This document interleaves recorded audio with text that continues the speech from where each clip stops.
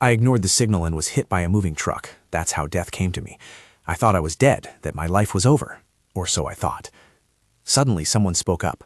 "Huh, Lady Rosalia, are you just barging straight into the bedroom now?" Before her eyes was a blond man with an androgynous beauty, holding two incredibly stunning and alluring women in his arms. This left her somewhat stunned, and she stood there gazing at him for a long time. Afterwards, she couldn't help but wonder to herself. A beauty? Wait, a beautiful man. That's right. I almost mistook him for a girl. But is this the world after death? If so, it's truly depraved, isn't it? He suddenly spoke with an air of arrogance. "Honestly, I'm disgusted by your lingering regrets. Later, as a crown princess, how are you supposed to set an example to become such a role model? I mean, it's just so splendid, isn't it?" She looked at him and wondered to herself, "By the way, what the hell is he rambling on about? He's been calling me by that strange name this whole time. I can't keep up with what's going on anymore." Just as she uttered, "Hey," she suddenly felt a sharp pain in her arm, so she quickly raised her hand to look at it and wondered to herself, "Huh? Why did I clench my hand so tightly that it got injured?" He smirked and asked, "So are you just going to stand there forever?" Hearing him say that, her head quickly dropped as she thought to herself, it seems I've bothered him, haven't I? It looks like he was enjoying a long moment, but someone walked in, so it must be a bit awkward. I'll head out first." She had just turned to leave when he suddenly spoke up. "Don't be that angry. I only ever treated you as my fiancé once or twice anyway." Hearing him say that startled her completely, and she thought to herself, "What? He called me his fiancé? Could it be that I—" The brown-haired girl suddenly whispered something, making him a little surprised as he said, Huh? Then he laughed loudly and asked again, "Is that really it? So it turns out I didn't know that Miss Rosalia's deepest desire was to always be with me. If you want, just stay with me. However, what I mean is if you crawl over and kiss the tip of my foot." As soon as he finished speaking, she suddenly turned around. Then she slowly walked towards him. Seeing this, he sneered and said, "Ha, I really didn't know you wanted it that way." She was furious, clenching her teeth and thinking, "This guy." Then she decisively slapped him hard across the face and loudly yelled, "Shut your damn mouth." The two other girls saw this and screamed, "Ah!" Then they immediately fled the scene. His face darkened, and he stammered in shock. "Huh? This?" She immediately raised her middle finger and loudly criticized, "You speak with such a gracious tone, don't you? Go to hell, you horny bastard." If I were to conclude, at the Rosalia ducal family mansion, I had punched the crown prince, yet I was still safe and sound. Thinking this, she suddenly turned to call the two maidservants. "Hey, wait a minute." The two startled maids replied in unison. Yes, miss," she asked curiously. "Where's my father?" Then she thought to herself, "Because—" The short-haired maid, pale and trembling, replied, "His Grace the Duke is in his study." She continued to think, "I am the daughter of a duke with supreme power in this country and even an only child." Hearing what the short-haired maid said, she replied, "I know." The blonde maid suddenly realized something, so she immediately spoke up to remind her, "Miss, it's not there. It's on the second floor to the left." From the perspective of the two maidservants, when she turned her head and smiled, saying, "Thank you for telling me," it was exactly like a black venomous snake flicking its tongue out to threaten its prey. Seeing the two maidservants suddenly crouch down and tear up, looking utterly terrified, made her ponder and think to herself, "It seems my reputation isn't very good. It's been a week since I entered this body, but even so I still have to get around now. At first I was personally carried into the room by two very sleazy knights. Then they pushed me straight onto the ground. That was among the worst things. My mother was in tears every day. All this before I could even begin to understand why I was reborn into this body. In this life, it seems father will die, just as I wished. After being locked in my room under the pretext of autism, I can now grasp the situation I'm currently facing. First, this is the largest country on the continent, the Kartika Empire, with a history of nearly 1,000 years. Second, my family is a founding contributor, the Ducal House of Rosalia. The Rosalia family is a prestigious family, renowned for its swordsmanship within the empire. Finally, this body is Elena Rosalia, the only daughter of this ducal family and the crown prince's fiancée. What's more, this is the world of a novel. Furthermore, I'm also known as Elena Rosalia, 2-star. Elena Rosalia is a character in the novel, The White Rose Lady, that I read at a friend's suggestion in my previous life. At first, I wondered whether I should read it or not, but as it turns out, I ended up poring over that novel twice. Its plot revolves around Rosetta, the protagonist, the White Rose Lady, meeting the Crown Prince, the male lead. The problem is that the one who caused all those adversities was me. In other words, the body I've possessed is that of the strongest villainess in the novel. Now, if I recall the wicked things this body did to the female lead, spilling wine on her finished dress, violence, and poisoning, even though it all culminated in a conspiracy. Thinking this to herself, Alina let out a sigh and then spoke. That's why the crown prince was beheaded. After saying that, she continued to think to herself, but I see that the crown prince's lower body is no longer pure. It seems the female lead has already appeared. That means Rosalia will officially become the villainess. Good, now I know exactly what I need to do. Having finished her thoughts, Alina walked up to a room and knocked on the door. He frowned slightly when he heard someone open the door and step inside. Standing before him, she inwardly resolved, first, I must survive. Then, speaking seriously, she began, Father, I have something to say. And to achieve what I want, the first thing I must do is, I want to break off my engagement with the crown prince and escape this love triangle. He fumed and questioned, What? Isn't this a successful marriage if you just push for it? If not, where do you think it's easy to break off the engagement with the imperial family? After his words, the atmosphere between father and daughter suddenly fell silent. Elena lowered her head, lost in thought, and mused. What? I thought it wouldn't be easy. I understand the Duke's attitude. I had no intention of rushing things. What's truly important is what comes next. This noble status, power, and immense wealth, things I wouldn't have dared to dream of in my previous life, to fully enjoy all of these. After her thoughts, Elena spoke up. Yes, it seems I was too hasty about breaking off the engagement, father. Hearing her words, he calmed down a little and continued. All right, you don't have to do it in a day or two. Get out. She seriously proposed. Instead, I will present a different proposal to you, father. I am the only child of this family. Father, make me the successor. After saying this, she secretly resolved in her heart, I must inherit this family. After her words, his face suddenly turned ashen, and veins bulged with anger, and then he unceremoniously kicked her out. The next day, despite being forcibly removed by two maids, Elena still called out loudly, Father! Then, the day after that, his study was also sealed off. And finally, she was confined to the study. Elena leaned back against the sofa and sighed. Damn it, he's so difficult, but I'll make him do it. I want to become the heir. Even if I break off my engagement with the crown prince, if I don't inherit the Duke's position, I'll just end up marrying someone else. If that happens, I'll live without any will of my own, and I don't want to live like that. She suddenly thought to herself, since I'm his child, I just assumed I'd be designated as the heir. After thinking that, she continued to lament. The Duke's wall is too high. Just the mention of descendant of the heir makes me want to lose my head. My father would probably behead me, not the crown prince. In reality, the Duke couldn't possibly deny her the position of heir. At this point, Elena lay down and pondered to herself. I'm not truly Elena, but if I've entered this body, then all of Elena's wicked actions are now my own. I've been too hasty, and I'm slowly closing my eyes. Then, for some reason, she suddenly opened her eyes wide. She then sat up abruptly and thought to herself, Wait, first let me try to calmly sort out the situation. I won't be able to marry the crown prince within the stipulated time. Moreover, the female lead and male lead are supposed to meet during a snowy winter. But now it's spring, the story still has some time before winter arrives, and I become the successor of a ducal family and break off my engagement with the crown prince. That's my ultimate goal.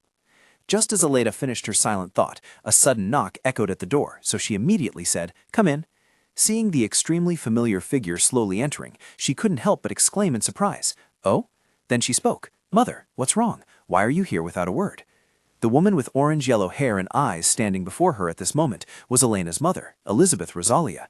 Seeing her remain silent, Elena spoke first. What brings you here, mother? She stammered in a fluster. Huh? Oh, right, that. Elena wondered to herself. Why is she so scared? Could this be true? After a moment of thought, Elena spoke with conviction. Mother, the teacup, it won't tip over.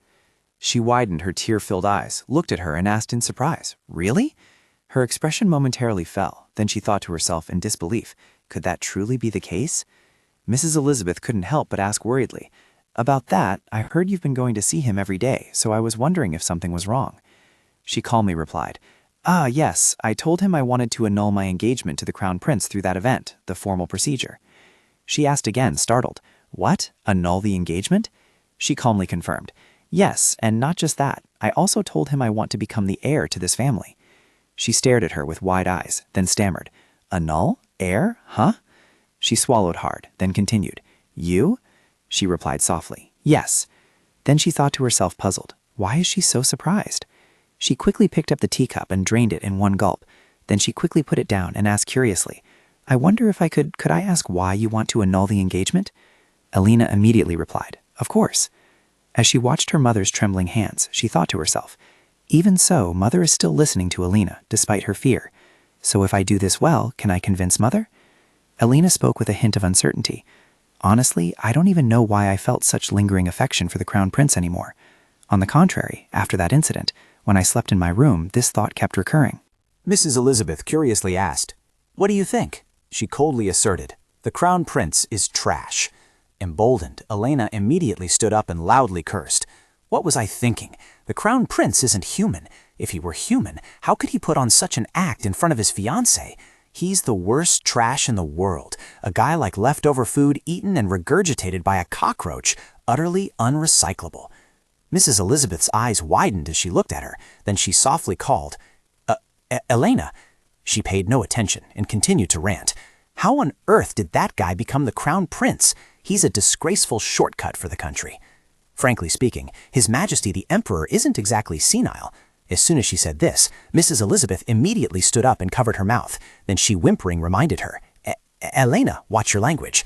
Seeing her reaction, she couldn't help but wonder to herself, did I get too carried away? After thinking to herself, Elena seriously suggested, anyway, I don't want to break off the engagement immediately. However, I absolutely don't want to marry that Crown Prince. Besides, I sincerely want to inherit my father's legacy, and also, I want to learn the ropes and help Zaman. I've already told you, Mother. Hearing this, Mrs. Elizabeth smiled happily and said, Elena, so you've changed. I know, and I will trust you. Instead, promise me this. She smiled, her eyes crinkling, and thought to herself, what a spiritual connection, isn't it? Then she happily replied, Yes, Mother, please go ahead. After receiving her confirmation, the mother spoke. Even if you're tired, don't give up. Also, don't throw books just because they're hard to study, and don't set them on fire. When you're learning to dance, don't throw your shoes just because your feet hurt, and don't curse at your teacher. Elena, a little taken aback, replied, Yes, I won't do that. Tears welled up in her eyes as she looked at Elena and continued, Finally, don't ever tell your mother to get lost. Elena quickly took her hand and replied with a gentle smile, I swear, I promise I will absolutely never do that again. Please, Mother, trust me. The mother smiled, touched, and said, All right. Elena thought to herself, My mother said she would believe in my changed appearance. It seems she went straight to Father and convinced him. But given Father's personality, I think it will take quite a while to convince him. Someone suddenly spoke up to announce, Miss, Beanner's class will begin today. Upon hearing that, she couldn't help but be stunned, thinking to herself, They're doing it right away? History class? High society dancing and swordsmanship.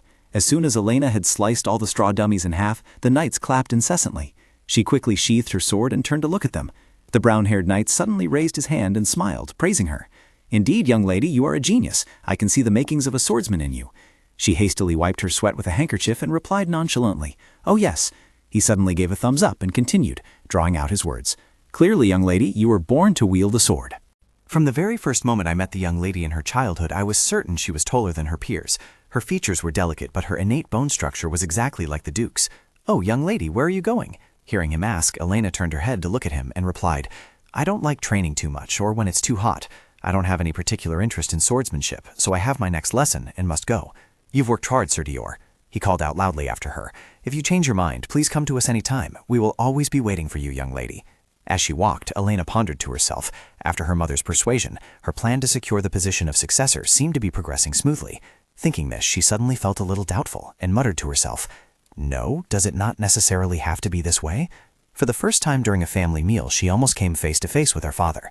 Lady Elizabeth suddenly brought a sword and said seriously, Elena, you must fight fairly and honorably with a sword. She asked back in alarm, Pardon? Then trembling, she looked at her and wondered to herself, Mother, are you serious? How could I possibly defeat Father with a sword?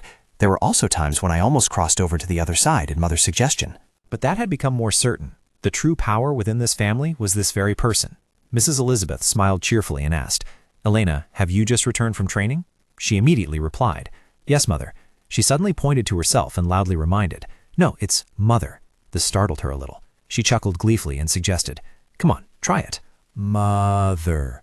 Elena gave a forced smile, looked at her, then hesitantly called out, Mother. She put both hands on her face and excitedly said, That's right, Elena, my beautiful daughter. Hearing this, she smiled to herself and thought, All right, that's good enough. I know what I need to know about the relationship with the Duke now. A moment later, someone suddenly approached the door of a certain room and knocked. The person inside the room immediately said, Come in. The young man with smoke-gray hair heard this, quickly opened the door and stepped inside. And he was Whalestone Duke, the second son of Count Duke, the heir apparent to the family's professor, and Elena's current family professor. While jotting something down, he asked, "How was today?" Whalestone calmly replied, "As expected, the young lady was excellent today. She absorbed all the lesson content faster than I imagined. Starting from the next lesson, the Duke's successor will be taught the necessary subjects." Hearing him say that, for some unknown reason, he suddenly stopped writing, plunging the space into sudden silence. Noticing this, Duke promptly asked, "Your Grace, may I say a word?" He coldly replied, "You may." Receiving his permission, he boldly stated, "While I do not know how much you expect from your child, I find Lady Elena to be very suitable as the Duke's successor." He continued coldly, "So you highly regard a child who has only just completed the basic steps?" Duke earnestly affirmed, "Lady Elena possesses an excellent speed of learning, comprehension, and practical application. Sometimes she says things I cannot possibly understand, but what I value more in her is her capability. I hope that you will not turn a blind eye to her efforts." That evening, at a magnificent castle. Just then, in a certain room within the castle, a young man was sitting beside someone's bed, sobbing. Wiping away his tears, he called out, "Your Royal Highness." No sooner had he finished speaking than the other man's fingers suddenly twitched.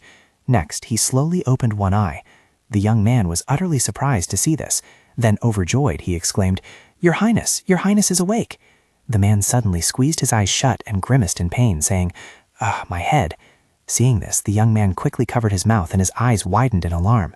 The man slowly sat up, then cried out in pain, "Ah!" The young man softly said, "Your Highness, you've suddenly awakened." Before he could even finish his sentence, the man suddenly turned his head and glared at him, making him jump in surprise. He frowned slightly and asked, "Who are you? And where exactly is this place?" He was stunned and asked back, "What? Your Highness, what do you mean? Your Highness, don't you remember me? It's Dane." Hearing him say that, he thought to himself, "Memories. That's right. Let me try to remember.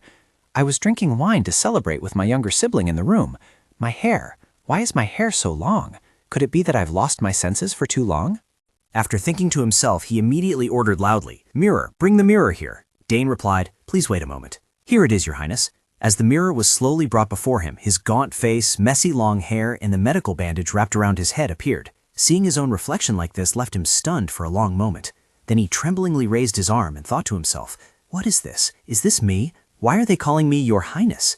After thinking to himself, he then asked, "What's your name?" The young man frowned in confusion and asked, "Your Highness, I am Dane. Do you truly not remember me at all?" He smiled and replied, "That's right. Judging by the wound, it seems I suffered a very severe head injury, so please explain a little. Your Highness, you previously had a slight conflict with His Imperial Highness the Crown Prince, and that is why you fell from the stairs and ended up like this. If the physicians had treated you more actively, Your Highness's memories would still be intact." After hearing Dane's explanation, he thought to himself, "I'm the first prince, but not the Crown Prince. It seems my status isn't very good." Glancing at Dane, who was still chattering incessantly, he unconsciously smiled. The next morning, at Duke Rosalia's mansion, he suddenly called out, "Elena." She startled and turned around, then thought to herself in confusion, "What is it? He's my father, but he's never called me by my name before." After her silent thoughts, she immediately asked, puzzled, "Is something wrong?" Rick sternly requested, "Get ready to go out. We're going to the Imperial Palace." Elena, bewildered, couldn't help but ask, "Huh? What do you mean, father? Why the Imperial Palace?" He calmly replied, "Surely, before I announce the successor, I must pay my respects to His Imperial Majesty, mustn't I?" Hearing him speak thus left her utterly astonished. While she was still rather bewildered, Mrs. Elizabeth quickly came over and took her hand, then smiled happily. Seeing this, she couldn't help but excitedly think to herself, "Finally, finally." A short while later, at the royal palace, Rick and Elena immediately bowed respectfully. "We, your humble servants, pay our respects to His Imperial Majesty." And just as they had addressed him, this blonde-haired man with an incredibly dignified bearing was none other than Laurent Kartika, the current emperor of the Kartika Empire, the most powerful person in the empire. Hearing this, he immediately laughed heartily and asked, "Duke, how have you been these past days? Please make yourself comfortable." Elena slowly straightened up, then thought to herself, "His personality is quite generous, completely different from the Crown Prince." He asked with a hint of curiosity, "Oh, that's right. Is it about that matter that you and the princess have come to see me, Duke?" He respectfully replied, "It's nothing else, Your Majesty. The successor of the ducal family has been decided, so I brought her to pay respects first." Hearing this, he couldn't help but ask impatiently, "Oh ho, so who is the ducal family successor at last?" For some reason, he suddenly burst into a long fit of laughter. Then, sweating profusely, he asked with a smile, "Could it be?" Her father suddenly closed his eyes, then calmly confirmed, "Yes, Your Majesty, the successor of the ducal family is Elena Rosalia, my only daughter." To confirm what he had just said, she immediately placed her hand on her chest, then looked at him and gave a bright smile. The entire grand hall was suddenly plunged into silence after his last remark, and immediately after that, he loudly shouted, "What?" A moment later, in one of the royal palace corridors, Elena was leisurely strolling along. Then she suddenly recalled what Emperor Luron had asked her and her father. He whined, "Duke, are you abandoning this country?" Mr. Rick coldly replied, "No." He then softly whispered, "Princess, how do you feel about meeting your fiancé after such a long time?" She indifferently replied, "Happy." After recalling, she smirked and thought to herself, he was so shocked, and seeing his bewildered expression, I somehow felt at ease. After His Imperial Majesty let me go, the words I wanted to say to my father were very clear. Please reconsider the successor. But it cannot be forced. The issue of succession for a noble house, even an emperor cannot interfere with it. Furthermore, father never changes his mind, not even once. If it weren't for mother's objection, I would have just called off the engagement. Just as Elena finished her thoughts, a short-haired maid approached, so she quickly spoke up to stop her. "Hey, wait a minute." The maid bowed her head tremblingly and replied, "Yes, did you call for me, young lady?" She asked curiously, "Where is the Crown Prince's palace?" Hearing this, the maid pointed to the opposite direction and replied, "If you go a little further this way, you'll reach the Crown Prince's palace." Elena asked again, startled, "What?" Seeing that she seemed not to believe her, the maid quickly clasped her hands together and with tears welling up, affirmed, "It's true." She immediately turned and left, then sighed to herself, "That was a close call. I almost walked all the way to the dump." However, until now, I still had no idea that from the place I had gone to avoid the Crown Prince, I would unexpectedly meet him. The further away I am from the Crown Prince, the better, right? Where is this place? It was too small and shabby to be called a garden in the Imperial Palace, but I could see how much the owner cherished this garden. If one looked closely, it was clear that effort had been put in to keep it spotless. While Elena was engrossed in admiring the beautiful flowers before her, someone suddenly approached. Then, a loud voice asked, "Who's there?" Hearing a voice, she immediately turned around to look, and what met her eyes was a young man with black hair and facial features that met the legendary golden ratio. He then asked coldly, "Who are you to just walk in here uninvited?" She didn't rush to answer, but observed him for a moment before thinking to herself, his eyes were a black that sent shivers down her spine. This man. Then she suddenly bowed respectfully and greeted him reverently, "Your Royal Highness the Grand Prince." Even though he hadn't introduced himself yet, she was able to accurately guess his true identity. This left him utterly astonished, and he stood silently observing her for a long time. Seeing that he said nothing, she then introduced herself. "I am Elena Rosalia, the only daughter of the Ducal House of Rosalia." After saying this, she suddenly thought with a hint of surprise, "Doesn't he recognize me?" That's right, the Grand Prince's appearances at parties can be counted on one hand. After a moment of silence, he quickly replied, "I apologize, I didn't recognize you for a moment." Elena politely continued, "It's quite all right. It is because I myself entered His Royal Highness the Grand Prince's garden without permission, and I inadvertently caused this discourtesy." He asked in surprise, "What? I'm just as much to blame. Besides, what are you doing here? The Crown Prince's palace is on the opposite side." She replied with a smile, "It's been a long time since I walked around the palace, so I just ended up here. I happen to see that this garden is truly beautiful. Is this garden decorated according to your Royal Highness's preferences?" He glanced around and mumbled in response, "Well, I suppose so." He smiled and offered, "Meeting each other like this must be fate. Would you like to have a cup of tea?" Elena suddenly broke out in a cold sweat and thought to herself, "Wait, what is this?" Then she quickly bowed her head and declined. "I thank your Royal Highness for the invitation, but I came with my father, so I will likely have to return early. Please forgive me." Hearing this, he raised his hand in a wave and said with a smile, "You seem to apologize for everything. Well then, I'll see you next time, Princess. Be careful on your way home." Watching his figure, Elena suddenly fell into deep thought, thinking to herself, something was wrong. The Grand Prince in the novel I read was clearly a shy character, always mistreated by the Crown Prince, and couldn't speak to the female lead from beginning to end. But what was with that attitude? His relaxed demeanor and completely natural humility were completely different from the information I knew about the Grand Prince. Who was this person acting so differently from the Grand Prince's usual self? She didn't know why he suddenly stopped, then turned his head to look at her for a moment. Then he called out softly, "Dane, come here." He immediately replied, "Yes, sir." He asked, puzzled, "What happened?" "She's completely different from what you said." He replied with a hint of surprise, "Yes, she is, isn't she?" I see that her demeanor today is completely different from how it was before. There's a rumor that the princess has become a different person.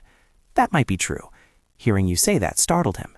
He immediately turned his head to look at him and asked loudly, "A different person? What the hell are you talking about?" Dane quickly explained, "Well, there's also a strange rumor that's been spreading a bit. After the princess punched His Royal Highness the Crown Prince, she seems to have become a different person. She also started studying and said she would become the successor. But after meeting her in person today, it's clear she's truly become like a different person." Hearing that, he couldn't help but be startled, thinking to himself, crazy, just like me. Then he continued loudly, she's completely a different person. How interesting, isn't she? That evening, at Duke Rosalia's mansion, someone suddenly asked in a panic, pardon? Did my lady say she met the Grand Prince? Elena calmly replied, yes, completely different from what I've encountered before. Lena couldn't help but ask startled, has His Royal Highness the Grand Prince woken up? She asked back, puzzled, huh? You said woken up? What do you mean by that? Seeing that she didn't know, Lena immediately explained, doesn't my lady know? His Royal Highness the Grand Prince was arguing with His Royal Highness the Crown Prince when he fell down the stairs, and has been unconscious for over 2 weeks, so I was very worried if he would never wake up. Even so, it's fortunate that he has woken up. Hearing that, Elena couldn't help but think to herself doubtfully, an accident? And someone who couldn't wake up, but whose actions have changed compared to before, as if they've become a different person? What ceremony? Seeing her suddenly fall silent and say nothing more, Lena called out, "Milady." She didn't reply, but only chuckled to herself. What am I thinking? The matter of a soul entering a book isn't common, so how could that happen again? But then again, it's not impossible. I need to find out more. The next morning, at this very moment in Elena's room, despite sitting next to the Crown Prince, she didn't bother to say anything to him. Instead, lost in thought, I have to be with this person for 2 hours on such a beautiful day, because it's an order. His Majesty used the Crown Prince to persuade me. I wonder if this is the worst strategy, a complete failure. Having finished her thoughts, she then felt a bit impatient and quickly asked the male servant beside her, how much time is left? He replied awkwardly that he suddenly spoke up, criticizing, Milady is being too greedy, isn't she? Hearing that, Elena couldn't help but suspect, thinking to herself, is he trying to cause trouble again, which is why he opened his mouth? He slightly furrowed his brows and asked, just sitting next to me should be enough, shouldn't it? Hearing that, Elena smirked and thought, so that's what he was talking about. Seeing her silence, he pressed his advantage. Young lady, do you think your capabilities are truly that exceptional? Or do you imagine you've become a suitable fiancée for the seat beside me? No, all of this might simply be because you are the young lady of the House of Rosalia. What's the big deal? If the family has power, then you have power too. So I'm only satisfied to that extent. Don't think that you yourself will become the successor and shake the empire. Just live luxuriously by my side and simply breathe. Elena suddenly spoke up. Your Majesty is right, which startled him slightly, causing him to stare at her for a moment. As she sipped her tea, she inwardly mused that she had immediately echoed his words, making him wonder what kind of game this was. After thinking to herself, she put down her teacup and said, as your highness said, I am very ambitious. I must obtain what I desire, whether it's the position of crown princess or the ducal family's succession. However, upon careful consideration, perhaps I have been too ambitious. It seems my abilities are not enough to hold 2 things in my hands, so I will let go of one. Hearing this, he sneered and asked, is that so? At least I must commend you for understanding the situation, wouldn't you agree? She calmly smiled and replied, let's annul the engagement. At this point, she thought to herself, this is what he wants anyway. He was so surprised that he could only stare at her for a moment without saying a word. While the Crown Prince was still utterly stunned by her proposal, Elena mused to herself, I had thought it would be better to talk about the annulment later, but this timing is excellent. If I just speak well with the Crown Prince today, perhaps the annulment will proceed smoothly. Although the Crown Prince doesn't like me becoming the successor, I hate him making me the Crown Princess even more, so I should say it myself, say that I already know. He suddenly growled angrily, what did you just say? She was slightly surprised and quietly uttered, huh? He frowned at her, then gritted his teeth and repeated the question. I said, what did you just say? She calmly replied, I said I want to annul the engagement with your highness. After all, our marriage was forced upon us due to stubbornness, wasn't it? Therefore, I will reflect on my past days and make your highness despise me. I will sever my ties with your highness. He suddenly slammed his hand on the table with a bang, then fell silent for a few seconds, before growling an accusation. That's utterly unacceptable to hear. How dare you utter the words annul the engagement from that mouth? If you considered my honor, you should have said you'd relinquish the succession, not annul the engagement. Elena frowned at him, thinking to herself, honor? She sighed softly and asked, is it your highness's honor? Then she couldn't help but angrily think to herself, doesn't he care about his own honor? After I arrived here, the first thing I saw was him destroying his own honor and self-esteem. After thinking that, she immediately pointed at herself and said with a beaming smile, if that's the case, then just put all the blame on me. Whatever the reason, it's fine. With that said, she secretly affirmed in her heart that she would also be free. He suddenly sprang to his feet, slammed his hand on the table with a bang, and loudly called out, Elena! This made her surprised, and she quickly asked, "Why? I don't know why you're angry." She questioned loudly, "Your Highness, don't you despise me? I thought he would be pleased if I suggested breaking off the engagement." "Is now the time for you to talk about that?" the male servant from earlier hesitantly announced. About that, it's been 2 hours already." Hearing that, he paused for a few seconds. Then he decisively left and coldly said, "I will return." Seeing this, she was extremely astonished and exclaimed, "Huh?" Then she quickly stood up and continued to ask, "What's happening all of a sudden? Your Highness, we were discussing something very important." He suddenly stopped. Seeing this, she sighed and said, "You should be saying you agree to break off the engagement, shouldn't you?" He immediately turned his head back and continued in a low, harsh voice, "It's time. 2 hours have passed since the king's command, so there's nothing more to discuss here." Elena's eyes widened as she asked again, "What?"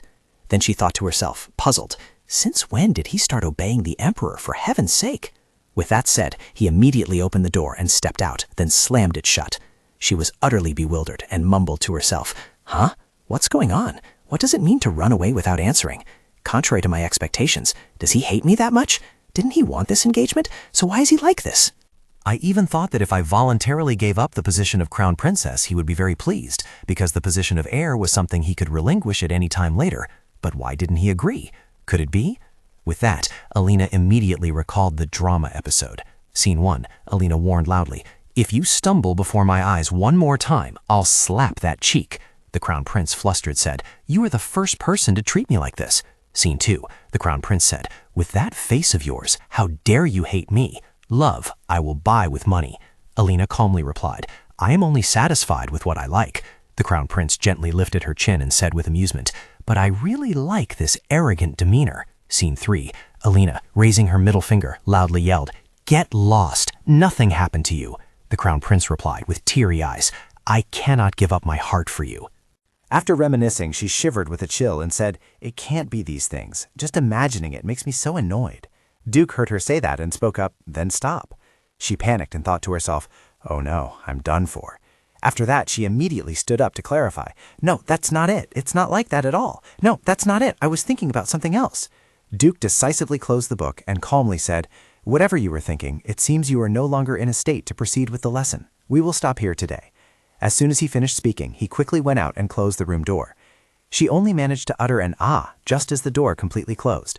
Then she lowered her head, resentfully thinking to herself, This damn guy. Because of him, why am I the only one who looks bad?" A moment later, Alina suddenly asked in surprise, "What? An invitation from the royal palace? From whom?" Lena stammered in response, "That is His Royal Highness, the Grand Prince." She asked again in surprise, "What?" Holding the invitation in her hand, she frowned and thought to herself, "Those words back then weren't just empty pleasantries after all. I apologize to you. See you next time. Princess, please go home safely." Sure enough, the Grand Prince she knew was a complete stranger. World.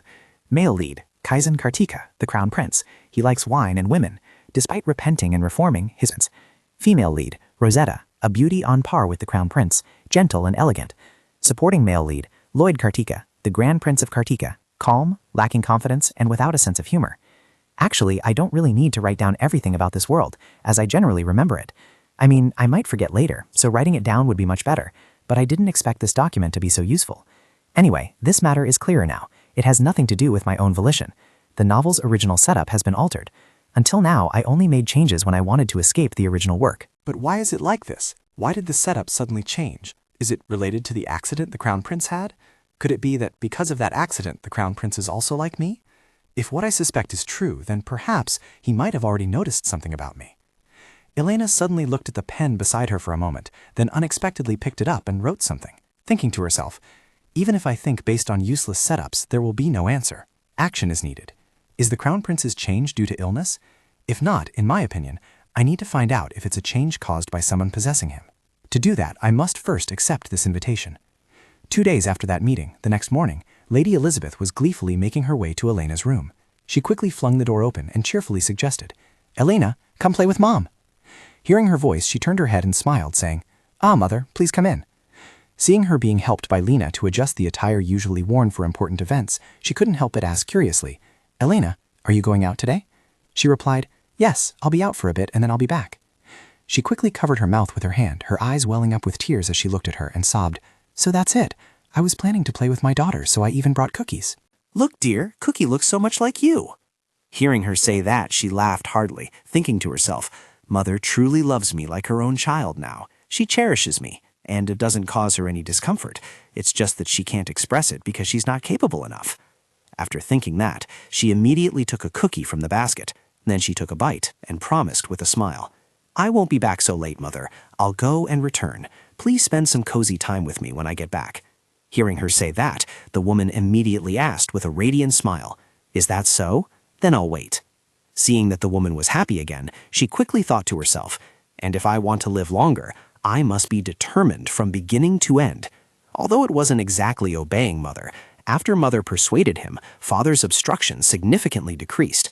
Perhaps because of that personality, Father sometimes gets angry, but at such times, Mother just needs to gently touch Father and say with a crinkled eye smile, "My dear." And just like that, Mother was on her side. That must be why I'm also truly happy to be with Mother, because Mother makes me feel like my own mother.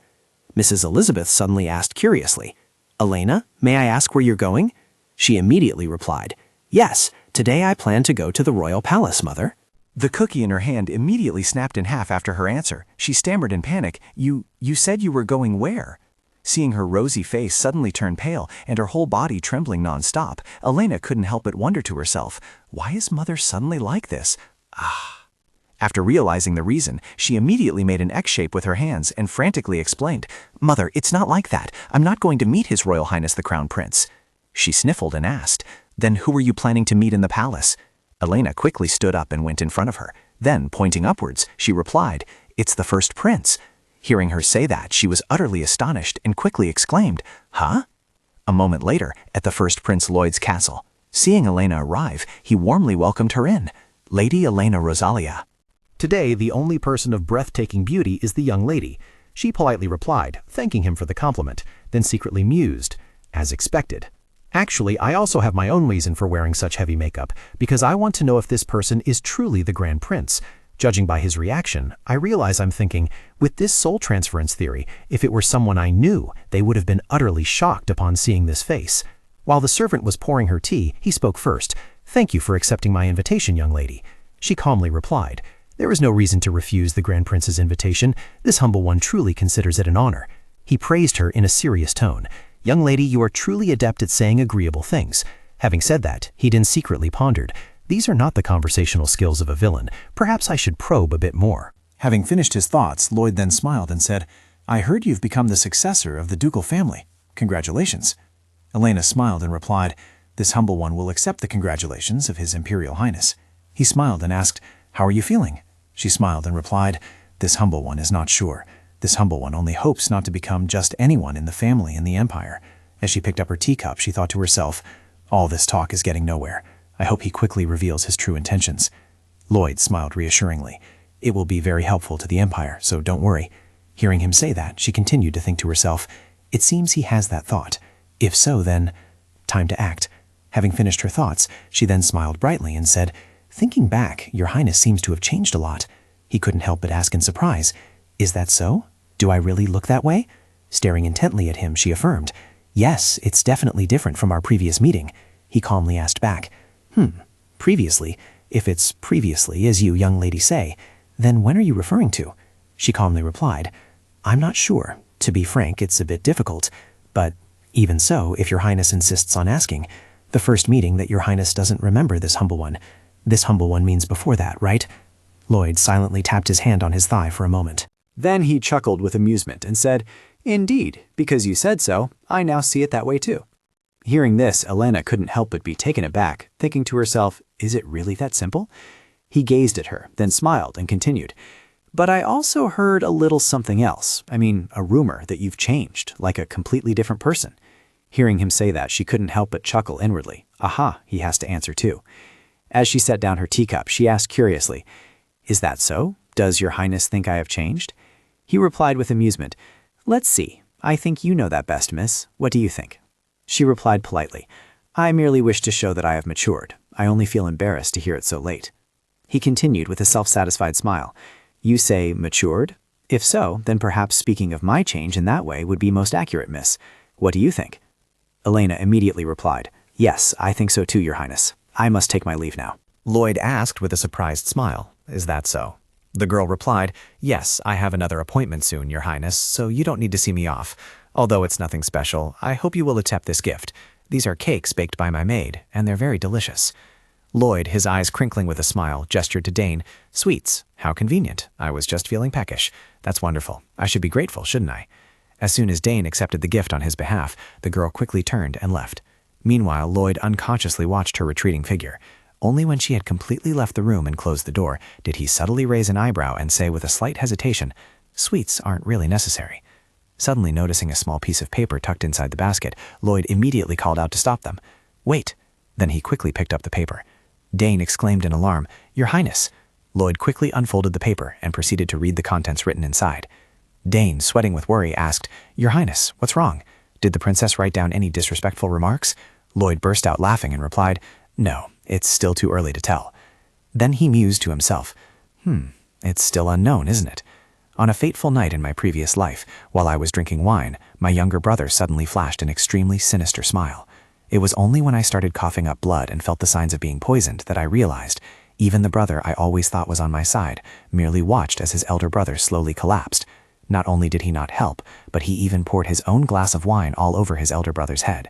After that, he flashed a look of immense satisfaction, and just like that, my younger brother killed me to seize power. One can't simply assume we're on the same side just because we come from the same place. Furthermore, she doesn't even know what she wants to do here. But unexpectedly, she appeared in this way. Should I call it brave or daring? It's certainly not ordinary. Anyway, it's quite interesting how she's figuring out her existence and what she wants to achieve here. Will this be a barrier, or will it become a powerful faction? A few days later, at Duke Rosalia's mansion. While the servants were all busy with their work, Elena sat alone in her room, bored, thinking to herself, It's been a few days since I wrote the message in Hangul to the Grand Prince. Was I wrong in my guess? Tapping her hand on the table, Elena mumbled to herself. She then secretly imagined Lloyd's reaction upon reading it. This is the writing of the ancient kingdom. Then she continued to think, I thought he would contact me immediately after seeing it. 3 days have passed. I should wait at least a month. Was I too hasty? If he doesn't contact me after that, then I've miscalculated. Just let it go. As soon as she finished her thoughts, Lena suddenly entered and happily said, Milady, there's a letter. Hearing that someone had sent her a letter, Elena immediately stood up and slammed her hand on the table with a thud, then anxiously asked, A letter? Give it to me. Who sent it? Lena curiously asked, Is Milady waiting for a letter? Elena didn't reply but quickly opened the letter. Then she suddenly exclaimed, Oh my goodness! Lena smiled and said, It seems to be the letter Milady was waiting for. Elena's eyes crinkled in a smile as she replied, Well, even if it's not that letter, this one makes me happy. I need to send a reply, so please prepare some stationery and perfume for me. Lena immediately replied, Yes, milady, a few days earlier. At a tea party, while others were engrossed in conversation, Elena sat lost in thought. She had intended to attend the tea party to gather some information about the situation and society of the nobility. She was also worried that if she remained reclusive, strange rumors might spread. However, reality was far different from what she had imagined. She observed a curious blonde girl ask, So how do you do it? The brunette girl shyly replied, Just like that, on the cheek. Elena involuntarily imagined the brunette girl cheerfully suggesting, After school, shall we go eat tteokbokki at Kono? The blonde girl happily replied, Deal. Afterwards, she mused to herself, These are just high school girls. After her silent thought, Elena unexpectedly snapped her fan shut, causing the atmosphere of the tea party to suddenly fall silent. All eyes were on her. The blonde girl looked at her and asked with a forced smile, Lady Rosalia, is there anything that makes you uncomfortable? Elena replied with a smile, No, nothing at all makes me uncomfortable. Perhaps it's because it's been so long since I attended a tea party that I feel even happier. Hearing this, the blonde girl breathed a sigh of relief and then asked, What a relief. So is there anything else you'd like to say? Elena's eyes immediately lit up after this remark, and she thought to herself, Yes, this is the time to change the subject. After thinking to herself, she cheerfully said, Lately I've been wanting to discuss the situation of the continent and the political direction of the empire. I wonder what you ladies think. Or perhaps we could discuss this year's trends in the territories struggling from last year's famine. I've been thinking about whether we should slightly relax tax laws for the residents in the territories. Do any of you ladies have other methods in mind to support the territories and their residents, especially as each territory needs to prepare for the upcoming winter? Seeing everyone staring at her with wide eyes and agape mouths, she couldn't help but inwardly exclaim, I've messed up. Her face was pale, and she forced a smile as she continued. Oh, by the way, there's a new dessert shop that just opened in our territory. I heard it's very delicious. As soon as she finished speaking, everyone's eyes lit up, exclaiming in admiration, Wow! Seeing this, she was so happy she almost cried, thinking to herself, all right, I must try to improve my image at this tea party. Suddenly, someone approached, shyly beginning, Seeing the brown-haired girl suddenly approach her to strike up a conversation made her a little curious. She wondered, who is this? The girl quickly bowed and cheerfully introduced herself. Hello, Lady Rosalia. I am Belda from the Cheddar family. Congratulations on becoming the heir to the ducal family. Elena couldn't help but feel suspicious, thinking, sending congratulations with such pure good intentions? Is it sincere? Seeing the incredibly sincere smile on Belda's lips made Elena extremely happy. She thought, it's sincere. Receiving genuine congratulations from someone outside the family? This feeling is much better than I imagined. Thinking this, she smiled brightly and replied, thank you for your congratulations, Lady Cheddar. Seeing this, the girls were momentarily stunned, then vied to speak. Me too, I also congratulate you. Me too, I've wanted to congratulate you since earlier. Elena smiled happily and continued, really? Hearing these congratulations from all of you ladies, my mood is extremely joyful. As soon as she finished speaking, suddenly someone approached and said, I also congratulate you, Lady Rosalia. Elena immediately turned to look at her, musing to herself, finally making a move. Rosetta's face was turned to the side by a sharp hand. After slapping Rosetta, she softly shh her and said with a wicked smile, don't say anything, Miss Rosetta. If someone comes, won't it become a big deal? The hand that had just slapped Rosetta's cheek forced her into silence. Her beautiful lips curved into a gentle smile, yet it concealed intense malice. Another pair of plump red lips curved slightly as she looked at Rosetta. She is the heir of the Marquis Tennessee family, once Elena Rosalia's right hand. Judging by her current attitude, it would probably be more accurate to say that she was her right hand. This is only natural, as she is occupying the predator's position. One could say that she held society in the palm of her hand during Elena's absence. She said, feigning self-reproach, please forgive me for only congratulating you now, Lady Rosalia. It's been a long time since I last saw you, so I haven't had enough courage. As you know, I'm a little shy around strangers, so will you forgive me? Hearing this, Elena couldn't help but think scornfully. Shy around strangers, you? How laughable. Isn't it because you felt the main focus of the tea party was shifting towards me that you finally stepped forward? They say, when the tiger is not in the cave, the rabbit will be king. But being challenged like this really puts me in a bad mood. You've already come to my side. The answer you want to hear is, it's fine, isn't it? If I were to laugh boisterously in front of the other ladies, it would look like I'm being scornful. Let me set an example for you. After thinking to herself, she immediately replied with a beaming smile, of course, Lady Tennessee, I will forgive you. She asked again, surprised, pardon? She repeated coldly, I said I will forgive your belated courage. Hearing this, she flinched and thought to herself, What is this? That's not how it's supposed to be. Elena slightly bowed her head and said, feigning sadness, actually, I'm a little disheartened today. The relationship between Lady Tennessee and me is quite close, isn't it? That's why I really wanted to receive your congratulations first. But she seemed to be struggling greatly, unable to utter a single word, even after gathering all her courage, which made me very sad. Hearing this, she couldn't help but be astonished, thinking to herself, how could a simple Elena speak like that? While she was still trying to understand what was happening, Elena unexpectedly took her hand and gently said, however, after receiving congratulations from Miss Cheddar, that feeling disappeared, and I thought I was right to come here. Thank you, Miss Cheddar. I'm very happy to know that you feel this way because of me. Sweating, she replied in a low voice, I'm sorry if you're unhappy. I didn't mean to upset you, miss. Elena's eyes crinkled as she smiled and said, I believe you didn't mean it that way. Then she secretly thought with great delight, how about that? I've thrown her into disarray, haven't I? A moment later, while everyone else was chatting and laughing happily, Liza silently scowled, her face contorted with intense resentment, thinking to herself, Elena, do you think I'll just retreat like this after how tightly I've held the social circles in your absence? Just you wait. Then she suddenly spoke up and asked, Miss Rosalia, you haven't appeared in society for a long time. I'm very worried, wondering if something has happened. Would it be too rude if I were to ask about the reason for your absence? Elena couldn't help but feel disgusted, thinking to herself, how despicable of them to attack me by feigning concern. Perhaps everyone already knows the reason because rumors have spread, but I'm curious what she intends to do, or perhaps I should play along a little? After a moment of thought, she immediately spoke up to explain, it's nothing, I'm just studying a bit to become the heir to the ducal family. She feigned concern and said, oh, I see. Why didn't you contact me? I was so worried. While you were away, there were only chaotic rumors. The girl in the blue dress softly whispered, asking, chaotic rumors? Is she really going to talk about that here? The girl in the green dress whispered back, no way, that would be too impolite. She continued, I absolutely didn't believe it, but when rumors spread that the young lady had gone mad, Elena immediately cut her off. Wait a moment, Miss Tennessee, are you deliberately talking about that now? She asked back, stunned. What do you mean? She repeated coldly. I'm asking if you are deliberately bringing up that rumor in a place where so many young ladies are gathered like this, or was it merely an oversight? She thought to herself, astonished. Instead of directly addressing the topic, she's attacking me. She asked again, suspiciously. Or was it intentional? She thought anxiously to herself. Being cornered like this, what should I do? Should I apologize to her and say it was an oversight? But if I apologize, my standing in society that I've built up until now will... The short-haired girl unexpectedly spoke up to suggest, "It seems Lady Tennessee has made an oversight. I think it's best if you apologize." Following her suggestion were a series of criticisms from the other girls. "Anyway, that was too rude. You should still apologize. Perhaps you should apologize. Rumors are just rumors. That's not something to say at a tea party like this. Lady Tennessee has been too presumptuous." Lisa clenched her fists, thinking resentfully to herself. The atmosphere has already shifted towards Alina. It's pointless for me to confront now. Having thought that, she forced herself to suppress the anger in her heart and pleaded in a low voice, "I apologize, Lady Rosalia. I misspoke." She replied with a smile, "It's all right. I will forgive you this time too."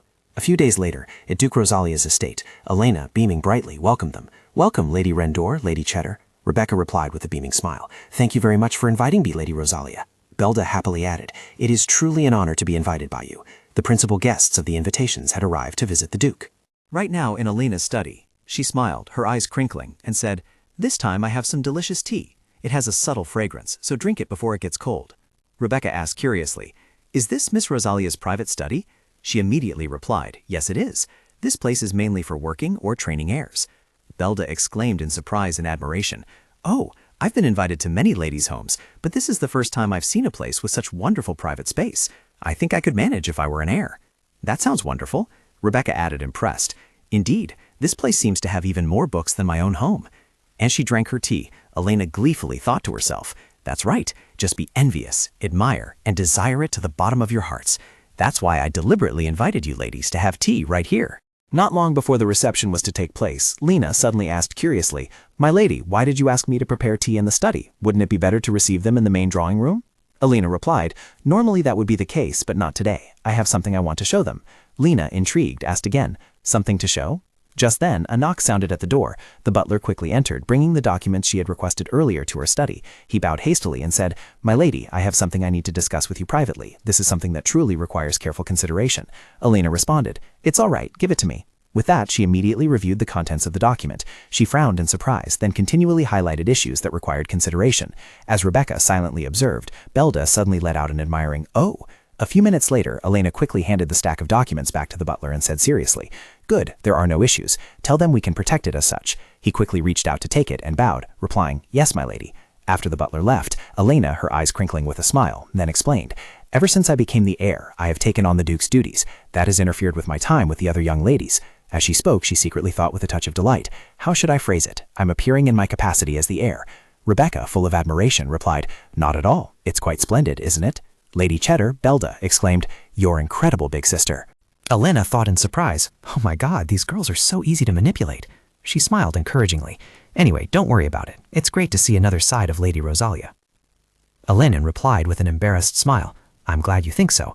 Then she couldn't help but eagerly think to herself, "Don't just be satisfied with that. Reveal the deepest desires in your heart." Rebecca asked curiously, "But since you are the only legitimate eldest daughter of the Rosalia family, that's why you became the heir, right?" She smirked and thought, "Bingo, she knows a lot."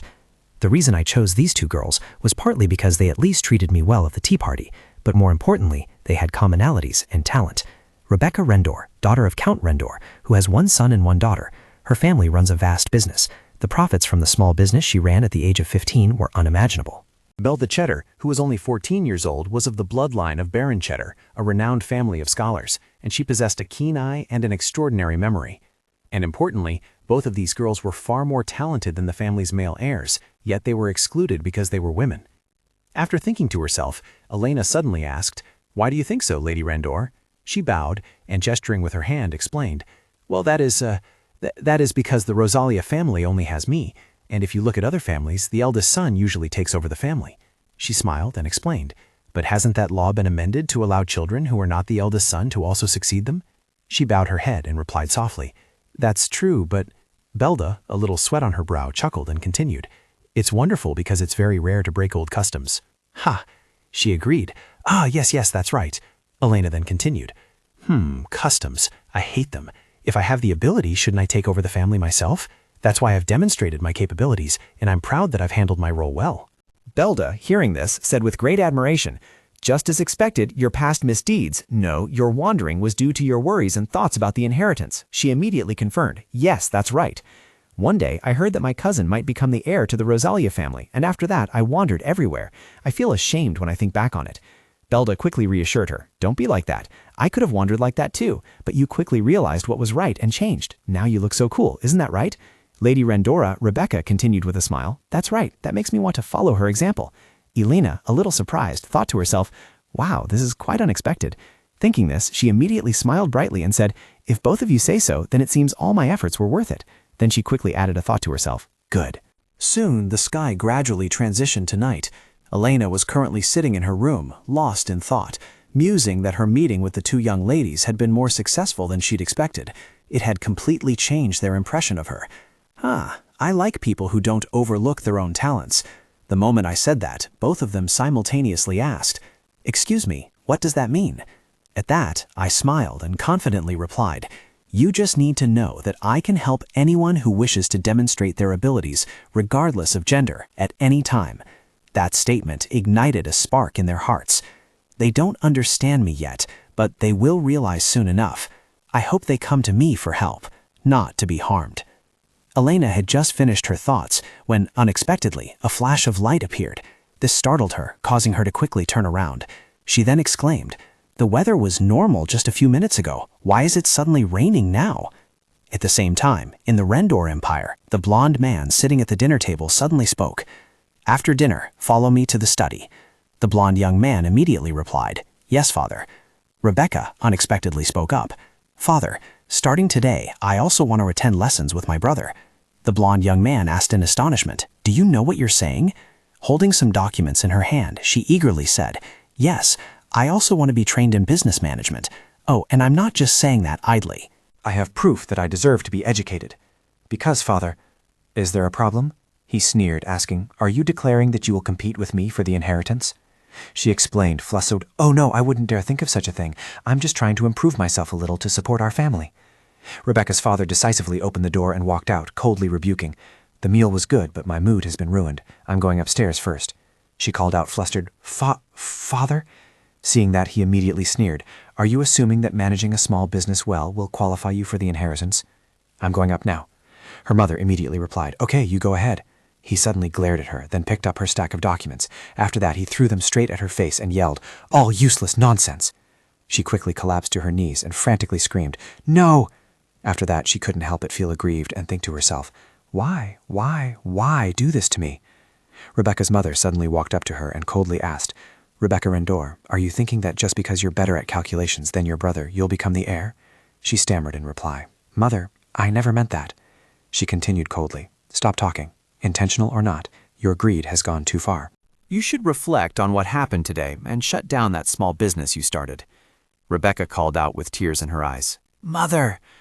As soon as she left, it started to rain, and at that moment, she also involuntarily remembered the words Elena had told her that morning. She just needed to know.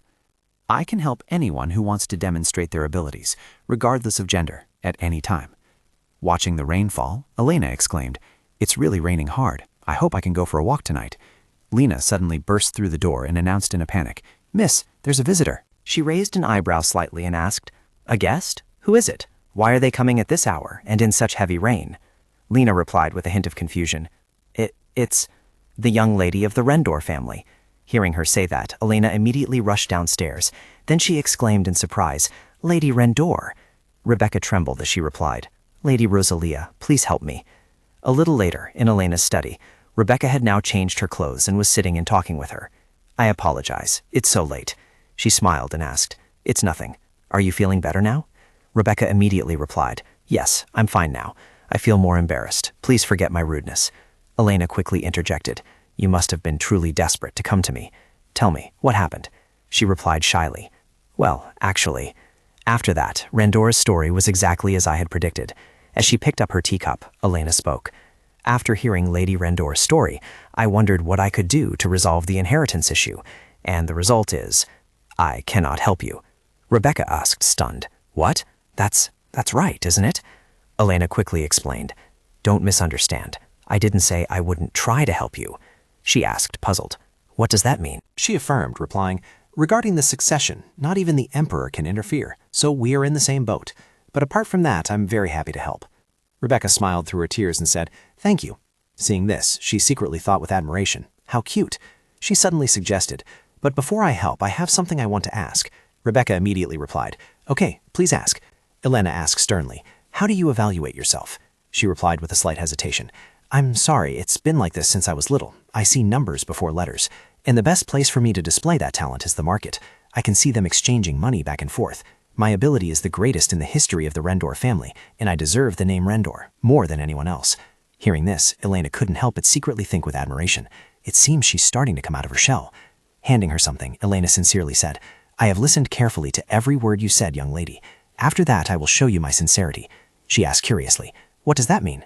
Elena immediately replied, you'll know once you open it. Seeing the content written inside the paper, Rebecca couldn't help but read aloud in confusion. Tomatoes. Then she asked suspiciously, do you mean there will be a problem related to tomatoes? Elena secretly thought with admiration, she's as smart as I expected. I almost missed a talent. After her silent thought, she replied with a smile, yes, it won't be long before it becomes a very high-demand item. Soon, an envoy from another empire will arrive here, and that envoy will sign a major trade agreement involving these tomatoes. The scale will be 70% or more. Hearing this, Rebecca couldn't help but exclaim, I can't believe you're telling me such important information. She suddenly recalled her brother's earlier words, how dare you, and her parents' extreme displeasure when she brought up business-related matters. Then she sadly thought to herself, but even if I know this, there's nothing I can do. After thinking this, she immediately spoke up to decline. I'm grateful for this help, but I'm afraid I can't do it. It's beyond my management capabilities, and it would even result in a loss. Elena calmly asked, is the problem with the funding? Then she suddenly placed a check on the table. Rebecca was utterly surprised to see this. She squinted her eyes in a smile and asked, is this enough? Then she smugly thought to herself, nothing is ever not enough. That's a check issued by the Kartika Empire, a place so wealthy that others can only envy. Rebecca hesitated. No, it's enough, more than enough. Elena calmly continued. That's all I can help you with. Make the most of your abilities at an opportune time. She was deeply moved, thinking to herself, this is the recognition, the capability, and the existence I've desired most. How could anyone in the world do that to a stranger? Tell me, I really need to know. Elena asked anxiously, have you unburdened yourself completely? Rebecca quickly wiped away her tears and replied, yes, I will make good use of the opportunity you've given me, so it won't be in vain. Elena asked curiously, can you manage it? She seriously affirmed, of course. Then she suddenly remembered the happy three-person Rendor family standing together without her in it. Then she smiled happily and continued, now it's very easy for me. A moment later at the Rendor mansion, seeing a carriage parked outside, Rebecca's mother rushed out and loudly asked, Rebecca, my child, where have you been? She quickly bowed her head and replied, I'm sorry, I have disappointed my parents and brother with my shallow thoughts. She frowned suspiciously and asked, have you truly reflected? She smiled and confirmed, yes, I have also guided them to take over my business. She smiled radiantly and asked again, really? How wise? Although it was very late, Rebecca's brother was still awake. Instead, he slowly walked to the window and secretly watched the two of them. As she led her into the house by the hand, she said worriedly, you must be very tired. Go to your room and rest now. She immediately replied yes. She bowed her head sadly and thought to herself, only when I know my place will mother show me affection. I can only be content in this house if I know my place. If I have to live a constrained life in this house, I'd rather not live at all. I will live the life I want. Just wait and see. Watch me destroy the Rendor family. One day, they will be proud. As soon as they stepped inside Elena's garden, all three invited guests exclaimed in unison, wow, it's amazing. Oh my goodness, what a beautiful garden.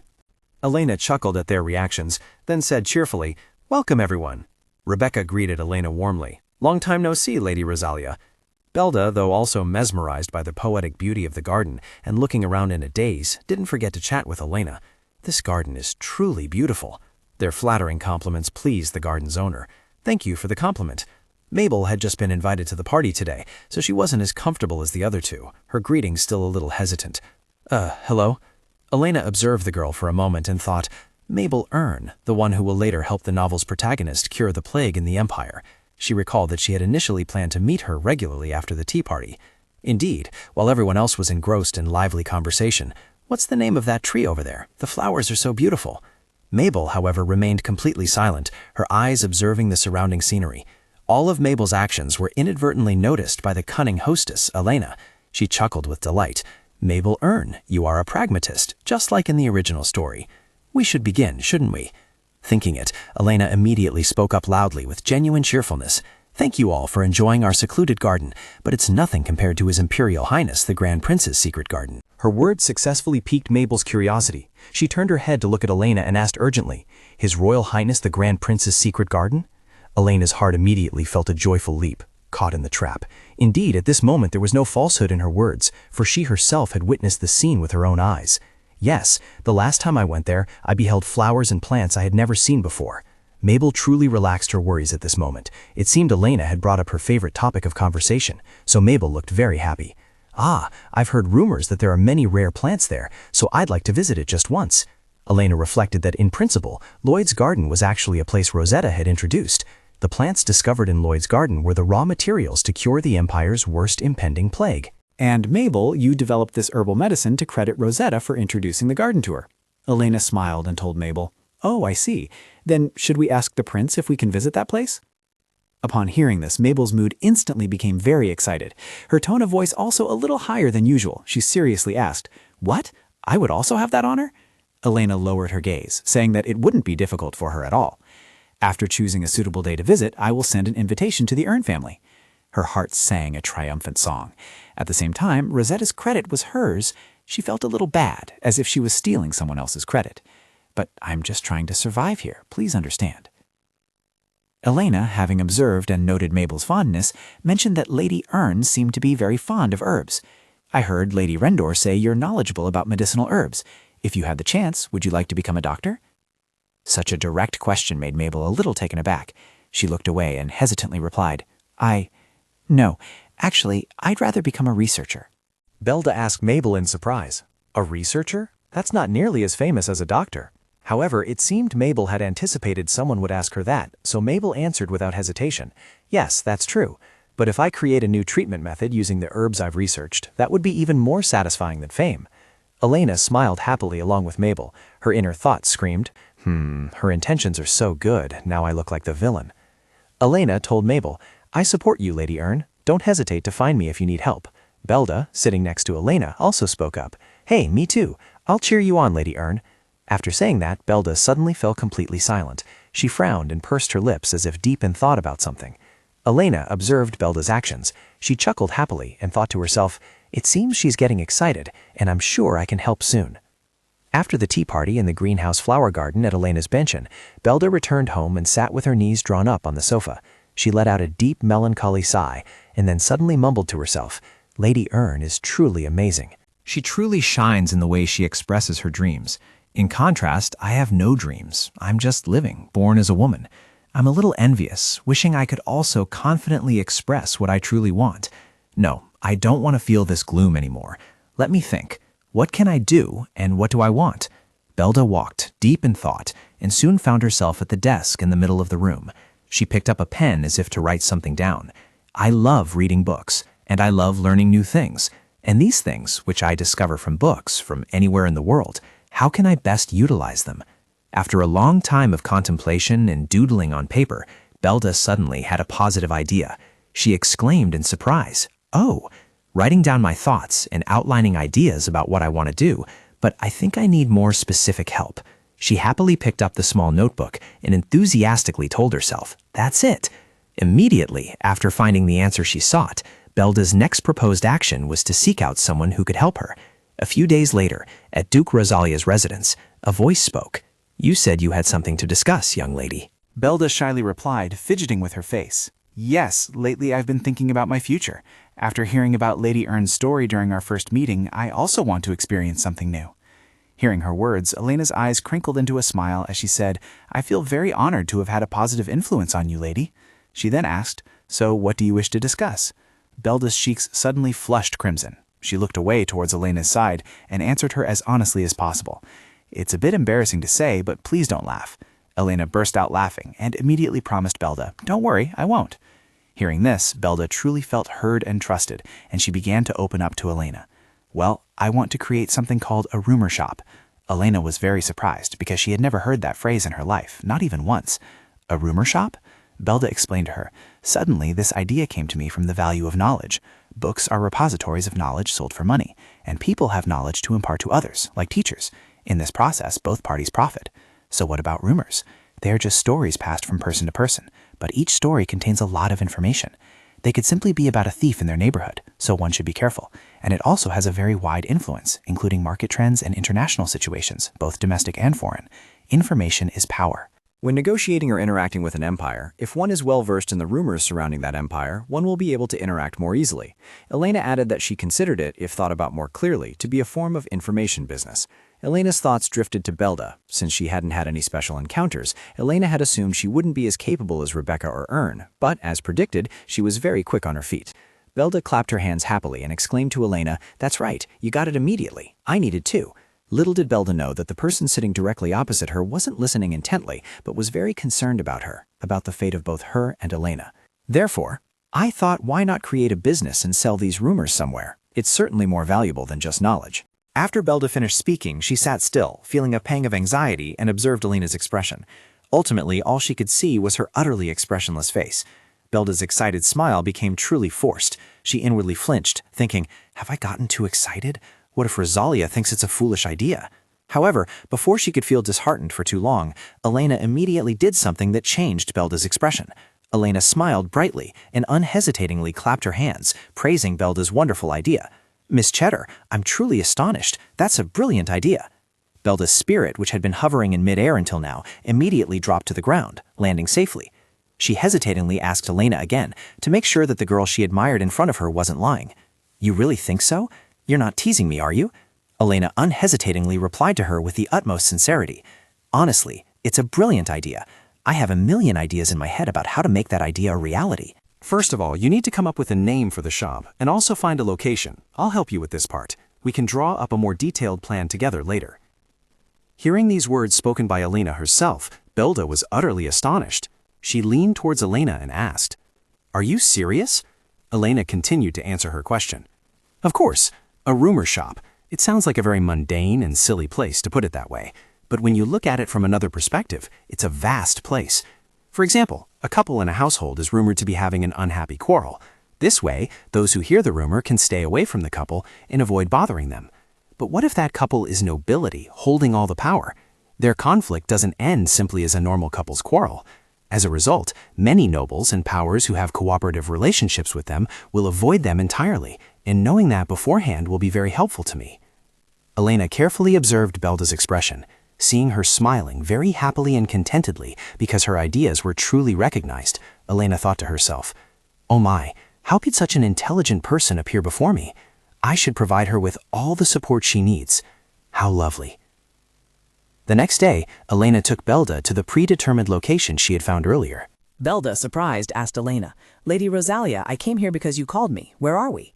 Elena replied to her, "This is where Lady Cheddar's dream for the future will be realized." In fact, Belda still didn't quite understand what Elena meant, her face still bewildered. "What do you mean?" Elena smiled and continued to tell Belda, "It's obvious. A rumor shop is a place with high foot traffic, yet few people know about it. In other words, it must be easily accessible, but the comings and goings shouldn't be easily noticed." Rebecca continued Elena's words, "That's why I searched very carefully for Lady Belda." Hearing this, Belda was completely lost in the boundless, nascent happiness that was just beginning. "Yes, that's the perfect building. Then we will go sign the contract with the building owner."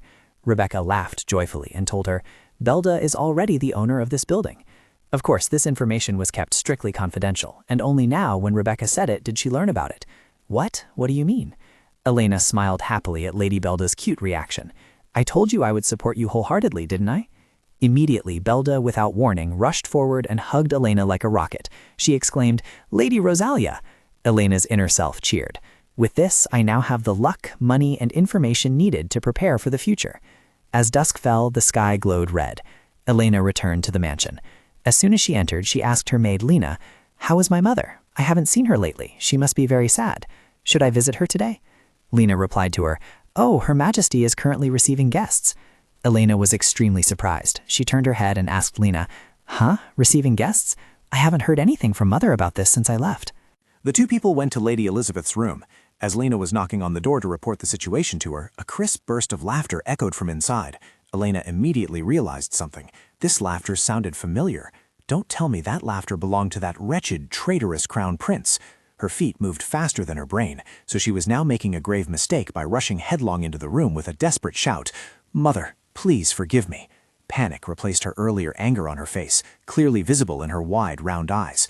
The guest that Maid Lena had just mentioned to her earlier was none other than Lloyd. He was chatting with her mother, and as soon as he saw her, he immediately greeted her. "Ah, hello, Lady Rosalia. I've been waiting for you." An alarm rang out in her mind. How did he get here? Elena chuckled meaningfully at Lloyd, and even boldly questioned him back. "To come without responding to the invitation, aren't you quite a surprise?" Even though he had fully understood the hidden meaning in Elena's recent words, Lloyd still found new amusement in it. He chuckled and replied to her, "Well, ever since I received that note, I've been wondering if I should respond politely." Elena clasped her hands tightly together, continuing his unfinished words. "And what does that mean?" Suddenly, at this moment, Lloyd uttered a very unfamiliar name that startled her. Lee Se-jun. "That's my name. No, should I say, that's my name?" Elena immediately understood the whole situation from him. "I see." In her heart, special words of joy echoed. "He's really Korean, just like me." Lloyd crossed his arms over his chest and leisurely chatted with Elena as the twilight enveloped the space. "And now I hope you'll have enough courage to do the same." Elena quickly told him the truth, what she could reveal. "My name is Jung Yuna." Lloyd was a little surprised by that. He asked her, "So you're the same? You're Korean?" "All right, so let's stop beating around the bush and be honest about the information we know." Elena smiled and quickly took the initiative to set a condition with him. "I want to hear what you know first." She also secretly thought to herself, "How much does this guy know, and how much will that benefit me?" Lloyd retorted to Elena, "Are you asking questions first now? Do you mean you have the upper hand?" Elena wasn't offended in the slightest, nor did she allow him to psychologically manipulate her. She chuckled happily at him and stated, "I arrived in this world first and possess more information than you, so you'll just have to give in." Lloyd stroked his chin and pondered for a moment about what she had just said. In the end, he could only compromise with Elena. "You should too. First of all, I know everything about this body. I need to ask myself what kind of chaos this empire is experiencing. And..."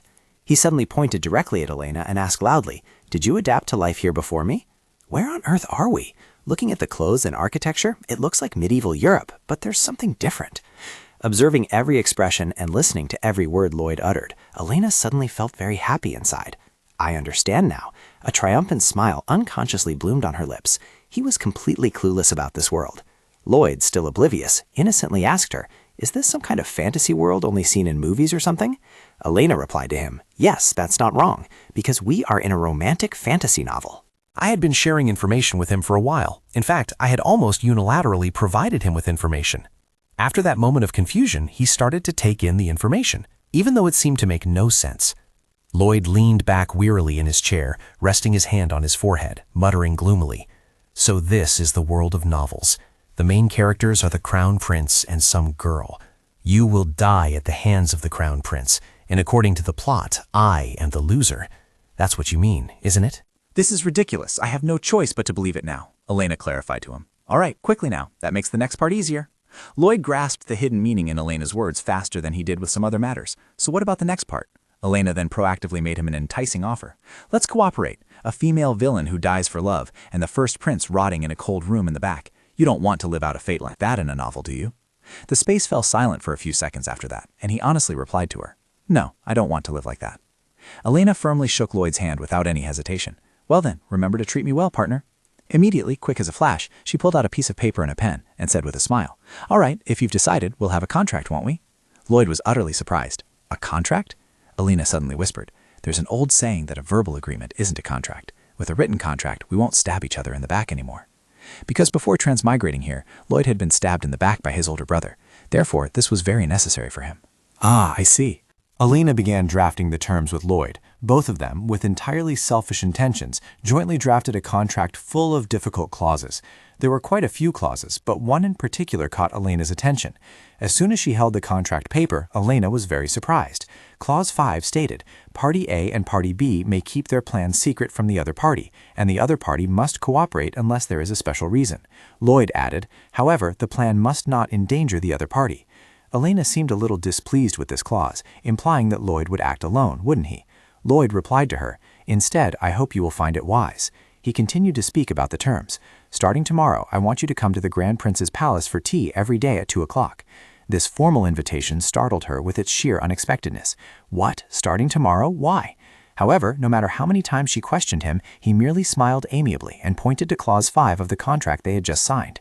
Party A and Party B may keep their plan secret from the other party. Elena was so furious that she gritted her teeth. So this is how things start from the beginning, isn't it? Therefore, she maintained a conciliatory, open, and tolerant attitude towards Lloyd. In that case, I also look forward to cooperating. Sometime I will bring a young lady to visit your garden, and I hope she will receive a warm welcome. Lloyd replied to her request, if you wish. The next morning, Elena left her house and went to Lloyd's place. Sitting opposite him, she asked, I've been coming for tea every day as you said, so what game are you playing? Lloyd replied, well, I suppose I'm hoping to catch something.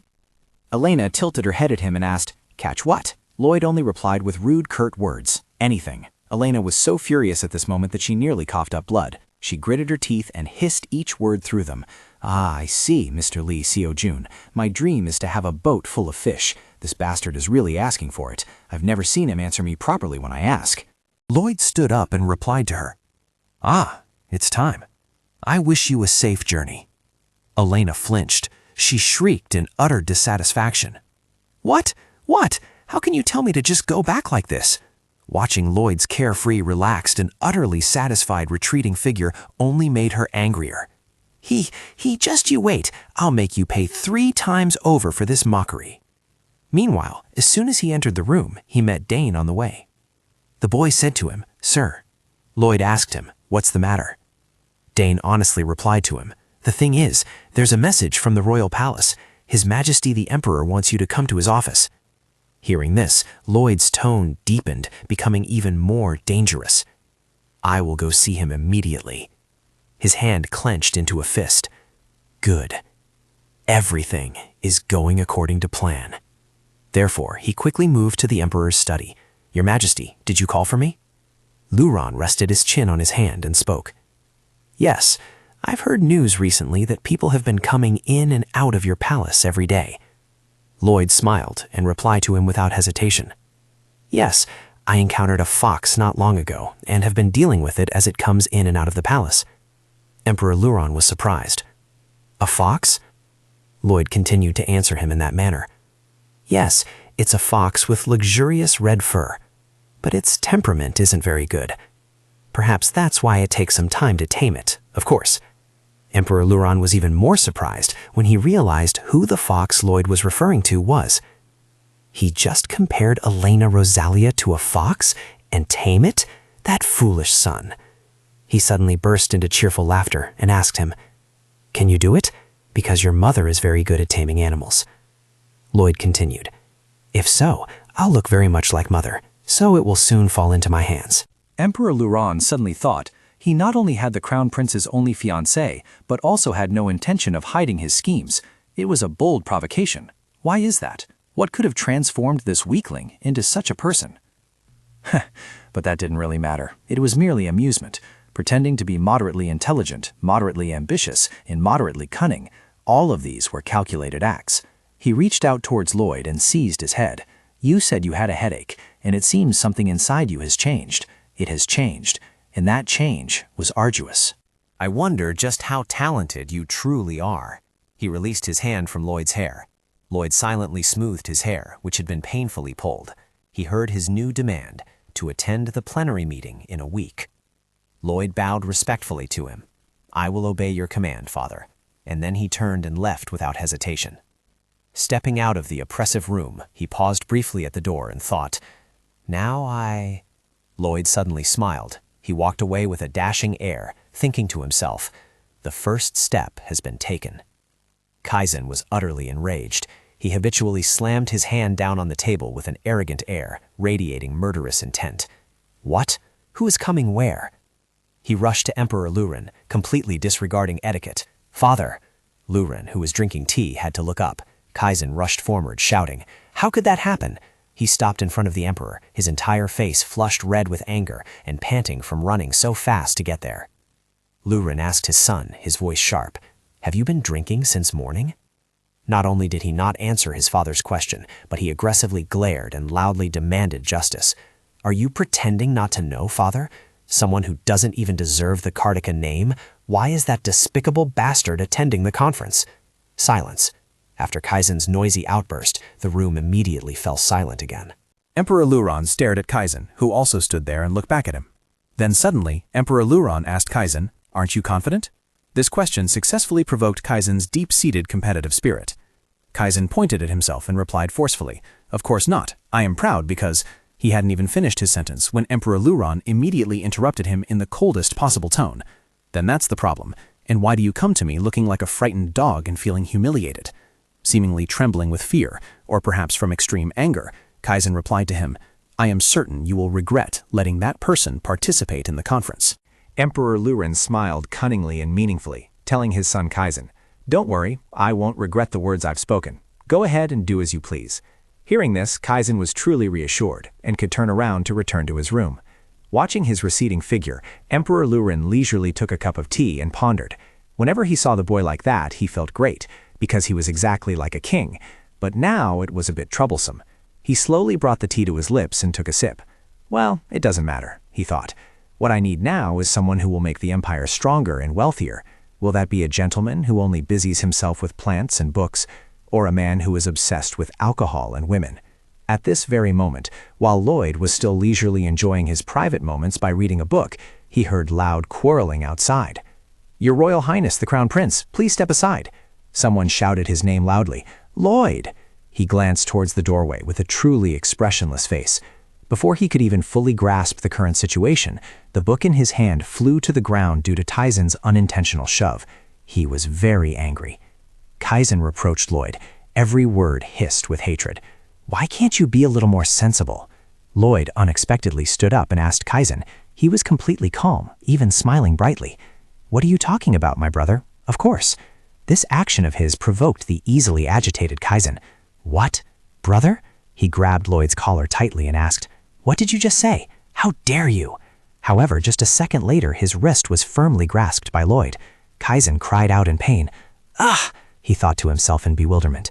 "What is this? How can this bookworm be so strong?" Lloyd spoke in a low, hoarse voice, not forgetting to glare at him in warning. "My brother has a bad habit, doesn't he?" Kaizen was both angry and ashamed, and the more he spoke, the more agitated he became, even with a hint of contempt in his words. "Are you crazy? Why strive when you can foolishly stay put? Just live like your mother, like a rat enjoying cold, stale food in the back room." Hearing this, Lloyd's gaze suddenly shifted. However, because he was getting more and more worked up, Kaizen didn't seem to notice the change, and he continued, "And then when I become emperor, I will spare your miserable life." Lloyd brushed off the filthy hand on his shoulder and replied with an utterly indifferent face, "I have no interest in listening to you." Kaizen was so angry that veins bulged on his neck. He bit his lower lip tightly and hissed, "You bastard!" He wanted to punch Lloyd in the face, but Kaizen's action seemed slower than Lloyd's quick reaction. He missed his punch and was also tripped, nearly falling to the floor. Kaizen whirled around to glare at Lloyd with hateful eyes. Lloyd had approached from behind, unnoticed. He said with a contemptuous smile, "It seems you've had too much to drink and can't control yourself. Don't you think you should return to your room?" Kaizen's eyes were streaked with angry blood vessels. This bastard, treating him like a child? Utter nonsense. Lloyd turned around, hands in his pockets, leisurely called his close attendant into the room and ordered, "Dane, escort the second prince back to his room. We will meet at the general conference next week." There was no need for Dane to bother escorting him. Kaizen immediately stormed out of the room, not forgetting to destroy the doorknob to Lloyd's room. The loud noise startled even Dane. Still unwilling to give up, Kaizen cursed as he walked. "You insolent bastard, I will never allow you to open your mouth again." He turned his head and ordered a servant in the mansion. "Summon Marquis Tennessee." The servant, just asked, immediately trembled with fear. "What did you say?" Kaizen was displeased, yelling at the servant. "Summon Marquis Tennessee, quickly, immediately." In another mansion with a warm atmosphere, Elena was so surprised that her beautiful eyes widened, asking, "What? Who's looking for me?" Maid Lena seemed very frightened. She answered Elena with a pale, frightened face. "It's Lady Lisa Tennessee." Elena rested her chin on her hand, pondering for a moment. "I heard she's been cooping herself up indoors lately." She recalled what Belda had told her during their recent meeting. After that incident, Lady Tennessee stopped attending all tea parties. For some reason, she also received fewer invitations. Elena smiled with satisfaction and murmured to herself, I can understand why she's here." She rose from her seat and spoke to the maid. "Lena, escort Lady Tennessee to my room." Lena quickly complied with her instructions. "Understood, my lady." Immediately, Lena escorted Lisa into the room as per Elena's directive. She, still mindful of proper etiquette, smiled at Elena and proactively apologized. "I've come here without an appointment, but thank you for welcoming me." Elena smiled and told her that it was fine. Miss Tennessee was always welcome here. Evidently, this statement pleased Lisa greatly, so Lisa smiled brightly. Hearing Elena say that, Lisa also felt relieved. Elena asked her, "By the way, why are you here today?" Lisa smiled and chided Elena without any reservation, as if she herself were the hostess. "Oh dear, you're so impatient. Let's have some tea first, and then we can talk." Elena was so furious she felt like exploding, and she secretly complained in her heart, even though a very professional smile remained on her face. "I asked what you came here for." Seeing that Elena showed no unnecessary reaction, Lisa was so angry she gnashed her teeth. She tried to cover her embarrassment by drinking tea and asking a question, which sounded a bit brazen. "But I want us to go back to how we were before, miss. I acted foolishly for a moment. Were you upset by my words and actions back then? I apologize to you once again." Elena crossed her arms leisurely, listening to her utter those insincere words. Just as I thought. Since her social standing has gradually diminished, she needs a lifeline, doesn't she? Lisa continued her speech with the air of someone completely in control. "Miss Rosalia, we had such a wonderful time together, didn't we? I will do anything for you, miss, just like I used to." However, Elena immediately stood up and said, "It's not worth my time to listen any further." Her actions and words left Lisa completely stumped. Miss," Elena continued, "I don't need someone who is ready to stab me in the back." Lisa's heart gave a sudden thump. She was startled and innocently didn't understand, asking Elena again, "What are you talking about?" Elena reached out a hand towards Lisa's face, adding, "And you, young lady, you're not as important to me as you think. I'm afraid you won't be able to do anything special."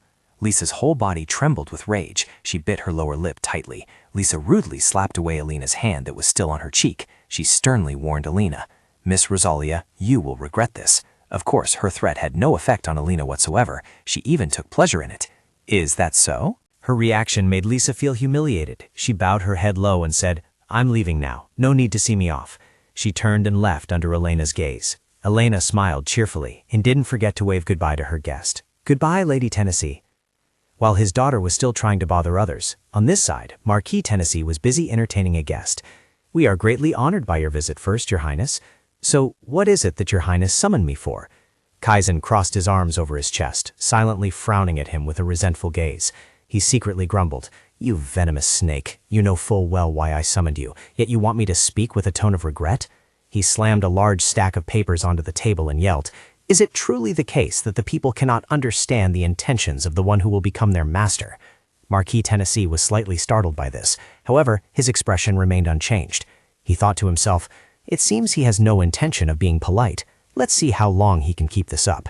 He slowly bowed his head, picked up one of the papers, and commented, "I hear that His Highness Lloyd Kartika will also be attending the General Assembly."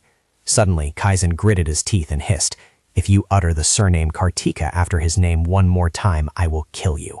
Marquis Tennessee smiled, thinking to himself, "Oh dear, he's still so young."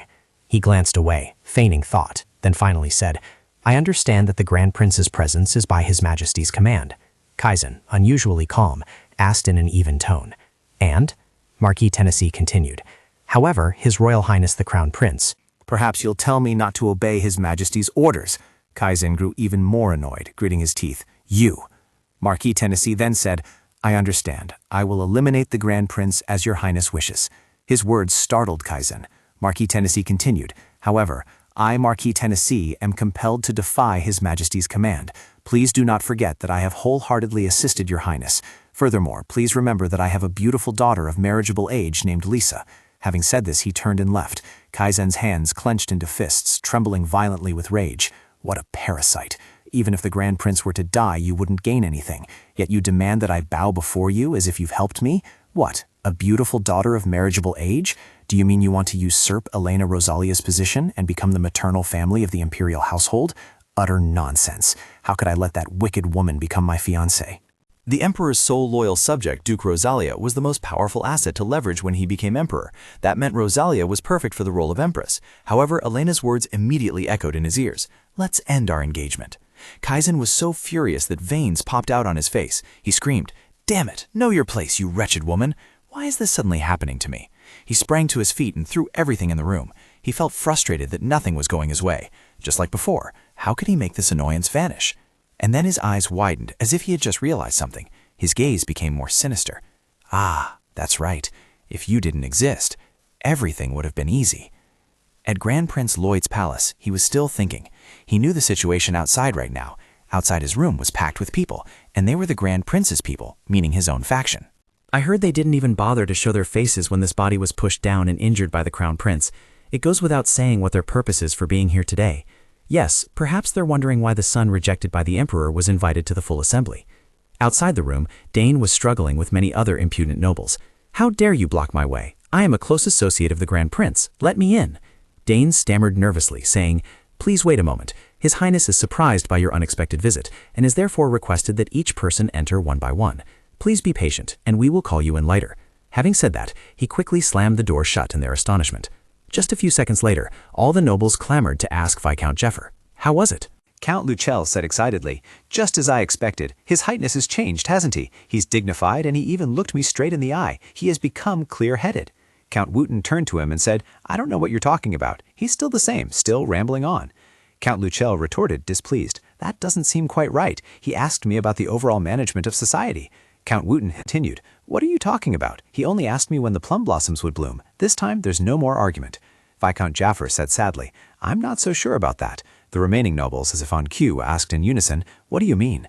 Viscount Jaffer, with a furrowed brow, replied to them in utter despair, At least you all got to talk to His Highness Lloyd. I didn't even get a chance to speak. When I entered the room, the servant invited me to sit, so following the instructions, I sat opposite His Royal Highness, and then he just stared at me without saying a word, seemingly for about 10 minutes. Then, all of a sudden, he smiled and greeted me with his usual expression. At that moment, he was quite flustered, because Lloyd suddenly stood up and politely told him, Thank you for visiting. Count Wooten glanced at the others, not pleased in the slightest. A moment ago, he had only seemed threatened. The other noble, however, had different thoughts. His eyes blazed with anger, as if he would have been dead long ago if his gaze were a weapon. Why did those who had met the Grand Prince have such differing descriptions? Viscount Jeffer bowed his head and replied gloomily, Therefore, I'm not sure anymore. It seems he has changed, or perhaps not. Has His Highness Lloyd truly changed? Then what is happening to us? We serve the Grand Prince purely for our own benefit. We are at two opposing extremes due to frequent disputes over assets with the Crown Prince's faction. But what if he is truly changed? And what if the king brought him to the General Assembly to test him? With our influence, it would become difficult to raise objections against the Second Prince's forces. Count Luchel, meanwhile, thought, What should I do? Which faction should I choose? Count Wooten had a different thought. Should I rejoin the opposition now? Viscount Jeffer in turn thought, What if the king's heart is leaning towards the Grand Prince like this? Can we protect our wealth and power? In the end, they could only slink away. Inside the room, Lloyd closed his book with a loud thud. He then smiled smugly and said, I had predicted it, but they are merely a bunch of insects, utterly worthless. I had hoped at least one of them would be useful. Dane replied to him, Why did you meet each of them individually? Wouldn't it be more convenient to meet all of them at once? Lloyd crossed his arms over his chest and leisurely asked him, Dane, did you see their expressions as they entered one by one? Dane answered him, Yes, I remember it all, because I was the one who guided them in. Lloyd asked him again, How did they look? Dane was caught off guard by the sudden question and felt a bit flustered. However, he immediately tried to recall and answered, At first, they walked in complacently, but then they became quieter and more reserved, as if they were observing. At this point, he suddenly stopped, remembering something. He excitedly asked him, Did you intentionally show a 50-50 split between your old and new self? Lloyd replied with a cheerful smile, Yes, they must have heard the king's command and come to find out what's happening, observing me to know how to act. Dane said to him, But perhaps that will only confuse them further. Lloyd agreed with that. Exactly, because everyone's opinions are different, so they will disagree and firmly defend their own views. Even if all opinions converge on one side, problems will still arise afterwards. They cannot base their attitudes on mere speculation. Therefore, just one differing opinion will make them change. They will be in a state of confusion, unable to decide what to do. Under Dane's sparkling, admiring gaze, Oh my, such a small gesture created such a complex plan. He turned back and told him, I want them to rack their brains and choose. Dane exclaimed to him, Your Highness Lloyd, I truly admire you. Elena stopped dead in her tracks. Belda appeared behind her, asking with a curious expression, What do you think, Lady Rosalia? Doesn't it look wonderful? Looking at the large house in front of her, Elena wondered, Where is this? Didn't she think it was a bit cheesy? Then they entered the shop. She looked around and found it strange. Elena thought to herself, did I come to the wrong rumored shop? Elena asked, but why is the shop called Cheese? Belda replied, ah, it's because cheese can be stretched without breaking, right? Belda explained, I tried to convey the meaning that even though information might seem fragmented, in the end it all connects together, just like cheese. Elena was stunned. Is that so? Belda replied, yes. Elena thought to herself, now that I've seen this shop with my own eyes, perhaps it's a dream dared to be realized, more than just a dream that was only talked about. Feeling an inner peace welling up, Elena smiled, chanting silently in her heart, don't forget on the helper, don't forget on the helper, don't forget on the helper. Elena spoke up. All right, so you opened your own shop, what do we do next? Seeing her ask that, Belda pondered for a moment. Next we need to... Belda pointed behind the black curtain and suggested, how about we go inside first and wait for customers to arrive? Elena sighed. Sigh, truly hopeless. Elena composed herself, gripping Belda's shoulders with both hands. She said, my lady, you're wrong. We need to advertise the shop. Belda looked bewildered. Advertise? She asked doubtfully. Is advertising really necessary? Elena let out a sigh. That's truly the typical mindset of a noble. She had started a crash course to teach Belda. Elena expressed, so if you just sit there, will customers come? Belda exclaimed, ah! At the same time, a commotion outside rang out. What is this place? It looks like a new shop, doesn't it? The voices reached Elena's ears, and she turned to look towards the entrance. Elena spoke up. Hello, kids. The students startled and looked at her. Her lips curved into a smile. Elena asked, are you free? The blonde boy stammered in confusion. What can I do for you? A noble? She bent down slightly and softly said, I called because I need your help with a few things. The blonde boy quickly said, fearfully, I don't pick pockets or do things like that. Elena couldn't hide her smile, surprised that such a young child understood. What a brave child.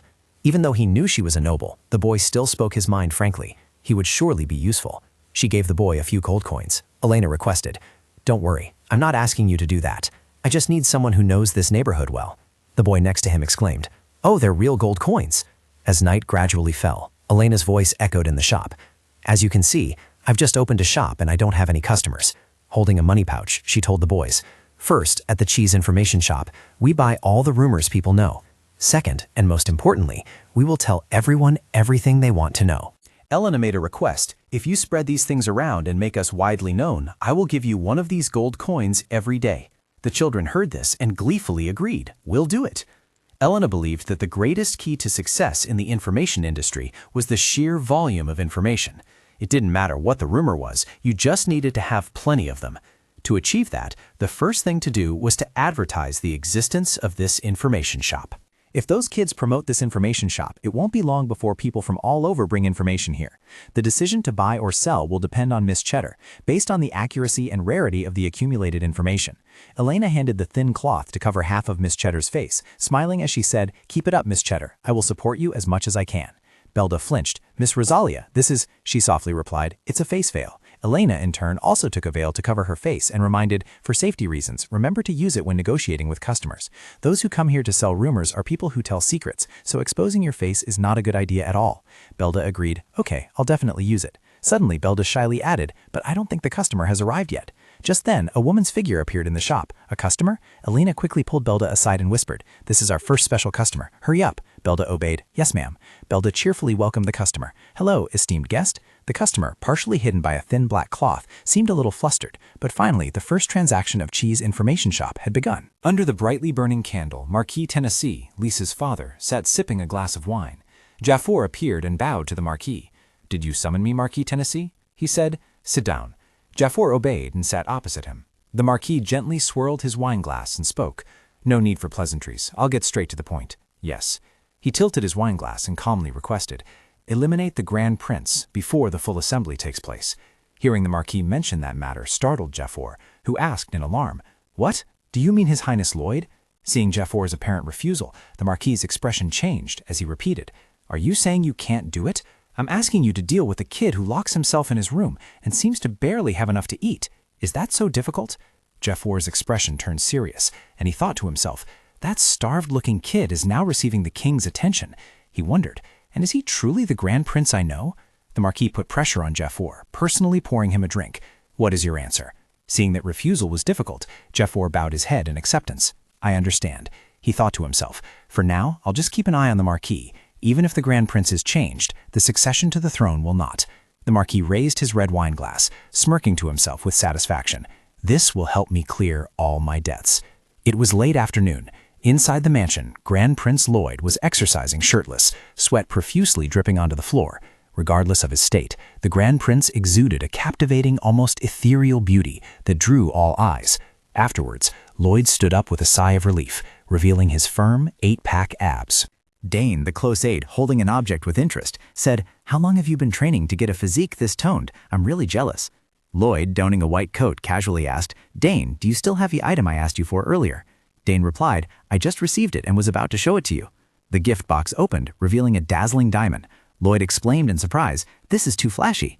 Dane chuckled, "Of course, this is something His Highness uses. We couldn't possibly make it inconvenient."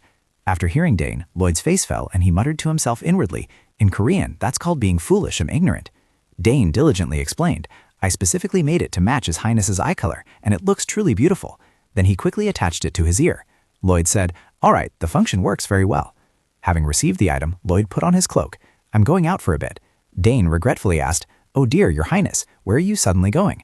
Without bothering to answer Dane, Lloyd vanished in an instant. Dane's pride flared up to the point of silent tears. "At least answer me, Your Highness."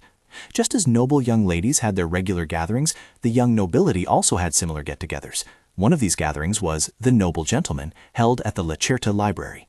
The noblemen began to converse with each other. Each person radiated an aura of refined sophistication.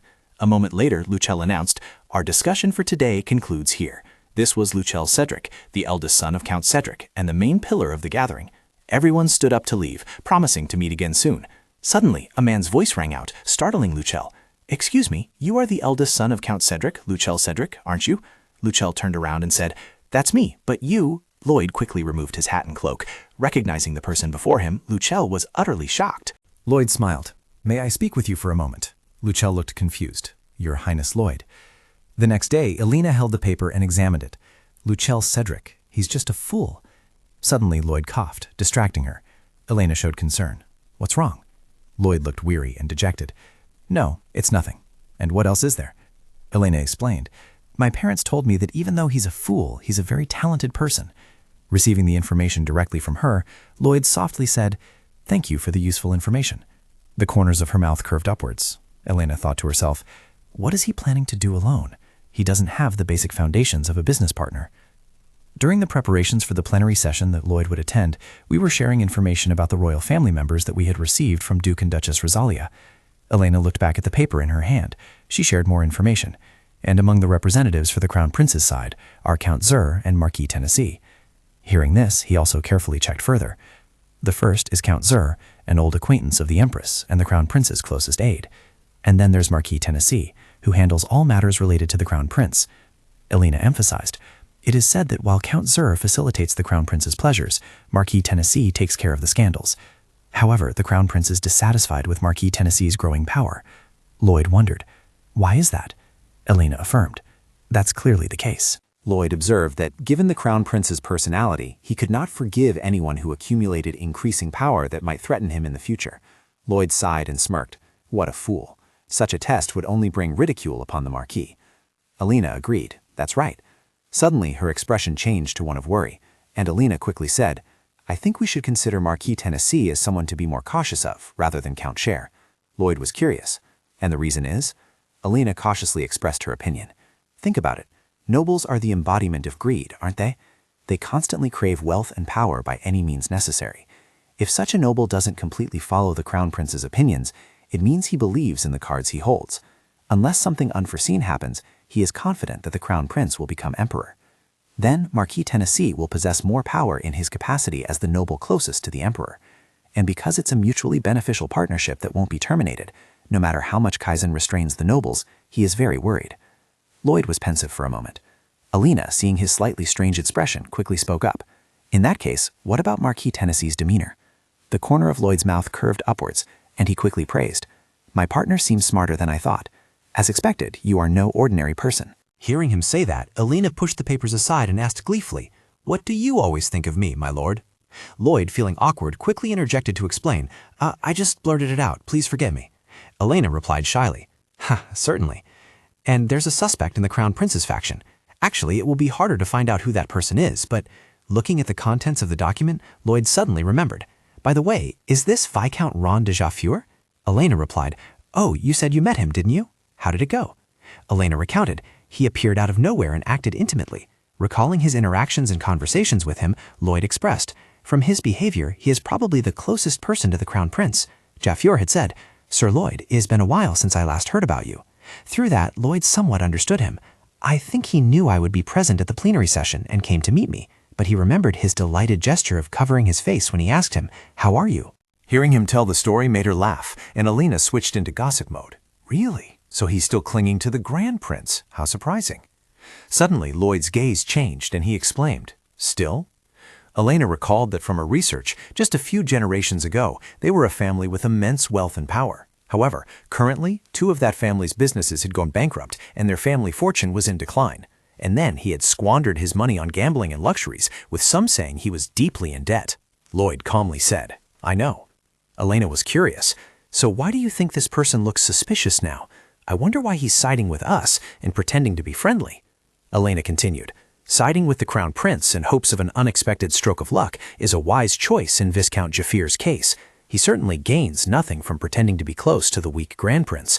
However, Lloyd continued, If it's because he was paid by someone to spy on me, that's right. This means the person next to the Grand Prince, in exchange for a simple sum of compensation, is merely a spy, and someone might have set him up with the intention of destabilizing the Grand Prince. Lloyd tossed the documents onto the table, stating bluntly, I just need to know who paid to carry out that plan. Hearing him say that, images of the 2 of them flashed through Elena's mind. I vaguely guessed it, but I shouldn't say it now, because it could stir a prejudice. Elena sighed. No matter what, it's quite difficult to find that person right away, so should we investigate in a different direction? Lloyd was curious about what she meant. How? Elena made an okay gesture and said, If you're short on money, you'll definitely be busy somewhere. Hearing her words, which perfectly aligned with his thoughts, Lloyd exclaimed, That makes sense. Can you look into it? Rebecca was the first person Elena thought of. Elena mused. When it comes to money matters, she's the only one, perhaps. Moving to the Beatrice Merchant Guild, people were bustling about outside.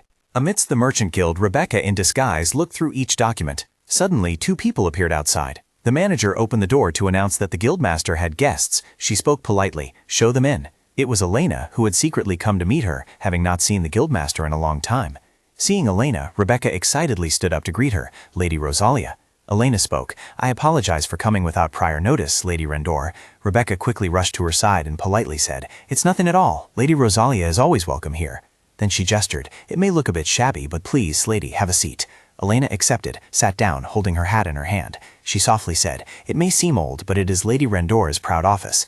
Seeing that she didn't criticize but rather praised it, Rebecca was extremely grateful. Thank you for the compliment.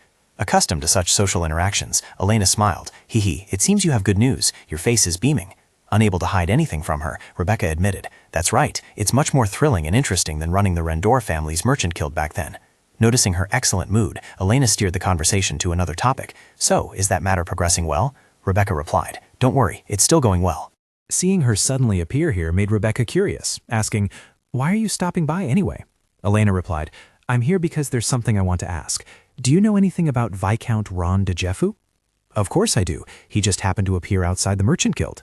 Elena surmised, He must have left a deep impression. She answered immediately without thinking, Rebecca added, But what I know is only about his financial matters. Excellent! That's what I want to know. Rebecca propped herself up with both hands, stood up and laughed, saying, In that case, you've come to the right place. First, let me show you the documents. She quickly moved to a stack of documents and began searching. Rebecca spoke up. Firstly, the Viscount's financial activities are extremely limited. Trade between the Rendor Merchant Guild and the Viscount Skenley began about 3 years ago, and since then they have accumulated a great deal of debt due to gambling, debauchery, and entertainment. Rebecca sighed regretfully as she recounted. He is a VIP client, but also on the blacklist of major merchants in the area. Then Rebecca handed the documents to Elena for inspection. Elena remarked, In a sense, it's quite remarkable.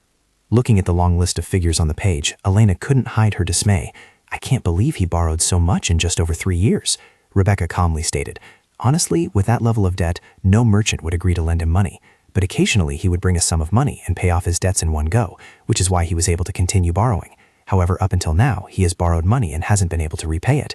Ultimately, his merchant association was merged into our Rendor household with a significant loan amount, Elena said tensely. But even now, despite knowing his circumstances, Rebecca recounted with a laugh. He still came to this merchant guild to borrow money, and of course, I refused.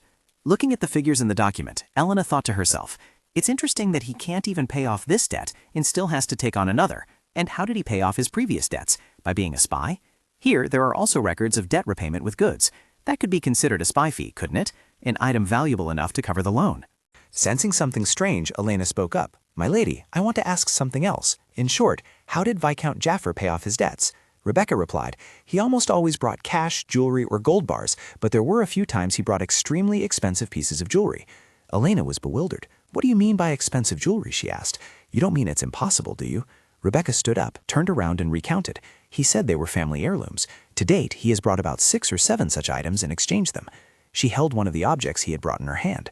Rebecca spoke up. This is one of them, but because it's so beautiful, I kept it for myself. Upon seeing it, she felt a strong sense of familiarity.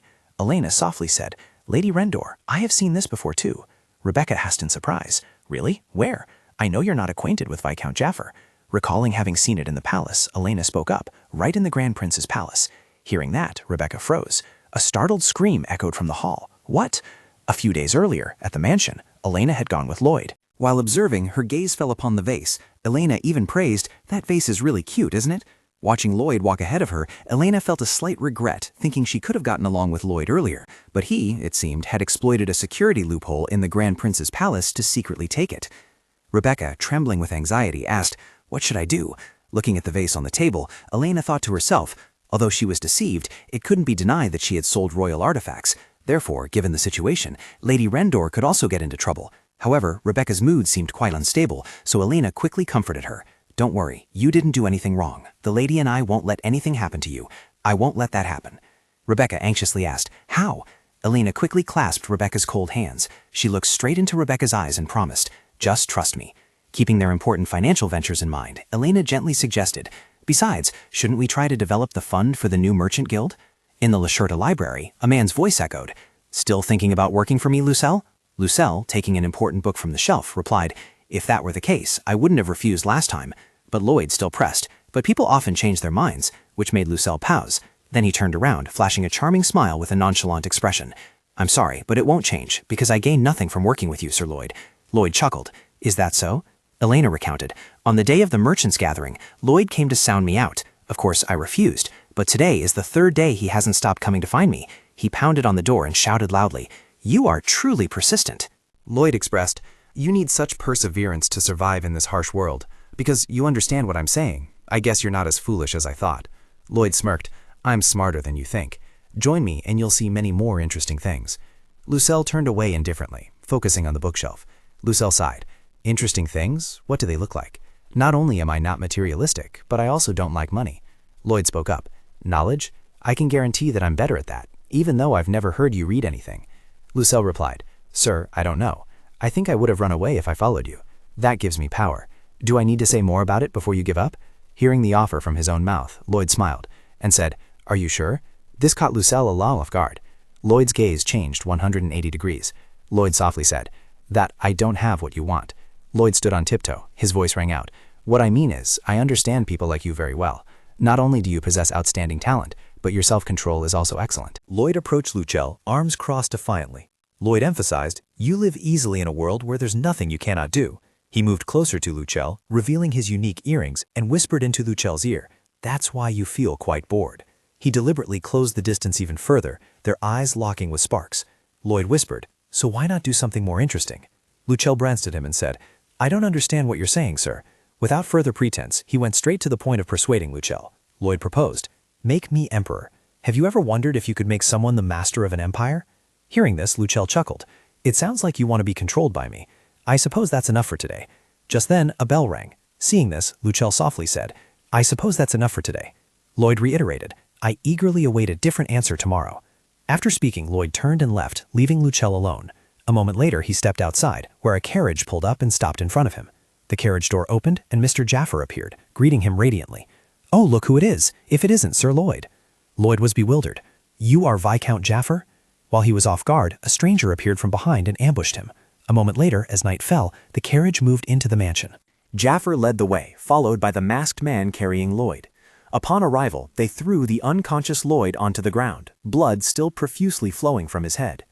Seeing Lloyd lying on the ground, Jaffer hesitated. Marquis Tennessee had ordered him to finish him off, but he thought to himself, I cannot kill him. Now is my chance. He sat down and parted Lloyd's clothes, searching for something. A triumphant smirk played on his lips. This was his chance to change his life. He retrieved Lloyd's token. Jaffer thought, if only he could take it with him. Having obtained the important item, he quickly departed. Jaffer whispered, now the heir's position is shaky. If I exploit this and nominate Lloyd to be king, I will become the emperor's closest aide. Looking at the gleaming token in his hand, his face lit up. He celebrated inwardly.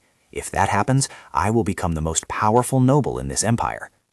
A moment later, Jaffer appeared before the mansion. He calmly walked in as if nothing had happened. Jaffer planned. It's as if I kidnapped him, but if I explain it well, the Grand Prince will understand. More importantly, how can I make it seem like I saw him off to deceive Marquis Tennessee? The maid saw him and spoke up. Good evening, master. Seeing this, Jaffer quickly said, give me your hand. The frightened servant raised her hand, as he requested. My hand, sir? He subtly reached into his coat, and a sharp, gleaming knife flashed out. The servant's hand bled, and she shrieked in pain. Then he pressed the token into the wound on the servant's hand. She cried out, Master, it hurts so much. Ignoring the servant clutching her hand in pain, he gazed with satisfaction at the blood-stained token, and Jaffer spoke.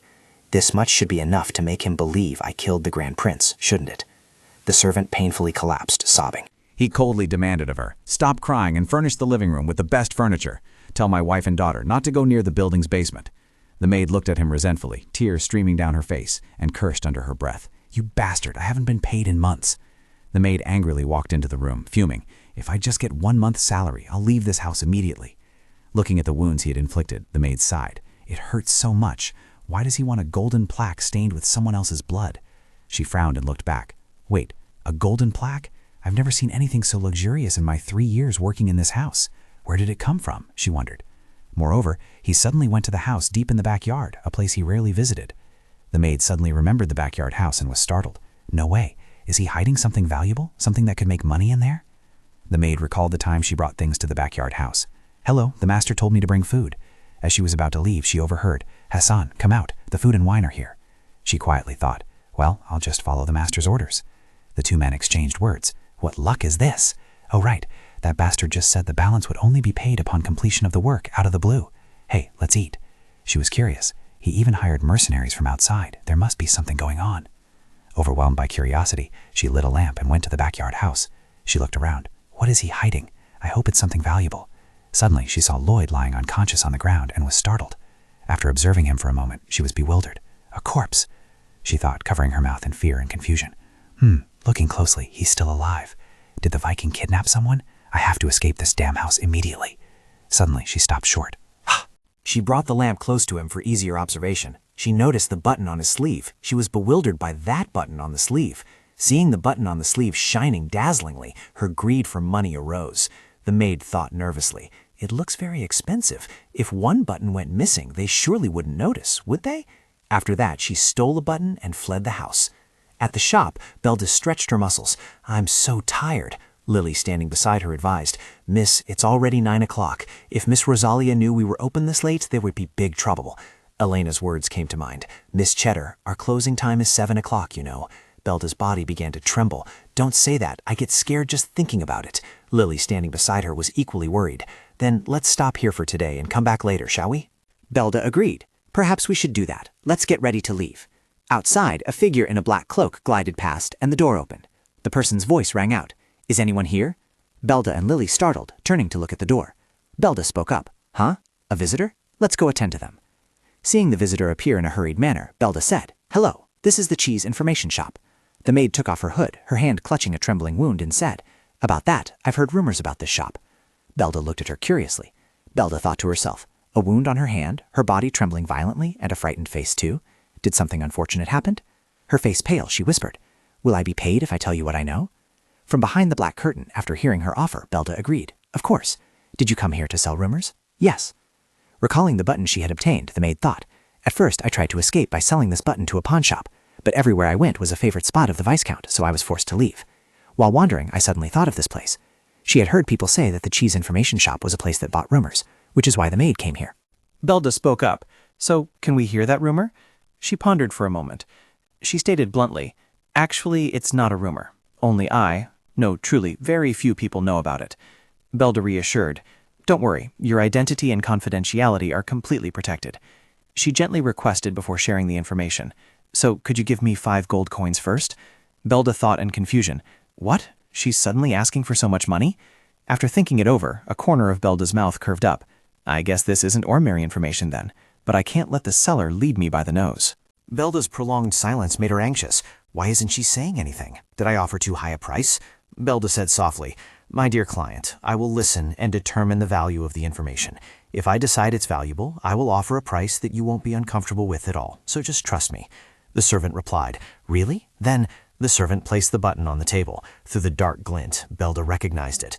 A button? What kind of information could this possibly offer? She explained, This is a button from the clothes of the man kidnapped in Viscount Jaffier's basement. Based on his attire, he appears to be a nobleman, but he's unconscious. Belda frowned and reached for the button, her mind racing. Viscount Jaffier? Nobleman? Kidnapping? Suddenly she paused. Observing the button closely, Belda gasped. Do you know what this button is? The servant said vaguely. Isn't it just an expensive button? Realizing the information she provided was exceptionally important, Belda honored her word. Please wait a moment. She walked over to the small chest, which contained a money bag, and Belda then placed it in front of her. Belda said tensely, Thank you for that valuable information. The price for the information I received from you is in that bag. With that amount of money, you won't have any trouble starting over. Holding the money bag, the maid looked back in confusion. What? Start over? Seeing the situation was too dangerous, Belda slammed her hand on the table and shouted, As far away as possible. If you can, leave this empire right now. The maid quickly obeyed and left her sight. Looking at the button she had provided, Belda realized it was engraved with the great prince's seal. Belda was annoyed. What the hell is going on? This cannot be left alone, Belda declared from the merchant guild. Lily, we're going to Duke Rosalia's territory. Arriving at the training grounds in Duke Rosalia's territory, warriors were sparring with each other. Watching Elena duel with the commander, the knights below praised, As expected of Our Lady, she's the only one who can fight the commander. I know, I hope the lady will soon focus more on martial arts. They couldn't hide their excitement and shouted, Lady, go on, defeat the commander and fight us too. No, become our commander. Their constant noise outside annoyed Elena immensely. How annoying. Seeing this, Dior added teasingly, Well, I guess our knights like you more than me, lady. Elena chuckled, That's just because you haven't defeated me yet. Seeing the young lady's formidable spirit, Dior smiled provocatively. Then let's make a bet. If I win this match, you'll train with me once a week, all right? Elena burst out laughing. You only ever decide things your way. Why should I go with you? Seeing her reluctance, Dior pressed on. Is the young lady afraid to lose?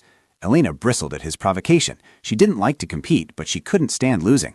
Elena spoke up. If you provoke me this much, perhaps I should give it a try? Just then, the maid Lena rushed over, her face panicked, shouting, My lady! Seeing Lena hurrying down the stairs, Elena was bewildered. Lena? Lena quickly approached her lady to deliver the news. My lady, I apologize for interrupting your match, but there's a guest who urgently needs to see you. Elena wondered. At this hour? Who is it? Suddenly, Elena tilted her head and looked behind Lena. It was Belda. She had secretly come here after receiving the message from the other maid. Elena was surprised. Belda Chetta? Belda got straight to the point, saying, Lady Rosalia, please forgive my rudeness, but this is urgent. Elena was curious. What is it? Belda handed the button to Elena, urging, Please look at this first. Elena was utterly shocked. This is, she whispered, Isn't this the button I saw in Lloyd's attire? To keep the news from spreading, Belda whispered into Elena's ear, Don't panic. It seems the Grand Prince has been kidnapped, which made Elena freeze. She yelled in frustration, Who kidnapped him? Belda said nervously, speculating that it might be Viscount Jaffier. His image appeared in her mind. Elena wondered, if it's Viscount Jaffier, does she mean he's the traitor? Unable to hide her anger, Elena clenched her fists. She quickly spoke up, Sir Dior. He promptly replied, Yes, my lady. Elena suggested, Would you like to take a walk with me now instead of continuing our training? Dior was completely bewildered. A walk at this hour? Elena admitted, Yes, right now. Elena expressed, I feel like someone has stolen something from me, and that person is Lloyd. They moved to the house in Jaffier's backyard. A cry of pain echoed, and the bodyguard collapsed motionless on the ground. Elena and Dior had dealt with the heavily guarding bodyguards. While tidying them up, Elena didn't forget to tease Dior. Aren't you using a bit too much force? Dior stood up, dusted off his hands, and said, He stole from the lady, so I want to make sure he regrets it. Hearing him say that made her feel a little uneasy. Elena sighed and said, I know, I used to make excuses like that too. Seeing that these petty thugs had been dealt with, Dior asked curiously, Where are we going tonight?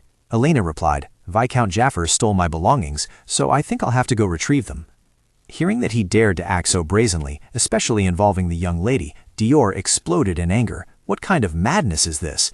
Extremely annoyed, he turned to vent his anger on the bodyguard, stating, "It seems that all the soldiers Viscount Jaffer hired had been killed." Elena agreed. "That's right, it seems no one else showed up." Dior probed her curiously, "But you're not planning to quietly retrieve your belongings, are you?" Elena chuckled and said, "Of course not." She thought to herself, "As someone who definitely believes in an eye for an eye, I can't just let it go like that." Elena added that there was already enough evidence to catch Viscount Jaffer red-handed: gambling, theft, and smuggling royal goods. If that wasn't enough to send him to the royal prison, he continued to commit more crimes. Elena emphasized that this was the crime of kidnapping Loin. Elena said to Dior, in other words, he committed a serious crime, kidnapping and detaining a member of the royal family. Then she pointed towards the basement and spoke up. "Let's go to the basement." Yes, thanks to this, it's even clearer that the Viscount is acting under someone's orders. Elena thought, although it's dangerous for Lloyd, it's very timely. With this, we can find out who the Viscount's master is. Suddenly, she felt something was off. Wait, timely? She recalled her conversation with Lloyd.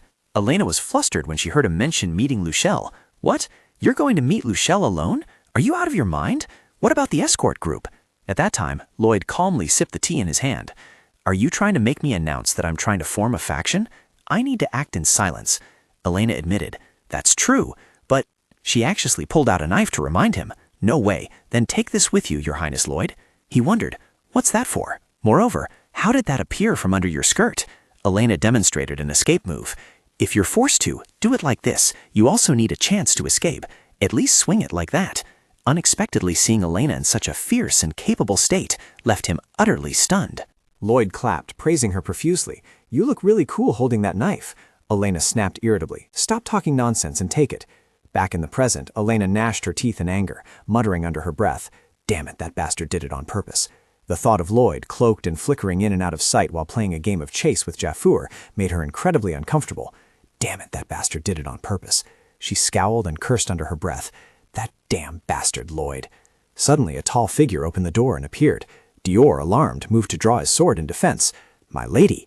Elena jumped. What? There's still another one? Dior tensely requested. Please step back, my lady. A man's voice, sounding tired, rang out. So you've come to rescue me? Elena suddenly found the voice very familiar. This voice is... He pushed back his blood-stained hood and smiled, saying, It's me, Lloyd. It turned out to be Lloyd. Elena dropped her sword and ran to him. Lloyd! She frantically grabbed his hand and asked, Are you hurt? Seeing her so tense, Lloyd chuckled. Oh my, are you worried about me? Suddenly, a blade whizzed past him, and Lloyd quickly dodged to the side. Lloyd was bewildered. She angrily scolded, Why did you dodge? Lloyd, confused, pointed at himself and asked, Was I supposed to get hit? Elena, unable to hide her impatience, grabbed his collar. If you want to be captured, you need to cooperate properly. Elena demanded, That's right, you deliberately let yourself be kidnapped, didn't you? Despite her holding his collar, Lloyd smiled brightly and said, So you figured it out. You're as clever as I thought. But perhaps I should explain the situation to your companion first, shouldn't I? Dior's delicate soul was wounded, and he stammered tremblingly, Milady, if he says he is Lloyd, then could that be the stolen item you mentioned? Dior shrieked, Is that His Royal Highness, the Grand Prince? He was so flustered that he didn't even realize when he dropped his sword. After that, the three quickly left the basement to talk elsewhere. Dior stood between the two of them, dazed, feeling like they were spinning him around. First of all, I understand that now, Dior, looking pale, said, Both of you are doing this for your own purposes. Elena found Dior's overreaction extremely annoying. Is it because he's a knight? She thought he would accept anything his superior says. As for her, no matter how much she heard, she still felt annoyed instead of understanding the issue. A brief overview of the situation before entering the Viscount's mansion, Lloyd spoke up. Furthermore, I've installed an additional precautionary device, a mercenary for surveillance, and an alarm clock set for a specific time. Elena, radiating a fierce aura, retorted, What's with this little bit? I know nothing about safety devices and such things. She propped her hands on the chair, a powerful stance. Elena irritably asked, What's next? Lloyd replied, We will wait for the main culprit to return. Suddenly, a voice from outside said, What's in the yard? Causing the three of them to become flustered. Dior turned to look. That voice carries really far. Lloyd calmly said, Not only that, but there are many people talking, aren't there? Jaffar's daughter appeared, annoyed. Why are all the mercenaries dead? Have you heard anything from father? The woman softly replied, I don't know either. I have no idea what he's doing. So, suddenly they saw three people appear in their house. Elena and Lloyd calmly responded. The woman spoke up, Who are you? If they wanted to know, he had no need to hide it. Lloyd crossed his arms and replied, I am Grand Prince Lloyd Karchika. The daughter seriously asked, Your Highness, what brings you to our home? The woman, hearing his identity, couldn't hide her surprise. The Grand Prince? But why is there blood on his head? Elena received a vase from Dio, then looked at the two women and said, Currently, an unprecedented theft has occurred at the royal palace, and His Highness, along with myself, Elena Rosalia, are investigating this matter. The daughter muttered under her breath, That fool Elena Rosalia. Holding the vase tightly, Elena elaborated on the story, and after a long chase, we arrived at Viscount Jaffar's mansion. Elena smiled and asked the daughter, Do you understand what I'm talking about? Hearing her words combined with the current situation, the two women froze like statues. The daughter was bewildered. The theft? The blood on his head? Could father be the culprit? Seeing their silence, Lloyd implicitly guessed they already knew. Lloyd spoke up. If you understand, then come forward and testify. In return, I will absolve you of all responsibility in this matter. Hearing that, the two women were furious, but couldn't resist. Just then, Jaffer arrived, angrily slamming the car door shut. Jaffer cursed. Damn it, what a scoundrel. Recalling his reunion with Marquis Tennessee, Jaffer expressed, I did everything he told me to, yet he treated me like this? Unfortunately, I cannot commend you for the efforts you've made. Jaffer himself handed him the bloodstained token. Seeing the Marquis's happy face as he took the token, Jaffer chuckled to himself. Still, it's good to see people deceived by my own lies. He calmly pushed open the door and entered the house. Go ahead and rejoice. I'll make that smile disappear soon enough.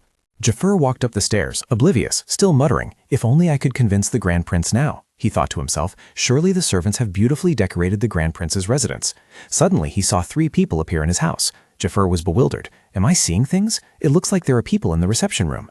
When he finally registered it, he shrieked, Your Highness Lloyd, Lady Rosalia? Jaffer looked at them with bewildered suspicion. Why are those two together? He bit his lip and closed his eyes, remaining silent. Never mind, he thought. If that woman doesn't recognize me and I can talk to Lloyd, everything will be fine. Jaffer rushed over and knelt at His Highness's feet, pleading and weeping. Oh my goodness, Your Highness, you're awake. I'm so glad. Do you remember anything? Hearing him say this, Lloyd gave him a pointed, sarcastic look. Jaffer recounted, I was so happy to see Your Highness in that alley and went to greet you, but what kind of ruffian suddenly harmed you? Elena cast a judgmental glance at his behavior. Jaffer earnestly said, But please don't worry, I've taken down that ruffian and brought you back safely. Elena surmised, This despicable man, is he trying to twist black into white? In reality, he had tried to kill Lloyd under the orders of the person behind him, but after seeing Lloyd fall in the Emperor's change of heart, he must have had other thoughts. He was now exploiting this situation to increase his power, controlling Lloyd like a puppet, with himself as the director. Lloyd smiled and asked, Did something like that happen? Jaffer quickly admitted, Of course it did. Elena chuckled to herself, wondering how ridiculous Lloyd must have been in the past to come up with such a story. Elena interrupted them, saying, That's a bit different from what I've heard. Jaffer stiffened upon hearing this. What? What do you mean? Elena requested, Dior, bring him in. Dior acknowledged the order. Yes, my lady. A moment later, the masked man was escorted in by Dior, and he knelt on the ground. Elena pointed at him seriously, stating, However, the man I caught said something completely different. He said that Viscount Jaffer was the mastermind behind the kidnapping of His Royal Highness, the Grand Prince.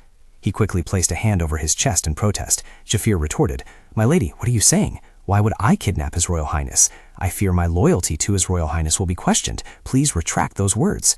She sharply turned to look at the man. Elena spoke. The Viscount says so. What do you think?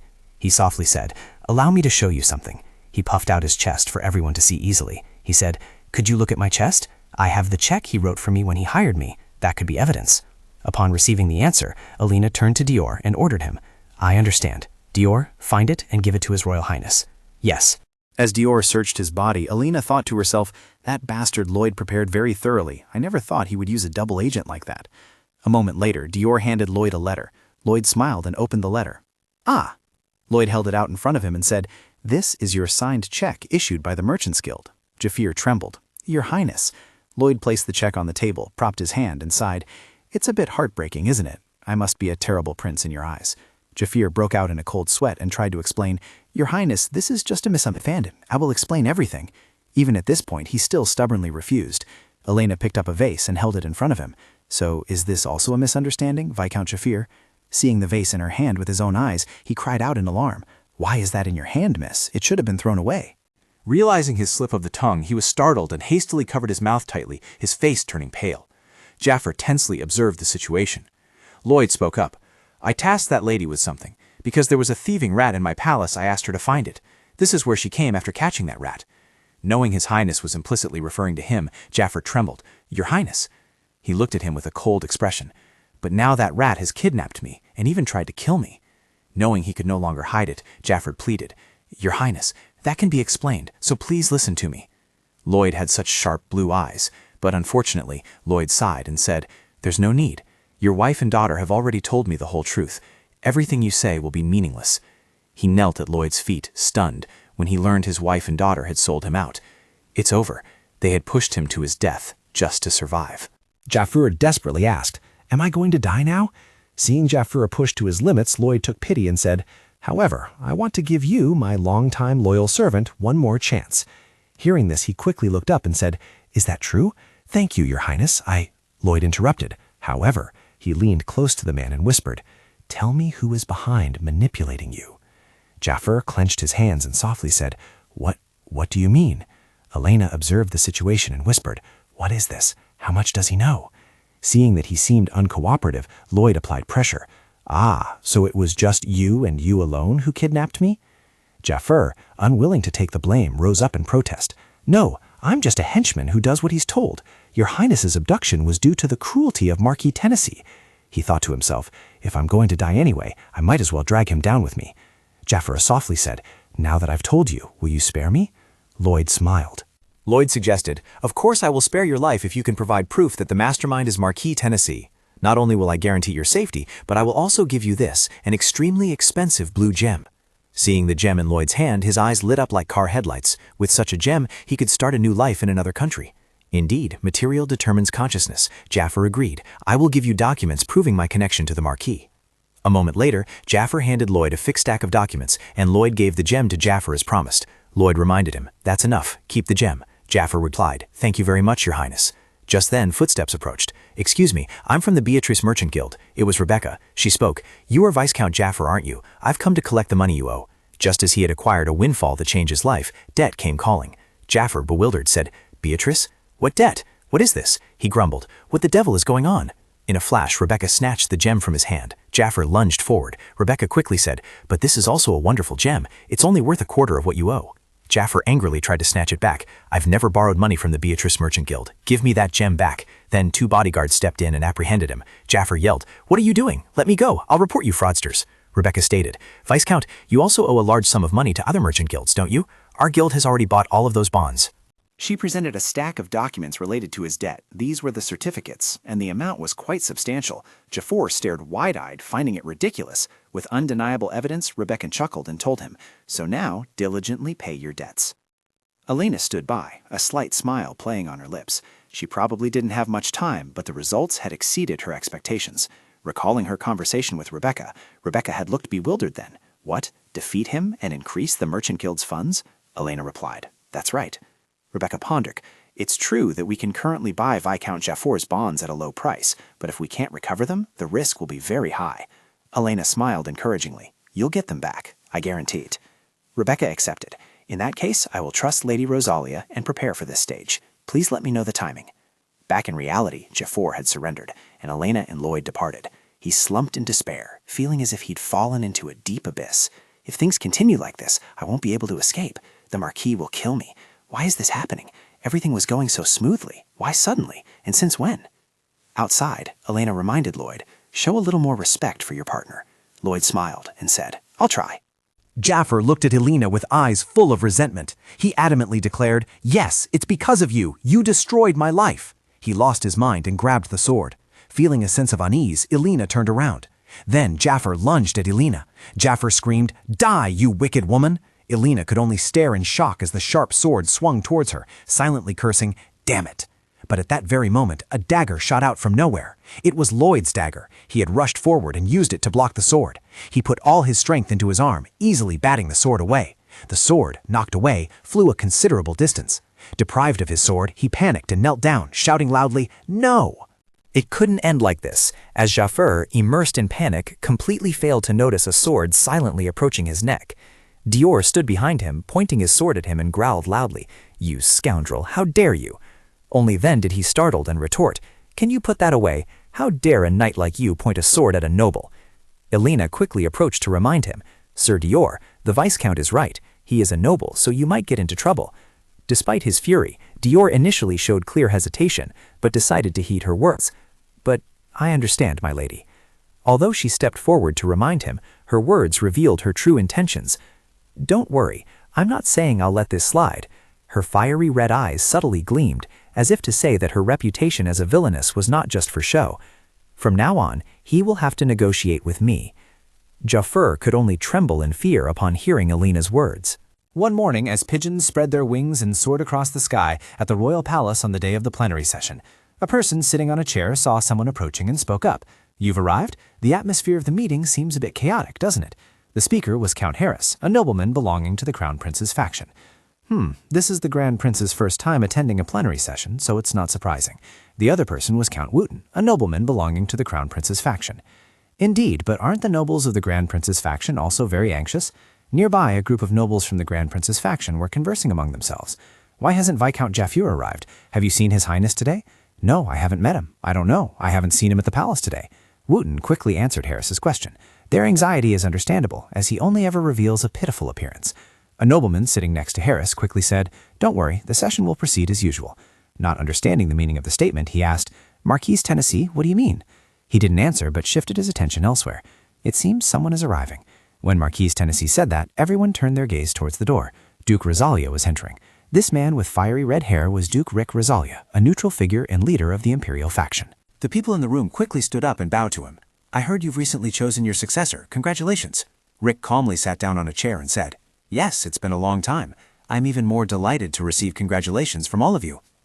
"I am also very pleased with such good news, Your Grace," he said, offering congratulations, but secretly scoffed in his heart. "That detestable little successor. Sooner or later I'll try for mad. Just you wait.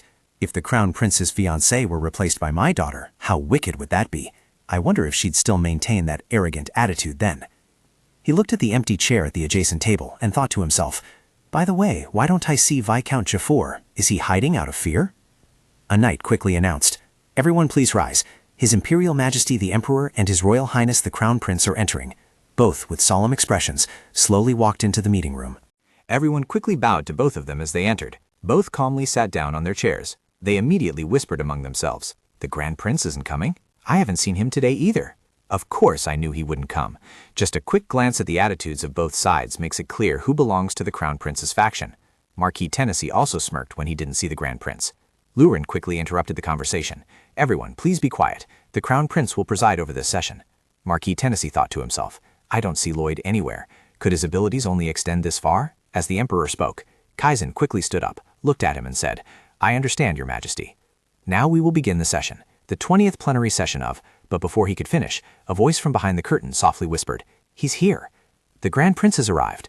The knight standing near the curtain immediately asked again, "What? He's here?" Annoyed by the interruption, Kaizen turned back to question the knight standing next to the curtain. "You there, the session is underway. What's all this commotion?" The knight quickly replied, They say he has arrived, sir." Hearing this, he asked again, "Who?" The curtain was slowly drawn aside, gradually revealing a handsome face. The knight then announced, "His Royal Highness the Grand Prince is entering." Kaizen and Marquise Tennessee were stunned as if struck by lightning. "What?" He walked in with a calm face and slowly said, "Please forgive me for this delay. This is my first time here." His father immediately comforted him. "Don't worry, this happens often. Come, have a seat." Lloyd bowed in gratitude and said, "Thank you." Kaizen gritted his teeth, looking at Lloyd with hateful eyes. I thought he said he had taken care of Lloyd? Sitting nearby, Lloyd noticed Kaizen's gaze. He merely smiled provocatively, not saying much to Kaizen. Kaizen was still lost in thought. "You bastard, how dare you laugh at me?" A loud shout rang out as other nobles whispered among themselves. "Silence, let's start again," he said with an annoyed expression. "The 20th plenary session of the Kartika Empire." But before he could finish, he was interrupted again. It was Lloyd who interrupted him. "But first, please wait a moment. Before we continue the meeting, I wish to discuss an important matter." He quickly stood up. Kaizen secretly grumbled. "Now he's interrupting me again?"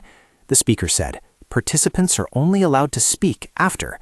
But contrary to that rudeness, Laurent immediately accepted his proposal. "Grand Prince, please speak." He bowed. "Thank you, Your Majesty. This matter concerns an attempted assassination plot against a member of the imperial family in the handling of a noble who recently stole royal assets, which I have just encountered." At this, Marquise Tennessee's reaction faltered. Hearing this, Laurent angrily exclaimed, "Assassinate a member of the imperial family? Who dares?" Lloyd looked at the two knights standing near the door and ordered, "Open the door." They replied, "Yes, sir." The door quickly opened, accompanied by the sound of high heels. Everyone present in the meeting room was surprised to see the person who walked in. What? It turned out the person who had just walked in was Elena. She gently said, "Greetings, Your Majesty the Emperor." They thought to themselves, "Lady Rosalia? Lady Rosalia is plotting to assassinate His Royal Highness the Crown Prince? She has finally gone too far." Rick also remained silent when he saw his daughter appear, despite the whispers. "I know she is a wicked woman, but..."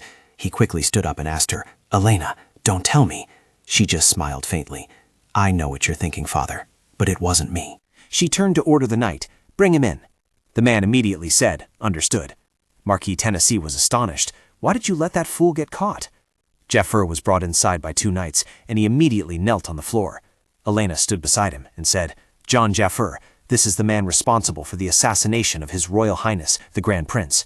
Those loyal to the prince immediately stood up in anger and exclaimed loudly, "Jaffer, how dare you? Impossible!" Lloyd turned to Lauren and said, "Your Royal Highness, Lloyd Kartika." He accepted and said, "Speak, you have permission to tell everything." "I wish to propose an urgent agenda item before the full assembly, the punishment for Viscount John Jaffer for the crimes of attempted royal assassination and theft of royal property." His lips curved slightly as he continued, "as well as the punishment for those behind this matter." The night before, after Elena had been rescued by Lloyd, she knelt on one knee near him and said, "Viscount Jaffer, perhaps we should renegotiate." His face paled as he asked, "What do you want me to do?" She answered without hesitation, "We will bring you to the full assembly in a few days. After that, reveal who is behind this. If you do that, I will let you leave here alive." Elena watched the nobles present at the session arguing amongst themselves, thinking to herself, "Atlas, it's almost time to interrogate Jafar." A voice rang out to calm things down, and Elena instinctively looked at the person who had just spoken. "Everyone, please calm down." "I still don't understand what's going on," Marquis Tennessee said slowly. Lloyd asked him back, "What do you mean?" He said with a skeptical tone, "You were kidnapped and almost killed, but the royal family knew nothing about it, unless you deliberately concealed it." Marquis Tennessee glanced at him. "That's ridiculous, isn't it?" Everyone else also started thinking along the lines of what he said. On second thought, it was very true. How could the royal knights not know? This was illogical, very strange. Elena saw the situation being turned around just by a few words from the Marquis and angrily clenched her fists. "You cunning devil, you've changed the mood with just a few words, really?" Lloyd didn't stay silent but retorted, "Marquis Tennessee, what are you trying to say?" He put on an innocent face. "I'm just wondering if this is a play?" She quickly retorted, asking him in return, "You said this was a play. Do you mean the Grand Prince is lying?" Marquis Tennessee was indeed an old fox, able to respond without putting himself in a difficult position. "That is because I merely doubt the authenticity of the agenda, my lady." Elena's face darkened as she pressed on. "Why would His Royal Highness need to lie?" He uttered a sentence that startled both Harris and Wooten. "Because, in my opinion, he might be trying to enhance his influence by leaving a strong impression at his first meeting. Or perhaps the prince wishes to use his close associates to build a non-existent power base and eliminate those who trouble him." Lloyd looked up, thinking to himself, "Tennessee, do you intend to survive alone?" She also showed her displeasure upon hearing him say that. No matter how weak the Grand Prince might be, how could he speak like that? She said, "This is merely speculation." Marquis Tennessee merely shrugged lightly and continued, "I think the motives of these two, who are unaccustomed to state affairs, are quite clear. Should we consider this agenda a minor matter and pretend it never happened? I will forget what just happened. Can everyone else do the same?" Lauren looked at him, thinking to herself, "Lloyd, what will you do, Lloyd?"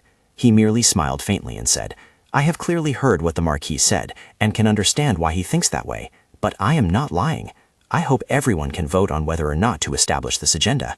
He looked dumbfounded upon hearing Lloyd's suggestion. "Vote? What kind of sudden trick is this?" He quickly said, "Sir, agendas are not listed so randomly." Elena, not to be outdone, chimed in, "May I speak for a moment? If a law states that if opinions are not unanimous when listing an agenda item, then a vote can be held." The Marquis of Tennessee, annoyed, subtly reminded her, "Lady Rosalia, do not be so conceited." Elena merely smirked and said, "If you don't believe me, invite a lawyer to verify it. It won't affect me at all. I've spent several days in the palace library reading through the entire royal code. Article 387, Section 39 of the Imperial Code states that when opinions on the listing are divided due to the authenticity of the agenda or other matters, a vote on the agenda list can be held with royal permission." Lloyd quickly said, "Even those familiar with court affairs cannot know everything." His words stunned the Marquis of Tennessee. He said in an annoyed tone, "Fine, then proceed with the vote according to the law." He secretly thought, "Anyway, not many people will agree. Let's begin the vote then. The agenda item will be added if more than 1/3 of the votes approve, he calmly announced to the nobles in the room. Voters, please raise your hands. Rick merely sighed silently as the others pondered. A hand quickly shot up, to everyone's astonishment. Rick calmly said, "I agree." Elena smiled happily upon seeing his agreement. "Father, thank you. I will repay you, and Mother as well, of course." While she was thinking, another voice rang out, "I agree." The others quickly followed suit, saying, "I agree, I agree, I agree." Marquis Tennessee glanced around, thinking to himself, "Still not enough, is it, if it continues like this?" Luchel also raised his hand. "I agree." After hearing the Grand Prince speak and thinking it over carefully, I feel as though I witnessed what happened at that time. That day I was on my way to the library to prepare for the meeting among the male nobility. Then in the alley, Viscount Chaffour approached the carriage and helped the Grand Prince. I didn't think much of it then, as he was considered the closest person to the prince, but now I know it was a kidnapping. Elena smiled inwardly, excited. This was it, a one-sided argument between her and Lloyd, but witnesses and testimonies from the third party would help their situation. A voice promptly declared that this concluded the vote and announced the agenda item on the list. Lloyd smirked upon learning the results, stating that the Marquis's objection would be considered based on his loyalty to the Emperor. Marquis Tennessee shot him an annoyed glance when he said that. Lauren said, resting his chin on his hand, "I confirm the dismissal of the Marquis's proposal to cancel the agenda. Please proceed. Viscount Jaffer, I give you an opportunity to reveal who is behind this." He flinched in fear when he heard the Emperor mention him. Confessed your backer at the plenary session. If you don't reveal them, your family will be expelled. Jaffour trembled violently, and sweat poured off him like a stream upon hearing Luren's threat. He quickly asked him, "Tell me, who is behind this? If you answer, I will spare you." He trembled as he spoke each word. "The one who ordered me to harm the Grand Prince is Marquis Tennessee." But before he could finish, a knight beheaded him. His head fell to the ground. On the floor lay a pool of blood in his head. The people in the meeting room immediately panicked, shouting, "What is this? Guards, seize him!" A stern voice rang out. "Silence! He attempted to assassinate the royal family. How could he be allowed to live?" Kaizen stood up and said with annoyance. As he departed from the meeting room, he said, "The meeting is cancelled, as it can no longer proceed." Elena cast a subtle glance at his retreating back. Killing the sole witness seemed to have resolved the situation, but Kaizen, your actions are enough to arouse everyone's suspicion. The name Tennessee was clearly heard, and the Crown Prince cut him off. Everyone in the room immediately began to murmur among themselves upon hearing Jaffour's last words. "Did you hear that? Yes, he didn't finish, but why the Crown Prince? Perhaps the Crown Prince was behind the assassination of the Grand Prince." As Kaizen departed, he clenched his teeth so hard that his veins bulged. She smiled contentedly, thinking to herself, "For now, I am satisfied with this." But she immediately noticed the Emperor looking at her. He's looking at me, right? In an empty room in the Imperial Palace, a loud sound suddenly echoed in the room. A glass was thrown angrily past Marquis Tennessee. "What? You're willing to defy the Emperor's orders to help me?" Kaizen stood before him, questioning him. "A beautiful daughter of marriageable age, and what's more, you're just a useless Marquis who only knows how to talk big, aren't you?" He said nothing in response to his questions. Kaizen gritted his teeth and asked him again, "Is that right, Marquis Tennessee?" He lowered his face, not looking Kaizen directly in the eye, and slowly said, "I am very ashamed of myself." But he quickly changed the subject. "Forget it. Thoroughly investigate who is on Lloyd's side." Marquis Tennessee quickly acknowledged the order. "I understand." But it seemed that wasn't all, as he added, "and investigate Elena Rosalia as well." Elena Rosalia? I need to know what the hell her relationship with Lloyd is. Kaizen's face darkened as he mentioned her. 2 days had passed since the plenary session ended. Despite the late hour and being in her pajamas, Elena was still sitting at her desk reading through the documents on it. Because of this, Lloyd had been sought after by a large number of nobles and received countless invitations. Of course, I also reaped useful benefits. At a previous tea party, Rebecca excitedly told her, "Actually, Viscount Jaffer's debts are so immense that even selling his mansion would only cover a small portion." She asked back, slightly surprised, "Is that true?" Rebecca continued, "I can't imagine how much he's accumulated without paying off his debts. I believe the guild's fund will grow just as you promised, lady." She took out a folder of documents and said, "Ah, this might be useful to you." Elena asked curiously, "Help me?" Rebecca handed her the documents. "I found a contract between Marquis Tennessee and Viscount Jaffer." Upon reading what was inside, Elena was also stunned with surprise. She thought to herself, "It's even more detailed than our own evidence." Was that scoundrel planning to back out then? Elena quickly said, just as expected of Lady Rendor. Thank you very much. Rebecca humbly replied, it was nothing. Back in the present, she was pondering everything. The Marquis would likely search Jaffer's mansion as soon as the session concluded, to erase all ties with the Viscount. However, there would certainly be nothing there. He must have been furious when he saw that. Who would arrive and find it first? Elena cheerfully rose from her chair, dancing around the room. We left a subtle message that we know more than he thinks, and we have evidence. That alone has made this endeavor a success. At that time, I had no idea that a great storm was about to break. Rick stood by the window, silently lost in thought. He recalled Elena's actions during the meeting, wondering why she had spent so much time on the Grand Prince. Could it be? But he quickly dismissed the sudden thought.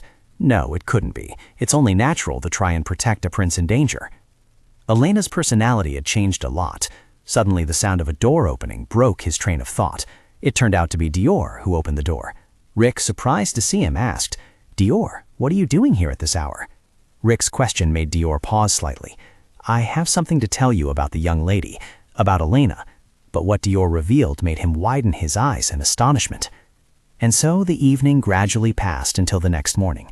Elena walked down to the dining room, and the first thing she did was greet everyone. Father, mother, good morning.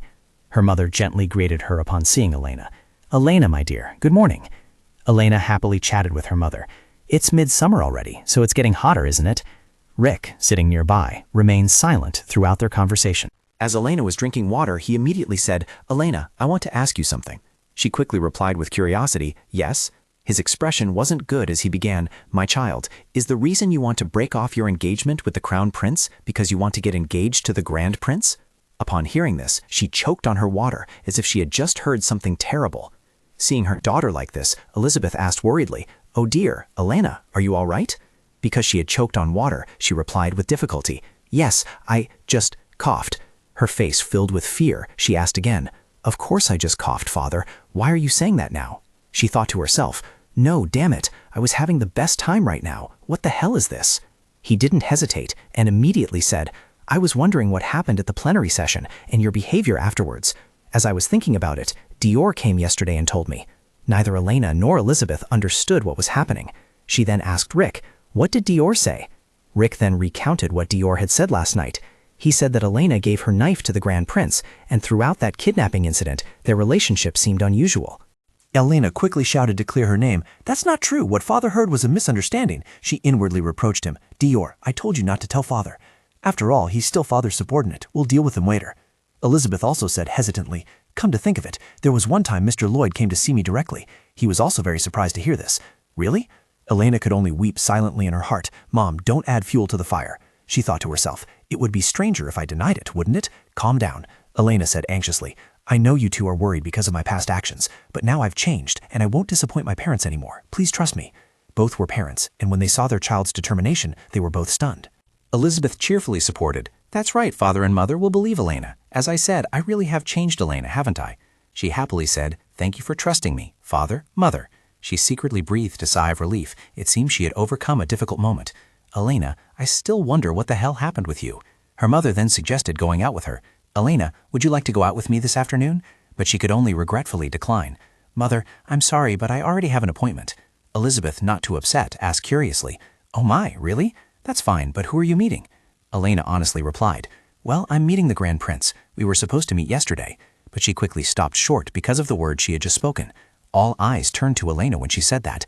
The prince? She stammered in confusion. Mother, you might misunderstand, but it's not like that. We're meeting for work during the session, so, you know. At the royal palace, Elena walked deep in thought and feeling down. It's so annoying. Coming all this way and not being able to clear up the misunderstanding makes me 100 times more frustrated. But as she walked, something caught her eye. It turned out the flowers along the path were in full bloom, and she secretly marveled. So beautiful. This is the only good thing in this palace. Just looking at them makes me feel much better. A voice rang out, interrupting her thoughts. Lady Rosalia. Upon hearing the voice, she cursed under her breath. Damn it. It turned out the voice belonged to Kaizen. He walked up to her and asked, what are you doing here? Elena frowned as she turned her face, thinking to herself, I can't ignore him, can't I? Following proper etiquette, she bowed. Greetings, Your Royal Highness. He simply remained silent at her respectful greeting. After the greeting, Elena turned her back and started to leave. I'm quite busy, so I'll excuse myself now. But Kaizen quickly grabbed her wrist. Wait, lady, why didn't you stop? My patience has its limits. His face became more scowling. Elena responded just as firmly. I don't understand what your highness is implying. She secretly thought, what are you even saying, you jerk? Without hesitation, Kaizen angrily shouted, your schemes are truly childish and common. Of course, that's because you love me too much, but there's a limit to my patience, so stop it. And I hope not to see you lingering around that person to provoke me again. Why aren't you answering? Elena felt as if she had fallen into another universe, not understanding what he was saying. Wait, this jerk isn't serious, is he? Elena tried to remain calm and replied, Sir, if you don't mind me asking, do you think I'm with the Grand Prince to get your attention? He immediately asked, Isn't that so? If you don't want to provoke me, why are you with that idiot? She was surprised to hear his words. Elena immediately pulled her hand away from him and said loudly, annoyed, You're not mistaken. The Grand Prince is much better than you, Crown Prince. Everything gradually fell silent as she pulled her hand away from him and he said, What did you just say, lady? His eyes clearly showed anger at her comparison.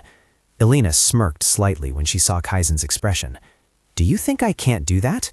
She said with a challenging tone. Let me say it again. Grand Prince Lloyd is much better than you. Sir, if you ask in what aspects he is better, the answer is everything. Personality, intelligence, and above all, appearance. A voice rang out again, interrupting their conversation. I wonder what's going on, as you haven't arrived even after the appointed time. What are you doing here, lady?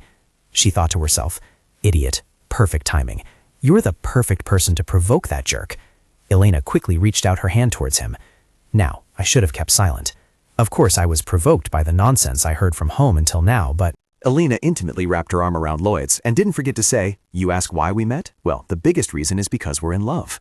Kaizen fell silent, stunned by her words. A look of amusement appeared on Elena's face. How about that, you bastard? It's driving you mad with annoyance, isn't it? He immediately questioned her actions. My lady, how dare you do such a thing in front of your fiancé? Elena was both bewildered and surprised to hear him utter such a brazen remark. Now this bastard thinks he can say whatever he wants, huh? She said in a low, firm voice. I don't think that's what you want to say, sir. She recalled the previous scene. Look at what I saw the moment I arrived here. He stubbornly pointed a finger at her face. Men and women are different. How can we think about things the same way? She didn't back down and retorted. Different? Different in what way? We all have a head, a body, 2 hands, arms, and feet, and even our internal organs are almost identical. But then she realized one difference and brought her hand down to tap her chest. Ah, right, there is one difference. Do you really want to know? Genitals. That's because you have them, and I don't. Kaizen seemed to be speechless, unable to retort, and flushed red, wanting to stop her words. Stop it, my lady. Have you no shame? Lloyd, standing beside them, having heard everything, could only tremble from holding back his laughter. Seeing him like that, Kaizen clearly showed annoyance mixed with anger. There's nothing more to say here. Let's go. He reached out to pull her away, but Lloyd immediately blocked his path. No, you can't do that. You shouldn't carelessly touch my lover's hand like that. Kaizen angrily said, What? Lover? Stop spouting nonsense and get out of here. Lloyd immediately put his arm around her waist and said in a challenging tone, just like hers earlier, I'll show you who should really leave. Elena was also very surprised by his sudden action. What is he doing? Without hesitation, Lloyd lightly kissed her forehead. He glanced to Kaizen with the eyes of a victor. You see now, don't you, who should leave? The atmosphere fell silent. Kaizen could only leave in anger, muttering, We'll see how long you two last. The distance between Elena, Lloyd, and Kaizen gradually widened as he departed. All right, that's enough. Can you explain what's going on? This question made her jump and blush. Now was her moment of realization as she sank into her thoughts. What have I just done? I've dug my own grave.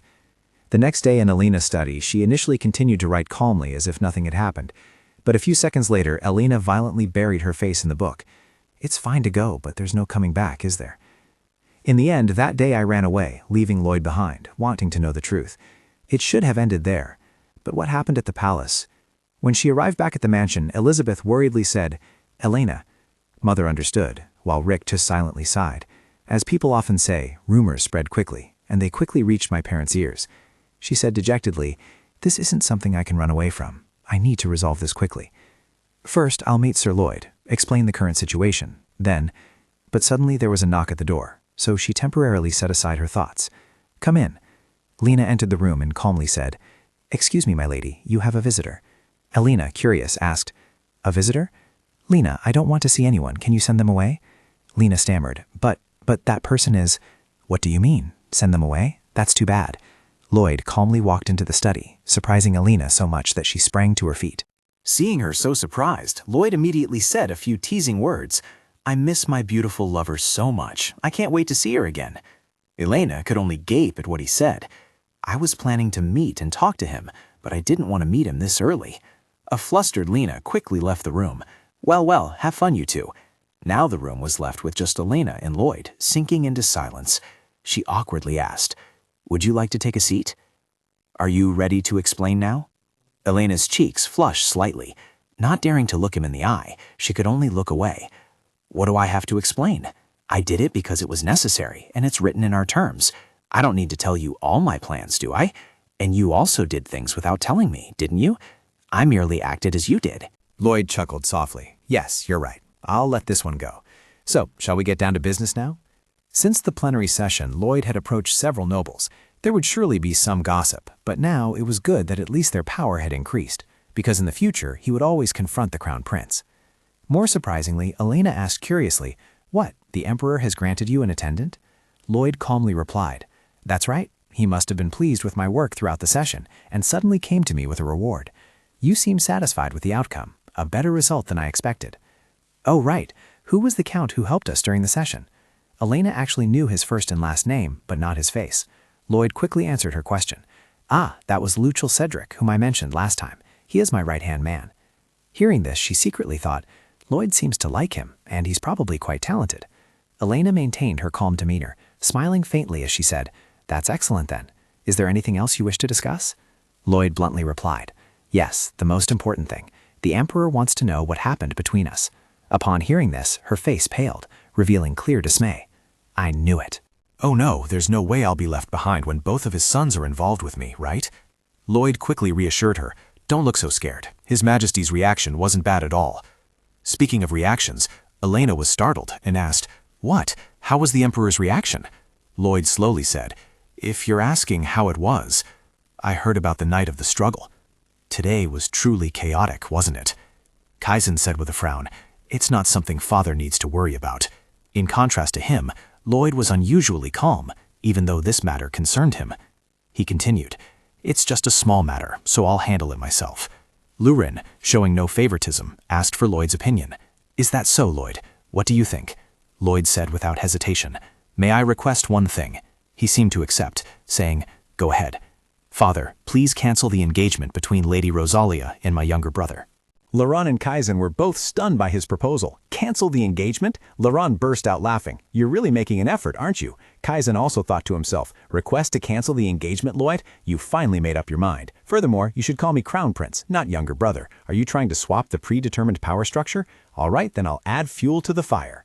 He calmly refused Lloyd. I'm sorry, but I'm afraid I cannot help you, because it is a marriage according to national law. With a triumphant smile, Kaizen turned to taunt him. You heard that, didn't you? If you didn't know, then just stay out of it. But a voice interrupted. However, you don't know what the future holds. This statement caught him by surprise. From ancient times, a hero is the only one who can overcome a beautiful woman. Kaizen clenched his hand into a fist, thinking to himself, just keep fighting, like you are now, trampling on each other, then stand up and reclaim everything. Laurent also skillfully changed the subject when he told them both to go to their rooms. All right, it's getting late, you two should go. Lloyd quickly bowed. I understand. But Kaizen did not leave, instead saying, Father, I have something to say. He then asked, What is it? Please, Your Highness, organize the hunting festival. Your suggestion certainly bodes ill for the future. The Hunting Festival, an annual event organized by the Imperial Court to reduce the number of wild animals attacking homes in winter and to ensure an emergency food supply. However, since the focus was more on fostering harmony among the nobles than on hunting itself, it was an opportune time to solidify one's status. The Crown Prince was no longer toying with his position. Laurent quickly said, I agree. Back in the present, Lloyd said, The request to annul the engagement has been rejected, but His Highness's mood isn't bad. The important thing is that the hunting festival will take place soon. Upon hearing about the festival, Elena's face turned pale. What's taking place?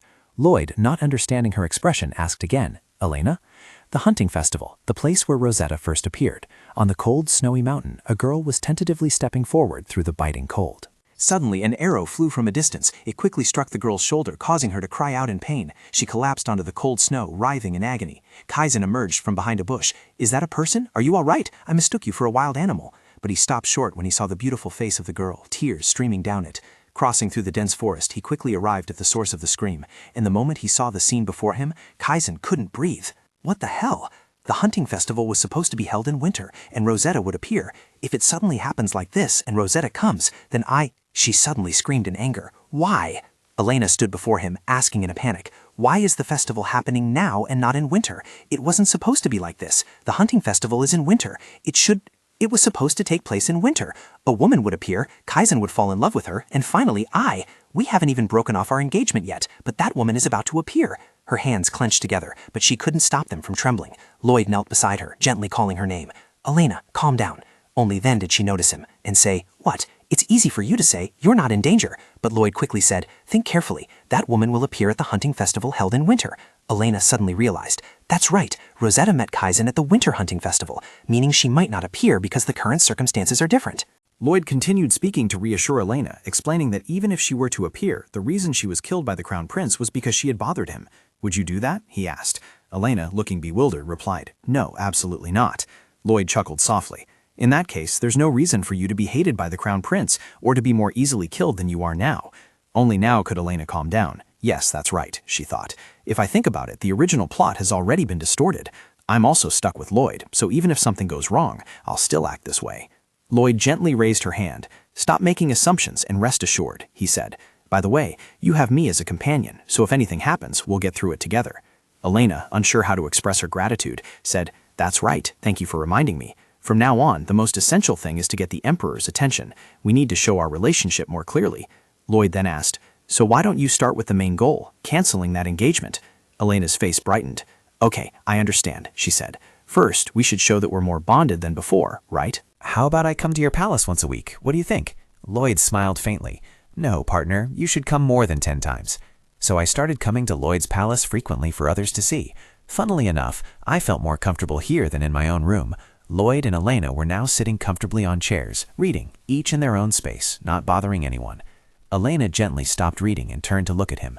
Feeling at ease, I started paying more attention to him. Hey, can I ask you something? Lloyd immediately said, Sure. Elena didn't think much before asking, What kind of person were you in your previous life? Lloyd didn't answer, but instead asked her, Are you asking me that now? Elena gave a forced smile and turned her face away. Yes, I want to know right now. She thought to herself, Even if I had asked before, he probably wouldn't have answered. His mood seems to have softened these past few days. Lloyd crossed his arms and looked at her.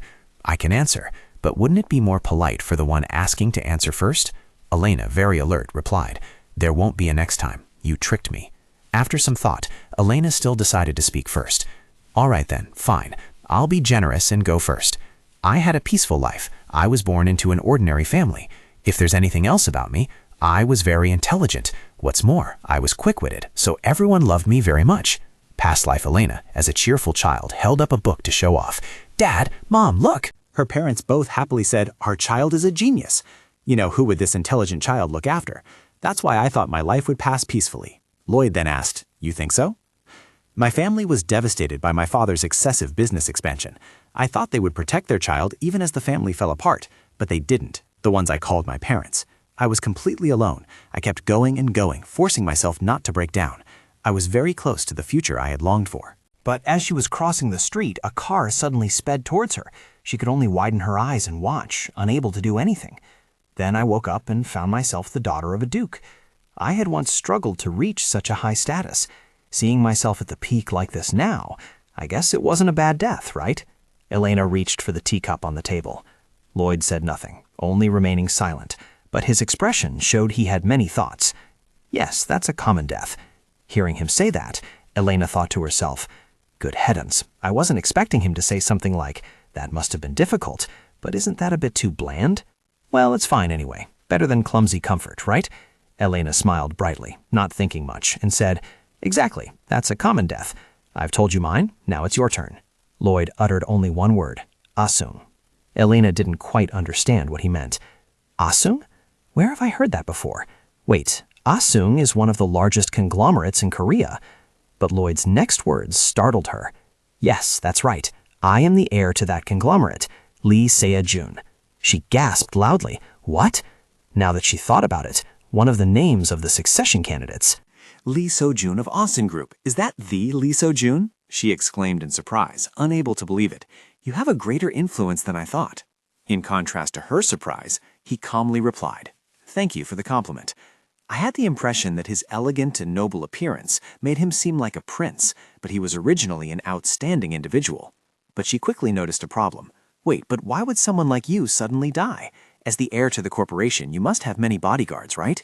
You wouldn't have an unexpected accident like me, and there would be people checking your food and belongings. Why would such a talented person from Asen die? Was it due to a chronic illness? Her naive thoughts left Lloyd silent, unsure how to respond. Why aren't you answering? How did you die? You said you'd tell me if I told you first. Listen to me. Elena tried to make him answer, but he just silently read his book. Suddenly, Lloyd spoke. My brother. Elena listened to his every word. Yes, your brother? Poisoned me. Lloyd said this with a terrifyingly calm expression. She was also stunned with fear. Excuse me? Who did what to you? That's quite a rare death, isn't it? Elena glanced around, then thought to herself. The hunting festival had begun, and many things had happened while she was preparing for the hunt, one of which was... She recalled the previous day, when she had inadvertently gone to greet Belda, Lady Cheddar. It was unbelievable that she was still so unoccupied. She was startled again. Hello, Lady Rosalia. Her face was pale, and before Elena could say anything, she hastily explained, "Please listen to me first. I'm sorry I couldn't keep my promise, but thanks to that, you saved Sir Lloyd. However, I think it will be difficult to keep that promise in the future, so I told my family that I'm managing an information shop." Belda bowed her head deeply. At home, they've arranged for more nights, and my father and brothers have even decided to pick me up and drop me off every day. Wouldn't that be less risky, my lady? Belda looked up at her expectantly, which quite surprised Elena. Had she prepared so much, thinking she might not be able to keep her promise to me? So Elena just told Belda, "Well, I suppose so, but please tell me first. Next time, I'll be furious." Seeing that she wasn't blamed, Belda was very happy.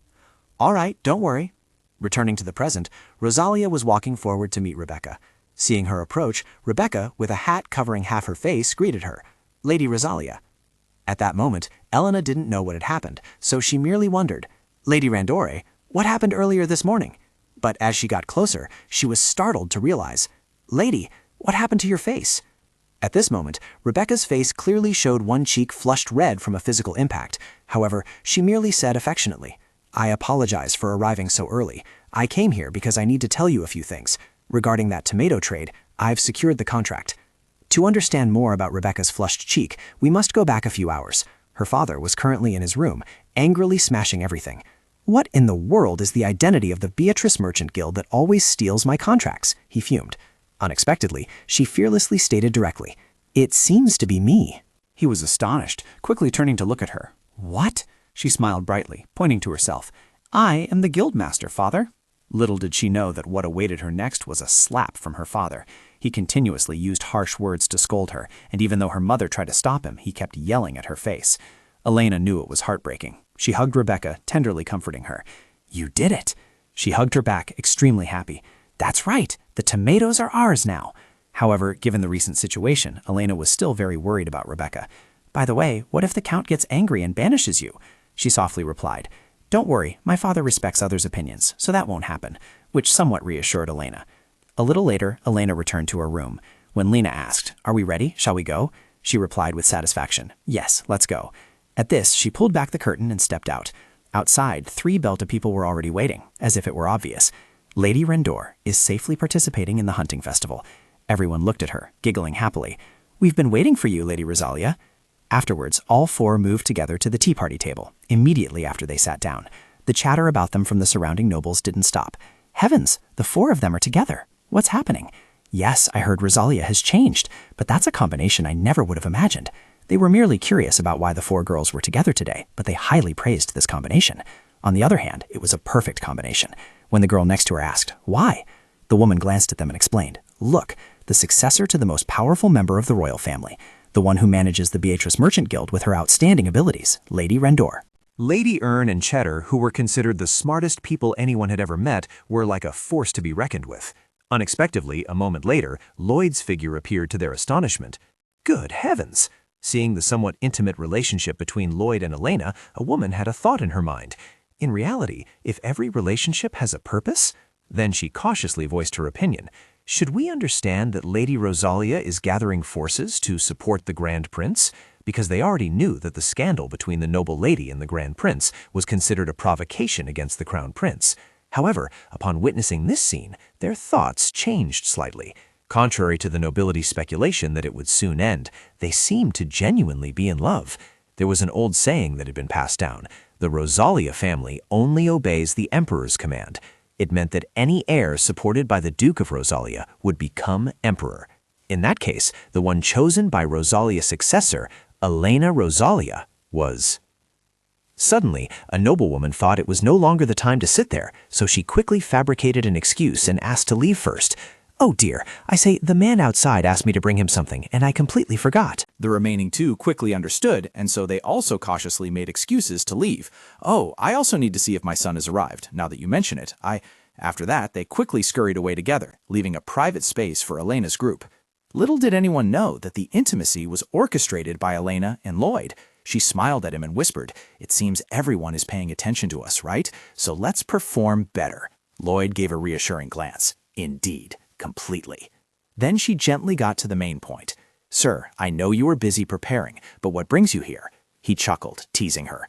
"No matter how busy I am, nothing is more important than seeing you." The three other girls, including Belda, were visibly happy for them, or rather, even the distant nobles were happy for them. But the truth was, this act was merely for show and had been planned. Now, we must go back about 2 weeks. Elena slammed her hand on the table, announcing a piece of news to him. "The hunting festival, that's great. Let's make the most of this opportunity while we're there." This made Lloyd wonder, how? She clenched her fist with determination. "It's not often that nobles gather like this. That's why we must show them the passionate relationship between you and me." Hearing this, he was somewhat amused. "Passionate, you say?" She said, "Good idea. Let's start practicing then." While she was skeptical. "Practice what?"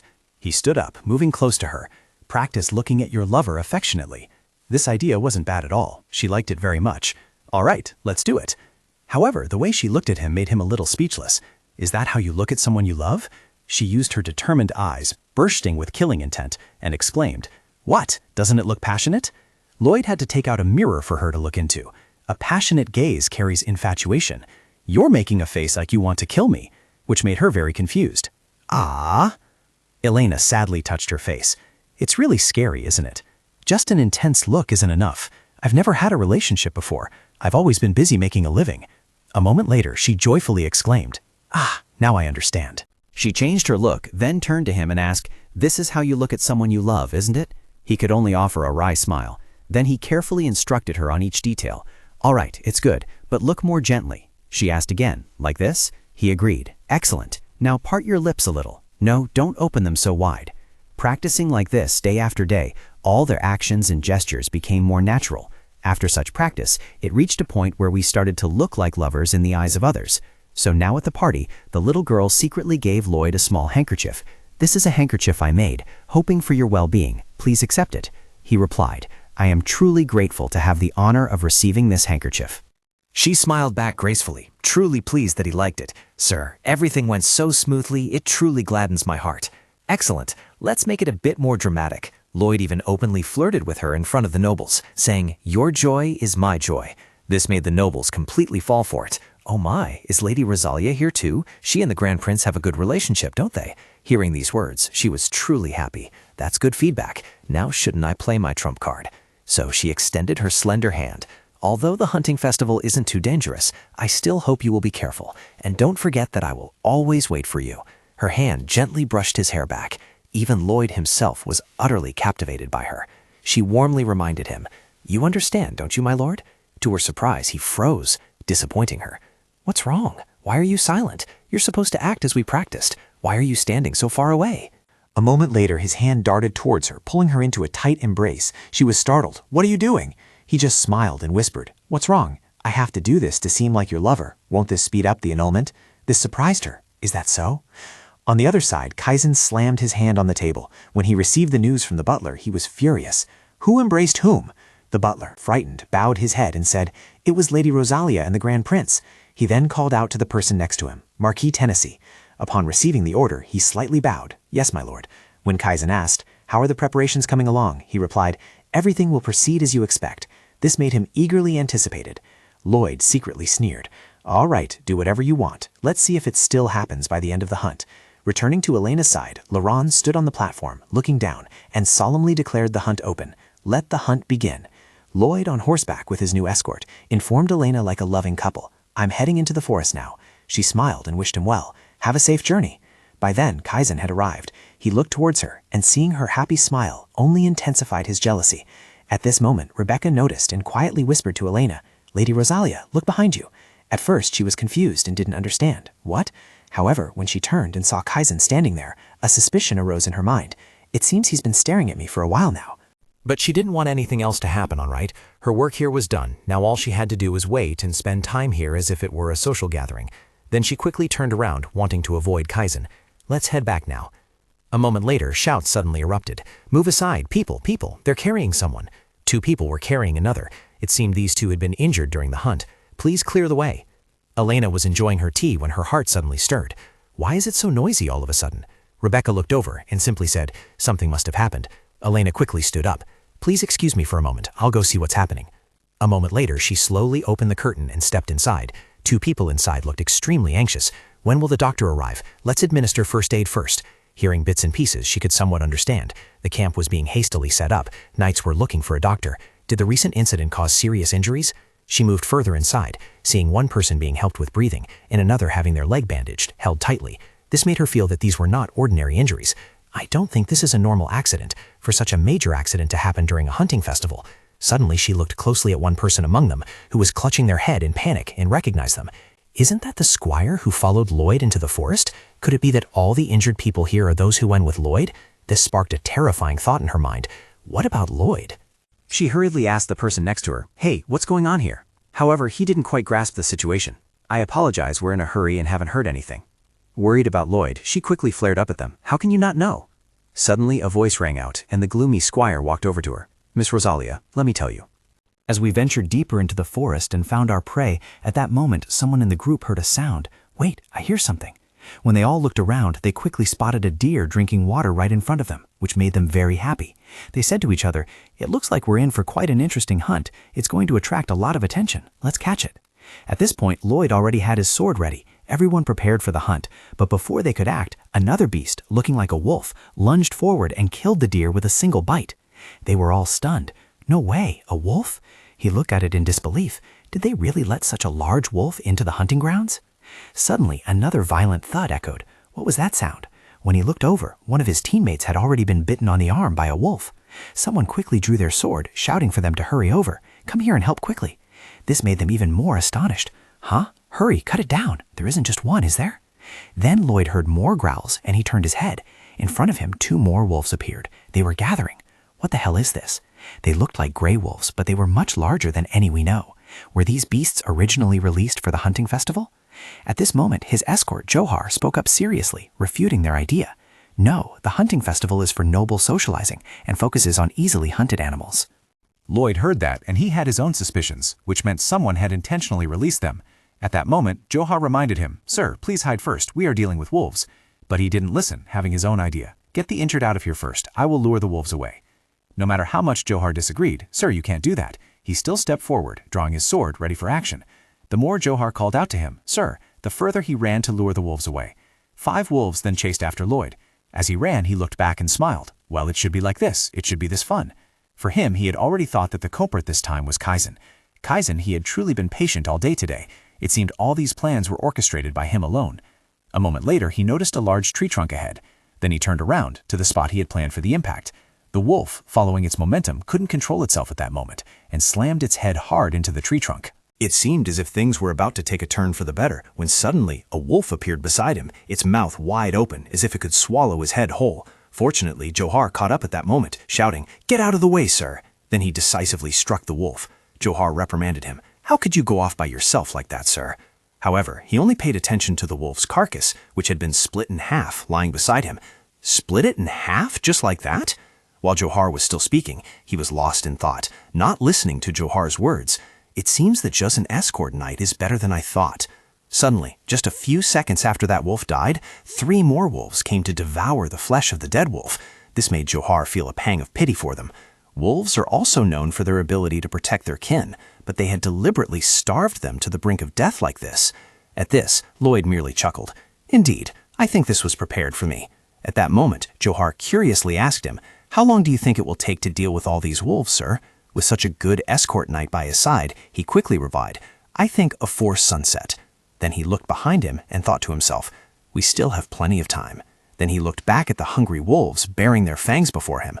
"Let's deal with them as quickly as possible." Actually, he already knew that Elena would come here immediately after hearing the news, before the princess could rush to save the prince once more. Meanwhile, Elena was still being informed, so we only killed one wolf and returned, but the remaining wolves pursued the prince. This astonished her greatly. Pursued Lloyd? So she very quickly left there. "Horse, where's the horse?" Hearing this, he loudly asked her, "Where are you planning to go at this moment?" But she said nothing, only quickly mounted the horse, causing him to run after her, trying to dissuade her. "Do you really intend to go into the forest? It will be very dangerous. The search party will be leaving soon." She just frowned and said, "Move aside." Her stern face and tone left him stunned. "What?" Then she spurred her horse forward, even as he called out from behind, "Miss Rosalia!" Alone, she galloped swiftly along the road into the deep forest.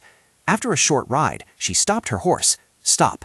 She carefully observed the swords on the ground, then thought to herself, "These swords? I think this must be the way." Combined with what she heard him say, he had gone deep into the forest. She immediately jumped off her horse, her hands decisively tearing off a piece of her dress. She sighed as she tied them to her shoes, thinking, "I really can't understand them." Suddenly she recalled a few days prior, when a knight told her, "Today I will teach you about escort and cover techniques." Initially she was a bit worried. Will I ever have to use it? The knight was somewhat hesitant, but he still spoke his mind. If you continue to encounter the prince, it might happen frequently. She then asked, still doubtful, will he continue to be kidnapped like this? The knight also found it hard to say for sure. Well, you'll never know what your future holds. Reflecting on this, she now just gave a faint smile, finding it odd. As she adjusted everything, she pondered, when something happens to him, I seem to become a different person. Would this provoke Kaizen? Or perhaps the former Viscount Jafar? The contract requires me to stay away from his affairs, but I can't do that when it comes to him. Then she picked up the sword from the ground and headed straight towards the deep forest. I seem to have gradually become a rash person, she thought.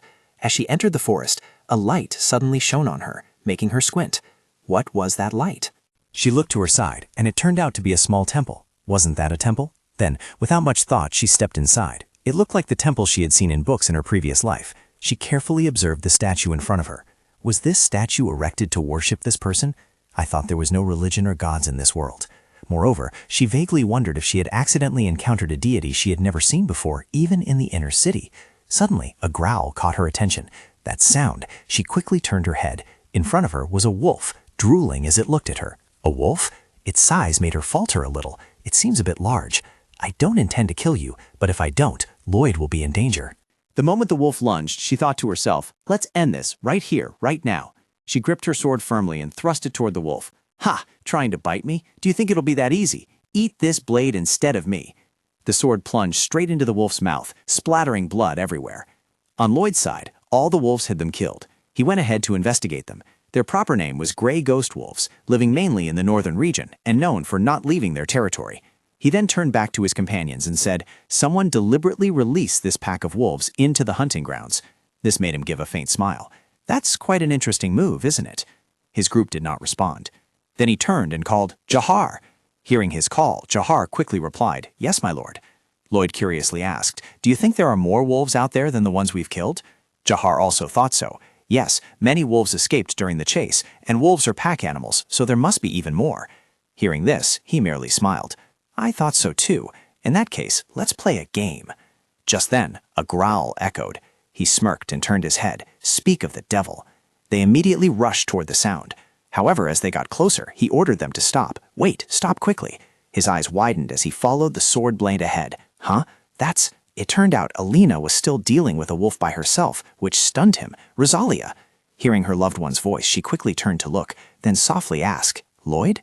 Even though her face was smeared with red syrup, she was still overjoyed because he was safe. He was still safe. Lloyd quickly ran to her, couldn't help but scold her affectionately. That was too reckless, which surprised her. What? Is something wrong with him? She felt his hand grip hers tightly and thought, it's as if he's worried to the point of panic. Then she looked to the side and saw his knights because she only thought, we're pretending to be lovers. So she quickly got into character and said with a smile, I'm not hurt, so don't worry too much. He hesitated. But what about the blood? She calmly replied, I'm fine. This is just the blood of that wolf. This made him sigh in relief. Wolf's blood? That's good then. It's good that you're all right.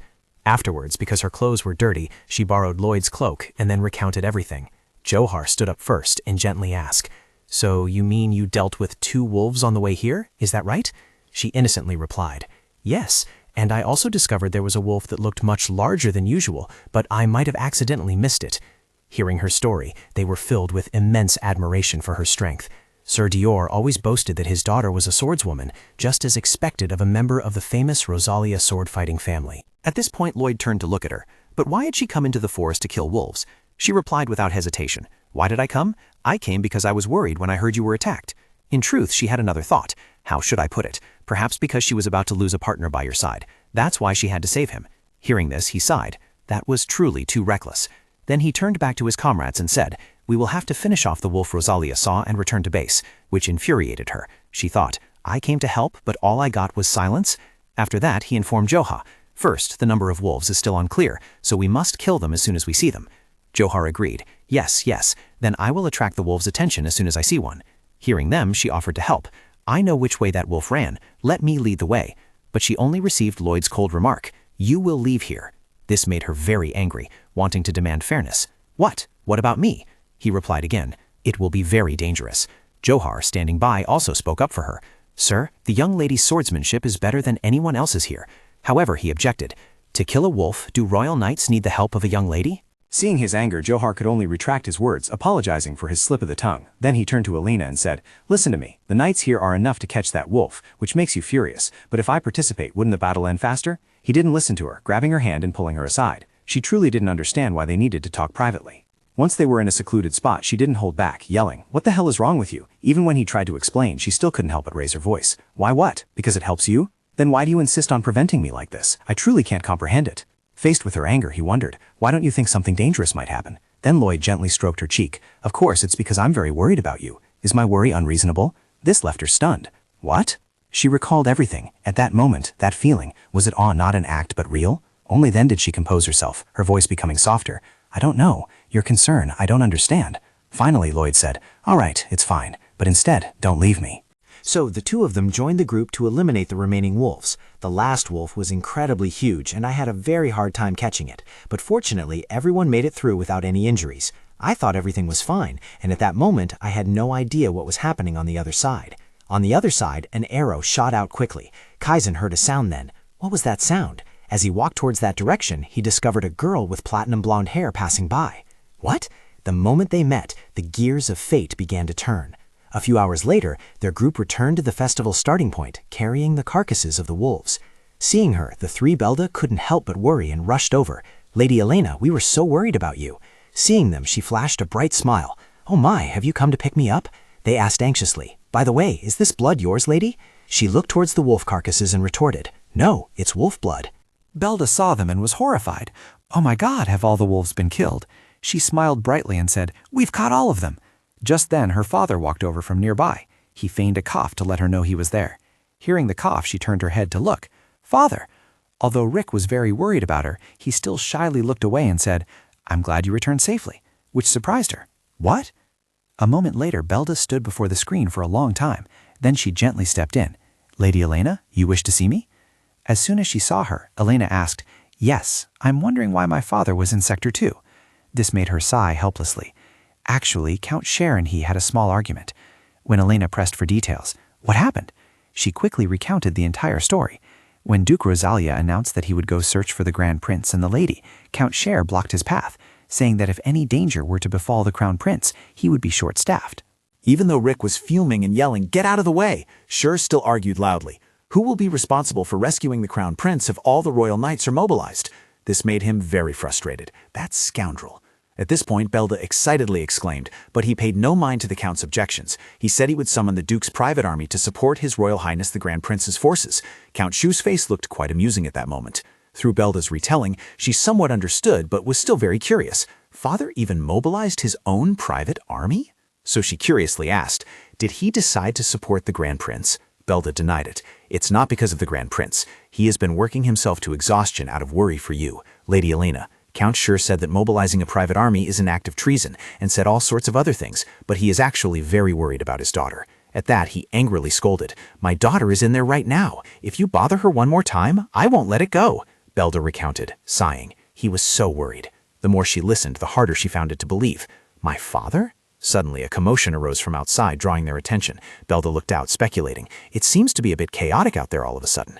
Elena, still bewildered, didn't understand what was happening. Oh right, what else could be going on? When the two of them went out, they only saw knights bustling about, shouting something like, "Get ready, quickly move over here, we need to be prepared, His Highness has returned." It turned out Kaizen had returned. His Royal Highness the Crown Prince had returned. He even brought back Rosetta, the novel's female lead, in his arms. Seeing him, she cursed under her breath in disappointment.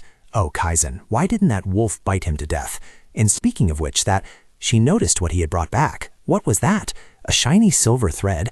Was it a fox? As she was deep in thought, an arm from behind patted her shoulder. It turned out to be Lloyd, who came to tell her, "Elena, don't look that way anymore," which surprised her. Lloyd? As she was whispering, "What the hell? When did you show up?" Belda, standing beside her, called out in bewilderment, "Milady, His Royal Highness the Crown Prince has brought back a strange girl." This surprised her. What? And she quickly glanced back. Long, flowing silver hair, golden eyes looking around as if in fear. It was the woman anyone would fall in love with at first sight. Rosetta, the heroine of the original story. She just stared blankly at the two of them for a long time, finally meeting the person who would ruin her future. A moment later, Rosetta, who had been lying unconscious on the bed, suddenly sat up, asking in confusion, "Where am I?" A maid, hearing her voice, brought over a white towel. "Lady Rosetta, are you awake? Let me help you get ready." This made her a little scared. "Who are you? What is this?" When the maid added the next sentence, "Please hurry, His Highness will be here soon," she finally realized, "That's right, I'm in the Imperial Palace." On the other side, Kaizen was also slowly making his way towards her. As soon as she was informed that His Royal Highness the Crown Prince had arrived, she turned to look at the door. As he entered, Rosetta immediately stood up. "Your Highness." He looked at her kindly and smiled. "Rosetta, are you awake?" Without hesitation, she rushed towards him, walking very quickly despite the maid's warning. Lady Rosetta. As a result, she tripped and fell into his arms. "Rosetta," he reprimanded her with great concern. "You are so careless." She then took his arm and smiled. "I apologize, Your Highness." This surprised Kaizen. "You can still smile after this?" She confidently replied. "I was just so happy to see you, so—" Now the doctor nearby spoke up. "Forgive me, but please treat Miss Rosetta first." He immediately agreed, yes. Then he took her by the shoulder, instructing the doctor, "Hurry and treat her." Rosetta also wanted to help the maid. Can the maid be treated too? He didn't understand, thinking the maid had done something wrong. "The maid? Who are you referring to?" She softly replied, "That person." The maid trembled, thinking she had done something wrong. To her surprise, she said, "As soon as I woke up, she helped me up, and I saw her hand was injured. Oh dear, she cut her own hand." The maid simply said, "I just accidentally broke a cup while cleaning. It's nothing." She exclaimed, "It's very difficult to work when you're injured." "So please allow her to be treated alongside me." This made Kaizen incredibly happy. Rosetta, she has such a generous heart. The doctor next to them chuckled in agreement. "Indeed, Your Highness, the young lady is a rare young woman with such a kind heart," making her blush. "Oh dear." Rosetta quickly waved her hand. "Not at all. This is simply the natural thing to care about." He sighed again. "There's nothing natural about this." The doctor also chimed in. "Yes, indeed, such actions come from a loving heart." She merely smiled shyly, but deep down she thought the same. "But sir, there actually is something. There is one natural truth in this world. I always deserve to be loved." The next day, as birds soared in the sky, Elena spoke up. "Did you hear that, sir? The female lead captivated everyone in an instant. I had to go through all those hardships to increase my own reputation value." Lloyd set down the teacup in his hand and told her, "It's all right. Everything is still within limits. That's right. That's what I've been waiting for. Just make sure that in the future you don't act like the original story's protagonist." Yes, as long as you don't bother Rosetta. But who would have thought that when both he and Elena uttered the same sentence afterward, the Crown Prince's wrath would not erupt? She sighed in relief and said, "It's my favorite Charlotte tea." He said he didn't like sweets. Wasn't Charlotte tea something he disliked? She recalled that time when she was pleading with him to switch to Charlotte tea. "This isn't tea, this is herbal Addison. I want Charlotte tea, not this kind. It has to be sweet and delicious." He still objected. "I don't like sweet tea. You can only drink what's available." Yet now he had changed, which surprised her. What? Is he kind enough to prepare the kind of tea I like, regardless of his own taste? He probably didn't want to drink it. Just look at that frown. So she immediately exclaimed, "The tea today is so delicious." He was very pleased to hear that. Very pleased indeed. Then she gloomily said, "I'll be away for a while. You'll probably be very busy soon. I just need to save my own life, but Lloyd's goal isn't his life, but this country." He smiled faintly in agreement. "Yes, I'll have to try harder while the opponent is distracted." However, at this moment, she seriously reminded him, "But remember not to let your guard down." That looked very much like the original story. The Crown Prince will transform into the perfect male lead, unlike before, and that's all because of Rosetta. She recalled the original story, feeling helpless. When the Crown Prince knelt to propose to Rosetta, all the readers went wild. That scene truly was as beautiful as a dream. Just then, Lloyd suddenly asked her, "Do you think your thoughts about him will also change?" This confused her. "What?" "This." Lloyd lowered his head, his gaze resolute. "You emphasize the term perfect male lead, and you like perfect things." Elena suddenly burst out laughing. "What are you talking about? No matter how perfect that guy becomes, he's still just Kaizen, so there's no way I'd ever like him. Don't worry, if we're talking about perfection, in my eyes, you are the most perfect. After all, you're also my partner, so of course you have to be perfect." These words made Lloyd blush. He was a little embarrassed. Lloyd smiled softly, touched. "It's great to hear that." Elena sighed and reminded him, "And as for dating or liking someone, I have no intention of doing so." Lloyd was silent for a moment, then finally spoke again. "Why?" Elena frowned, confused. "Why what? Are you in the mood for romance when our lives are in danger? The most important things for me right now are to successfully survive in the ducal kingdom and to help you. Those are the only 3 things." Lloyd gave a wry smile, thinking to himself, "The only consolation is that I'm included in those 3 important things, right?" Elena interjected. "Anyway, I have something important to tell you." Lloyd replied, "What is it? Tell me quickly." Elena thought for a moment. Actually, she had intended to talk about the temple and the statue she had seen in the forest. She had only been talking about meaningless and useless things. She needed to address this issue quickly. She carefully began. "Before we continue, I want to apologize for what happened in the forest. I provoked Kaizen and put you in danger. I shouldn't have." Lloyd said nonchalantly, "It's all right. We can't predict everything. We just need to be more careful in the future." Elena looked at him and replied, "I should thank you for saying that." She thoughtfully looked into Lloyd's eyes. What was that look? I've seen that look before, as if he knew it was coming, as if he himself had been expecting it. Elena remembered Lloyd's radiant face from before. "You've discovered it, just as expected." She suddenly brought up, "Lloyd, you knew there would be an attack, didn't you? You still haven't told me. I consider you a partner and discuss everything with you, but you don't?" Lloyd was silent for a moment. He had no choice but to explain. "If I had told you, you would have tried to solve the problem immediately. But I didn't want that. I didn't want to put you in danger." Elena bowed her head, thinking, "Here we go again." She spoke up.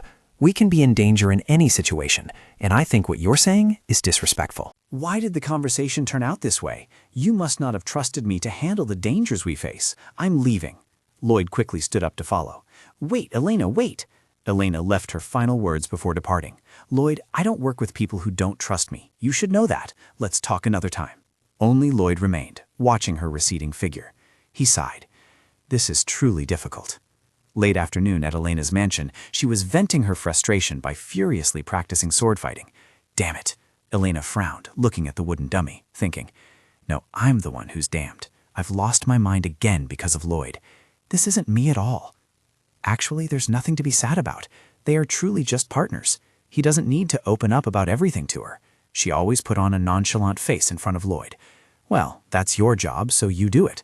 Elena's eyes reddened, the corners moist. "But I am sad. I'm just worried about his safety, just as he's worried about mine." Lloyd's words were etched deep in her mind. "I don't want to put you in danger." Elena tossed her sword aside. "No, that's enough. I'm the only one who feels this way. I should just maintain a reasonable distance and help him when he needs it. I truly hate this." At Marquis Tennessee's mansion, the Marquis's scolding echoed from within. "What the hell are you doing? Did I tell you to make money or to carry on the family legacy? You were born nothing but a harlot. All you can do is flirt with men." Lisa bowed her head helplessly. I tried, but..." Marquis Tennessee frowned as he poured wine. "Do you know that the family is currently in danger? I failed twice to do what the Crown Prince assigned. Just thinking about that venomous Crown Prince despising and exploiting me in the future is enough to make me shiver." Lisa choked back a sob, telling herself, "It's all because of Father's excessive greed." Marquis Tennessee calculated. Now, there's only one way. Try to win the favor of the young lady whom the Crown Prince brought back from the hunting festival. It's clear the Crown Prince is deeply in love with her. If we treat her well, we'll score some points. Lisa's pupils constricted in anger. "What the hell? What does that mean? Father, how can you ask me to do such a thing? I am a proud noble. Why should I try to please a commoner?" Marquis Tennessee's voice grew even louder. "No matter how proud you are still just a child of my bloodline. It's my prerogative. If you don't want to accept it, then try to win the Crown Prince's favor." Lisa thought in astonishment, how could he say that? Marquis Tennessee sneered. "If it's unfair, then you should wish you were born a man and could inherit from the family." Lisa interrupted loudly. The law still allows women to inherit, doesn't it? She was reminded of Elena. Marquise Tennessee merely gave a contemptuous glance. What? Lisa, meeting that gaze, could only obediently bow her head. No, I will do as you wish. Her eyes were tinged with sorrow and resignation. Lisa told herself there was nothing she could do. Rosetta, her second week since entering the Crown Prince's palace, Rosetta smiled brightly at the palace maids. At that time, I told him that. Everyone chimed in. Oh, how wonderful. Kaizen entered and gently asked, Is the meal to your liking? Garnet quickly stood up and bowed respectfully. Greetings, your lordship. Kaizen sneered at them. You all eat quite normally, don't you? Garnet could only bow her head in guilt, thinking, oh no, just as expected, I should have refused Lady Rosetta's invitation to dine. Kaizen coldly walked past, casually reminding them, I'm sure I've told you this before. You must know your place. Rosetta quickly interjected, Don't say that. I feel lonely eating alone, so I just wanted to invite them to eat with me. Kaizen's tone was still tinged with disgust. Even so, that's not acceptable. Rosetta suddenly smiled brightly. Then will you dine with me? Hearing this, Garnet worried inwardly. No matter how much the prince favors Lady Rosetta, this has gone too far. Unexpectedly, Kaizen calmly agreed. All right, I will, but we can't always eat together. Once a day we'll have lunch together. Rosetta clasped her hands and smiled. Yes, I'd love that. The servants in the room were all astonished, thinking, oh my God, His Highness allowed that. People say that when one meets their destined person, they become a different person. Is Lady Rosetta the prince's destiny? Rosetta asked, So what are you planning to do today? Kaizen took her hand. I came to pick you up because I have someone I need to introduce you to. Rosetta was surprised. Introduce? Who? Kaizen remembered Marquis Tennessee and Lisa waiting outside. Since you are here, you can't just interact with only servants forever. Coincidentally, a noble family has come to visit and wants to get acquainted with you, so we decided to meet today. Rosetta smiled sweetly.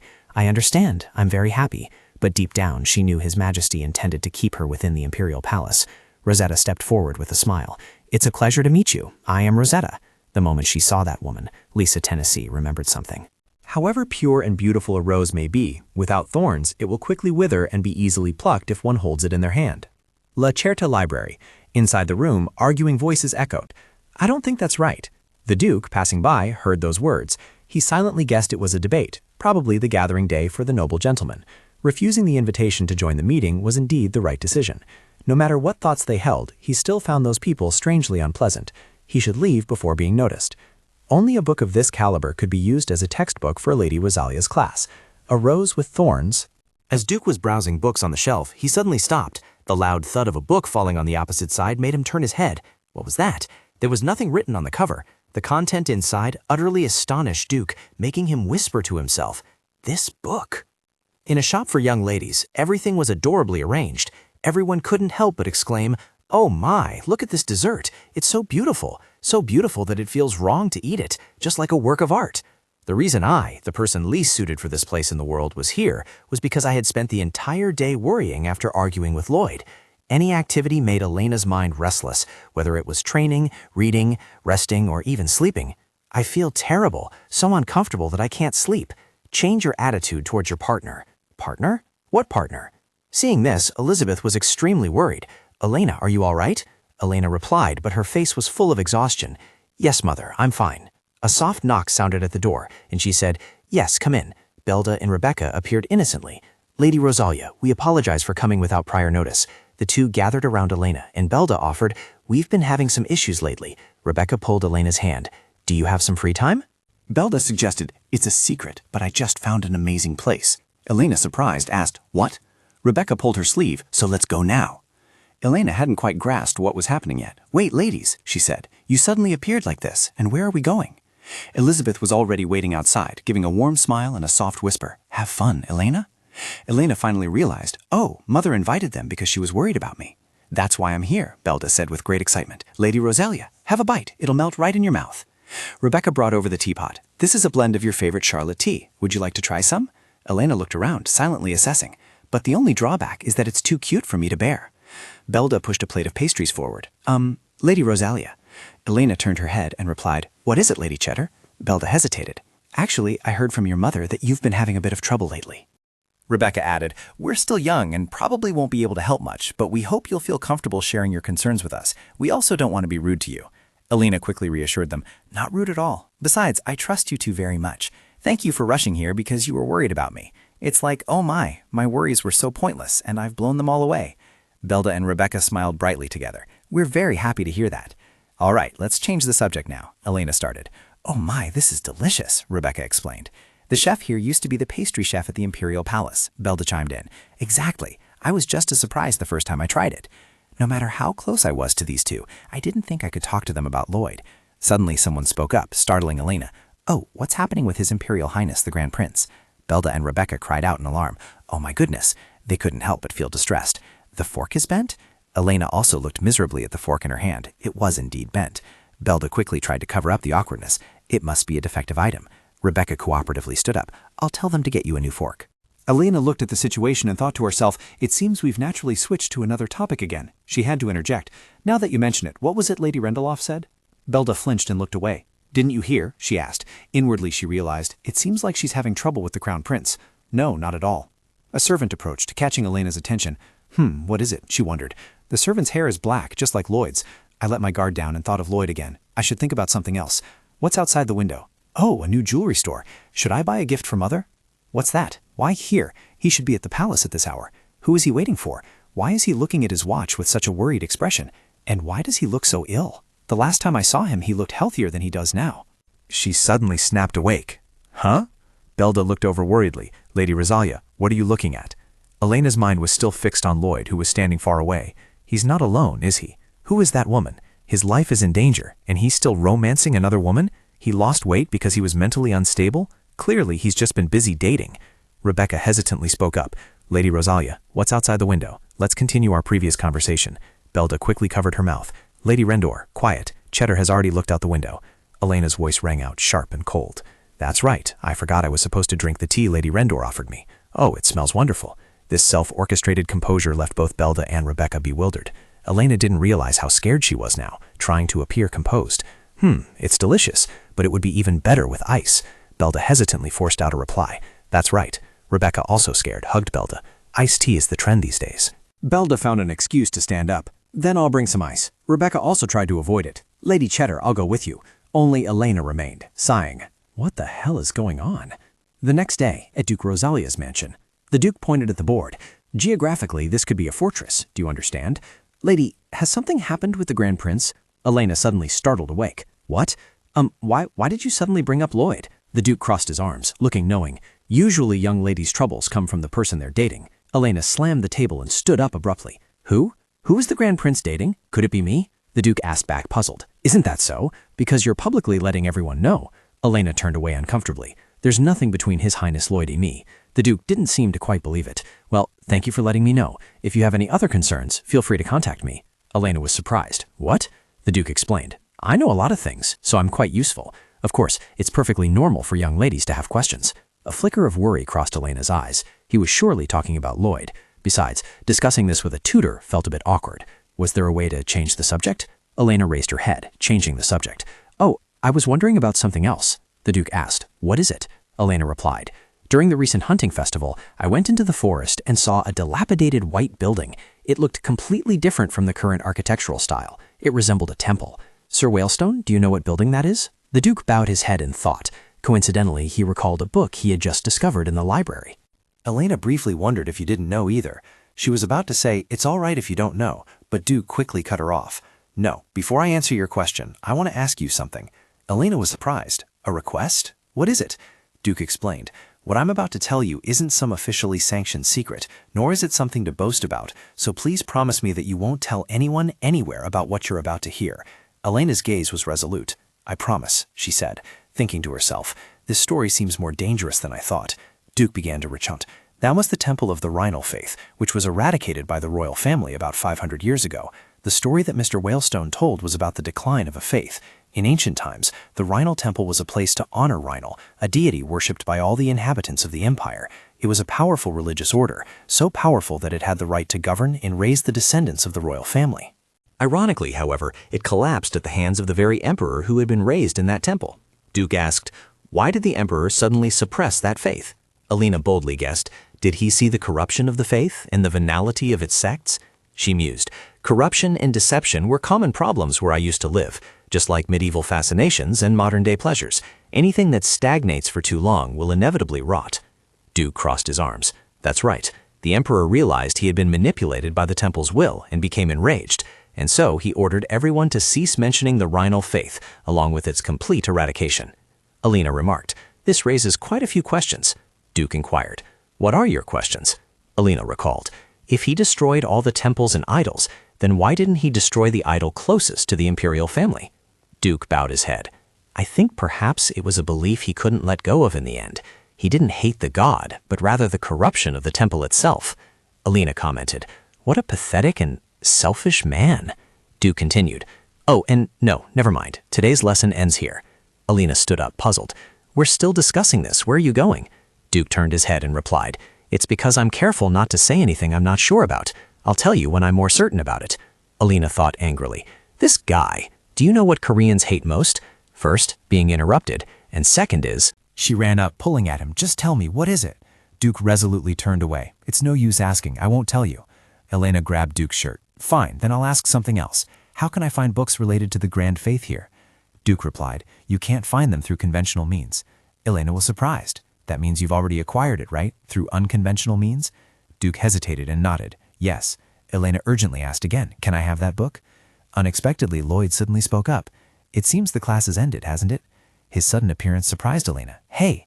Lloyd smiled kindly. "So, would you like to talk with me now?" Elena stared at Lloyd in disbelief. What the hell is he doing here? Lloyd and Elena returned to the room together. He spoke first. "Are you still angry?" Elena gave a placating smile. "How could I possibly be angry with my partner?" Lloyd saw her expression and understood immediately. She was clearly still angry. He hesitated and said, "Elena, I'm sorry." Elena looked at Lloyd in surprise, thinking, what did he just say? Did he say sorry? This man who acts like a proud demon king actually obediently apologized? I didn't expect that. What should I say in response? Sorry for what? Wait a minute. I think I've seen this scenario before. Flirty text messages between couples flashed in her mind. Man, I'm sorry. Woman, sorry for what? Man, for everything. Ha, you don't even know what you did wrong. You just say sorry? It's always like this. Man, I'm sorry. Woman, sorry for what? Man, for this and that. And why do something you know you'll have to apologize for? Elena clutched her head in confusion. Wait, why am I remembering that blog post? I'm not even dating Lloyd. All I have to do is simply say, it's okay. So stop thinking, come back. Where is my rationality? Inside her, emotion crushed reason. I win. Reason screamed, no! On the surface, Elena remained calm. What? What are you apologizing for? Lloyd exclaimed in surprise. Huh? Elena quickly corrected herself. No, I misspoke. Forget about it. She turned her face away, feeling a pang of sadness, and besides, she was sure he had no idea what she was talking about. Thank goodness, otherwise there would have been another stain on her life. Lloyd spoke up. I'm sorry for everything, for all of it. And then the next line would be, you don't even know what you did wrong, and you're just apologizing, aren't you? Elena thought in surprise. He knows that line too. But Lloyd wasn't finished. And there's one more thing. Elena blushed and muttered to herself, the heir of a sung group also spends time online? Lloyd's expression was nonchalant. I remember now. That person got scolded again and was asked why they did something they knew they'd have to apologize for, right? Elena trembled and replied, stop it. She frowned tensely, thinking, damn you, rationality, why am I the one who's embarrassed? The rational Elena simply replied nonchalantly, don't you think it's silly? Your feelings are your own, you know? Lloyd suddenly stood up. Elena, she flinched and replied, what is it? Lloyd stroked Elena's hair. I'm sorry I didn't tell you sooner. Elena was puzzled. What? Lloyd leaned in to explain. I'm sorry for overlooking you and making you feel like I didn't trust you. If that hurt your pride, then I apologize for that too. Elena awkwardly retorted, I know, I get it. Let's just drop it. Lloyd thought to himself, how cute. He smiled outwardly. The reason I didn't tell you is because I trust you. Elena, still puzzled, asked again, what do you mean? Lloyd knelt down on one knee. If you knew I was in danger, you would risk everything to protect me, even if it meant putting yourself in danger. I don't want you to get hurt, nor do I want you to suffer any pain. Do you understand now? It's because I'm worried about your safety. So, tell me, Lloyd silently observed. She's not too angry anymore. He was about to say, when Elena interrupted, I'm not angry. I'm just a little disappointed. She pursed her lips, thinking to herself, what's wrong? Why isn't he saying anything? Did I say something wrong? Elena blushed and shouted, what? Why are you laughing? Lloyd tried to suppress his laughter. It turned out she wasn't angry. Disappointed was the right word. Elena retorted, my point is there's no difference between the two. Lloyd chimed in, that's right, not much difference. Elena corrected herself. Anyway, the point is, I'm annoyed with you. Lloyd still smirked. Right, I was wrong. Whether you're angry, annoyed, or disappointed, I understand it all. Elena spun around. Really? So you, she realized with surprise. Isn't this the box that woman gave to Lloyd? Lloyd took them out. This is an apology gift, specially made for you, so please accept it. Elena hesitated. Thank you, I haven't prepared anything. What, did I make a mistake? I'm so ashamed of myself. Lloyd looked up. If that's the case, will you give me something? Elena asked in surprise. What is that? Lloyd recalled. Your dagger, the one you gave me before. I want it back. Elena mused. My dagger? I can give it to you, but why? Lloyd explained. Your dagger helped me, just like you did, so it means a great deal to me. Elena slammed the table and stood up. All right, follow me. She briefly thought. Making such a big deal out of everything. How strange. Elena prodded over. Here. Lloyd smiled. Thank you. I'll keep it safe. Elena turned away awkwardly. Okay, she thought to herself. Just don't tell him it originally belonged to Sir Dior. He'll be happier not knowing. Lloyd called her name. Elena. She turned her head. Yes? Lloyd smiled gently. Please continue to take good care of me in the future, okay? Lloyd placed a fleeting kiss on her hand, which made Elena's cheeks flush red. She spoke up. Lloyd, I have a question. Lloyd replied. Ask as many as you want. Elena hesitated. Why are you apologizing first? Lloyd squinted and smiled. Elena, of course I have to apologize to you first. How can I live without you? Don't you know that, Elena? Lloyd's answer was more like a declaration of love than any other sweet talk. The Crown Prince's palace. This was the 6th time she had met Rosetta as a conversation partner, by her father's command. Rosetta's capabilities were far beyond what she had imagined. Lisa looked at her watch. Again, how dare a commoner make me wait? Since their first meeting, she had never been on time. What did she even say the last time they met? Rosetta smiled demurely. I apologize. I overslept. Lisa gritted her teeth. It's hard to resist tearing her mouth apart. Outside, lively chatter could be heard. Yes, Your Highness. Oh my goodness, he is so sweet. Rosetta appeared amidst the conversation. Right? Your Highness is truly very... Lady Tennessee, what are you doing here? You startled me. Is today the day we were supposed to meet? Lisa hesitated. Yes, it is. Rosetta covered her face, sobbing. I can't believe I made this mistake again. Lady Tennessee, I am terribly sorry. Please forgive me. I won't be late next time. Lisa frowned in annoyance, thinking to herself, how many times has she said that? A maid quickly stepped forward to comfort her. Lady Rosetta, please calm down. Don't cry. His Royal Highness the Crown Prince would be very sad if he knew. Lisa watched this display with utter disgust. If this continues, I'll be the only one wasting my time. She reluctantly spoke up. It's all right. Please calm down. Rosetta looked up. Really, Lady Tennessee? Thank you. I'll make sure this doesn't happen again next time. But who knows what might happen again? Rosetta smiled sweetly. I'd like that precious iced tea you brewed for me yesterday. Garnet was surprised. Precious, Rosetta replied. Yes, you should give something precious to a precious person, shouldn't you? Lady Tennessee, I hope we can become closer today. Lisa, startled, replied, In what way? Rosetta suggested, First, please call me by my name. Lisa turned her head in annoyance. What did you just say? Rosetta explained, Usually if we call each other by name, we become friends more quickly. Now that I think about it, I've never heard Lady Tennessee call me by my name before. Lisa felt an endless irritation inside. She should have known why I wouldn't bother calling her by name. While Rosetta continued to babble on, I think perhaps that's why it's taken us so long to get to know each other. Lisa tried to tell herself, she might be a commoner, but she's protected by the Crown Prince, so I must show respect. Rosetta pleaded, Please, come on, try calling me by my name. In the end, Lisa still couldn't accept it. Even knowing that, she still dared to make me call her by her name. She wanted to say something. Rosetta leaned closer to her ear. What? I can't hear what you're saying. Lisa's volume was extremely low. Lady Rosetta. Rosetta smiled excitedly. Isn't this wonderful? Now that you've called me by my name, I feel like we've become very close friends. What do you think, Garnet? We seem to be getting along better, don't we? Garnet smiled. Of course. I'm very happy to see you two addressing each other so casually. Rosetta couldn't hide her happiness. As expected, there's no better way to get closer than this. Lisa felt nothing but disgust. I want to spit on that innocent, naive smiling face. How can she smile as if she's so happy? Won't this relationship end as soon as the Crown Prince marries Lady Rosalia? Will she still be smiling when she finds out the Crown Prince already has a fiancé? Doesn't she know? She wholeheartedly believes she is the Crown Prince's true love. Yes, that's just what a commoner would think. The call, Lady, Lady, startled Lisa awake. Yes? Rosetta asked in surprise. What were you thinking about that you didn't answer when I called? Lisa shook her head. It's nothing. Did you want to tell me something? Rosetta giggled, covering her mouth. There's something I wanted to ask. Could you tell me a little about His Highness? I realize I know very little about him. Lisa, unsure, replied. All I know is his basic information. But Rosetta became even more delighted. Perfect, that's exactly what I want to know. It's annoying to hear His Highness say that I don't need to know about it and just need to be by his side. Lisa inwardly sneered. He's cultivating an image. She smiled appropriately. All right, I'll tell you everything I know. Rosetta seemed very grateful and exclaimed, Thank you, Lady Tennessee. What, he has a fiancé? Lisa feigned surprise, covering her mouth and exclaiming, Oh my, you didn't know? Why didn't anyone tell you? Rosetta asked again, Who is she? Lisa replied, His Highness's fiancée is the Duke's only daughter and the country's ducal heir, Lady Elena Rosalia. She's a beautiful and noble person with dark pink hair like flower petals and red eyes. These words made Rosetta anxious. A noble, the Duke's daughter.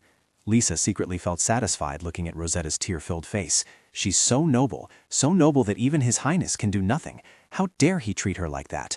Furthermore, although Elena Rosalia is currently pretending not to care about His Highness, it's impossible that she genuinely means it. What she's doing now is probably just to attract attention.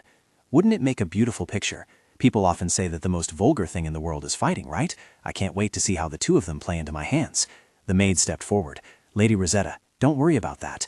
Garnet chimed in. That's right. Lately the two of them have been arguing, not canceling the engagement. His Highness has no one else but Lady Rosetta. Lisa secretly scoffed, listening to the sweet words. Rosetta looked up and asked, So, can they cancel the engagement? The maid replied, Of course, you will hear the news soon. Lisa gave a wry smile. It's not that easy. An engagement between nobles cannot be easily broken due to other vested interests, and this is a marriage between a royal family and a ducal family. She cannot arbitrarily annul the engagement. And there has been no news of a termination for a long time, but the absence of sufficient news also means that time has run out. Well then, until next time. The maid beside her incessantly offered words of comfort. Lady Rosetta, that's not true. They will break off the engagement. Please listen to us, please. Lisa walked away from the palace. She smiled contentedly where no one could see. How wonderful. This is what you will get, Rosetta. Rosetta sat thoughtfully in her room, looking out, repeatedly muttering, Rosalia, Rosalia, Elena Rosalia. That's right. It was that woman. Rosetta chuckled to herself. She is the Crown Prince's fiancée.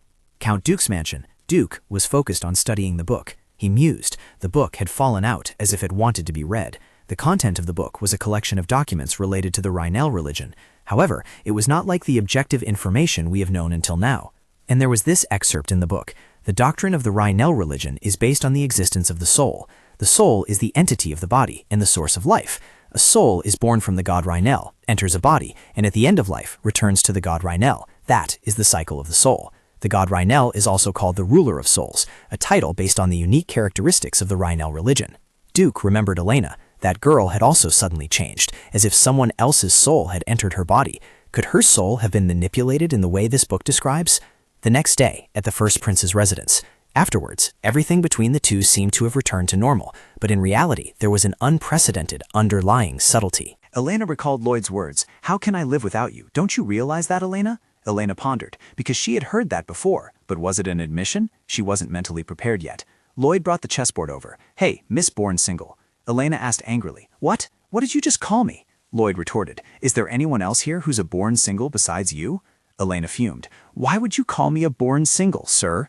Lloyd changed the subject. I found something you'll like, Elena. Look. Elena gasped in surprise. What? A chessboard? Lloyd explained. The name is different from the chess game we usually play, but the rules are almost the same. By the way, do you know how to play chess? Elena smiled cheerfully. Yes, I know how to play a little. She thought to herself, That said, I'm the chess king of the school. Lloyd was also very interested. That's great, I know a little about it too. Elena suggested. Well then, since our skills are comparable, how about we make a bet and play a match? Lloyd pondered. A bet? Elena was extremely excited. Simple fun is too boring. Let's make things a little more interesting. She secretly calculated. How exciting. I'm going to make him embarrassed. Lloyd casually agreed. All right, what's the bet? Elena explained. In a best-of-3 match, the loser will grant the winner a wish. Unexpectedly, Elena was the one stunned in front of the chessboard. She yelled, What the hell is this? Lloyd also seemed surprised. What? You've already lost. Elena hung her head sadly. It was a lie when you said you only knew how to play a little chess. Lloyd crossed his legs. I wasn't lying. I simply learned from Magnus Carlsen. Elena fought in astonishment. Dude, that person has been the world chess champion for 10 years. She mumbled, This is a trick. Lloyd reminded her. Regardless, you lost. You have to accept the result. Elena retorted angrily. Who said I don't accept it? I'm just a little annoyed. Now tell me quickly. I'll do anything within reason, Lloyd said aggressively. Really? Then I'll tell you. Pa! Elena was surprised. Pa? She grew even angrier. Are you asking me to imitate a puppy? If I have to do this, I'll bite you. Lloyd retorted. Didn't you say you'd do anything? Elena thought to herself.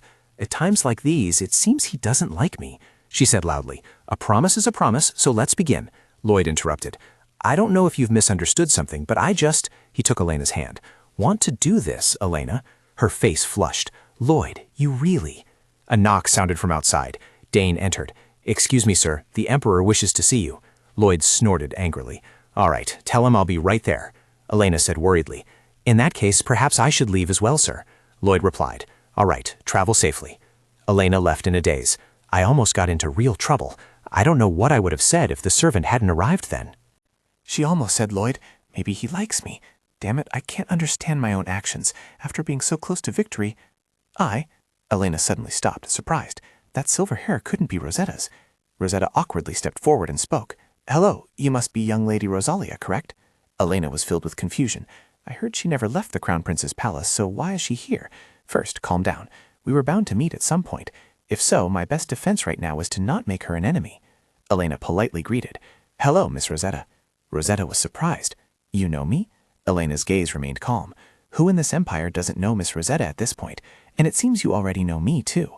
Rosetta hastily said, I heard from the maids. They said His Royal Highness the Crown Prince has a fiancée, and she frequently visits the First Prince's palace. Elena was puzzled. It sounds like you came here to see me. Why? Rosetta was flustered. I just wanted to say I'm sorry. Elena tilted her head. To me? Why? Rosetta hesitated. Because His Royal Highness and Elena realized.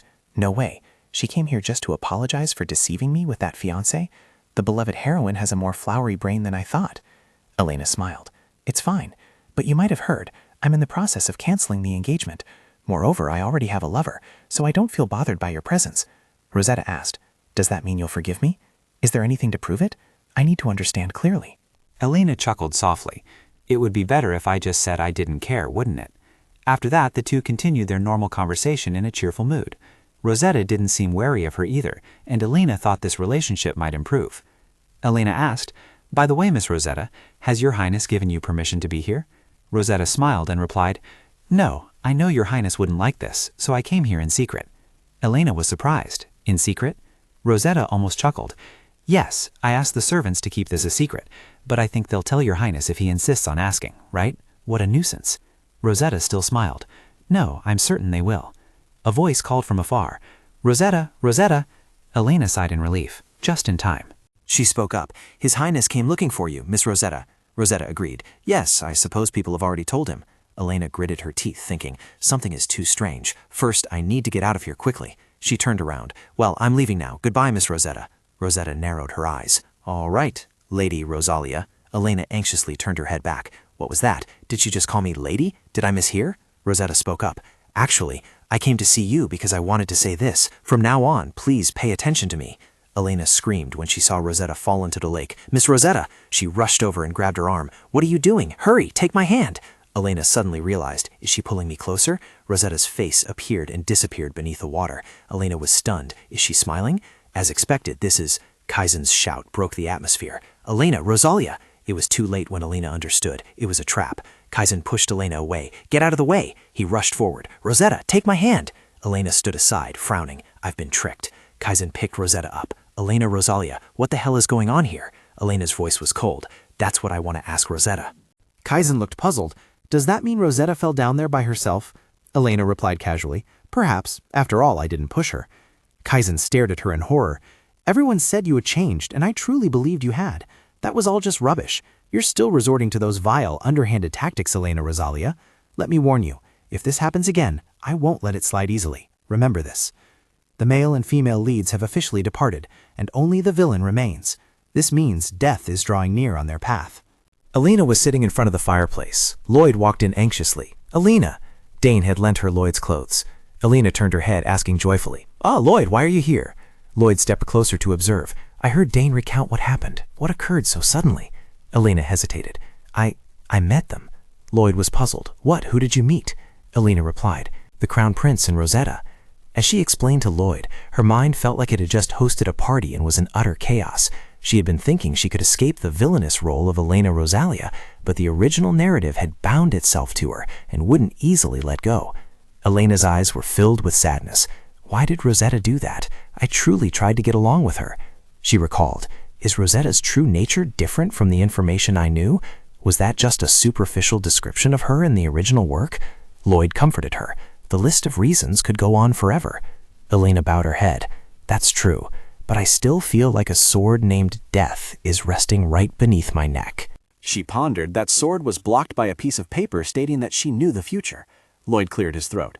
Elena, she turned her head. What? He smiled. I'm not usually one to speak of such things, but I will say that if you're afraid, tell me. I will always be by your side and protect you. If you want to run away, that's fine too. No one will blame you. Elena was deeply moved. He truly cared about her, not dismissing her, not looking down on her, only caring about her feelings. That was truly lovely. Regardless, Elena spoke up. Lloyd, who are you talking to? Afraid? Surely you're not saying this to me. Lloyd chuckled softly, bowing his head. I was rude. I apologize, Lady Rosalia. Elena accepted.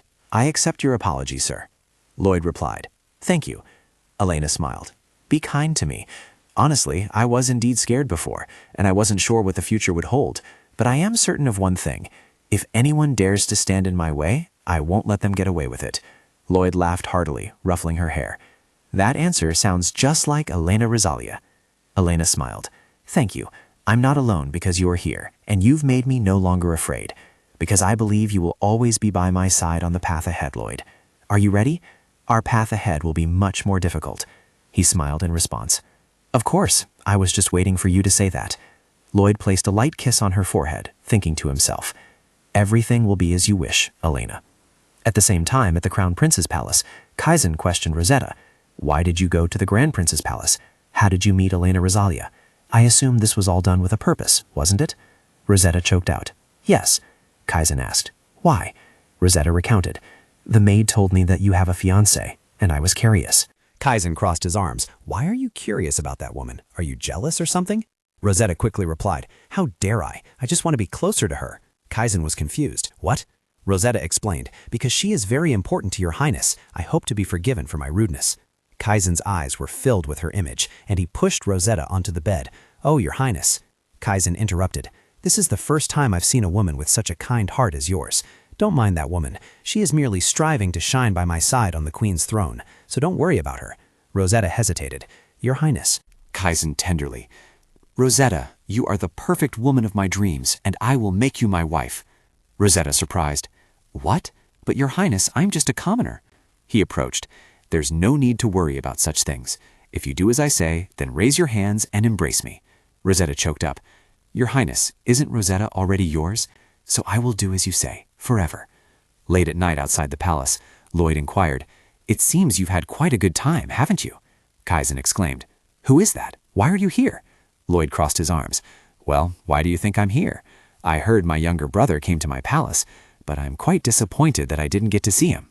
Kaizen, enraged. Don't you dare call me your little brother. Get straight to the point before I cut your tongue out. Lloyd, still gentle. It's just about the little animal you couldn't take good care of today. Kaizen, puzzled. A little animal? Oh God, that woman must have said something again, didn't she? Tell me, what did she say? Lloyd replied. Well, that's obvious, even without me having to hear it firsthand. All right, since we're on the topic of her, let me offer you some advice. Let her go before she decides to abandon you. Do you think she's with you because she truly loves you? No, you're just a pawn used for provocation. Did you hear the extent of what she did to Rosetta today? So stop letting yourself be used and quickly go back to where you belong. Then at least you'll still be able to save face as a member of the royal family. Lloyd chuckled. Thank you for the kind advice. My response to your advice is... Lloyd suddenly lunged, throwing a punch that caught Kaizen by surprise. What? He was unprepared and took the full force of the punch to his stomach. Kaizen knelt down. You bastard! How could you? Lloyd chuckled. I thank you too. See you next time, my dear. No, your royal highness. He left decisively. Kaizen remained, seething with rage. Lloyd, at least I'm your equal. I'm sure I... Rosetta stretched. I'm so wonderful. She touched the blanket, the soft bed. The window was clean and clear. As expected, this place is perfect for someone as beautiful as me. From a young age, Rosetta quickly realized that her appearance was an advantage. Everyone loved and admired Rosetta. Just by looking at her face, they all always tried to give her gifts. Everyone favored Rosetta. "Rosetta, take this too." She smiled. "Thank you." Rosetta was happy with her life. She thought she would live happily ever after, surrounded by everyone's love, until the end of her life, until an old village landlord coveted Rosetta. Rosetta angrily knocked everything over. Why? Why isn't anyone helping me? I'm so sad. I'm in so much pain. Why? That was when Rosetta realized the limits of her beauty's power. So she left the village. She calculated, I can't let this happen. I need more power, and to get it, I need to go to the capital, where there are certainly many nobles. After finding the perfect person for my beautiful self there, I will never let anyone treat me badly again. I knew I would meet someone who could elevate me. However, I never thought he already had a fiancé. Rosetta chuckled to herself. Well, it's fine. It's no big deal. She calculated, I will ruin her reputation. Rosetta turned. Garnet. Garnet was already waiting. Yes, Lady Rosetta. Rosetta ordered, deliver the letter on the table to the information vault at Duke Rosalia's mansion. Elena smiled happily as she wrote the letter. I'm so glad you two talked about the temple. Actually, I had planned to bring it up right after the hunting festival, but I had so much to do that I couldn't. She thought of Lloyd. Everything was going just as she wanted. Elena startled. Oh dear, I'm thinking about Lloyd again. Don't let myself get distracted. Focus on my work. First, they had both decided on the locations for gathering information. Let's try to gather information from each location. On the paper, it was written about the collection of information regarding the Rhinelda religion. Me, information on stored cheese, external libraries. Duke, Lloyd, Royal Library. Ask theology professors.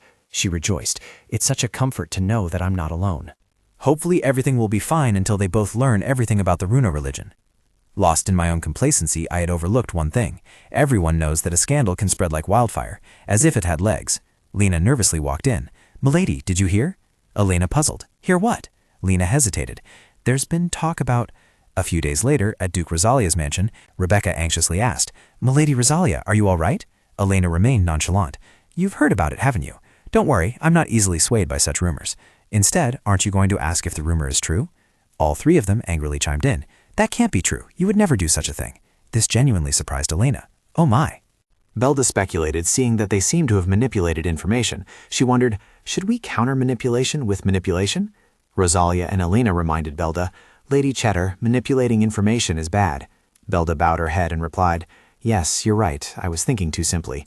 Elena gave a friendly smile. Then do it when you're old enough. In her heart, she mused that manipulating information was actually a good thing. Belda's eyes lit up. Yes, just as expected. Lady Cheddar's intelligence branch had been established in the capital and was planning to expand into other territories.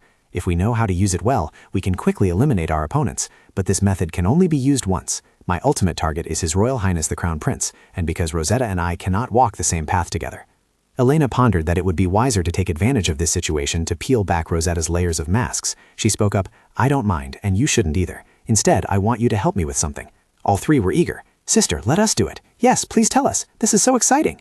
Elena turned to look at Rebecca. First, tell me everything that has happened with you. I've already gathered some good information. Rebecca replied, just as you said, revealing my identity makes me feel more comfortable facing anything. I have no hesitation in investing and developing at the Merchant Guild, and I believe that if we continue to do this, we will be #1 in the Empire. Elena lowered her eyes. Yes, I believe you. My only concern is how the Rendor family will feel about you. Rebecca still smiled. Oh, don't worry about that anymore. I've already left home. I don't need a family jealous of my success. Elena was startled. What?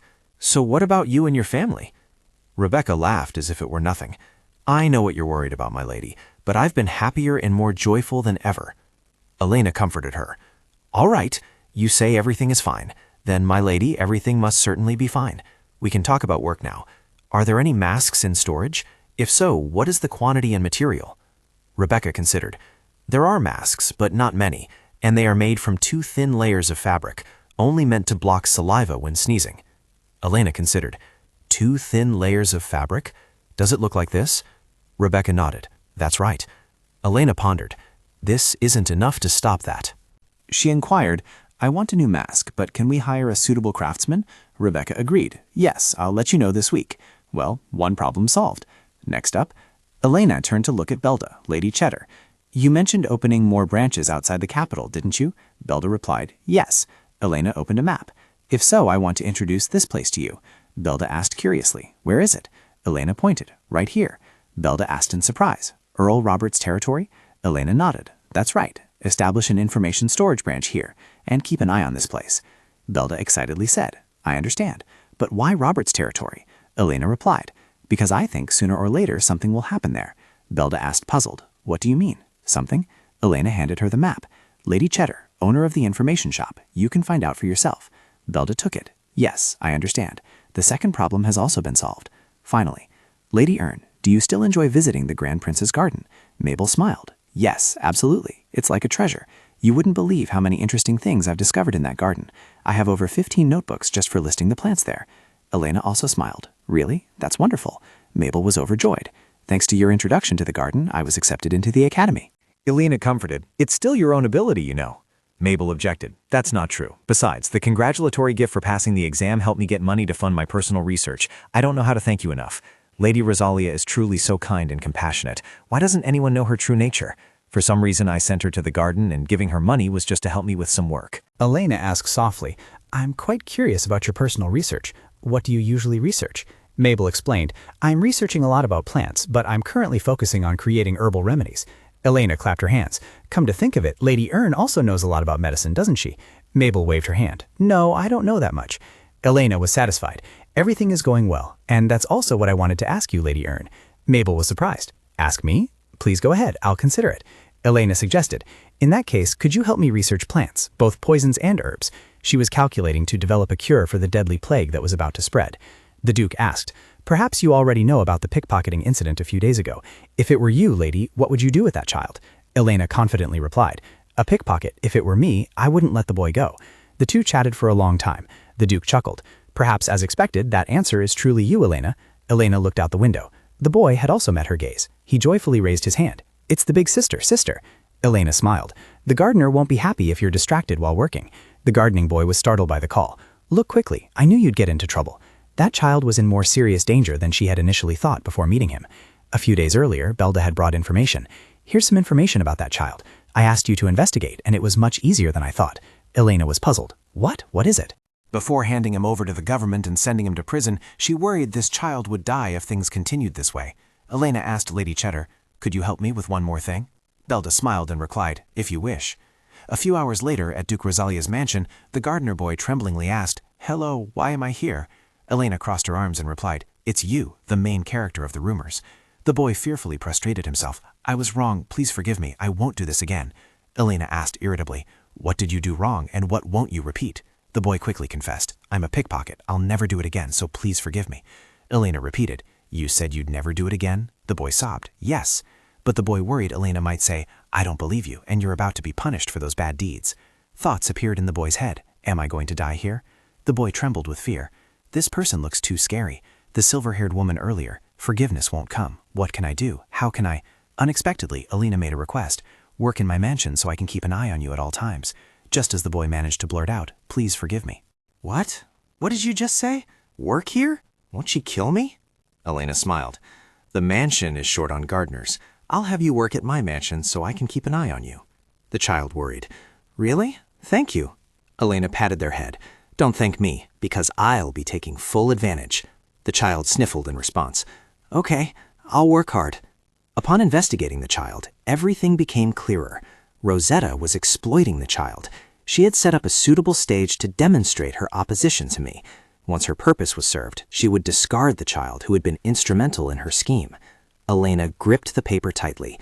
Rosetta, now I know what your true intentions are. She boldly threw it away. If this is how you exploit it for that purpose, I will do everything in my power to stop it, and I will not spare you. A week later, Elena asked, puzzled, where are we going? Lloyd casually replied, didn't you hear what I said yesterday? I said we're going on a picnic. Isn't that why everyone dresses like this? Elena blushed and protested. No, I'm wearing a sun hat and comfortable clothes for moving around. Lloyd chuckled. Does Elena do what others tell her to? She turned her face away, thinking to herself, so he wouldn't catch her expression. Actually, she had been incredibly excited at the last minute when he invited her out. She looked out the window. Anyway, is today the right day? The weather isn't very good for going out. Lloyd spoke up. Sorry, I only have time for today. I've been getting a lot of meeting requests lately. Elena felt guilty for blaming him. No, there was actually nothing to apologize for. She just hoped it wouldn't rain. The sky was too dark. Lloyd replied, "Yes, I hope so too." In reality, the miracle was that Lloyd had found the time. Ever since Luchel Cedric became his assistant, Lloyd's power had increased terrifyingly. With this alliance, even Rebecca Rendador's Beatrice Merchant Guild joined the faction. Elena thought to herself, "Of course, even if I have 2 pillars, my power will increase because that is my own ability." Lloyd reminded her, "Elena, I don't know what you're thinking, but can you stop? Your face looks terrifying." Elena, startled, covered her cheeks. "Oh my, I was smiling happily. Does it still look scary? Do I look that scary?" The carriage stopped. "We'll be here." Elena was surprised. "Really? Here?" Lloyd stepped down with a smiling face. "Shall we go on a picnic, my lady?" Elena also smiled shyly. "It would be my honor, sir." Lloyd was a little disappointed. "Let me ask again. Does it really have to be today?" "Sorry, I thought about postponing after checking the weather forecast this morning, but I wanted to show you this land of mine." Elena spun around. "What? What land?" Lloyd looked into the distance. "This is the land the Emperor granted me." Lloyd recounted. "He asked me to choose from 3 plots of land belonging to the imperial family, so I looked through all of them and chose this one." That garden shimmered in Elena's heart. Lloyd's land. "It's so beautiful, isn't it?" she inquired. "Well, all right. What about the other lands?" Lloyd pondered for a moment. "One belongs to the Empress, and a few are in the Duchy of Rosalia." Elena was astonished. "What did you say? Both of those places are gold mines. Why did you choose this one?" She suddenly stopped, thinking, wait, he said he had seen the entire plot of land, so why wouldn't that smart man know the profits from those 2 plots of land? There must be something special here, beyond those profits. Lloyd suggested, "Then let's go explore some other places." Elena was extremely excited, thinking to herself, "This is it. There's something here." She quickly replied, "Yes, let's go." But soon after, Elena was tired. She asked, "How much further do we need to go?" Lloyd turned. "We're here. It's right here." Elena looked around. "Is this the destination?" She pointed. "Wait, that tree!" Elena looked up in surprise. "Lloyd, I want to go there." This tree couldn't be, she thought to herself. "Coffee, that's a coffee tree." Lloyd asked, "Well, do you like this land now?" Elena covered her mouth. "Lloyd, I don't like it." Lloyd mused. "Perhaps I should have chosen the Queen's adjacent land, where tourism is profitable." Elena immediately objected. "No," Lloyd suggested. "Or the land next to a duchy with many mines?" Elena refused again. "No," he chuckled. "Good thing I chose this land, huh?" Elena was extremely pleased. "You're right. That's how they found their gem, saving the crisis." Lloyd blushed. "Elena, wait." Elena smiled. "Thank you so much. I'm so happy. Our finances will be much better from now on." Lloyd replied, "I'm glad to hear that." Elena finally realized, wait, are we really this close now? I think I got too excited and acted a bit. Suddenly, raindrops fell. She looked up. Huh? Is it raining? Lloyd observed. We should find shelter quickly before the rain gets heavier. The 2 of them found a pavilion deep within the land. Elena uncomfortably took off her hat. There was no place to take shelter on the way here. Lloyd also loosened his collar. Soon, I'll build something here. Elena teased. I'm not used to seeing you this wet. Lloyd replied, well, it's the same for me. Don't I look like a drowned rat? Elena was surprised. What? You won't find a rat as beautiful as me in this world. Lloyd laughed loudly. First, take off some of your clothes, or we'll both catch a cold. Elena frowned. I know. It's really hard to take off. Why is it so sticky?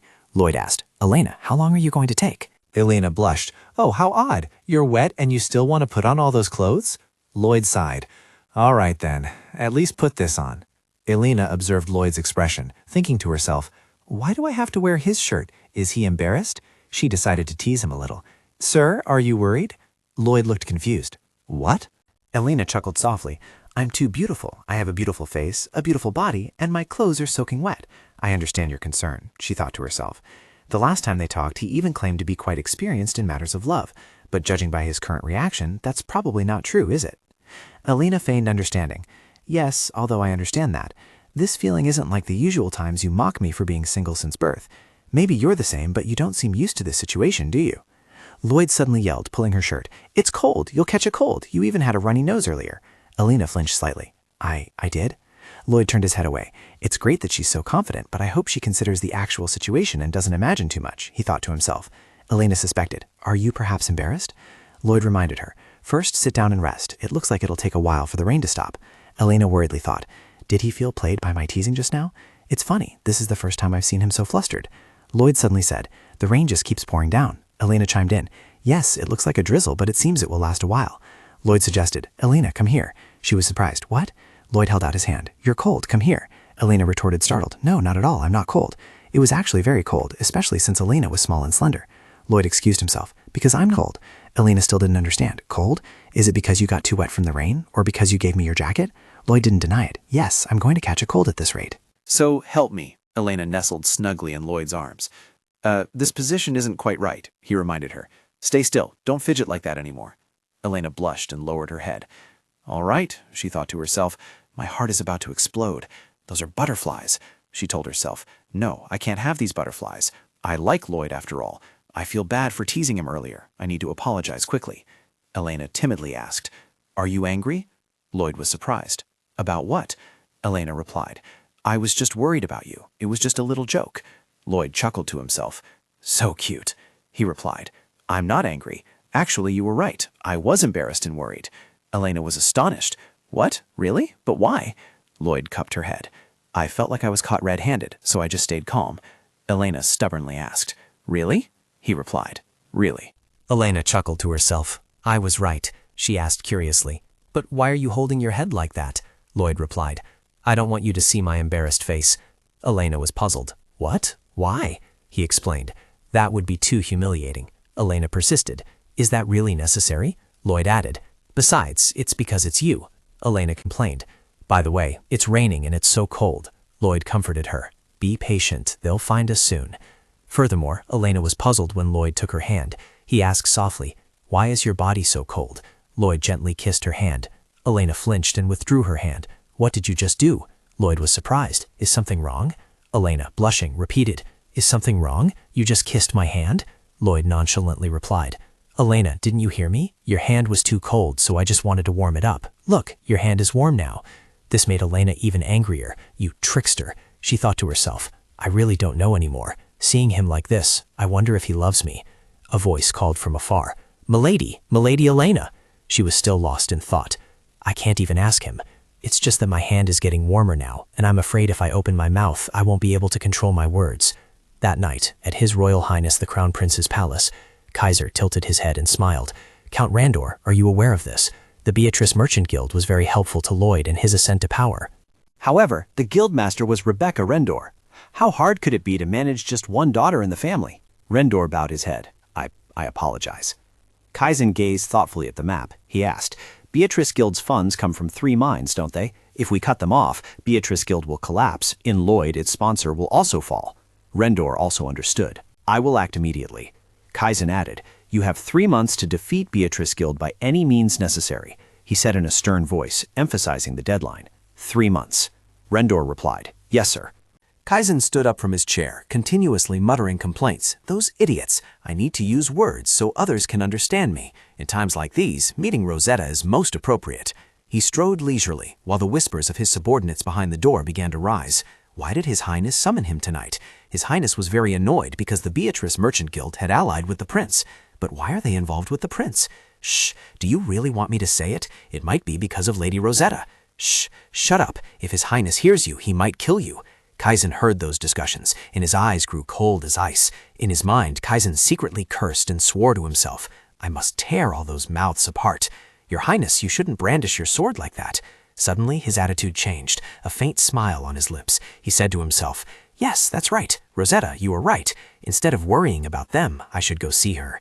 A few days later, at Lloyd's palace, Elena looked at him with gentle eyes and a faint smile, happily thinking to herself, He's been giving me so many surprises lately, hasn't he? Until now, I only saw him as a giant, amazing, and all-knowing person, but he's so unguarded when he sleeps like that. She couldn't help but exclaim, He's also quite cute and handsome. Lloyd suddenly opened his eyes and teased her. Is that so? Specifically, I want to know exactly what makes me handsome. Upon hearing that, Elena's heart wouldn't stop pounding with panic. Lloyd? I thought he was asleep. What should I say in this situation? For now, I'll just pretend nothing happened. Thinking this, she quickly asked, Did you sleep well? You must have been tired these past few days, right? I often take naps too. He immediately broke into an amused smile, then didn't hesitate to call her out. Elena, why are you changing the subject? What features on my face are handsome? Elena feigned ignorance, then asked Lloyd back, What are you talking about? Are you saying this because you slept too much? He replied honestly, I couldn't sleep, so I heard everything very clearly. Her heart was filled with astonishment. This guy was pretending to be asleep? Since he put it that way, I have an idea. Returning impudence with impudence, Elena playfully stroked her chin. Oh, all right then. Well, if you want to hear it, I'll tell you. Yes, Lloyd. Objectively speaking, you are very handsome. Did you know that? Your face is a harmonious blend of east and west, with a high nose bridge and sharp eyes. Your eyelashes are so long they look like butterflies could land on them. And your eyes are beautiful. They feel like a deep blue ocean, or even an entire universe. Lloyd gave a helpless smile and gently asked, Elena, is that an objective assessment? Hearing that, Elena blushed shyly, thinking in confusion that she must have revealed her feelings when she spoke. But feeling a sudden prick of conscience, she immediately justified herself. Of course, that's what another young lady said. He announced, simultaneously pulling Elena onto his lap. Elena, come here. Take a good, objective look at this magnificent face. She asked back, puzzled. Huh? I don't need to look that closely.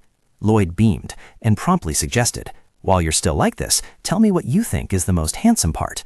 Elena gazed intently at the person in front of her, silently assessing every feature on his face. She said, everything on your face is beautiful, Lloyd. Nevertheless, she honestly voiced her feelings. If I had to choose, as I mentioned earlier, your eyes are truly beautiful. Elena admitted to herself that she enjoyed observing the emotions in those perpetually cold eyes. When he teased, they sparkled with a subtle brilliance, and when angry, they would turn a deadly pale blue. And when he looked at her, She stammered, asking, Lloyd, why did you suddenly get so close? With a roguish tone, he playfully teased her, If you look closer, is there anything else that's even more beautiful? Elena analyzed as she traced each feature on Lloyd's face, silently admiring that Lloyd not only had beautiful eyes, but his lips were also very beautiful. Rebecca burst in from somewhere, flung open the door and shrieked, Lady Rosalia, Your Highness, we're in trouble. When she saw the two embracing, she froze. He just sighed in exasperation inwardly. Again? After understanding the situation, Rebecca awkwardly slammed the door shut and yelled, I'm sorry. After that, the entire room fell silent. She gathered all her courage, gently pushed the door ajar, and announced, I'm sorry, but excuse me, I need to come back in. Something has happened. Lloyd reluctantly offered, Come in, Lady Randolph. Rebecca gratefully said, Thank you, Your Highness. With a look of surprise, she asked again, The miners are on strike? She quickly clarified the situation. They said the strike was due to poor working conditions and low wages. He wondered, miners' wages at the Beatrice mine should be higher than average, right?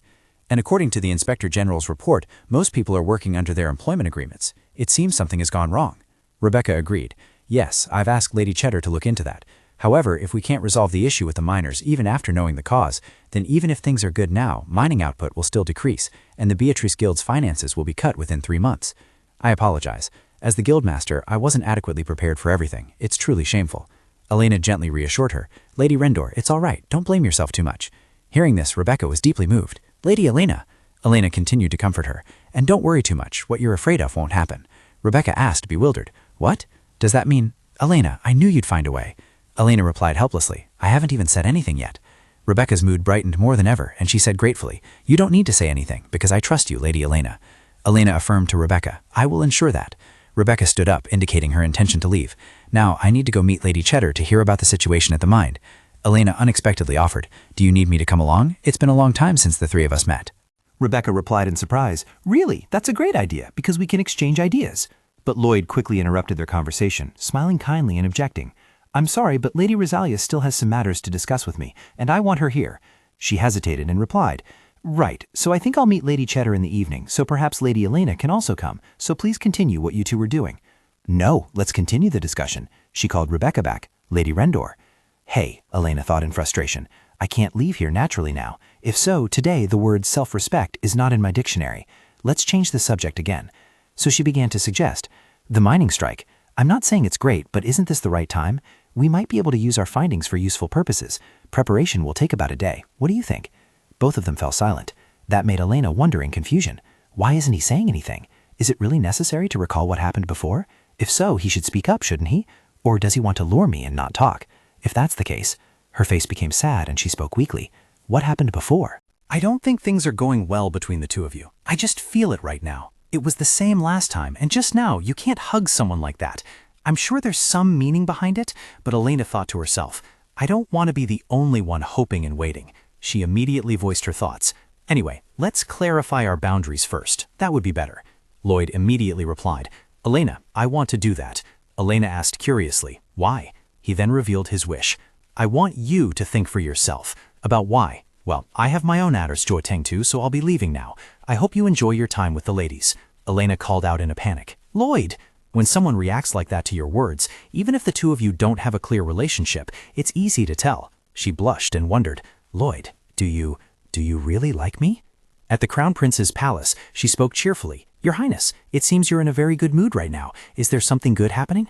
Kaizen didn't hide it and frankly admitted, yes, if it's good, then it's good news. Rosetta smiled happily and continued, may I ask what haven't? Hearing her words, he gazed at Rosetta pensively, thinking to himself, well, it wasn't a crucial secret. She wouldn't know even if he spoke of it, so it didn't matter much. Kaizen replied honestly, there's a financial matter troubling me, and I think it's time to sever ties with it. A flicker of doubt suddenly appeared in her mind. This doesn't involve Rosalia anymore, does it? Rosetta immediately shed her displeased expression, breaking into a radiant smile and praising him. As expected, Your Highness, you are truly wonderful. Kaizen indulgently stroked Rosetta's head and gently replied, because the problem is very big, it will take some time to resolve completely, but I will suppress it so that it can never resurface again. After that, everything will return to normal. Elena Rosalia was also on her mind. Rosetta suddenly interrupted him, softly calling his name, Your Highness. She embraced Kaizen tightly, surprising him. She affirmed, I'm sure everything will be as Your Highness wishes. Rosetta was secretly furious and resentful. Elena Rosalia again. How much longer did Kaizen intend to drag out this engagement? She was spending her time taming the Crown Prince, gradually infiltrating his life and making him need only her. But why? Why wouldn't Kaizen let go of Elena Rosalia? Seeing her sigh, Kaizen couldn't suppress his worry and called out, Rosetta, what's wrong? Are you worried about something? Seeing his concerned demeanor and questioning words, Rosetta secretly gloated. Good, he had taken the bait. She revealed her thoughts. After she becomes Empress, I don't think she'll let me be by Your Highness's side like this. Remembering the past, Rosetta secretly vowed to herself, if that woman dared to push her aside, she certainly wouldn't let it go easily. Her eyes sparkled, full of gratitude as she looked at Kaizen. Then her voice trembled as she spoke sincerely. But with Your Highness by my side, I'm scared, but I will overcome it. He hugged Rosetta tightly, assuring her, as you said, there's nothing to worry about. I will always be by your side. Since you've said that, I'll give you a piece of jewelry. Rosetta hesitated, unable to refuse. Again? I've already received too much, even if Your Highness didn't give me anything. Kaizen explained, don't be shy, just take it. From ancient times, women were never allowed to refuse what a man bestowed. Hearing those words, she had no choice but to accept and said, thank you, Your Highness. Errol, could you make a cup of tea? She asked. Errol replied, yes, Lady Rosetta. Rosetta secretly felt disgusted. Instead of giving a useless gift, he should quickly break off his engagement with Elena Rosalia. No, that woman had wanted to break off the engagement from the very beginning. Why couldn't Kaizen give her up? Is that how the nobility is? Errol approached with the teacup and announced, Lady Rosetta, this is the tea you requested. She politely replied, thank you. As she was walking forward, she suddenly tripped, causing the steaming teacup to spill. Rosetta's sharp cry rang out, it's hot! Seeing her shoulder bright red from the burn, Errol cried out in fear, Lady Rosetta, are you all right? What am I to do if you're burned like this? Rosetta quickly reassured her, it's not as hot as I thought, it's fine. Besides, Errol, are you all right? You just fell, are you hurt? Errol stammered in reply, what? No, I didn't fall very hard, so... Hearing this, Rosetta happily continued, I'm glad neither of us is seriously hurt. Errol's face darkened, and she secretly feared in her mind, I've left a burn mark on Lady Rosetta's shoulder. If His Highness finds out, I'll be killed. Immediately, Errol prostrated herself on the ground, pleading remorsefully, Lady Rosetta, please forgive me. Rosetta exclaimed awkwardly, huh? Errol, why are you suddenly... But she suddenly realized, wait, this could be a great opportunity. Rosetta flashed a dangerous smile and then affirmed, all right, Errol, I won't tell His Highness. She asked incredulously, really? She affirmed, yes, but in return, can you do what I ask from now on? Errol thought in fear, does she want me to do personal secret tasks? Errol realized it immediately. What would Rosetta ask in this situation? She knew she was about to be pushed into a difficult situation, but she couldn't refuse. Having no other choice, Errol had to agree. Yes, Lady Rosetta, I will always fulfill your requests. So what about His Royal Highness the Crown Prince? Rosetta happily promised, of course, Errol, I will keep what happened today a secret, forever. A week after the strike at Lloyd Palace, Lloyd held the report in his hand and spoke to her. I predicted it, but it's strangely perfect. Elena cursed angrily. That damn bastard Kaizen, he uses dirty schemes just like his appearance. Hearing her hatred made him very happy. It seemed his smug face had no effect on Elena. Outwardly, Lloyd still complied and responded. The Crown Prince looked surprised. Elena noticed his handsome face and couldn't help but praise him. Lloyd smiled like that? So cute! Cute? Calm down, Elena. My heart, don't you dare. You know what Lloyd's objective is. After Lloyd told her to think about it, she returned to the castle and kept pondering it. Does Lloyd really like me? But how can he be so indifferent about it? Conversely, why was she reacting to everything like this? After putting it all together, she realized the reason. She liked Lloyd. Just looking at his face made her heart go wild, and Lloyd seemed to like her too. She mumbled some senseless remarks, foolish questions to herself. But why is he sometimes cold? Did I do something wrong? The words in the book caught Elena's attention. That's how men are. Once they get what they want, they become cold. Oh, Stella, it's time to admit it. The man you love doesn't love you. He only loves your body. No way, he's not that kind of man. Stella wanted to deny what her mother was saying, but she quickly retorted, no, it can't be. The more she read, the more Elena went from one surprise to another. She couldn't help but blurt out a curse. This bastard! Elena thought to herself, I've analyzed a lot of documents, romance novels, and concluded that Lloyd only likes my body. This is why a long-term single person shouldn't read books about love. Look, Elena, now that you know what he's doing, you won't let him get away. Suddenly, she noticed the person next to her. After realizing what was happening, Elena panicked, thinking, What is this? Why is he sitting so close to me? Lloyd asked curiously, what is that? She pretended to be calm and replied, what? He stated his observation. I think you just avoided me, didn't you? Seeing Lloyd's resolute attitude made Elena extremely panicked. She thought to herself, he's staring at me and will continue to do so if I don't give him a reasonable explanation. I can't let myself be embarrassed. I'm finally not embarrassed today. He called her name in confusion. Elena, she quickly replied, I'm just reviewing documents and thinking. Let's negotiate about the mine in a month or two first. If we don't take any action, the striking miners will become impatient. Lloyd called out in confusion. Elena. She didn't care, continuing to talk about another topic. I think it will take time to improve the coffee plants we found, but it won't be too long, at most 1 or 2 months. This is how we'll do it. After that, she concluded, all right, today's meeting is over. Please excuse me, I have an appointment with the ladies. He spoke up to stop her as Elena was about to leave. Elena. Lloyd sat there forlorn, muttering to himself. Is she acting like that because she's realized what I meant, right? That's not what I love about Elena, but is it a crime to be this adorable? She's so incredibly adorable, truly one of a kind. How wonderful it would be if she realized and understood me. Wouldn't that be even better? A few days later, in the ducal castle's garden, seeing Elena hastily leave made Rebecca confusedly ask, Elena, where are you going? He stood not far away, equally puzzled. I've been thinking about this for a few days now. Where is she off to today? An hour before Elena escaped, Dane was extremely curious when he saw Lloyd dressed up. Your Highness, where are you planning to go? Hearing this, he immediately replied with a bright smile. I'm going to find the princess who is locking herself away in the castle. Lloyd secretly thought to himself, I haven't seen Elena since that last time. I still don't know if it's because she feels shy, or perhaps she's still preoccupied thinking about it. Lloyd heard the address princess and was skeptical. Our empire has no princesses at all. Lloyd smiled and walked away. Yes, something like that.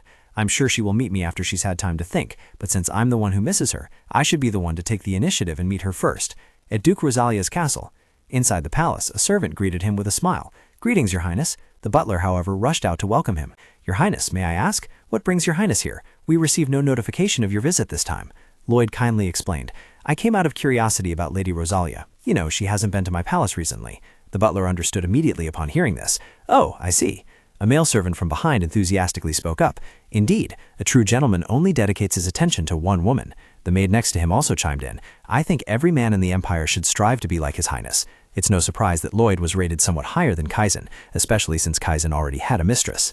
A moment later, the butler led him to the garden. Sir, Madam, Lord Lloyd has arrived. Lloyd greeted them first. It's been a long time, Duke, Duchess Rosalia. Elizabeth was surprised by his appearance. Your Highness, why was I not informed? Elena, did you know about his visit? But she ran off, making her suspicious. Huh? Elizabeth called her name in surprise. Elena! Even the butler was utterly shocked. Miss? Suddenly, a deep voice rang out. Sir.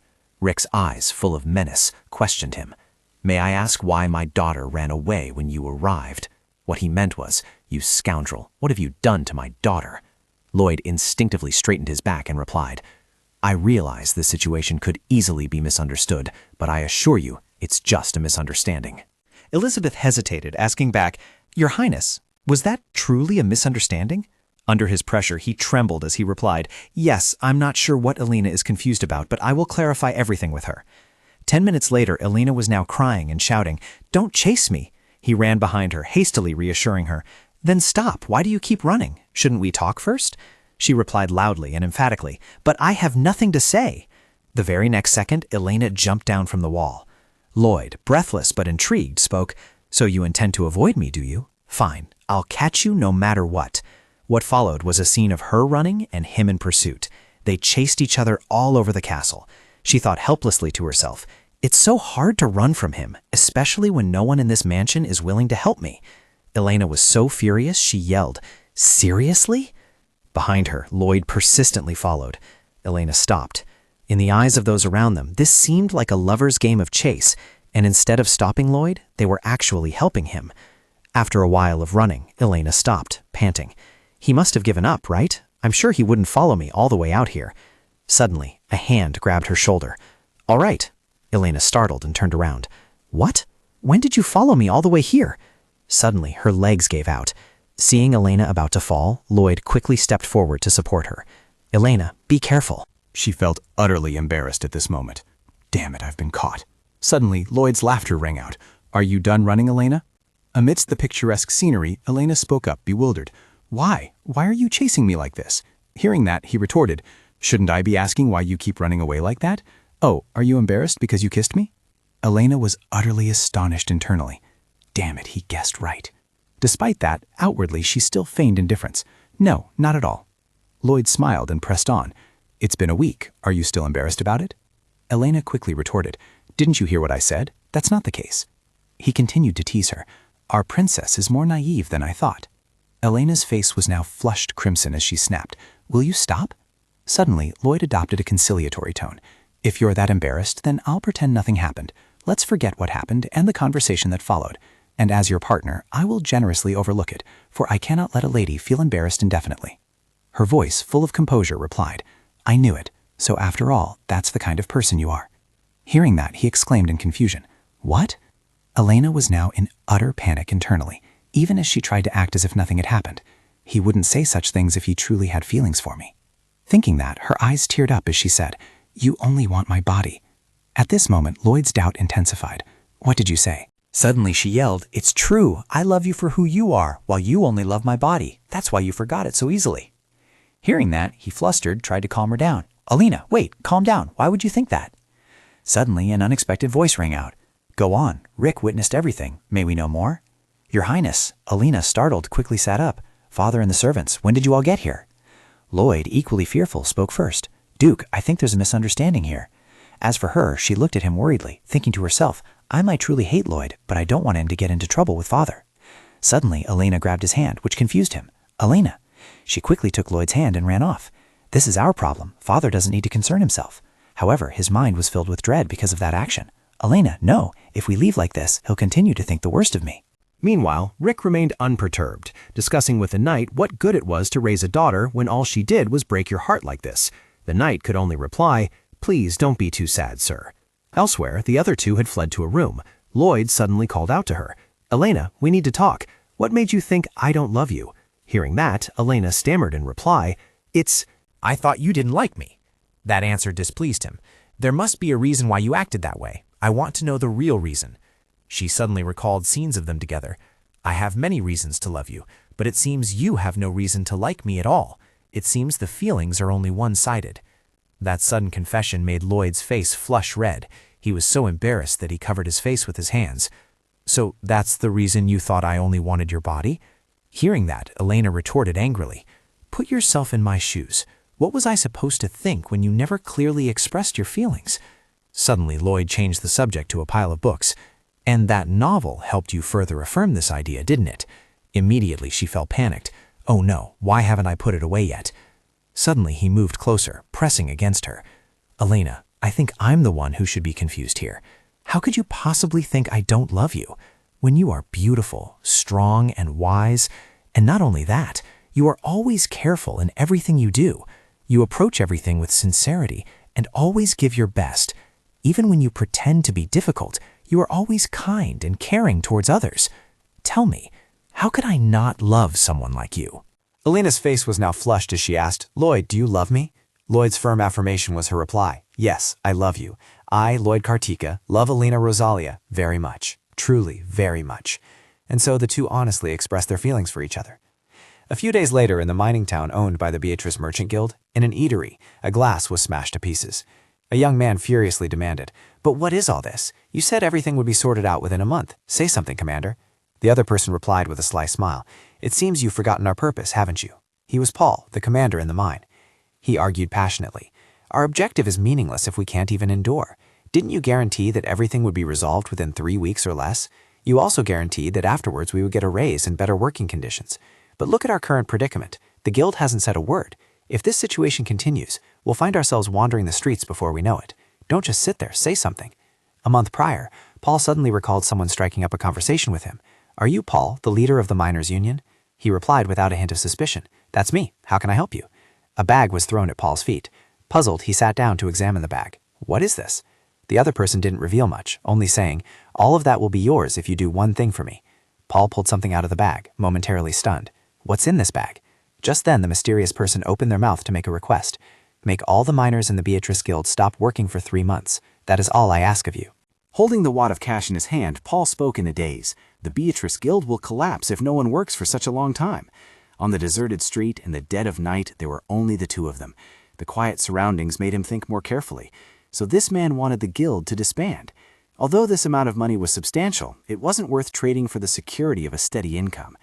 After careful consideration, Paul immediately refused. I'm sorry, but I'm afraid I'll have to decline that offer. However, the other person presented a different reward. If you can accomplish this, you will receive double the amount of money in this bag. That made Paul reconsider. Double that money. I could retire and never have to work again.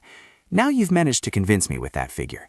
He happily affirmed, I won't need 3 months, just 1 month, and you'll have the results you desire. Returning to reality, Paul silently mused to himself. He hadn't expected this to take so much time, even more than a month. But if he wanted to ensure this strike continued, he first needed to address their concerns. Acting on his thought, he stood up and said with a smile to him, I hadn't anticipated the guild would be so stubborn, and I'm truly sorry for that. The young man's furrowed brows slowly relaxed. Paul, now showing genuine concern, said, Nevertheless, let's persevere a little longer. We initiated this strike not for selfish motives, but to ensure a more stable life for each of our families. Beyond that, it's about improving the way all workers like us are treated. Another person, hearing this, sighed and spoke up. Improving the treatment of all workers? Yes, that sounds great, but how can I think that far ahead when I'm struggling just to make ends meet? Suddenly, a voice interrupted. I will help all of you. The young man, seeing this, asked back skeptically, What do you mean by that, Paul? How will you help us? Paul sincerely offered, I have some savings. If anyone is in trouble, just come to me. It might not be much compared to the difficulties you're facing, but I hope you can understand my sincerity, even if this is just a small effort. Upon hearing this, the others instinctively called out, Leader! Moved to tears, he choked out, I'm sorry, leader. You're sacrificing for us like this, and I'm just... He patted his shoulder, smiling to reassure him. Don't worry about that. You followed me because you trusted me, so this is the least I can do for each of you. Paul was also secretly thinking to himself, That's right. I just need to continue like this a little longer. Soon the Beatrice Guild will collapse, and all that money will finally be mine. Lloyd's dull room gradually became filled with my traces, to the point where sometimes I felt like I was in my own study. Sitting in the room, Elena diligently wrote in her diary. The relaxing space was filled with the aroma of tea and ink. A moment later, she finally finished. Done. Seeing her smile, Lloyd asked, Elena, what makes you so happy? She didn't reveal much, replying, Huh? I think I've found a clue to the problem I've been pondering. I'll share the details with you once I've organized everything more clearly. Seizing the opportunity, he immediately sat down on the chair next to Elena. I understand, so let me know when you're ready. Now, I'm a little bored, and I hope you can do something to entertain me. Hearing that, she looked at Lloyd curiously. Entertain you? How? Suddenly, he opened his mouth and said, Say A. Elena obediently followed suit. A. So, would seeing me eat something entertain you? Lloyd smiled brightly and said, No, just having you here is enough to dispel all boredom. That sudden confession made Elena blush. Oh, how can you say something like that with such a nonchalant expression? He continued to smile as he talked to her. But it's better this way, isn't it?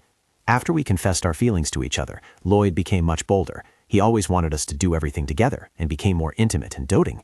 And when it was just the two of us, he never wanted to leave my side, not even for a moment. Elena affectionately called his name. Lloyd, may I ask you something? He readily agreed, of course, but that question made Lloyd freeze. When did you start having feelings for me? He pondered for a moment. When was that?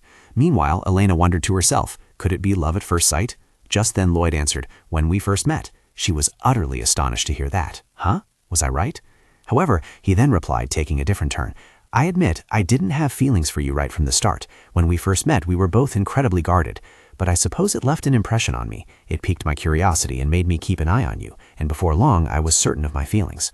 Lloyd, speaking earnestly, continued, I recognized your true self and your unwavering resolve in life. I thought you were truly wonderful, and that's when my feelings for you began to grow. She blushed crimson, thinking to herself, that's almost exactly why I started to like him. Suddenly, Elena remembered, wait, so why didn't you tell me sooner? If you had told me, I wouldn't have been so embarrassed. I mean, when you said you only wanted me for my body and such. He too fell silent involuntarily. Then Lloyd abruptly changed the subject. It's time for a test. I have a question for you. She was full of suspicion, pressing. A test? Why so sudden? The Crown Prince is making unwanted advances towards Elena, who has no dating experience. Meanwhile, Lloyd confessed his feelings for her, but Elena was furious about being trapped in an arranged marriage. So the question is, how will Elena react in this situation? Elena's reaction is one of pure rage. Are you kidding me? I already have too much on my plate. Why are you making everything worse? Suddenly, he raised his hand and asked another question. Now another question arose. The female protagonist from the novel suddenly appeared. Unlike the original storyline, Elena tried to get along with her. However, she was nothing like the sweet and considerate heroine in the book. In fact, she was the type to scheme and complicate Elena's life, causing her more trouble. Lloyd continued his story. At that moment, he confessed his feelings, saying he wanted to help her. Elena was so furious she nearly went mad, thinking that now was not the time for dating and relationships. Focus and think clearly. He still smiled gently and asked, do you understand now? Her response to Lloyd was a faint, mm-hmm. Suddenly, he reached out and caressed Elena's cheek. I never fail at anything, and I hate having to try something again. Hearing this, she exclaimed, oh! In a casual tone, Lloyd said, what I mean is, I would never try to do anything if I knew my chances of success were low. She pouted her cheeks, thinking to herself. Basically, he was saying that he'd been waiting, looking for the perfect opportunity because he didn't want to be rejected, like an elegant and indifferent swan gliding around her in a pond. But even if he turned into a swan, Lloyd would still be cute. Did I just think Lloyd would look cute as a swan? At that thought, Elena suddenly burst out laughing, which confused him. Why are you laughing? She replied with a laugh, because I find it so funny to think that you're as lovely as a swan. Lloyd could only helplessly ask, what are you talking about, a swan? Elena playfully pinched his cheek. It means I really like you a lot. She thought to herself, immensely happy. You'll realize you truly like someone when you find everything they do adorable. Lloyd smiled back. Is that so? Then I'll take those words as a compliment. And so the two stayed close to each other. The Beatrice Guild, the leader of the miners' union, Paul, and the evidence had been collected. In the corridor before the Emperor's study, a guard respectfully greeted Lloyd. Greetings, sir. He politely said, please inform His Majesty that I have arrived. The soldier quickly acknowledged, yes, sir. A moment later, Lurin spoke.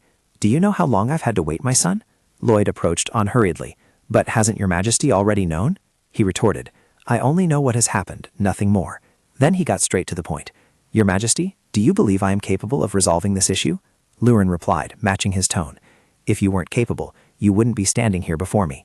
Suddenly, Lloyd turned around and said, then I suppose I shouldn't disappoint your Majesty. He turned to a servant. Could you bring us a pot of tea? The servant raised a hand respectfully and replied, yes, sir. Not long after, the male servant brought the tea. I have brought you a pot of tea with hot water. He gently replied, thank you. Immediately after, Lloyd took out a pouch and said, Your Majesty, please taste this. It's a type of tea I've just discovered. He looked at it thoughtfully. A new kind of tea. I've never smelled an aroma like this before. A moment later, he had finished preparing it. It's ready, Your Majesty. Please try it. Lurin gently raised the teacup and took a sip. Even the color is quite unusual. That's it. This is the clever solution Lloyd came up with to resolve the miner strike.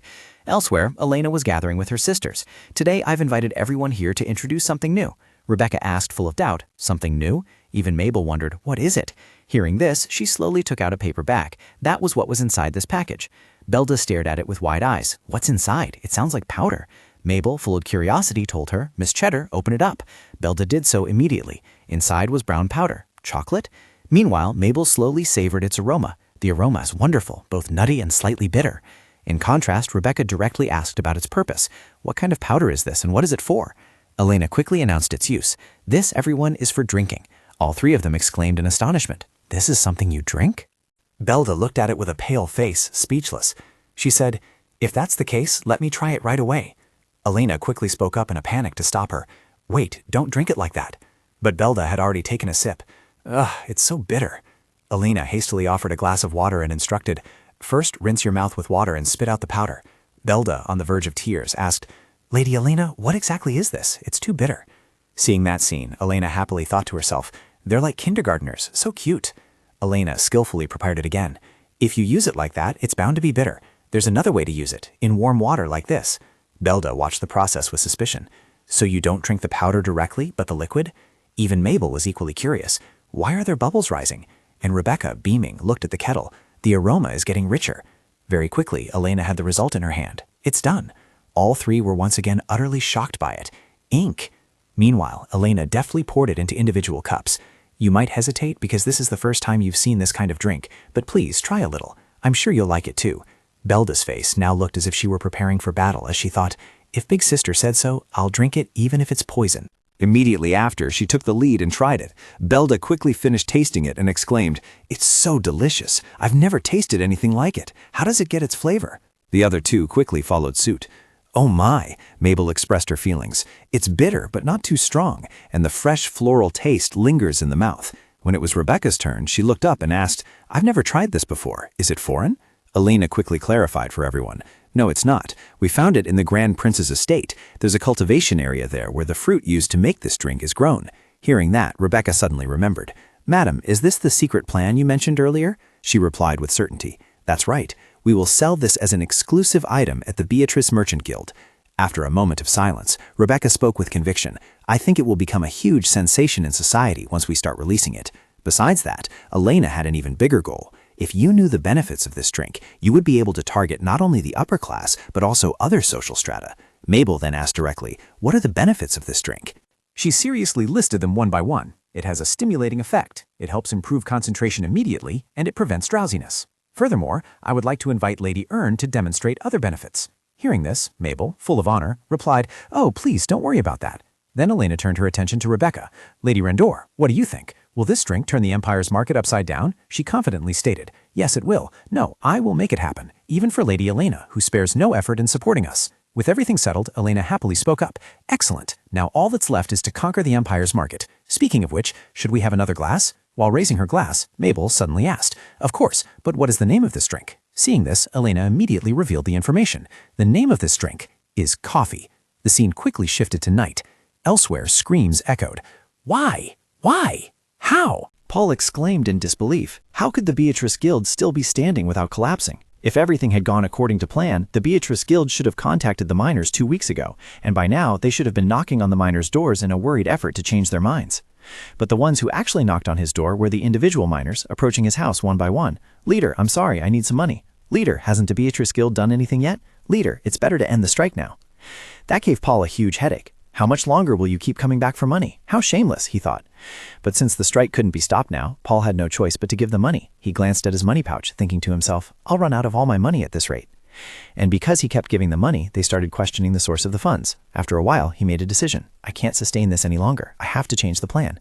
I'll contact that person to see if I can get more money. Suddenly, someone knocked on Paul's door. Who is it? A panicked man spoke up. Leader, we're in trouble. He asked, confused. What's wrong? What the hell are you doing? Why are you coming to see me in the middle of the night like this? He stormed into the house. Now is not the time to discuss this, given the strike and everything that has happened. The Beatrice Guild, they might not need us anymore. Hearing that news, Paul exclaimed in astonishment. What? What does that mean? 3 days later, Rebecca was exhausted with piles of paperwork. There was too much to deal with. Suddenly, someone handed her a cup of coffee. Is all you do sleep and work? Rebecca looked up doubtfully. Huh? She was extremely surprised to see that person, Lady Elena. Elena said with concern, You have dark circles under your eyes. Take a rest and have some coffee. I'll take care of the remaining paperwork for you. Hearing this, Rebecca cheered happily. Really? I'm saved. Thank you so much. A moment later, Elena sat down to discuss work with her. Coffee sales are skyrocketing to the point where I can hardly control them. Rebecca slowly reported each item. When I announced that I only sold coffee at the Beatrice Merchants Guild, everyone flocked there, saying they wanted to get their hands on it, and they brought a lot of cash, hoping to open a Beatrice branch store. I think it will become very popular thanks to Lady Ern's demonstration of the benefits of coffee. Just drinking it not only makes you more alert, but also prevents inflammation in the body and slows down the aging process. Mabel even produced a scientific report. Trust my research. These are the results achieved after drinking coffee. She calmly uttered each word. It has been called the drink of the gods by some. Even Elena had to acknowledge this promotion, as there was no better advertisement than being recognized by one of the Academy's leading scholars. Suddenly, Rebecca eagerly announced, However, the most helpful factor in sales is the differentiated sales strategy you proposed, lady. Coffee is sold to all social classes, from commoners to nobles, with one key difference, the grade of coffee beans. By varying the value, they can enjoy coffee appropriate for their social standing. As a result, commoners had the opportunity to enjoy themselves regardless of the nobility's preferences, and the nobility and royal family were very pleased to be able to enjoy coffee befitting their status. Elena's heart was overflowing with joy. Thanks to the support of both commoners and nobles, the purchase and enjoyment of coffee had become widespread, and she was making a fortune. A moment later, Rebecca sincerely asked, "I truly respect Lady Elena. How do you come up with these things?" She was beaming when she suddenly remembered. Ah, the image. Elena cleared her throat and continued, "Thank you for the compliment, but have you recovered from the damages of the miners' strike yet?" Rebecca replied with a smile, "Of course, although it hasn't fully recovered yet. Still, if things continue like this, I could survive a mining strike for many years." Elena also agreed with that sentiment. "That's right, that's a good outcome. So let's move on to the next step. Are you ready?" Hearing that, Rebecca asked again, full of doubt. "The next step?" Elena suddenly handed her a piece of paper. She read it and was surprised. "This is—" Rebecca's eyes were serious as she replied, "Yes, I am ready." Elsewhere, a crowd of people pounded on the door of a house. "Leader, leader, please come out now. This problem will never end if we keep hiding like this." The door remained tightly shut, showing no sign of opening, no matter how hard they pounded. Breaking down the door wouldn't be a big issue, but they patiently waited, partly because they were still grateful to Paul for the sacrifices he had made for them over the past month. Suddenly, a pickaxe was set down. "Get out of the way!" He frantically called out the person's name, Thomas. The latter aggressively held the pickaxe and yelled, "I said, get out of the way!" The powerful pickaxe cracked the wooden door. Meanwhile, rumors circulated that the Beatrice Merchant Guild had found a new source of income. This filled Paul, inside the house, with worry. Nonsense. Didn't Beatrice's money only come from mineral mines? So, will they abandon us if things continue like this? He suddenly recalled his past statements. "No way. I'll investigate this. Everyone, please go home first." The other person, feeling uneasy, advised, "Paul, everyone is worried. Please investigate this thoroughly." After hearing this story, I contacted the person who proposed the agreement to ascertain the truth about the rumor, but I received no response from him and couldn't get in touch with him. Paul gritted his teeth bitterly, thinking it was as if our deal had never happened in the first place. Suddenly it dawned on him. Wait a minute. In this case, we just need to pretend that there was no deal and no strike either, right? The more he thought about it, the more feasible it seemed. After blaming the Beatrice Guild for the strike, I will resign and run away with the money. Suddenly a sound came from the door, making Paul wonder, what the hell? Seeing the pliers, he thought in surprise, "No way, is someone breaking down the door?" Soon after, Thomas broke through the door. "Leader, what are you going to do with us now?" asked Thomas, the vice leader or second in command of the Beatrice Miners Guild. Paul gritted his teeth in disbelief, thinking, "It's Thomas. I didn't think they would invade my home like this. I should let them calm down first." No sooner said than done, he got out of bed and approached them. "I can't believe you all are doing something like this. Do you think I wouldn't tell everyone about this once it's over? So put that aside and calm down a bit first." "Huh, hey you, what are you doing?" The man pointed directly at the bag and retorted, "I think we should be asking you that question. What have you done?" Thomas also looked suspiciously in that direction. "What's in that bag?" At this, Paul became extremely flustered and denied it repeatedly. "Nothing, it's just my luggage. Put it down quickly." He didn't listen and prepared to open it. "I've been suspicious of this bag since last time," he said. "It felt like you had packed it and were about to leave immediately." It turned out to be even worse. Paul saw what was inside and screamed, "Put it down!" The man looked at Paul, questioning, "Leader, what's with all this money? Where did you get it?" Paul stammered, unsure how to answer. "That's just money I've saved." His face full of panic, he tried to lunge and snatch it. But the man with the pickaxe was quicker than Paul. "Don't!" Thomas, full of anger, turned sharply to look at him. "I asked where this money came from." Even at this point, Paul was still trying to justify himself. "I already told you, this is money I've saved. Are you all deaf? That's all my money." "My money!" the miners exclaimed in disbelief. "Leader!" Meanwhile, Paul was still only concerned about his bag. "This is my money." The man closed his eyes resolutely and ordered, "Drag him out." Paul struggled in vain. "No, these bastards are trying to take my money. Let me go." Outside, another person rushed over to report, "We're in big trouble, Thomas. The Beaches Guild is at the mine entrance." The entire crowd was astonished at once. Is the Beatrice Guild here? After a while, at a nearby square, Elena hid in the crowd, observing everything. Looking at the situation, the miners had discovered the corruption of the union leader. Whispers and murmurs rose everywhere. Are they from the Beatrice Merchant Guild? Where is the guildmaster? Who are those women? Hearing that, she thought to herself with great interest, and they still don't truly understand the situation. Well then, let's see how our president will resolve this. Rebecca spoke up first. Who is currently the leader of the miners' union? He swaggered closer and asked, "Hey, who are you, miss?" "All right then, where is the president?" She calmly repeated the question. I asked, who is the leader of this union? That tone made him flinch. What? What was this oppressive aura emanating from this young lady? After a moment, Thomas stepped forward to speak. I have just taken over the leadership of this union. Hearing that, Rebecca simply replied, I see. Well then, allow me to greet you again. I am Rebecca, the president of the Beatrice Merchant Guild. All three of them were surprised by this information. What? Very quickly after that, he respectfully bowed. Greetings, President. I apologize for this oversight. Rebecca chuckled lightly. You just said you've taken over the position of union leader. Does that mean someone else held it before you? So the person tied up like a criminal over there is the former union leader? Very well. The reason we've come here isn't just because of the strike, but also to deal with the traitors tainted by corruption. Overall, it seems people have understood a little, but how much do they truly know? Just then he presented the evidence. We just found a bag of money in his house. She immediately ordered the person behind her. Jed, check it. He complied. Yes, Chairman. If you combine the money in the bag with the money they said was taken, it would be about 3 months' salary for all the employees in this mine. Jed, the accountant of the Beatrice Guild. Hearing this, Rebecca merely offered a faint smile. That's a very significant amount. Paul anxiously shouted, trying to find an excuse. What do you mean, significant amount? It's just my savings. Do you have any proof that it isn't mine? If there's no proof, aren't you just trying to suppress us, the striking workers? Just then, a voice interrupted him. Proof, you say? Flashback to when she was talking to Elena. By the way, how are you able to gather all this information? Elena just smiled and replied, We have an information store. Inside, she fumed, thinking, Dare to bother my sister, I will gather information about your betrayal. Poor Rebecca, still innocently unaware she was truly trustworthy. Back in the present, she immediately threw down some papers. Are you talking about this? Thomas looked at them suspiciously. What are these papers? After reading the contents, he couldn't suppress his surprise. This is... The documents, released by the chairman of Beatrice, contained all of Paul's corrupt actions, from conversations with an unidentified man to promises of money in exchange for the strike, and that he would be paid double the amount in the bag if the strike succeeded. Paul also read the paper, trembling. No, all of this is false. To blame this strike on me. Rebecca ignored him and told Thomas, Even if you become a victim of his manipulation, there's no way we can bear all the responsibility for you.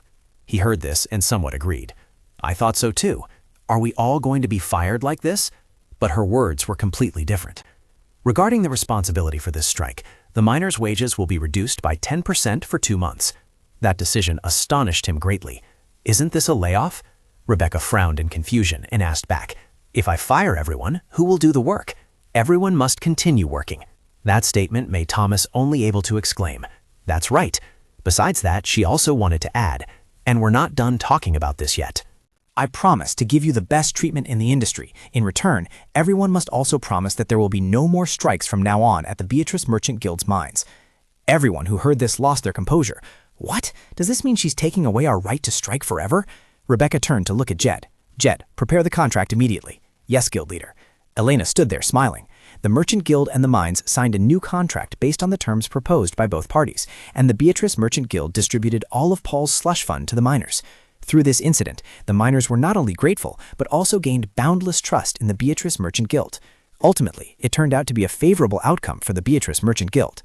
A major upheaval occurred in the empire's economy, and the main character behind it was none other than the Beatrice Merchant Guild. Newspapers were circulating, and Count Anandal, in Rebecca's presence, read one, frowning and trembling. What? The empire's #1 merchant guild has become the Beatrice Merchant Guild? Why hasn't His Majesty imposed any sanctions yet? He stood up angrily, holding the newspaper. Duke Rosalia's mansion. A loud voice from Rebecca filled Elena's room as she entered. Lady Elena, sitting there, happily replied, Hello, Lady Rendor. Rebecca approached her, embracing her. I finally did it. Elena replied, Congratulations. I knew you could do it. Rebecca covered her mouth, tears welling up. This is an honor I could never have achieved without Lady Elena. Elena looked at Rebecca affectionately, replying, What are you talking about? This is the result of our efforts. The restoration of the mines and the coffee business, now a trend throughout the empire, have brought significant income to the Beatrice Trading Company. It has helped us achieve our goals a little faster. Now I must take another step to achieve my own goals. Elena looked towards the door. Come in.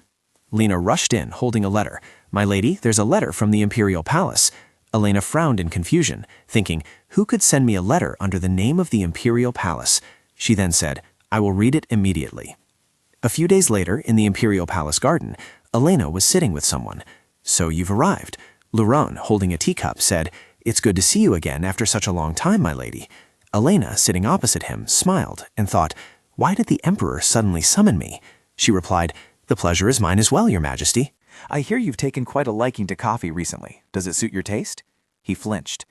Then he looked down at the cup of coffee. This coffee. It was something strange, unlike anything he had ever encountered before. The cup of coffee, as described by Luron, seemed to float in a cherry blossom garden. At first glance, it resembled the color of dark chestnut or the bark of a 1,000-year-old tree. Its aroma wafted past the nose, making one turn their head to see if a flower had just bloomed. But it wasn't the scent of flowers that drew attention, rather a rich, nutty aroma with a hint of almond. Elena smiled, thinking, what a poet he is. She spoke up. I am delighted that you enjoy it so much. Luron looked ahead. I hear you are the one who created this coffee, aren't you, young lady? She replied, that's right. Then he sat there, arms crossed.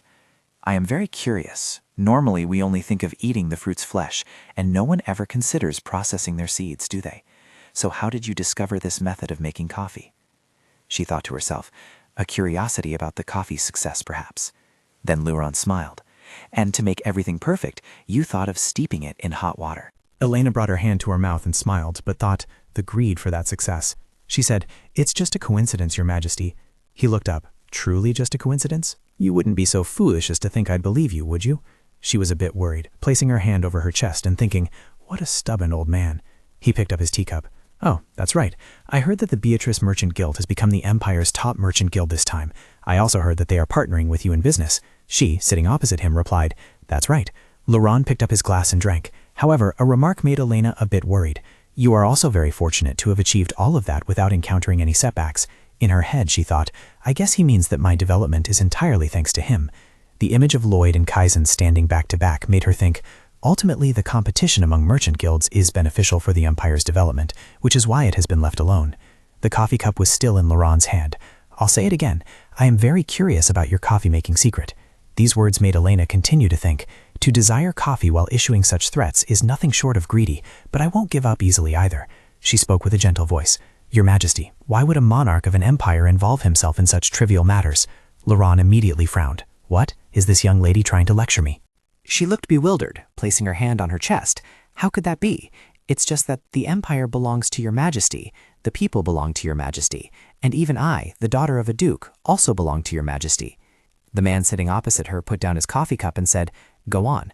She continued, Please use me for anything Your Majesty desires. Whether it is wealth or power, Your Majesty's very words will bring even greater prosperity to the empire. Laurent raised a hand to his chin. You are truly confident. What if I use you and then discard you? She replied, Your Majesty. She smiled, looking at him. Do you see me as someone who can be discarded? He kept his hand on his chin. My lady, you truly are an interesting person. She thought to herself, that's enough. His Majesty has acknowledged my necessity. Then he extended his hand for a handshake. I like people who know their worth. Such people always do something to prove their value. I believe my lady here will do the same. Elena then extended her hand to shake his. Of course, if Your Majesty trusts me. This is an immense achievement compared to our first meeting as a successor. Now the Emperor will no longer be able to see me merely as a duke's daughter or the Crown Prince's fiancée. She quickly raised her hand in celebration. I tried. I really tried. Laurent pointed over there. Do you know the only thing I value most? A servant approached, just as Elena replied, It is this empire. He continued, Indeed, I am weary of everything unrelated to the empire. As more coffee was poured, her face showed a hint of surprise. Your Majesty, I am confident that I will make this empire prosper, and I wish to tell Your Majesty that I hope to stand before you as the Duke's successor, not as the Crown Prince's fiancé. Laurent picked up his coffee cup and drank. Very well. I know you wish to annul your engagement. The hearts of young people are like reeds swaying in the wind, so they can change. I am not unfamiliar with that feeling. What's the big deal about canceling an engagement anyway? She placed her hand over her chest and bowed her head. Thank you for your understanding, Your Majesty. He continued. However, it's regrettable, but I'm afraid I'm unwilling to grant you an annulment of the engagement right now. Elena still held her head high and smiled. Obeying Your Majesty's will, I can only comply. But in her mind, she thought differently. This venomous old man. Then Laurent smiled. Good, you seem to accept the situation. Her face became anxious. Wait, her thoughts. What's happening suddenly? When did I do that? Even though I didn't accept it. Suddenly, someone behind her made her turn her head to look back. Who was behind her? Kaizen was standing behind her, looking at her. Lady Rosalia, why are you here? She turned around, surprised, thinking, the Crown Prince, why is he here? Elena turned to look, thinking, how long has he been here? A voice then spoke up. What I need is someone who, no matter how much mud lies before them, can overcome it themselves and prove they are worthy of this position. She still turned her head to look, thinking, this old man has taken advantage of me. Then Elena quickly turned to look at Lauren. Your Majesty. He sat there, arms crossed. I have enjoyed my time with you, young lady, so much that I have forgotten my next appointment. Please forgive me. She replied, I am deeply honored by your words, Your Majesty, but I fear I have taken up too much of your time, and now I must ask to be excused. He replied, very well, you may leave. Then Elena stood up and turned to leave, but Kaizen turned, regretfully calling out, Ella! His hand reached out to grasp hers, but Lauren spoke up. Sit down, Prince. He was holding her wrist, turning to look. Why? His face grew more dangerous. I will say it one more time. Sit down. He stared at her, making her think, is he glaring at me now? Whether he glares or not, it has nothing to do with me. Kaizen Kartika never knew failure. It was ingrained in him from birth and throughout his life. But at some point, Kaizen began to experience what was called failure. Rendor approached Kaizen. Your Highness, I have something to report about the Beatrice mine. He replied, no need to talk about it. The whole world already knows of your failure. How can you not even manage one simple task? Then he walked away while Rendor stood there and said, I apologize, Your Highness. He turned back, frowning. Never mind, I didn't expect anything anyway. Instead, at the upcoming meeting, suddenly Lloyd was standing behind him. Kaizen gritted his teeth and frowned. You bastard, how long have you been standing behind me? Back to reality, a servant entered holding a piece of paper, panicked. Your Highness, there's a big problem. The Empire's leading merchant guild has changed. Kaizen turned around startled. What? The servant's next words made him panic. It has been replaced by the Beatrice Merchant Guild. After that, Kaizen took the paper back to his room and sighed. All right. The papers fell to the ground along with his thoughts. His Majesty already knew. Lauren's earlier words. What I need is someone who, no matter how much mud lies before them, no matter if they're at the mouth of a pit, can still overcome it themselves and prove they are worthy of this position. This made him think. So that's why His Majesty called me the other day, to warn me. In front of Elena Rosalia, the Crown Prince could change at any moment, and so could the Crown Princess. My continuous failures and her attitude, the expression on her face, showed that she was truly frustrated and tired of me. If Elena truly hated me. Kaizen's gaze dropped in disappointment. He bit his nails, thoughts swirling in his head. I'm the one who hates her. She should have liked me, because that's the type of man women like Elena Rosalia prefer. I'm the one who hates her. She should have liked me, because that's the type of man women like Elena Rosalia prefer. He stood in his own created shadow, ceaselessly pondering those thoughts. He bit his nails until they bled. Kaizen suddenly flinched, pulling his hand away. What was I just thinking? Kaizen stood amid scattered papers, looking at his finger. Then he knelt down to pick up the papers, thinking he must have lost his mind, because the news of the First Merchant Guild's change was so shocking. Elena, how on earth did she change so much? Or did I not know from the beginning that she was originally this kind of person? He picked up a piece of paper, thinking, whatever it is, it's my failure, and now is the time to admit that Elena hates me. Even if I admit that, I cannot let her go like this. Her trying to leave me is unacceptable. She belongs to me. First, if I try to listen to what Elena wants and appease her, she won't try to leave me anymore. Kaizen turned to look at Rosetta. She was like a flower peeking in. Your Highness, may I come in? The atmosphere seemed to grow gloomier with a voice saying, now no. Then Kaizen brightened. Come in. She immediately rushed into his arms. Rosetta, my destiny. The two embraced intimately on the sofa, and he spoke. That's right, Rosetta. What brought you here? She replied. I had a feeling Your Highness was in trouble. Kaizen rested his chin on his hand, looking at her affectionately. Me? With you by my side? What else could I possibly worry about? Suddenly, Rosetta noticed something strange on his hand. You say that, but you've endured enough pain to leave a scar like this. Looking at his bleeding finger, he stammered. This is Rosalia. It's because of Lady Elena Rosalia. She carefully looked at Kaizen's hand, and tears fell. So that lady is Your Highness's worry. He was startled to see her cry. Rosetta, why are you suddenly crying? If anyone should cry, it shouldn't be you. He recalled Elena's moment of suffering. The one who tormented Rosetta, the one who made me endure pain. It is Elena Rosalia who should be crying. In this space, Rosetta spoke. Your Highness. Suddenly her eyes widened. Kaizen was embracing her waist. What's wrong, Rosetta? She replied. Is there anything I can do to ease your worries? He placed his hand on her face and smiled. You don't need to do anything at all. Just stay by my side and smile like a flower. She happily replied. That goes without saying, but I want to remove whatever is bothering Your Highness. So, what should I do for your highness, who is worried about that lady? Kaizen looked at her, deep in thought. Yes, that's a problem that would be solved if Elena Rosalia weren't there. But he still looked at Rosetta gently. Rosetta, you just need to stay by my side, just as you are now. She must become the empress of this Kaizen Kartika. I will not forgive her for leaving me. In the warm space of the room, then she lowered her gaze and spoke. I understand. Is it because you love her? Kaizen, startled, quickly explained. No, it's not like that. It's just, she continued. It's just, the sin of daring to run away when she inherently belongs to me. I will punish her for it by binding her to my side forever. I can't say that, Kaizen said, still cupping her cheeks. It's merely a way to solidify my position because she has a powerful background. In this pink space, Rosetta said, in that case, what I must do has already been decided. I will try to build a good relationship with that lady who will become the future empress. She chirped happily in Kaizen's arms, because His Highness needs that lady, and I will make that easy for you. She closed her eyes and whispered, But please don't forget me, Your Highness. I'm making this effort for you. He replied, Rosetta. She sweetly continued, And I want you to know that I would do anything for you, my beloved Highness. They were lost in a passionate kiss. Very well, my beloved Rosetta. An invitation bearing the royal seal was sent. Along with it, there were flowers and a letter. Elena was holding and reading a letter. I wish to befriend you, lady. I eagerly await it. She smiled brightly like a flower. She stood before a large window with her maid behind her. From now on, the real story between Rosetta and me is about to begin. Outside the city gates, a carriage moved slowly along a pale white road. On both sides, bare branches reached out into the silent winter air. The wheel of fate had begun to turn, but it was not like the novel The White Rose Lady. If Rosetta were like she was in the novel, I would have believed the words she wrote here. But amidst the letter, an earnest invitation appeared. I would like to invite you, lady, to my tea party. I truly hope to get to know you better, Rosetta. Elena turned her head towards the window, gazing at the scenery outside, and pondered. Rosetta, you and I have changed in many ways. You are no longer the White Rose Lady I once knew, and I no longer cling to Kaizen, like Elena in the novel. Many things have changed, but the major events in the novel are still destined to occur. In the original story, today's meeting was the day Elena poisoned Rosetta's teacup. It wasn't Rosetta, but Lloyd himself who drank it. Elena's eyes subtly gleamed in the silence, as if concealing a smoldering, unrevealed determination.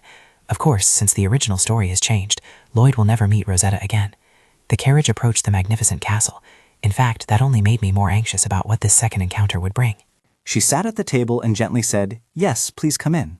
The servant led Elena into the hall and bowed, saying, Lady Rosetta, Lady Elena Rosalia has arrived. Rosetta beamed. Welcome, Miss Rosalia. I've been waiting for you. She stood still, lost in thought, and then wondered to herself. Although she seemed innocent and harbored no ill will, she was very foolish and rude. What an abomination! How dare she sit while speaking to me? Elena approached Rosetta and asked, It's been a long time. How have you been? Rosetta replied, Yes, everything is fine. She continued, laughing loudly, which made Rosetta a little bewildered. I was very excited when I received the invitation. She sat down on the chair opposite Rosetta, folding her cloak and placing it beside her as she continued, so much so that I stayed up all night in anticipation. Rosetta smiled gently. I understand. I'm truly glad I sent this letter to you, Lady Rosalia. Let's have a good time together, she continued, sounding worried. I honestly thought you would refuse the invitation. Elena wondered. Why would you think that? She was tense, but still tried to explain. Our first meeting didn't go very well. You pushed me into the fountain, and that was the first time I experienced being hated by someone to that extent. Elena pondered, smiling slyly, which made Rosetta even more tense. Look at her. She made everything sound as if she was deceiving herself, while there were truths only she and I knew. The maid, watching from a distance, felt a surge of worry. The two young ladies were using this tactic to solidify their reputation among those close to them. Suddenly, Rosetta spoke up, a gentle smile on her face. We will share a husband in the future, won't we? So let's get along. Elena returned the smile with a nonchalant expression. Not exactly. I'm planning to break off my engagement with the Crown Prince. Rosetta was startled, but His Highness and Lady... Elena thought to herself, looking at her reaction. Had he told Rosetta that he couldn't let go of her? She reached for her teacup and suggested, All right, that's enough talk about that. So, are you saying you called me because you want to get along with me? She immediately replied, and in front, the servant was leading another woman forward. Yes, that's right, but I'm a little worried about being alone with you, my lady, so I've invited someone else. Is that all right? Elena was a little annoyed. Does she keep treating everyone like criminals? She thought. But then she still smiled gently and happily replied, Of course, please tell them to come in. Rosetta looked delighted and ordered the servant, Thank you for your generosity. Arrow, please bring the guest in. Elena was a little anxious. She placed her teacup on the table. Women's shoes? She thought. I was worried it would be Lloyd, like in the novel, but what a relief. A voice from afar rang out, making her flinch slightly. It's been a long time. Lisa approached Elena and called out, "Lady Rosalia." Her deep gaze seemed to hide many thoughts, but inside there was a hint of wariness and distance. Elena smiled gently and greeted her back. "Yes, it has been a long time. I didn't expect to meet Lady Tennessee here." Rosetta looked pleased. "You two already know each other, don't you? That's why I asked Lady Tennessee for a favor. Fortunately, she enjoys coming here and meeting me, so she happily accepted." She approached and sat down next to Rosetta, but her face wore a troubled expression. I couldn't express enough my gratitude when she listened and responded to my requests. Beside them, Rosetta was still cheerfully singing. Today I urgently summoned her again, but she still managed to come. Elena pondered in silence. She's been quite trampled upon. If a noble daughter of an earl is overshadowed by a commoner favored by the crown prince, she would have no pride left. Or is Lady Tennessee also blindly loyal to Rosetta? Elena broke the stifling atmosphere. "You two seem very close," but it seemed Lisa had something on her mind, so she remained silent and didn't reply. Instead, Rosetta quickly replied, "That's right." Rosetta explained, "That's why I want to become close with Lady Rosalia like this." Elena replied, "That might be difficult." Rosetta paused. "Why?" Elena held the teacup in her hand, enjoying it as she replied, "It usually takes me a little while to open up to people. I guess Lady Tennessee didn't tell you about that." Rosetta returned to her innocent demeanor. "It's not that I don't know, but would it be all right if I tried? I thought it would take a long time to become friends with Lady Tennessee. But that's not the case, is it, lady?" Lisa replied thoughtfully, "That's right." Rosetta innocently, "Did you hear that? We'll become closer soon." Elena reluctantly replied, "Certainly, if you put in the effort, that day will come eventually." Unlike the original work, Tennessee and Rosetta were on the same side, but it felt strange. She blindly affirmed Rosetta's words, but didn't seem to fully believe them. "I need to figure out what this uncomfortable feeling is." Elena placed the teacup on the table, suggesting, "The tea has cooled a bit. Should we brew another pot?" Rosetta replied, and then ordered the maid, "Yes, Iro, please change the tea here." She then approached to change the tea. "Yes, I understand, Lady Rosetta." As she stepped forward, preparing to pick up the teacup, she stumbled. The teacup slipped from her hand, causing her to panic slightly and cry out. Two maids standing outside the door cried out in alarm, "Lady Rosetta!" Another maid came forward scolding Iro, then asked about Rosetta's condition. "Oh dear, Iro, you're not careful at all. Lady Rosetta, are you all right?" Rosetta replied calmly, "I'm fine. The tea was already cold, so it's all right." Meanwhile, Elena was asserting, "Yes, this is exactly the image of blindly following Rosetta." She hesitated, explaining, "Miss Rosetta, I'm sorry, something tripped me." But Rosetta didn't wait for her to finish, interrupting immediately, "Errol, I'm fine. I'm just worried you might have fallen and gotten hurt." Despite the worries of those around her, Rosetta still laughed and joked innocently, making a fuss about trivial things, expressing surprise and concern as if they were major events. But Tennessee wasn't like that. Rosetta stood up, announced, and prepared to leave. "My clothes are wet, so I can't stay here like this. Errol, let's go change into new clothes." Elena replied, "Take your time." The space became unusually quiet. The two remaining people just sat silently, looking at each other. Elena sat in silence, her eyes fixed on Lisa, who picked up her teacup but didn't drink, instead silently gazing at her reflection in the water. She seemed to always feel eyes following her. She stopped and asked, "What's wrong? Why are you looking at me like that?" Elena covered her mouth, laughing, looking quite cheerful. "I guess you've become very close with Lady Rosetta." But Lisa didn't understand, so she was a little curious. "What are you trying to say?" Elena praised Rosetta continuously. "I think it's because Lady Rosetta is a good person that you quickly got along with her. You know, she's kind, benevolent, and has a generous heart." But in return, there was Lisa's hesitation, no matter what Elena said. Lisa continued, "Lady, you won't see that either." Elena paused and pondered. Clearly, Rosetta's influence has no effect on Tennessee. Then she quickly replied, "I understand what you mean." Lisa was annoyed. "I sense an ulterior motive in your question. What is it related to? Don't hesitate to speak your mind so I can understand." Elena replied, "It's not about me, but about you, lady." Elena smirked triumphantly.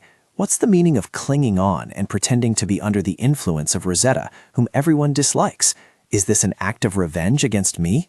Lisa gritted her teeth, full of discomfort. "I'm sorry." Lisa angrily shouted while Elena was still sitting calmly, watching. "It's all because of you." Suddenly, Rosetta stood up from behind and spoke. "Oh my God, what's wrong with you two?" She took her hand and anxiously intervened. "Lady Tennessee, we are good friends." Rosetta's words made Lisa narrow her eyes slightly. "I want to be closer to Lady Rosalia, just as I was close to Lady Tennessee." She hurriedly spoke towards Elena. "I apologize for the disrespect, Lady Rosalia." Elena silently thought. Well, her behavior isn't offensive at all. She looked at Rosetta and thought for a moment before replying. It's just that acting as if she's in control is the problem. That is unacceptable. It's okay. I'm not offended. She sighed in relief and sat down next to her. Oh, thank goodness. Elena looked at Rosetta and asked why this was a good thing. Rosetta clasped her hands together, a very happy expression on her face, and replied, Oh, I already told you, didn't I? I want to be closer to you, so I don't want to make you feel uncomfortable. Elena raised the teacup in her hand and nodded gently. I see. What is she trying to imply? She just says she wants to be friends with me. She won't easily reveal her true intentions. Rosetta touched her chin, smiled, and spoke, full of curiosity. Now that I think about it, Lady Rosalia also has many close ladies, like me and Lady Tennessee, right? Who are they? Are they the young lady of the Rendor family, the second daughter of the Rendor family, and the young lady of Baron Cheddar's family, correct? Elena's eyes widened in surprise at her words. I would also really like to befriend them. Would you mind if I met them? Immediately, Elena regained her composure and asked Rosetta in return. If you want to meet them, just arrange to meet them. Why ask me? Rosetta looked at Elena and spoke. They are Lady Rosalia's close friends, and I'm afraid you wouldn't be pleased if they became close to me. Elena smiled smugly, a thought running through her mind. Is this a declaration of war, that she will turn everything of mine into hers? This is a provocation, but I don't mind. Elena placed the teacup on the table and continued. How could that be? Everyone has their own life, she said, drawing out her words. Just meet them whenever you want. Rosetta gave a polite, faint smile, though she wasn't particularly happy inside. Thank you for your understanding. Let's see if you can endure losing those close to you because of me. She pondered for a few minutes, then stood up and initiated the end of their conversation. Now that I know Rosetta's purpose, there's no need to stay here any longer. I still have a meeting, so I'll excuse myself and leave first. A look of regret crossed her face. Oh, what a pity. Hope to see you again soon. Elena politely replied, Yes, if you have time. She then left, leaving the other two inside the room. Rosetta fell into deep thought. Was she really that persistent? She wondered if she should find out what happened while she was away. Standing outside the door, Elena quietly mused. Personally, she's smarter than I thought, Elena considered. She leverages her position to her advantage. It's surprising that most people around Rosetta are very friendly and caring towards her. However, that doesn't mean everyone is affected by her. My conclusion today is, if someone is connected to me, whether for good or ill, the way they view her is very objective and cold. Elena unconsciously touched her lips lightly, but I don't think this hypothesis is correct, because Kaizen, Kartika, since they are the main characters of the original story, I wonder if I can leverage that. She walked, continuously thinking to herself, since they are the main characters of the original work, will my influence be lessened? Finally, she snapped out of her thoughts and returned to reality. No, what Kaizen does or doesn't do is his business, and has nothing to do with me, or the Bisha's Merchant Guild. The carriage gradually moved further away. I need to take care of my people first. Inside the room, Rosetta was gently worrying about Lisa. Miss Tennessee, please tell me what just happened with Miss Rosalia. Her face was quite pensive and not quite right. It's nothing big, don't worry. She closed her eyes, silently telling herself, this is clearly a refusal. Rosetta tried every means to earn Lisa's trust. I don't need to worry. I think something happened between the two guests I invited, and of course I need to know, don't I? She began to speak, initiating the conversation. I heard it's been a very long time since the two of you last met. I wonder if something happened before. It probably wasn't good, was it? Before there's any misunderstanding, did the two of you fight, or... She immediately cut in. Please don't ask. She slowly leaned her face close to Lisa and stated firmly, You've lost. Tennessee had no goodwill towards me from the start, only hostility. Her eyes suddenly darkened. I told you not to ask. It was pure hostility. I had tried to find out the reason, but there was nothing. Rosetta flinched, looking apologetic. I'm sorry, I must have asked too much out of worry. Even so, there were times I wanted to keep her by my side just to see that expression. But the more I looked into those malicious eyes, the more uncomfortable I became. Should I just get rid of her? Rosetta was more sensitive than anyone to the malice directed towards her. Many people harbored ill will towards Rosetta, but that was merely a cause and effect relationship. Rosetta certainly understood that detail. She meticulously observed Lisa, but Tennessee hated me without any clear reason. I didn't know why and felt annoyed, but she was still useful, so I'd leave things as they were for now and deal with it later. Should I soothe her worries? Suddenly, Rosetta reached out to tuck her hair back for her and called out, Miss Tennessee. Lisa, annoyed, tried to guess her next move. What would she say now? Rosetta spoke softly. I apologize for making you angry. I am truly sorry. She displayed a remorseful and pitiful expression to gain her sympathy, so please forgive me, Lisa. Lisa frowned in anger. What? Her body trembled with annoyance. How dare she call her by her first name so casually? She hastily told Lisa, "Oh, I'm sorry. I'm used to calling you Lisa, so sometimes I overstep." She gritted her teeth and raised her hand as if about to do something. "I've had enough." Rosetta's next words inadvertently made Lisa pause. "But Lisa will overlook it for me out of respect for the Crown Prince, since he introduced me to you, right?" She gripped her dress tightly with her hand. "That's right." She happily approached and wrapped her arms around Lisa. "As expected, Lisa, you're so kind." Rosetta joyfully chattered on and on to her. "It feels like we've truly become close friends. Friends should help each other unconditionally. So if Lisa needs help in the future, I'll do my best to assist." Lisa replied to her without changing her expression. "Yes, I'll tell you when I need to, Rosetta." The woman who insulted her and made her powerless, and Elena Rosalia who created this situation. I will surely lead both of you to your own destruction. A few days later at the Beatrice Merchant Guild, the scene now shifts to Rebecca, who is smiling and speaking. "As you said, Lady Rosetta approached me." Elena asked her with interest. "How was meeting her?" Rebecca hesitated for a moment before replying. "She's very beautiful, and she's also very kind, but she's nothing special." Belda suddenly yelled indignantly, full of resentment. "I don't like her. She spoke to Lady Rosalia like that." She then changed her emotions very quickly. "But as you said, I won't show it." She rubbed Belda's head contentedly. "Very good. Elena, you're too jealous." Not only did they not see the difference, but they also felt a sense of hostility because she was not friendly towards them. This meant that her charm did not affect them. Elena subtly curved the corner of her lips. Her hypothesis was about to be verified with just a little more. But things don't always go so smoothly. A few days later at the Imperial Palace, under the lush green trees where sunlight filtered through the leaves, Rosetta's figure clearly appeared behind the flower garden. Mabel was now staring at her, bewildered. "Why is this person? Something unexpected happened without my knowledge." Here, she friendly approached Mabel to greet her. "It's a pleasure to meet you. Are you Lady Irene?" A splendid and magnificent garden, covered with greenery and fountains, appeared in the Grand Prince's garden. Mabel was meticulously observing and recording the surrounding plants carefully and in detail. "I've been wondering why Lady Elena asked me to research the poisonous plants and herbs of the north. She must have her own reasons. I will complete the research as quickly as possible, Lady Rosetta." As soon as Rosetta's eyes met hers, she cheerfully greeted, "Hello." A little bewildered, she greeted back, though very confused by her appearance. "Hello, what is she doing here?" The two students chatted happily about plants. "Ah, I see. That's right. And this plant has antiseptic properties." Rosetta held up a small branch to explain its characteristics in more detail. While this plant can be chewed for pain relief, it also carries the risk of numbing the mouth if chewed for too long. This new knowledge surprised Mabel a little, but she still didn't write it down. It has the potential to cause paralysis. Meanwhile, Rosetta also didn't forget to remind her to be careful when using the plant in her hand. So after a while, remember to spit it out immediately, and clearly do not swallow it. Rosetta's extensive knowledge made Mabel exclaim in praise and astonishment. "Pain relief, but you have to spit it out. Your knowledge is truly profound. Thanks to you, I've made great progress today." Pleased by the compliment, she still shyly declined to accept it. "Oh, you flatter me too much. I'm just relaying the knowledge I accumulated while growing up in the north."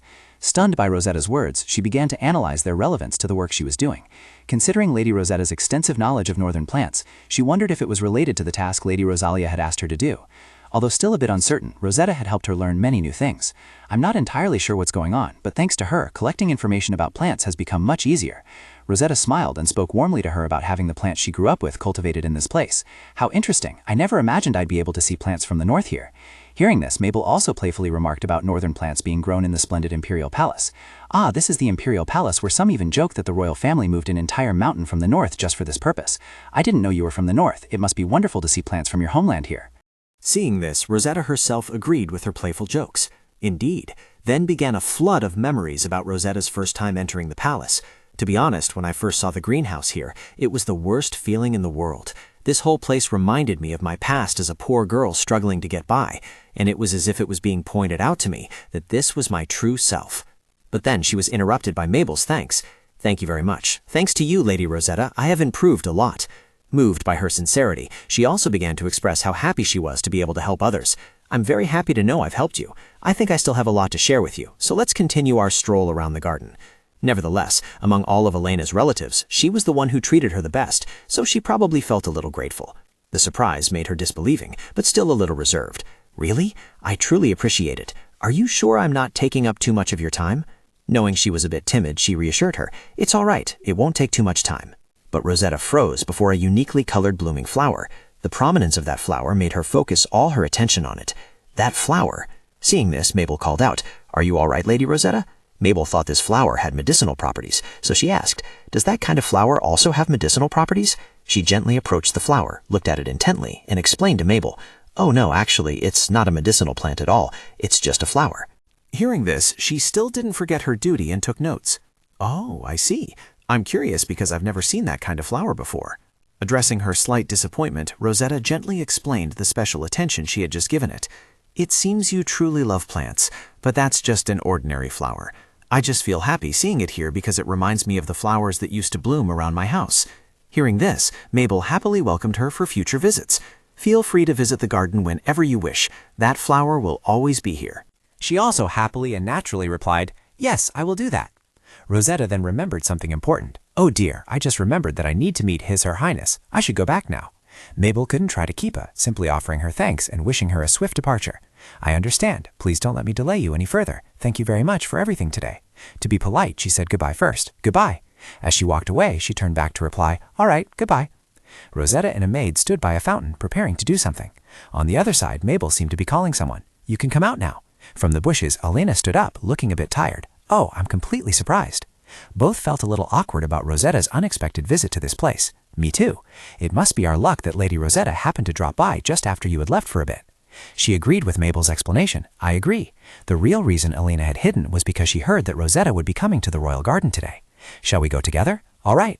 Elena and Mabel Earn had separated to study different plant samples for their research on northern trees. "I'll check the trees here." "Okay." Rosetta suddenly appeared in front of Mabel, who was alone at the tower. Elena, surprised by Rosetta's sudden appearance, hid among the trees and observed from afar. Well, well. While intently observing, Elena was excited to see what she considered surprising. Who would have thought Rosetta would come all the way here just to meet Lady Earn? I'll stay here and see what she does. Perhaps because she was too tired, Mabel sat down on the swing. I was definitely more worried than I thought. Seeing this, Elena praised her. "You did very well, Aaron," but then she suddenly changed the subject. "So what do you think?" Which left Mabel stunned and confused. Huh? About what? At this moment, images of Rosetta flashed through her mind. "Do you mean Lady Rosetta? She is both beautiful and kind, and I'm very grateful that she shared so much about plants. But for some reason, I don't feel like befriending her. This seemed to make her even sharper in analyzing someone. How should I put it? It feels like I'm looking at a masterfully painted picture. There's something about her that makes me feel a lack of vitality." However, this only bothered Elena more. She was curious if anyone close to her would still like her if they shared the same interests. But this time, that didn't happen. Now she was certain she could protect those dear to her, but it seemed Rosetta's approach had changed, and she would have to keep an eye on her. After enough conversation, she stood up and invited Mabel to leave. "Let's go too, shall we? Why don't we go to Beatrice Gilly's cafe?" A little flustered by this constant change, she still happily replied, "Yes, I'd love to." As they walked, Elena didn't forget to ask about the flower that had made Rosetta stop to admire it. Oh right, what was that flower Rosetta was just looking at? Hearing this, she didn't hesitate to introduce it. "Oh, those flowers are the yellow ones over there, right next to that tree." But she also didn't forget to describe Rosetta's feelings at the time. She said she was very happy to see them because they bloomed near her house, but there was something a little strange about it. These words made Elena unable to understand what she truly meant. "What do you mean?" But the true meaning was nothing to worry about. For someone who had seen a flower from her hometown, her face appeared in her mind. She looked quite melancholic. Then she felt it was different from the original story. How strange. The Rosetta I know from the novel should have been truly happy. At this moment, Elena asked Mabel to thoroughly investigate the flower. "Lady Earn, could you find out more about this flower?" This seemed to surprise her. "Huh? You want to know more about that flower?"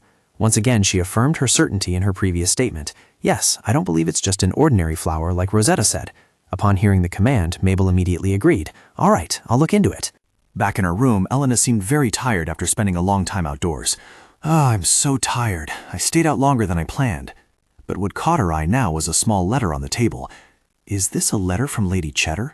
Why didn't she give me this letter when we were having coffee? I wonder if something happened. What the hell is this? The content of the letter was shocking. Rosetta had contacted the Grand Prince. Scene change, the Grand Prince's palace. Now Elena had changed into her walking clothes at the Grand Prince's palace. What am I doing here? She looked irritably towards the window. Honestly, if I could, I would smash that window right now and ask what they said when they met. From inside, a voice spoke. "Why are you glaring at me?"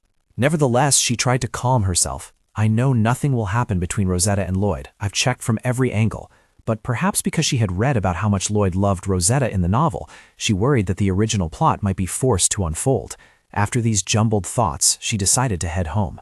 Oh, what am I thinking? I should go home now and come back tomorrow. Before she could leave, Lloyd called out to her. What are you doing? Elena was startled and both scared. She turned her head back and hesitantly asked, Huh? Aren't you asleep yet? Lloyd stood by the window, arms crossed, and chided her playfully. You practically shot daggers through my window. How could I possibly sleep? To justify herself, she quickly came up with an excuse. Me? I was just staring at your window for a bit. Worried she might be cold, he invited her inside to get warm and out of the wind. It's very cold out here. Come inside or you'll catch a cold. He carefully approached her. Tell me, why are you out here so late at night? Elena seemed unwilling for Lloyd to know, so she waved her hand dismissively. It's actually nothing big. Inside, she was furious that he was meeting another girl privately. Oh, who am I kidding? Of course it's a big deal. How can I not be worried when my man is meeting another woman alone? But on the outside, she was sweating nervously. It's not really that big of a deal, but it's about something I heard. Lloyd leaned in close to Elena and teased her, making her freeze. You mean my private meeting with Rosetta? She thought to herself about why he knew this. How did he know? Elena, holding something in her hand, looked up bewildered at the boy who was patting her shoulder. No, well, it wasn't a big deal or anything. Lloyd patted her shoulder. Are you trying to talk about... Lloyd, with his hands clasped behind his back, leaned down and whispered to Elena, making her look bewildered and a little embarrassed. The time we coincidentally met Rosetta alone, right? Her face flushed crimson, her cheeks burning red with shyness and embarrassment. How did you know that? He smiled gently, looking at her with affectionate adoration. I never expected to see that expression from her. Lloyd raised a hand to cover his mouth, bursting into laughter. How can she be that adorable? I'm going crazy. Elena, flustered and startled, became a little annoyed and sulky because he laughed at her. Why are you laughing? How did you know? And why did Rosetta come to see you? Lloyd cupped her cheeks with both hands. Did you only come here to hear about that? Elena pouted with annoyance, but reluctantly let him pinch her cheek. No, it's not like that, because I think Rosetta is up to something. He bent down, gently lifted her face, and kissed her cheek. Don't worry, Elena. No matter what that woman does, she won't be able to defeat you. Lloyd scooped Elena up onto his lap, happily smiling and chatting with her. Anyway, my little bird is very curious about what happened, aren't you? So I'll tell you. Elena frowned slightly, trying to cling to him. What do you mean, little bird? Me? In what way? Lloyd was standing in a reading nook in a large living room area. After talking with Elena about the presence of the god, he had spent the entire day compiling information from the secret base. Lloyd flipped through the pages of books in the library room. Not this one, nor that one. Of course, there was no progress at all because all the remaining books were just a smokescreen. He walked out of the library. Even the Royal Library was full of nonsense. A staff member asked him, Are you just finished now, Your Grace? Lloyd was surprised by his sudden appearance. Luchelle, what are you doing here? How can an aide rest when their master hasn't finished their work? You have a way with words. The two walked and talked together. I've noticed you've spent a lot of time in this library. Are you looking for something? I need some information about gods. Luchelle turned to look in surprise. Really? Wait, considering Luchelle's desire for a different future for the Empire, perhaps his perspective on gods would be different from everyone else's. Lloyd pointed, asking Luchelle, What do you think about the existence of gods? The two stood side by side, talking. If you're asking about gods, then I am an atheist. Why? With an expressionless face, he explained sagely. I'm not interested in theories about illusory entities like ghosts or gods. Luchelle raised his hand, determined to learn. All I want to learn more about is how to move towards a more progressive future. Lloyd's face went blank, too bored to speak. That's interesting. It seems his personality has changed somewhat. He walked away. Thank you for your insights. You may leave now. Luchelle quickly and respectfully bowed to see his master off. Yes, I'll see you tomorrow, Your Grace. Having invested so much time and gained nothing, there was a slight disappointment. Rosetta walked past Lloyd slowly, as if looking for someone. That woman. She was overjoyed and beaming when she met Lloyd. Saved at last, she chattered incessantly. I'm so glad I met someone here, it's quite embarrassing. Oh, really? Rosetta gently nudged Lloyd's arm, saying, To be honest, I got lost. I often get lost even though I've been to those places many times, but somehow today I ended up here while wandering around. Lloyd looked at her with a slightly contemptuous suspicion, thinking, it seems the only thing she knows how to do is charm men, huh? Yeah, it's normal. The two stood chatting. We're here now. Thank you for bringing me back. Please be careful on your way. Rosetta clasped her hands to her face, looking a bit gleeful. It seems I haven't introduced myself yet. My name is Rosetta. You must be the Grand Prince, Sir Lloyd Kartika, correct? He looked at her sternly. Yes. Rosetta bowed her head slightly, closing her eyes. Please forgive me for not recognizing you sooner. After getting lost, my mind felt like it had gone blank. She's lying through her teeth. She clearly knows who he is. It's fine. Just be careful on your way back. Lloyd turned and walked away. Yes. Suddenly, he heard a strange sound and turned to look. He turned back confused as she fell. "Your Highness." Rosetta pouted, her face a little awkward, feigning helplessness. "I'm sorry, but could you help me a little? It seems my leg won't move." She, with a pale, panicked face, yelled at Lloyd. "Then what? What else will you do?" "What else could I do?" I called for people and instructed them to ensure her safety. Both smiled happily, looking at each other affectionately. Elena and Lloyd smiled brightly. "So why did you do that?" "Why else? She's adorable." She clapped her hands, her face anxious, forcing a smile. "Thank goodness. I was worried because in the original story, Lloyd would immediately rush in upon seeing Rosetta. I guess I'll have to be honest with her. Her pouting, jealous look is incredibly cute, but..." Lloyd reached out to help Rosetta sit up. "The truth is, there are things I haven't told Elena. Are you all right?" "Yes, I didn't realize there were rocks on the ground." Lloyd whispered into Rosetta's ear. "Lady Rosetta, listen carefully. I have no interest in a woman who willingly pulls up her skirt in front of a man she's just met for the first time." "What?" She pushed him away in a panic. "What do you mean?" He smiled gently, but his words were sharp. "I'm tired of those old tricks." Both stood silently beneath the large castle. Rosetta trembled slightly, trying to explain, and also quite disdainfully. "I think you've misunderstood something. I simply slipped. There was absolutely no other intention." He said to her, "You just slipped? I misunderstood you. That's right. I think I should leave before things go too far." Rosetta turned and walked away in anger. Lloyd pondered. Smarter than I thought. Annoying, just like Kaizen. Elena was smiling so brightly and happily. If I were to tell Elena, she would definitely overthink it again, thinking I like seeing her smile like this. She turned to him, bewildered, and asked, "What are you thinking about so intently?" Lloyd smiled radiantly, pulling her into his arms. "No, it's just because your smile is so beautiful." Both of them were overflowing with passionate happiness together. "What are you saying? Be serious now." "I am serious, and I really love your smile." Rosetta was sitting in her room on her bed. That night, in Rosetta's bedroom, She held the knife, her face terrifying, preparing to stab downwards. Why? Why? She repeatedly stabbed the pillow to vent her anger. Why? Why couldn't she charm him? Elena's gaze suddenly fixed on empty space with determination. Wait, now that she thought about it, it seemed something had changed since that day. Rosetta was picturing others in her mind. The first time they met in the office, no one paid any attention to her, not even those noble ladies or the Grand Prince.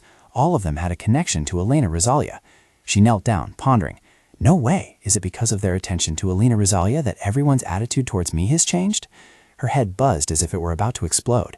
For the first time in her life, Rosetta developed a fear of someone who disliked her. If she's the problem, then I just need to eliminate her. The grand, magnificent palace. A few days later, in the Crown Prince's chambers, Kaizen was walking with his servant, looking annoyed. "What's that sound?" He flung the door open with a loud bang and rushed in, asking, "Rosetta, what's wrong?" Rosetta was sobbing. "Your Highness," she cried with an innocent face, "I found a dead creature in my room, and there are dead animals on my bed again." Hearing this, Kaizen was so shocked his face turned pale. What on earth? Who would do such a thing? Rosetta turned towards the dead bird and reached out her hand. "I don't know why these things keep being sent to me." He gently approached, patted her shoulder, and comforted her. "Calm down. Tell me exactly what happened." He turned to ask the maid next to them, "Do you know anything about this?" She flinched slightly. "Yes." That maid recounted the horrified, pale faces of both Rosetta and herself upon seeing the animal carcasses. Recently, some gift boxes had been sent to Lady Rosetta's room, but inside they were all animal carcasses. Kaizen spun around in disbelief and yelled, "Is there really someone in this world who would do such a thing?" One of the three maids spoke up. "I'm not happy to say this, but currently there's only one person who harbors ill will towards Lady Rosetta." Suddenly she screamed loudly in fear. "No!" Rosetta covered her face with both hands, then trembled and burst into tears. "No, it can't be her, Your Highness!" Kaizen also awkwardly turned sharply towards Rosetta. In his mind, he was both worried about the situation and had gradually deduced that there was only one person, Elena Rosalia. Kaizen was now in the room, standing beside her, comforting her. "Why didn't you tell me when you first received it? Don't I trust you enough?" Rosetta, looking pitiful, quickly explained loudly, "It's not like that at all. I just didn't want you to worry about nothing. I know you're very busy." Rosetta sat on the bed, placing her hands neatly, and after she had become confident that she could be closer to Lady Rosalia, she didn't want him to know how bad things had become. Kaizen stood before her and directly asked, "So, you also believe that Elena Rosalia is behind this?" His eyebrows furrowed. "If so, do you have any proof?" At this moment, her entire face turned pale with shock. Proof? What proof? Her words were the proof. Why did he still need to ask? Out loud, Rosetta could only stammer in response. "No, but she's the only one who hates me enough to do something like this." Kaizen himself fell silent, torn between two lines of thought. On one hand, yes, that woman is certainly capable of this. She always craves tormenting others. I bet that wicked woman hates Rosetta, but why would she want to destroy the engagement if she's so obsessed with me? On the other hand, she would never stoop to this level. She's always straightforward in everything, and would need a spy to carry out a scheme like this. But is it even possible? He frowned now, placing a hand on his chin, trying to think.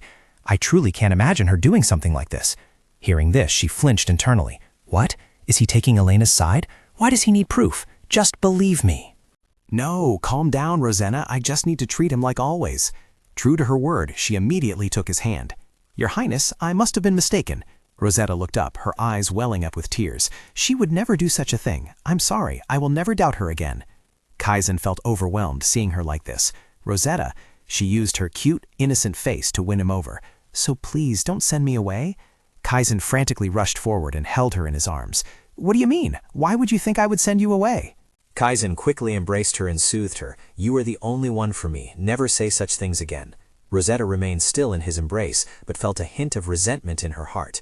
But you didn't even eliminate that woman for your so-called love for me. Rosetta, still in the embrace, suddenly spoke softly. All right, I'm sorry. I love you too, Your Highness. I love you. It was the day the heirs of the great families gathered. A day like any other, or it would have been, had he not come to meet her. Elena was currently standing opposite someone on the red carpet. She, along with 2 other men, bowed. Greetings, Your Highness. Kaizen said nothing, only observing thoughtfully. After completing the ceremonial procedure, Elena adjusted her lapel, looked up, and gave a bright smile. You must be here to see me. The 2 men quickly departed. We shall take our leave. When only the 2 of them remained, he suddenly gritted his teeth, his gaze fixed on her. Why did you do that? Elena was surprised to hear that. What are you talking about? In her heart, she vaguely guessed if it was about that matter. Elena recalled when Belda held and read a long piece of paper. Have you heard the news? It seems someone has been continuously sending dead animals to Rosetta's bedroom. It looks like besides us, there's someone else who dislikes her. But why kill those poor animals? Elena shifted her gaze elsewhere and raised her voice. Are you talking about the animal carcasses being sent to Rosetta's bedroom? As soon as Kaizen heard that, he immediately concluded. So it was you. Frowning and looked directly into his eyes. The rumors have already spread widely. You should have kept this matter more discreet, but I never thought you would assume I was behind this. Kaizen maintained that tone and insisted. Who else could it be? Elena didn't back down either, crossing her arms and offering a hypothesis. Someone else who hates Lady Rosetta. He suddenly became angry and shouted, Don't be ridiculous. Who else but you could hate that lovely girl? She stood there unhurriedly, facing him directly. All right, let's assume I'm the one who did it. Then where is your evidence? Don't tell me you're accusing me, the heir to a duke in this empire and a close ally of the royal family, of being the culprit based solely on suspicion, are you? Hearing that, Kaizen suddenly froze, faltering slightly. He completely understood that his actions were indefensible, yet he couldn't bring himself to. As he stumbled backward, it was as if he saw an image of Rosetta, clinging precariously to his ankle. Your Highness, I love you. Your Highness, please believe me. Your Highness, I'm so scared. Your Highness, I would never betray you. Your Highness, please look at me. Your Highness. His mind seemed to be in a chaotic mess as he roared. All of it. He suddenly thrust his hand forward, then, without a word, gripped her shoulder tightly. It's your fault. Elena was startled, unable to comprehend.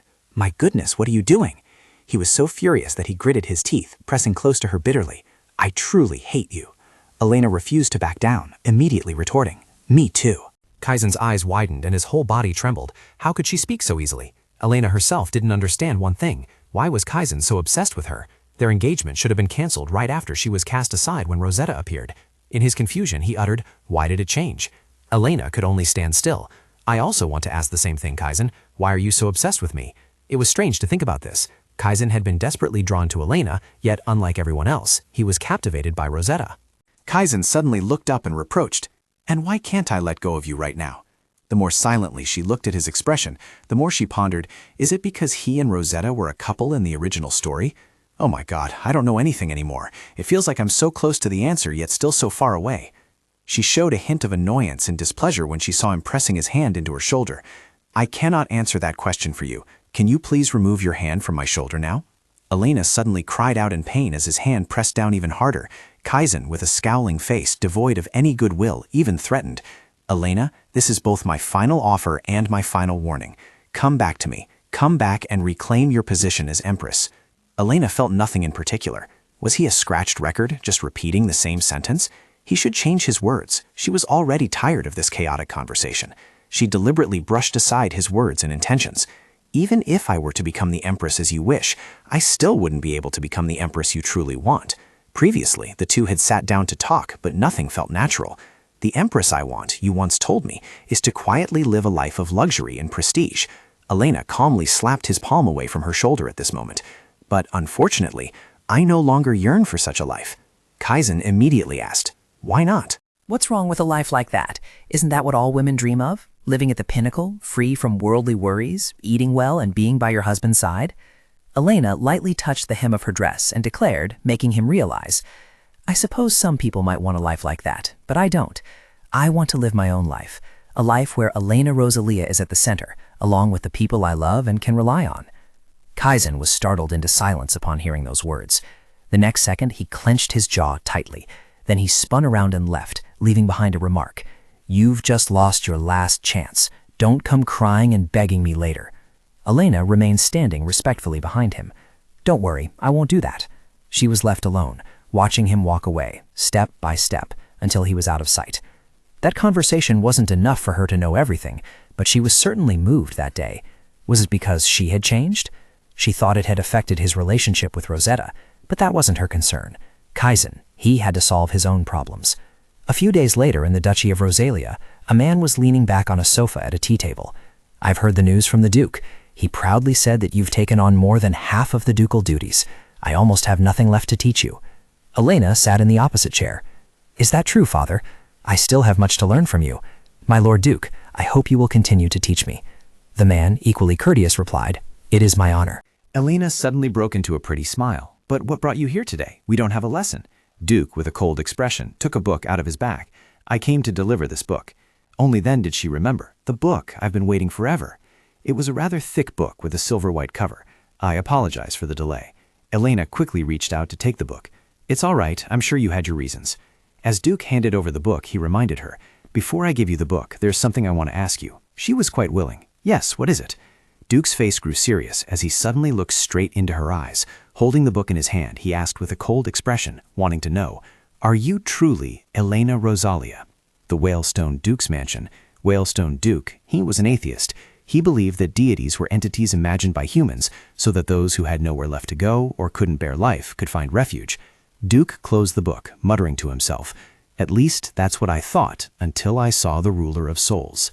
However, the infamous villainess Elena Rosalia, the disgrace of the ducal family, when I met her, I discovered that despite being a bit hot-headed, she was still very intelligent, contrary to rumors. It was as if the soul within her body had been swapped. Ever since I read the book The Soul Ruler, I couldn't stop yearning to learn more about her. The Duke initiated the conversation. You are Lady Elena Rosalia, aren't you? Elena was momentarily stunned. What are you talking about? Perhaps, since I woke up in this world, this was the question I never thought I would hear after all this time. Elena offered a standard smile. If I'm not Elena Rosalia, then who am I? The Duke bowed his head in contemplation, reminding her, Only you know the truth. Elena forced a smile. You're stating the obvious, aren't you? Elena's hand trembled slightly. What was it? He spoke in a tone as if he knew something. What did he see in that book to say such a thing? Elena clarified, I don't understand why you suddenly asked who I am. Did you read something in this book? The Duke admitted. You're quite perceptive. Elena smiled, looking at the book. Your answer makes the story much more interesting, and I'm really looking forward to reading it. I hate to be rude, but I hope you can leave me to enjoy this book. Understanding, the Duke stood up and bowed. Yes, I will. I'll see you tomorrow, young lady. Elena replied. Farewell. The room instantly became extremely quiet. Only then did Elena dare to breathe a sigh of relief. In her panic, it seemed she had answered a bit too slowly. The way Sir Whalestone looked at her, he probably already assumed she wasn't Elena Rosalia, but she couldn't say she wasn't. How could she explain that situation to him? Well, she'd just read the book first. After that, she could think about how this happened and what to do next. After finishing the book, Elena found it hard to believe this nonsense. By the ruler of souls, she couldn't believe he would make such assumptions about her just because of these words. He's not only exceptionally intelligent, but also perceptive, isn't he? She recalled the Duke's sudden question. You are Lady Elena Rosalia, aren't you? The Rhine faith shares a similar belief with reincarnation in her world. The difference here is that the next life is determined by one's faith in the divine. Elena sighed in relief. It'll probably be hard for the people here to fully grasp this concept, but overall, it's quite interesting. Now that I'm reading this book, I suddenly think that gods might actually exist, because my appearance is proof of this theory. Elena looked at the book thoughtfully. So, what exactly is this world? Is it different from the world I read about in the book? If gods are real and this world is also real, then who is Rosetta? A protagonist beloved by the gods, which is why others love her so blindly. Elena wondered. So who am I? She mused. It wasn't just her who unexpectedly appeared in this world and made the story deviate from its original premise, but even Lloyd. Elena remembered the first time she met Lloyd. He had introduced himself. I am Lee So-jun, the heir to the Asun group.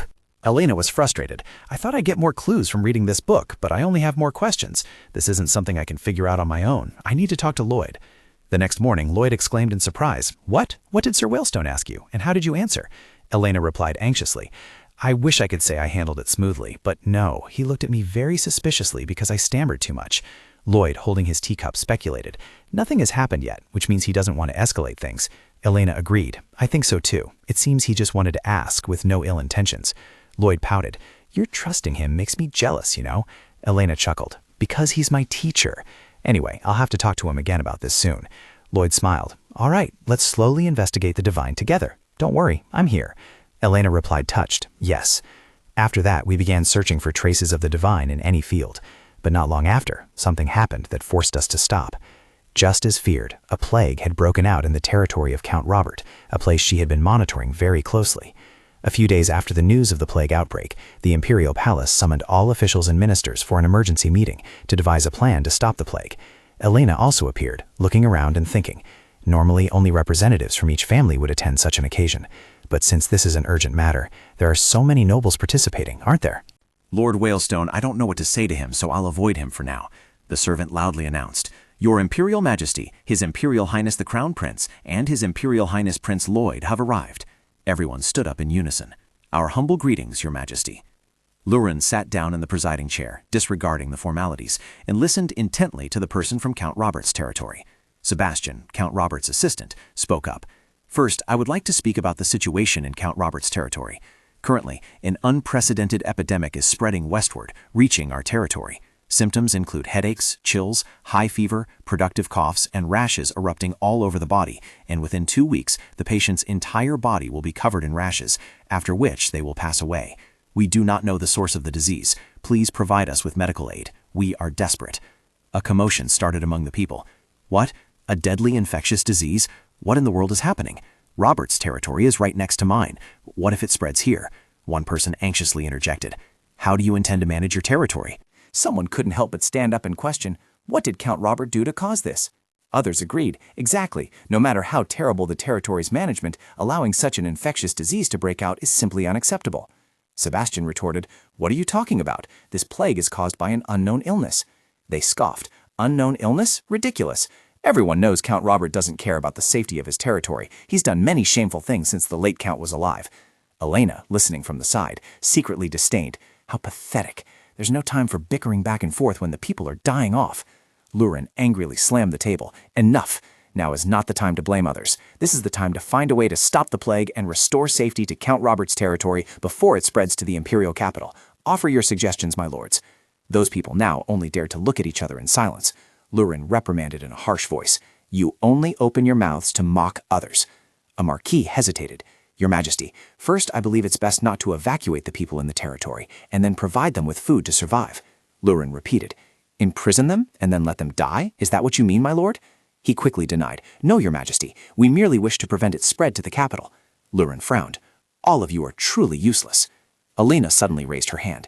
If Your Majesty finds no suggestions effective, would you grant me the favor of speaking my mind?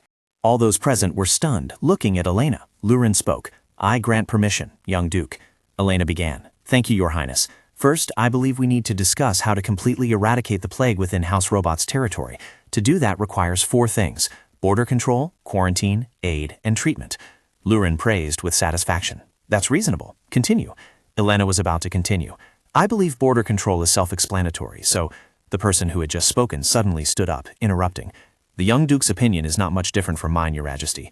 Elena flatly denied. It is different, completely contrary to what the Count desires after blockading the territory. He frowned and muttered, This brat. Lurin loudly intervened. Enough! I allow her to speak. What right do you have to interrupt others? He reluctantly replied, Your Majesty, I beg your pardon. Lurin calmly turned to her. Continue, young Duchess. Elena bowed her head. Thank you, Your Majesty. As I was saying, to prevent the epidemic from continuing to spread, the Robert territory must be controlled. After that, I will burn all items used by the infected. This is quarantine and will contain the spread of the pandemic. Your Majesty also needs to provide aid to those who have suffered in the Robert territory. Finally, treatment. To put it plainly, Your Majesty needs to help the sick recover and develop a cure. This way, we can keep the people in the territory safe and ensure the safety of the empire. To do that, we need a noble to personally go to the Robert territory to oversee the campaign. Everyone worried. Won't we get infected if we go there? After hearing that, I think the mortality rate could be 100%. I can't go there. What if it spreads to my domain? Elena thought to herself, knowing that everyone was naturally very concerned about their own lives. She raised her hand and continued her proposal. Furthermore, after the outbreak of the epidemic, we conducted an investigation and discovered something. The disease spreads through the air due to coughing, sneezing, and saliva droplets when communicating. Therefore, everyone needs to be careful with the saliva of infected individuals. Someone questioned, does that mean if no saliva is expelled, one won't get infected? Elena replied, we cannot guarantee 100%. It's just a preventative measure. He sneered, how can you believe that? You're not even sure about the source of that information. Unexpectedly, Rick glared at him in warning. How dare you doubt the wisdom of the ducal family? He fearfully corrected himself. On second thought, perhaps there's no need to verify it. Information from House Rosalia is always trustworthy.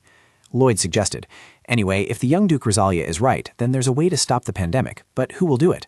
Lurin smiled and spoke, how about the young Duke taking on this task himself? In such cases, the person who proposes the idea is always among the most responsible. Kaizen was astonished to hear that. The others also couldn't hide their surprise. Only Elena smiled. Yes, as your Majesty wishes. She chuckled inwardly. This is it. I was just waiting for the Emperor to tell me to do this. Rick suddenly stood up. Elena Rosalia had anticipated this, she thought, but she had to ask her father first. Everyone started to suspect, wondering if she had agreed too quickly or if she was secretly planning something. I bet the Duke's intelligence revealed something more terrible, or she's just doing it for reputation. Even though Elena was still in front of them and heard everything, she thought to herself, and I also have to shut up these petty lords who are criticizing here. Someone stood up. I have a question. Why does the Duchess want to take primary responsibility for this? Or do you have ulterior motives? No, I mean a different purpose. Elena smiled deeply but darkly, like a venomous snake. That's right, I knew this would come eventually, and I've already prepared an answer for this idiotic question. Just as she was about to speak, Lloyd loudly interrupted. What, secret motives? What's wrong with your mind to think like that? Rick also strongly disagreed. Asking a question like that is out of line. Are you still only concerned with yourself and seeking your own benefit in the situation? Do you know what people call someone like you? A parasite. Lloyd angrily, that has a seat here. It's shameful. Rick frowned. No, you might as well stop being a noble. You should return your title and get out. This scene made Elena stunned, thinking, wow, the two of them spoke at the same time. It felt like two voices were layered over each other. It's nice to have someone defend you, but I'm not cruel enough to leave him in that state. She had to intervene to mediate. That's enough, you two. We are in a plenary session and in front of your Majesty, and I had no ulterior motives whatsoever when going to Robert's territory. I only have connections with the Betches Merchant Guild, and thus had the means available for emergency assistance. The man trembled and obeyed. Yes, young Duchess. Elena smiled. So everything's settled, isn't it? Does anyone else want to come with me? The entire room fell into an eerie silence. Elena silently assessed. It's truly something that this empire is still considered a mighty empire.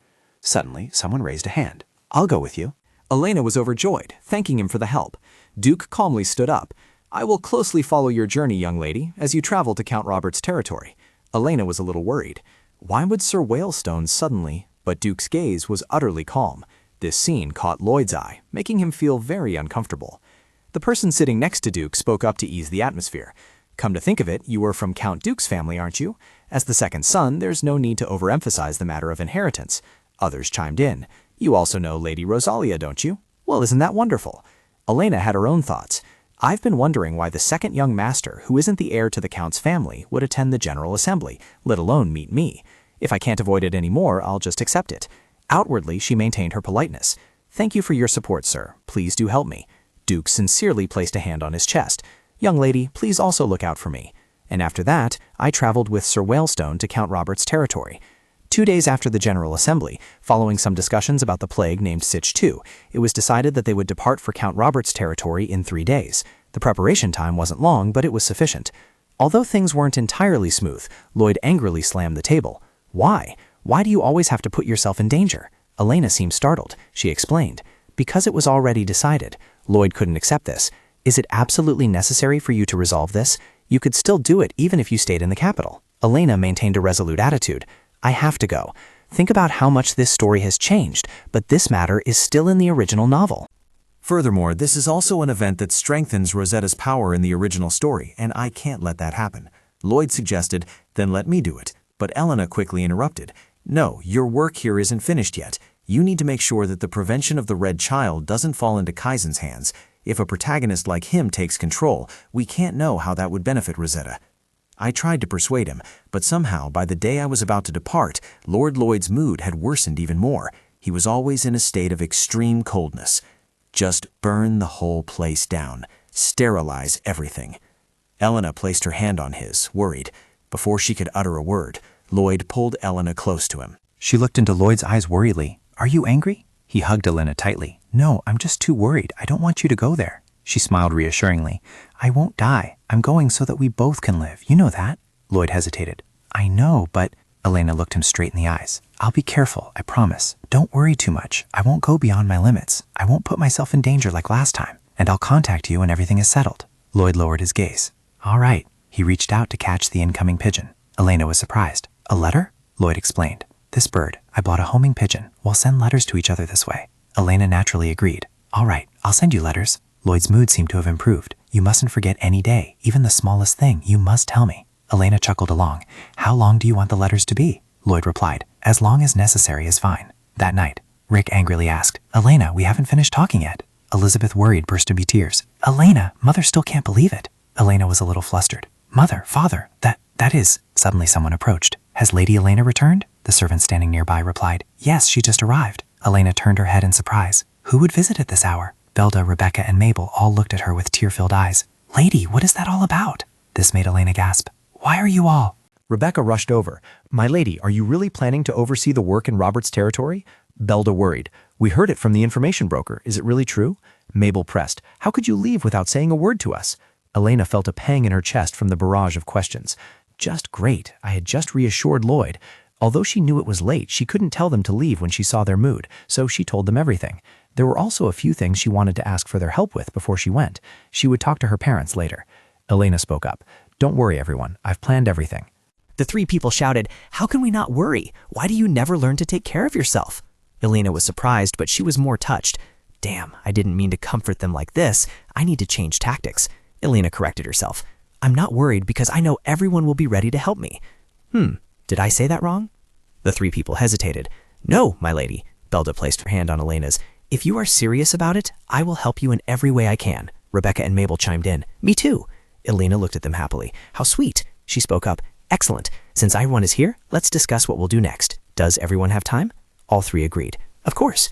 Elena looked at Belda. First, all guild members have returned, right? Belda replied. Since you spoke about the epidemic, all members of the Information Guild have returned. Elena chuckled. Excellent. Since we don't know what might happen, I want everyone to continue keeping an eye on the territory.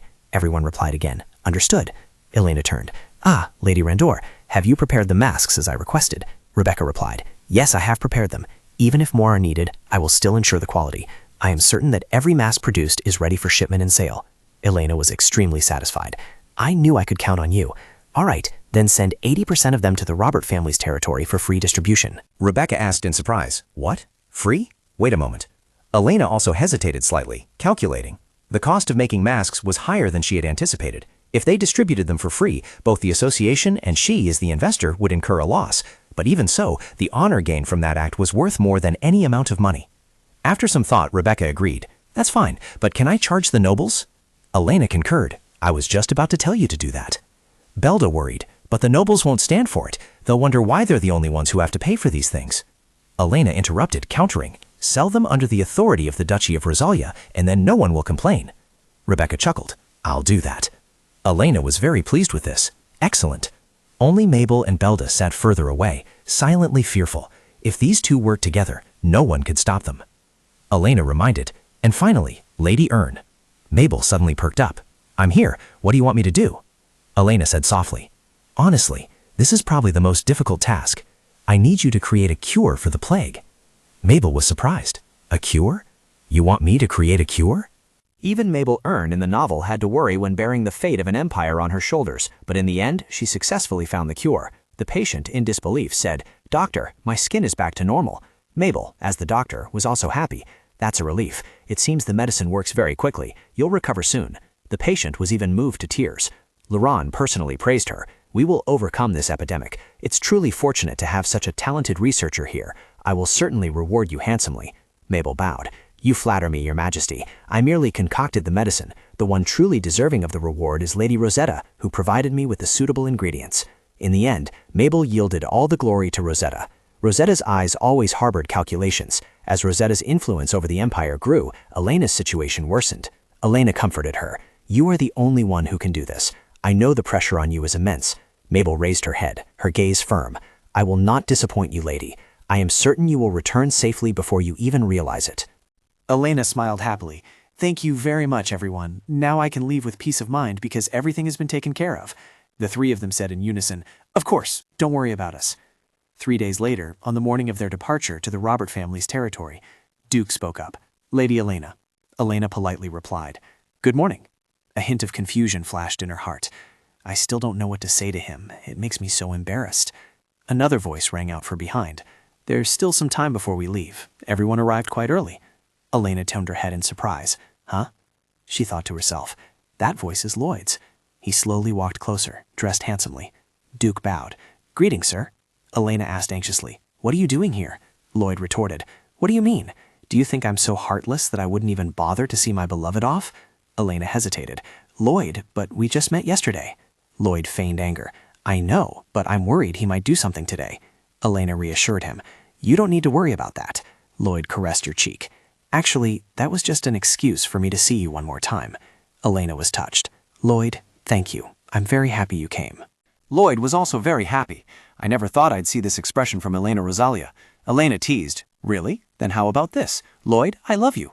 A faint blush appeared on Lloyd's cheeks. He lowered his head, touching his forehead to hers. "You're really competitive, aren't you? I love you too." The servant behind them spoke loudly. "Lady, it's time." Lloyd reminded her.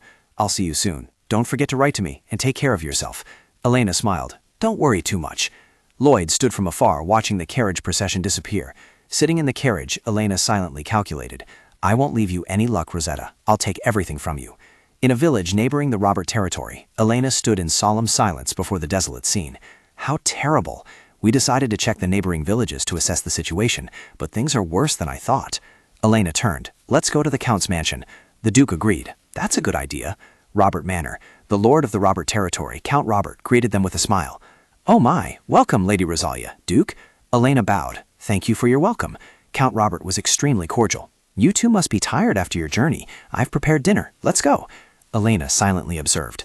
"Are these corrupt nobles mass-produced in a factory? They're all so alike." The decoration here is truly luxurious. Duke praised in surprise at the opulence. The Count must truly love art. Robert seemed quite proud of the mansion. "Precisely. What a discerning eye, Mr. Whalestone. I only recently purchased these beautiful items. Only a few of them were produced." Elena caught the key point. "Recently?" While the people in your territory are writhing in pain, you, their lord, are indulging in lavish extravagance." Robert smiled gently. "Today I have specially prepared this dinner to welcome your arrival. It certainly won't disappoint you two. Please sit down." Elena sat down at the dining table with an uncomfortable feeling. "This is definitely for showing off," she thought. "The people outside are fighting the plague to cling to their lives. Doesn't he think about his territory every time he splurges money?" Robert sighed. "What a pity." Elena asked in surprise. "Why?" Robert explained. "There are so many wonderful things in this land. Since you two have gone to the trouble of coming here, I wish I could give you a tour, but it's impossible because of the plague out there. Isn't that right?" Elena replied. "Indeed, it's impossible. Your people are dying from the plague." Robert snorted unpleasantly. "That's it. Those people just huddle in dirty places, which is why the plague spreads so much." Elena's eyes glared at him with indignation. "Count, what did you just say?" Robert trembled. "Huh?" Elena reminded him. "Let me tell you, Count, the people in your land could use the money for this steak dish to eat for an entire week. Nutritious food, no, just clean water would be enough to stop this plague." Robert tried to stop Elena from speaking further. "Miss," but she persisted. "Do you want to know how a common person has to live to cause a plague like this? Have you ever thought deeply about that? Have you ever gone to see your territory, Count? Have you ever suspected that perhaps this is happening because your people can't even eat half as well as what you throw away? Or is it because you are too indifferent to this land? Think carefully, Robert stammered. This determination was fully observed by the Duke. Elena stood up and left. Tomorrow morning, I only want a simple breakfast. I'm sure you already know the reason. If you genuinely still don't understand, you'd best take that useless head of yours and kick it far away. Robert softly called, "Lady." He sat silently in his spot, trembling with fear. Duke followed Elena's departing footsteps. She turned politely. "I apologize. You haven't even had a chance to eat because of me." Duke replied, "It's all right. I don't think I could have stomached it anyway." Elena smiled. "Right. That makes me feel a bit better." The two fell into silence once more. Elena thought to herself, "Things between us will remain awkward like this if that question remains unanswered. This is terrible. I don't want to be like this with someone I thought would be on my side." Elena evaded. "You must be tired too. How about getting some rest?" Duke replied, "That's fine. Lady, I am here as your assistant. You don't need to worry about me while working. Just do what you believe is right, and I will do everything I can to support you." Elena looked at him, touched.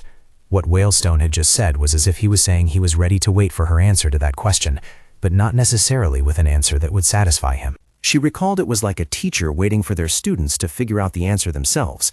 Elena stood up and told herself, "All right, I'll think more about it. Let's start by mentally petting a small puppy." At the palace, Lloyd was always sighing. The servant asked, "Is something troubling you, Your Highness?" Lloyd asked back, "Are they difficult? When those loudmouths keep arguing for no good reason, you have no idea how much trouble I've had to restrain myself from strangling them." The servant panicked. "Calm down." Lloyd sighed. "Don't worry. Do you think I would actually do it? This stress is just a letter." "Oh my, Elena sent a letter right away. I didn't expect her to send it on the same day." That letter, however, turned out to be a work schedule. Lloyd was utterly surprised. He burst out laughing. "What on earth is this? A letter or a report?" Elena clearly noted everything. 3:30 a.m., departure, slept in the carriage. 3:40 a.m., fed the birds seeds. They were so cute. 4 a.m., one of the escorts asked if I was okay. "Don't talk to me, just go." 5 a.m., arrived at the territory. The plague is terrible. 7 a.m., arrived at the Count's mansion. The Count makes me sick. 7:30 p.m., went to eat in the dining room. Literally a feast. I wish everyone could have food like this. 8 p.m., ruined dinner and wrote this letter. "I miss you, Lloyd. I know you're worried about me, but rest assured, just focusing on your work helps me a lot. And I don't think we need to be too wary of Sir Whalestone. He's still the same, a warm teacher." Lloyd sighed exasperatedly. "Teacher what? She doesn't even care how I feel." "Oh, have you really never had a boyfriend before? You really know how to make a man's heart race. All right, I'll just stay here and follow the Queen's instructions, won't I?" The next day, life was truly busy. Many people were sent from various territories. People from the palace also arrived to distribute emergency supplies to help the residents. But the Lord of the Land, Count Robert, didn't even bother to show up. He said he couldn't come because he had a fever or something. Elena was filled with anger. "Fever? What nonsense. You're just upset because of what I told you. Just wait and see what I'll do to you." Sebastian stepped forward and said, "Hello, Lady Rosalia." "I haven't seen you since the meeting. I'm Sebastian, Count Robert's assistant." Elena turned to him. "Oh yes, what is it?" Sebastian bowed. "I apologize for not being able to receive you yesterday. I had some urgent matters to attend to." Elena shook her head. "It's all right." Sebastian continued. "Oh, and also, I was wondering if anything displeased you yesterday." Elena was surprised. "Haven't you heard anything? I thought that was also why this morning's breakfast was such a mess." Although she said that, this morning's breakfast was still another feast. Sebastian was astonished. "Excuse me, I'm not quite sure what you're referring to. I haven't been informed of anything." Elena pondered. "So both the master and the servant have many secrets from each other, don't they?" "Whatever, it's none of my business," she replied evasively. "It's nothing, not serious enough for you to worry about." Sebastian retorted, "No, miss, please tell me, I'll fix it immediately."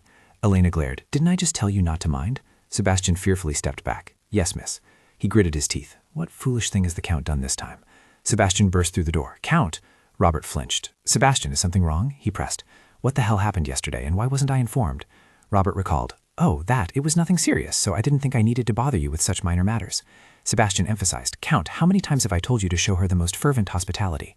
Robert replied dejectedly, "I did what you said, but that girl was bothered by something. She picked a fight with me." Sebastian helplessly clutched his forehead. "Oh heavens, master, tell me what happened. I need to know so I can make adjustments." Robert lowered his head. "Well, what happened was, during dinner, I mentioned that I didn't understand why the epidemic broke out among those people. Then suddenly she started talking about the common folk, the country, and things like that, then left without eating anything. Sebastian repeated, the people. He mused. Would a noble woman like her skip a meal just because the Count mentioned the people? Impossible. This fat pig must have done something to displease her. He won't open his mouth because my shouting scared him. I need to quickly find out why Lady Rosalia dislikes him. That's the only way I can reach my dream of living in the city. This incompetent, thoughtless pig isn't doing anything useful. I'll have to teach him a thing or two. Sebastian's voice softened again. Count, I apologize for raising my voice. This is an opportunity for us to live in the city, and perhaps I was afraid of losing it. Robert smiled. Of course, I understand how you feel. Sebastian replied, Thank you for your understanding. So I have a plan to regain Lady Rosalia's trust, and I'll need a bit of an allowance. Robert was very generous. Use as much as you like to win her over, or rather, to regain the lady's trust. Sebastian chuckled. Thank you, Count. A few days later, in the town within Robert's territory, because we had promptly detected the disease outbreaks and made thorough preparations, the epidemic was quickly brought under control. As a result, it didn't take too long for the land to recover. Elena felt satisfied. Collecting disease samples for research was easier thanks to the masks, which would greatly help in finding a cure. Everything was going smoothly, except for two things. Sebastian appeared with his standard smile. Lady Rosalia, did you sleep well last night? You look as beautiful as ever today. Elena cursed inwardly. First, there's this sickening flatterer. She turned away coldly. I thought it was great until I saw you. Sebastian quickly pleaded, Milady, I apologize. I will stay out of your sight from now on, so please calm your anger. Elena frowned. Just looking at him made her annoyed. He was useless during the epidemic, yet he still wanted to befriend her. And secondly, the Duke bowed. Good morning, milady. It was true that things with Whalestone had not yet been resolved. Elena pressed her lips together, still unsure what to say. The story between her and Whalestone was still unfinished. The Duke accidentally encountered Elena in the hallway. Good morning, Lady Rosalia. Sebastian quickly fled, leaving the two of them in a quiet space. The Duke broke the silence first. Do you have something you wish to tell me? Elena asked. Do you have time? Now was the time to clarify things with the Duke once and for all. The Duke invited, Please sit down. But Elena interrupted. I don't understand why you keep asking me who I am. Her mind raced, reminding her, Wait, I didn't just intend to come here and say that. Elena's words continued, But I've thought a lot about the answer. Duke calmly faced her. I see. I'm ready to hear you now. Elena, determined to express herself, said, My answer is, who else am I but your outstanding student, Elena Rosalia? That's simply who I am. Duke's eyes lit up.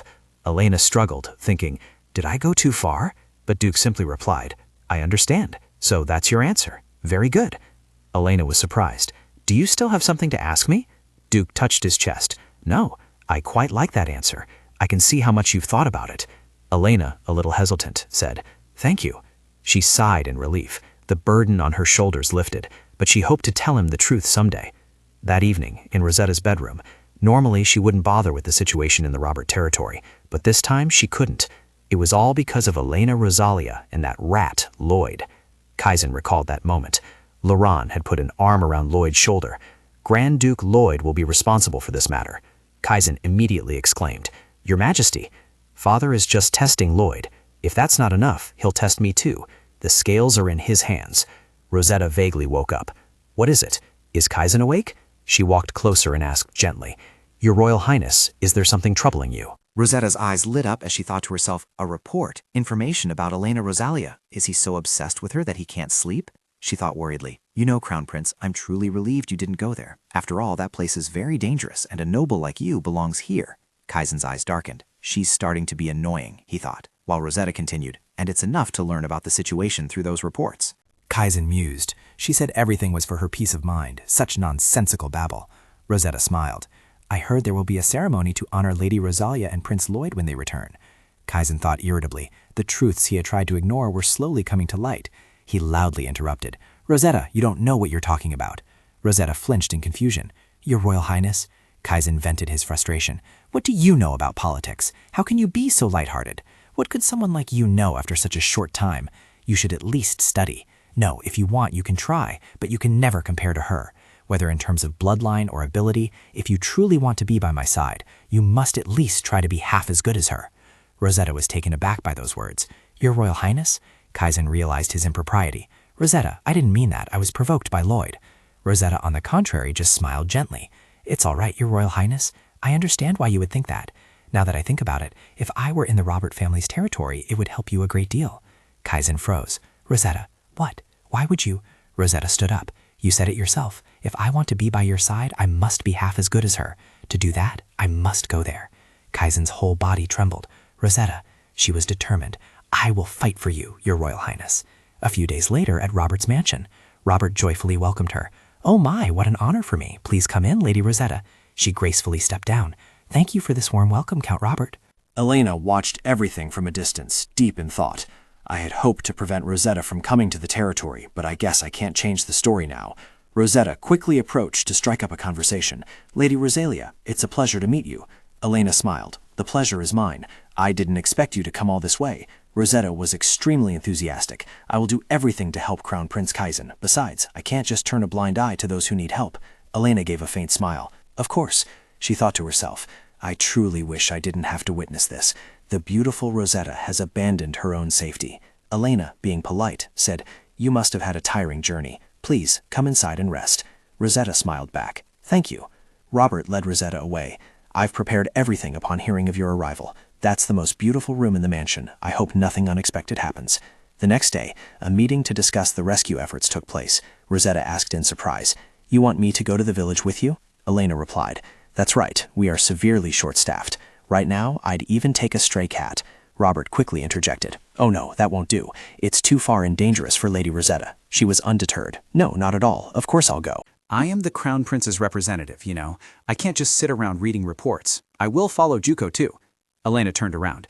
I appreciate that. You know your responsibilities better than some. Robert flinched slightly, feeling a sting. Rosetta stood up. Please allow me to get ready. Elena nodded. Come to the hall when you're done. We will depart once you are ready. She looked at Rosetta in surprise. You decided to wear that, Lady Rosetta? Rosetta, dressed splendidly, stepped forward. Yes, is there a problem? Elena felt a fleeting contempt. If she commented on that outfit, everyone would think she'd gone quiet. She shrugged. It's nothing, so let's go. Elena told herself there's no way she'd let it happen. People around the area gathered, discussing, how's the epidemic situation? It could get worse. No one has been cured, but no one has gotten worse either. At least there's still a little hope. Rosetta glided past them, moving forward. Elena secretly observed, why not put on a show? What does she hope to gain by coming here in that outfit? A sick person whispered weakly, Water, I need water. Rosetta turned to Garnet. Garnet, could I have some water? Garnet handed it over. Here you go. Rosetta bent down. Here's your water. Drink up. The patient was surprised. Thank you, but who are you? Garnet angrily retorted. Watch your tongue. This is the future queen, Lady Rosetta. Everyone shouted loudly. The queen? What is she doing in a place like this? It was a rare sight. People whispered, A noble lady is kneeling before us, as if she doesn't care about her status. How beautiful she is. After noticing Rosetta's presence, they began to praise her blindly, as if they were hypnotized or controlled by a greater force, and she looked at me defiantly. Rosetta's laugh was cold. See clearly now? You can do whatever you want, but I am the main character here. After that day, Rosetta did things completely contrary to her usual self. Although I was the one overseeing the administrative work in the territory, Rosetta had won the hearts of the people thanks to her closeness with the sick. If that were all, it would have been fine. But the problem was, during a meeting, someone sighed and complained. Here we go again, Lady Rosetta. You really must write reports about your activities in the village. Rosetta smiled nonchalantly and replied, I thought speaking directly would be better than those reports. Another person, hearing this, frowned slightly and gritting their teeth reminded her, But that's how we do things here. However, Rosetta didn't seem to care much. Writing reports is so difficult, isn't this way fine? She was ruining this meeting. Rosetta might have been a commoner by birth, but she was doted on by the Crown Prince. This gave her an ambiguous status, which made it very difficult for other nobles to work with her. Suddenly, Rosetta stood up from her chair, still smiling gently, and said, If that's all, then I'll be leaving. I need to return to the village. Seeing this, Robert also quickly stood up and followed her. Lady Rosetta, wait for me. The two remaining nobles could only stare blankly at them. One wanted to speak up and stop them, but then sighed helplessly. The other seemed angry, letting out a cold scoff. Unbelievable. To lighten the atmosphere, Elena clapped her hands and with a forced smile spoke up. Shall we begin our regular meeting now? The two nobles, hearing this, relaxed a little and smiled back at her. Yes, thank you, lady. A little while later, the meeting concluded. Elena politely bid farewell to the two nobles. See you all at the next meeting. They bowed in return, saying, Farewell, lady. As she walked, Elena was still engrossed in her documents, thinking to herself, I want to spend more money to subsidize the people, but suddenly she stopped short. Wait a minute. Elena looked around, silently marveling. Now that I notice, the Count's mansion is truly luxurious. She even muttered to herself, how could this place look like this? A voice spoke from behind her. I'm curious about that too. Elena immediately turned around, her voice filled with surprise. Mr. Wooten. The person who arrived was the Duke. He held a file of documents and said nonchalantly, ever since I arrived I've noticed it, so I've been tracking the Count's expenditures, and the figures truly astounded me. Take a look. I thought he inherited a great deal of wealth from his ancestors, so I secretly investigated a bit. Elena took the documents and immediately began to analyze them. Her gaze was incredibly sharp, but no one before her could have amassed such a large fortune. Duke continued, that's right, especially since only the Count's coffers are full at a time like this. As he said this, both seemed to realize something and spoke in unison. He must have gotten the money from somewhere. The very next second, Elena smiled at Duke. I see. I'll also investigate and tell you what I find. Duke looked back at her with an approving gaze. I've chosen a trustworthy student. I'll do the same. A few days later, in Count Robert's hallway at 5 a.m., Sebastian stealthily opened the cellar door, heavily dragging a sack inside. As he did so, he grumbled, how much longer do I have to do this? No, I must grit my teeth and endure. My chance will come. The sound of the lock turning echoed throughout the long hallway. At the same time, Elena walked past and caught sight of Sebastian. She hid in the corner, leaning out to peer, wondering in her mind what he was doing in front of the cellar door before dawn. After her conversation with Wooten a few days prior, she had inquired at a cheese shop about Count Robert. The next day, news about the Count and Sebastian reached her. The information she received not only confirmed what Wooten had discovered, but also added many details about Sebastian's actions. Apparently, Sebastian traveled for business twice a month. Today was the first day of his trip, and she secretly followed him, discovering the suspicious cellar and witnessing his strange behavior. He cleverly disguised himself to resemble the Count, even patting himself to appear larger. Seeing Sebastian leave, Elena was ready to act. He was gone. She had to check what was inside that cellar. She quickly stepped out, trying not to make a sound. When she saw the door locked with a chain, Elena thought again, I guessed it would be locked, and I don't have a key to open it. She smiled slyly, a hammer in her hand. Time to smash it open. Elena didn't hesitate at all before bringing the hammer down. The clang of metal was quite deafening. With just one blow, she dented the lock and sent it tumbling down. Elena couldn't hide her curiosity and excitement. All right, this exciting detective game begins now. By the time it was fully light, Elena had sought out Duke. She slammed her hand on the table, staring at him with intense determination. Duke looked back at her, his gaze seemingly seeing through everything. I'd take it you found something, he said. Elena smirked and replied, exactly, something very important. I saw Sebastian's secret room with my own eyes last night. Elena recalled stepping into the cellar, turning her head to look around once. Seeing white bags piled on the shelves, she approached and touched them, muttering, what's stored here? Herbs? White powder, quite like flour. As Elena brought the bag to her nose, she immediately realized something was wrong. Elena suddenly dropped to one knee, the bag falling from her hand, and the white powder inside spilled out. She gritted her teeth. These rotten scammers. Back in the present, Elena had shown the powder to Duke. He immediately examined it and asked, are you going to tell me about this? Elena nodded in affirmation. Yes, it's a hallucinogenic drug. It might be cheaper, but the ingredients are still addictive substances, and the effects are definitely the same. Duke continued, he sold this to pay for the mansion's maintenance fees. Elena heard that and smiled brightly, holding out a ledger in front of him and saying, you figured it out. When I looked through Sebastian's bedroom, I found this ledger containing all this information. Duke saw that and worriedly scolded. What were you thinking, daring to put yourself in such danger? Elena raised her arm to show off her muscles, confidently replying, don't worry, I bet I'm much stronger than him. Duke looked at her and just sighed. That's not what I meant. Never mind, let's take a quick look at this ledger. Elena immediately handed the ledger to Duke. Here you go. He quickly opened it and examined it, then remarked, a sum of money is deposited on the same day each month. Elena nodded slightly. Yes, and that day is also the day we arrived. All transactions use the Count's name, not Sebastian's. Sebastian probably doesn't want to be involved in the transactions. Duke continued flipping through the ledger. This way, he can be considered innocent if something happens and everything is blamed on the Count. Elena tapped her finger on the table, her tone carrying a calculating edge. Exactly. So if we want to catch Sebastian, we'll need more evidence. Duke closed the ledger. He looked at Elena and said, we need to search to see if they're hiding opium outside the mansion. She seemed quite surprised after hearing that. Do you really think they're doing that? Duke recalled Robert's luxurious lifestyle, his speculation growing firmer. The money they have here is nowhere near enough to cover Count Robert's extravagant lifestyle. They must be getting more from somewhere else. Sebastian might be the one responsible for that deficit. I bet those business trips are for this. We just need to find out where that place is and catch him red-handed. Elena lowered her eyes. She rested her chin in her hand and replied, I understand. Duke immediately realized something. No, what?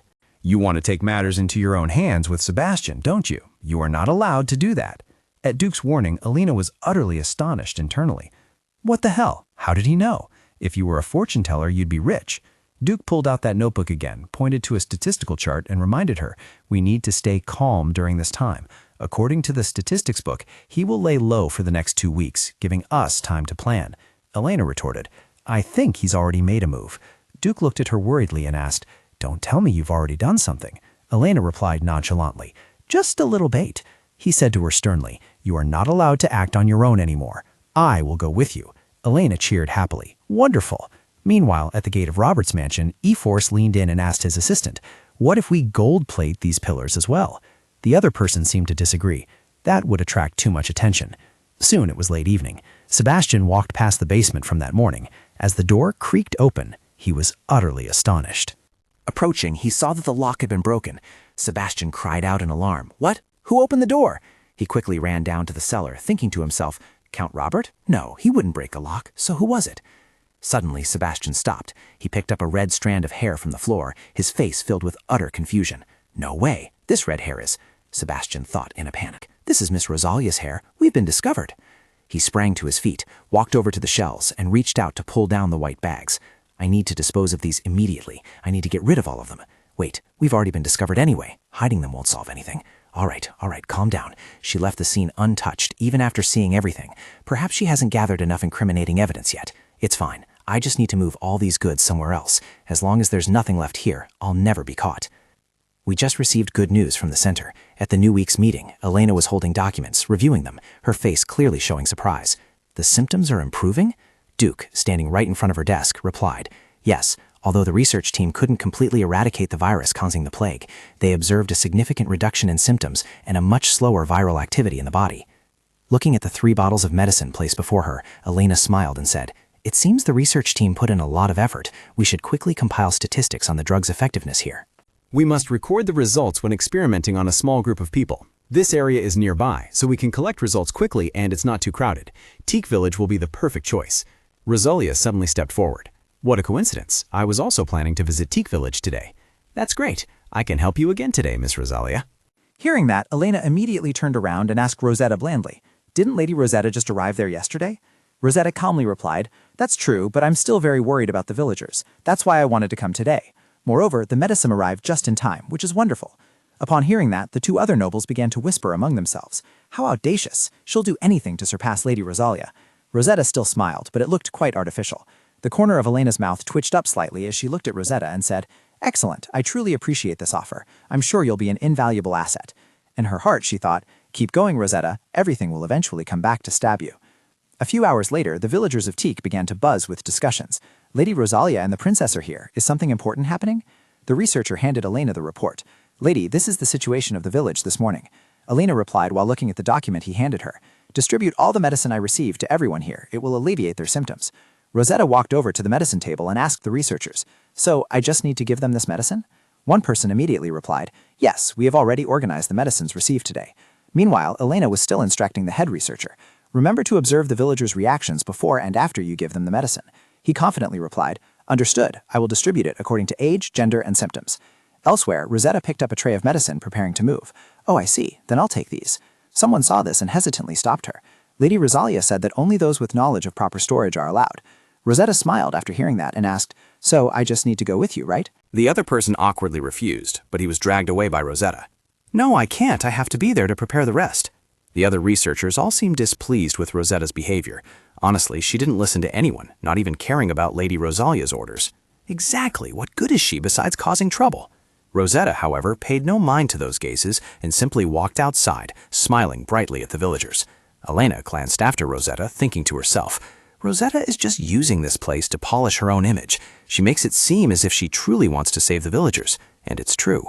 So she wants to use rumors to solidify her position. If that's the plan, then the results so far are quite good. After that, Elena withdrew her gaze and turned to the researchers, saying, just let her be. They sighed, responding, understood, lady. 2 hours later, at the last isolation tent, a resident was crying in front of Rosetta. Thank you, princess. Rosetta held the resident's hand tightly, comforting them. There's no need to thank me. I hope this medicine helps you recover quickly. After she stepped out of the tent, the others looked at Rosetta with admiration and respect. How could she be so kind? She truly is a goddess with a benevolent heart. Everything was going according to plan. I had only one goal when I set foot in this territory, to make the people believe that I was the one who ended the epidemic.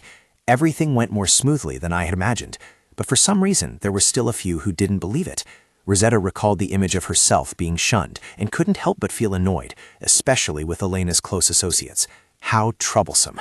I need to get rid of you, Elena. In the blink of an eye, it was already evening. Elena stepped outside, exclaiming to herself as she walked, "Oh my, I don't remember the last time I saw a sunset like this. It's absolutely beautiful." The researchers enthusiastically showed her a place with a beautiful view. There's a lovely walking path by the stream. Why don't you take a little break? You don't need a mask. Hardly anyone goes there. Suddenly, Elena paused. She really did need to relax. Sebastian had always been hovering around Rosetta, but he hadn't been seen all day today. Wait a minute. He must have found out that I discovered that secret basement. He must be terrified, right? He'll make his next move soon. I need to inform Whalestone. Just then, Rosetta appeared behind Elena, seemingly out of nowhere. "Lady Rosalia," Rosetta said. Elena immediately turned around. "Lady Rosetta." Rosetta hid a dagger behind her back, while politely and friendly asking, "Are you out for a stroll?" Elena, completely unguarded, replied, "Yes, I am. What are you doing here, Rosetta?" Rosetta covered her mouth with one hand, smiling, while the other hand remained hidden behind her back. "I was just taking a walk by myself, and then I suddenly saw you and unconsciously followed you." Upon hearing this, Elena stepped directly in front of Rosetta. "I see. Is there something you want to say?" Elena's action made Rosetta falter, slowly backing away, her tone unnatural. "Well, there is something I wanted to discuss with you." That small behavior did not escape Elena's notice. Rosetta flinched when Elena approached. Clearly there was a scheme afoot. Elena asked as if nothing was amiss. "Go on, what is it?" Rosetta suddenly asked in return, "Do you remember the first time we met?" Elena smiled and replied, "How could I forget?" The latter part she didn't say aloud, but only thought to herself, "That was when I learned you weren't the Rosetta from the novel." Rosetta suddenly trembled. "Me too. Sometimes I still dream about it. It's truly terrifying. But I want to forgive you, because I want to be friends with you. So let's put aside past conflicts. I want to reconcile as a victim." Elena looked at Rosetta's hand extended in front of her, seemingly deep in thought. A few seconds later, she also extended her hand, intending to shake Rosetta's. "All right, if that's what you want," Elena thought to herself. Rosetta began to prepare her move. The opportunity had arrived. She suddenly raised the arm she had hidden behind her, but Elena quickly gripped both of Rosetta's wrists tightly. Seeing her plan fail, Rosetta screamed in pain from being grabbed. "A valiant effort," Elena replied coldly. "Things won't go the way you've planned, Rosetta." Rosetta seemed to go mad, wanting to break free from Elena's grip. "Let me go!" When Rosetta tried to attack once more, Elena precisely caught Rosetta's wrist again. Rosetta dropped the knife to the ground, wailing miserably. "It hurts so much! I told you to let go!" Elena tightened her grip even more. "I don't think I will. You want me to play the villain again, don't you?" Hearing this, Rosetta's eyes widened in astonishment, her voice stammering. "What do you mean?" Elena looked straight at Rosetta, her expression unchanged.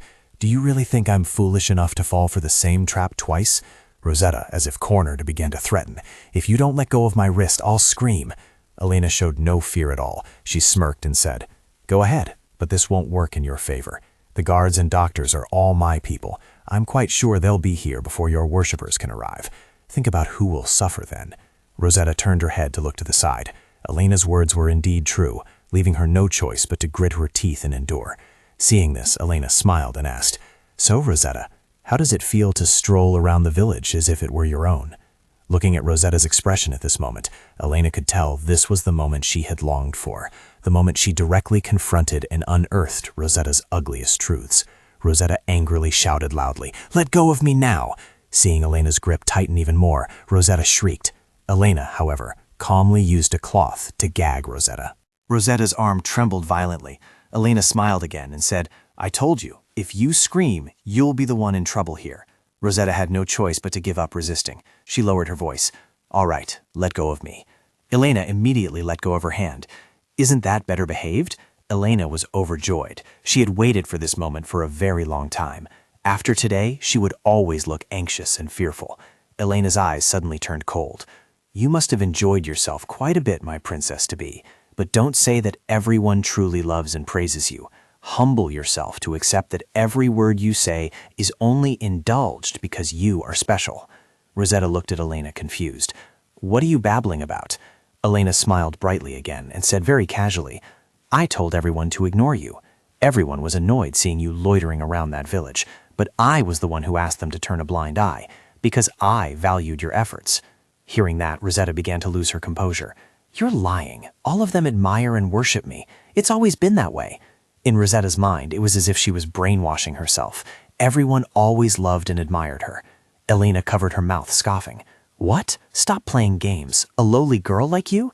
Rosetta exploded. She clenched her hands and retorted fiercely. You're doing all this because I'm a threat to your position. That's why you're making me anxious right now. You're afraid I'll be more popular than you, aren't you? Elena suddenly stepped closer in front of Rosetta. Me? Are you worried? Why would I do that? A lowlife like you isn't even worth my trouble. Rosetta flinched and stepped back. What? Class again? Class, class, class, class. It's always class. Who are you to dare to talk about my class? You're just luckier because you were born into nobility. I can take anything from you. As long as I get the crown prince, you will never marry him. You are not me. My own eyes will see you fall. I will rise above you and your precious social standing. Understand? That is the end you will have. Elena's attitude, however, was extremely cold. Rosetta, so this is the kind of person you've been all along? Rosetta let out a breath and sneered. What do you mean? You know nothing about me. Indeed, I will never fully understand this person, but there is one thing I know very well.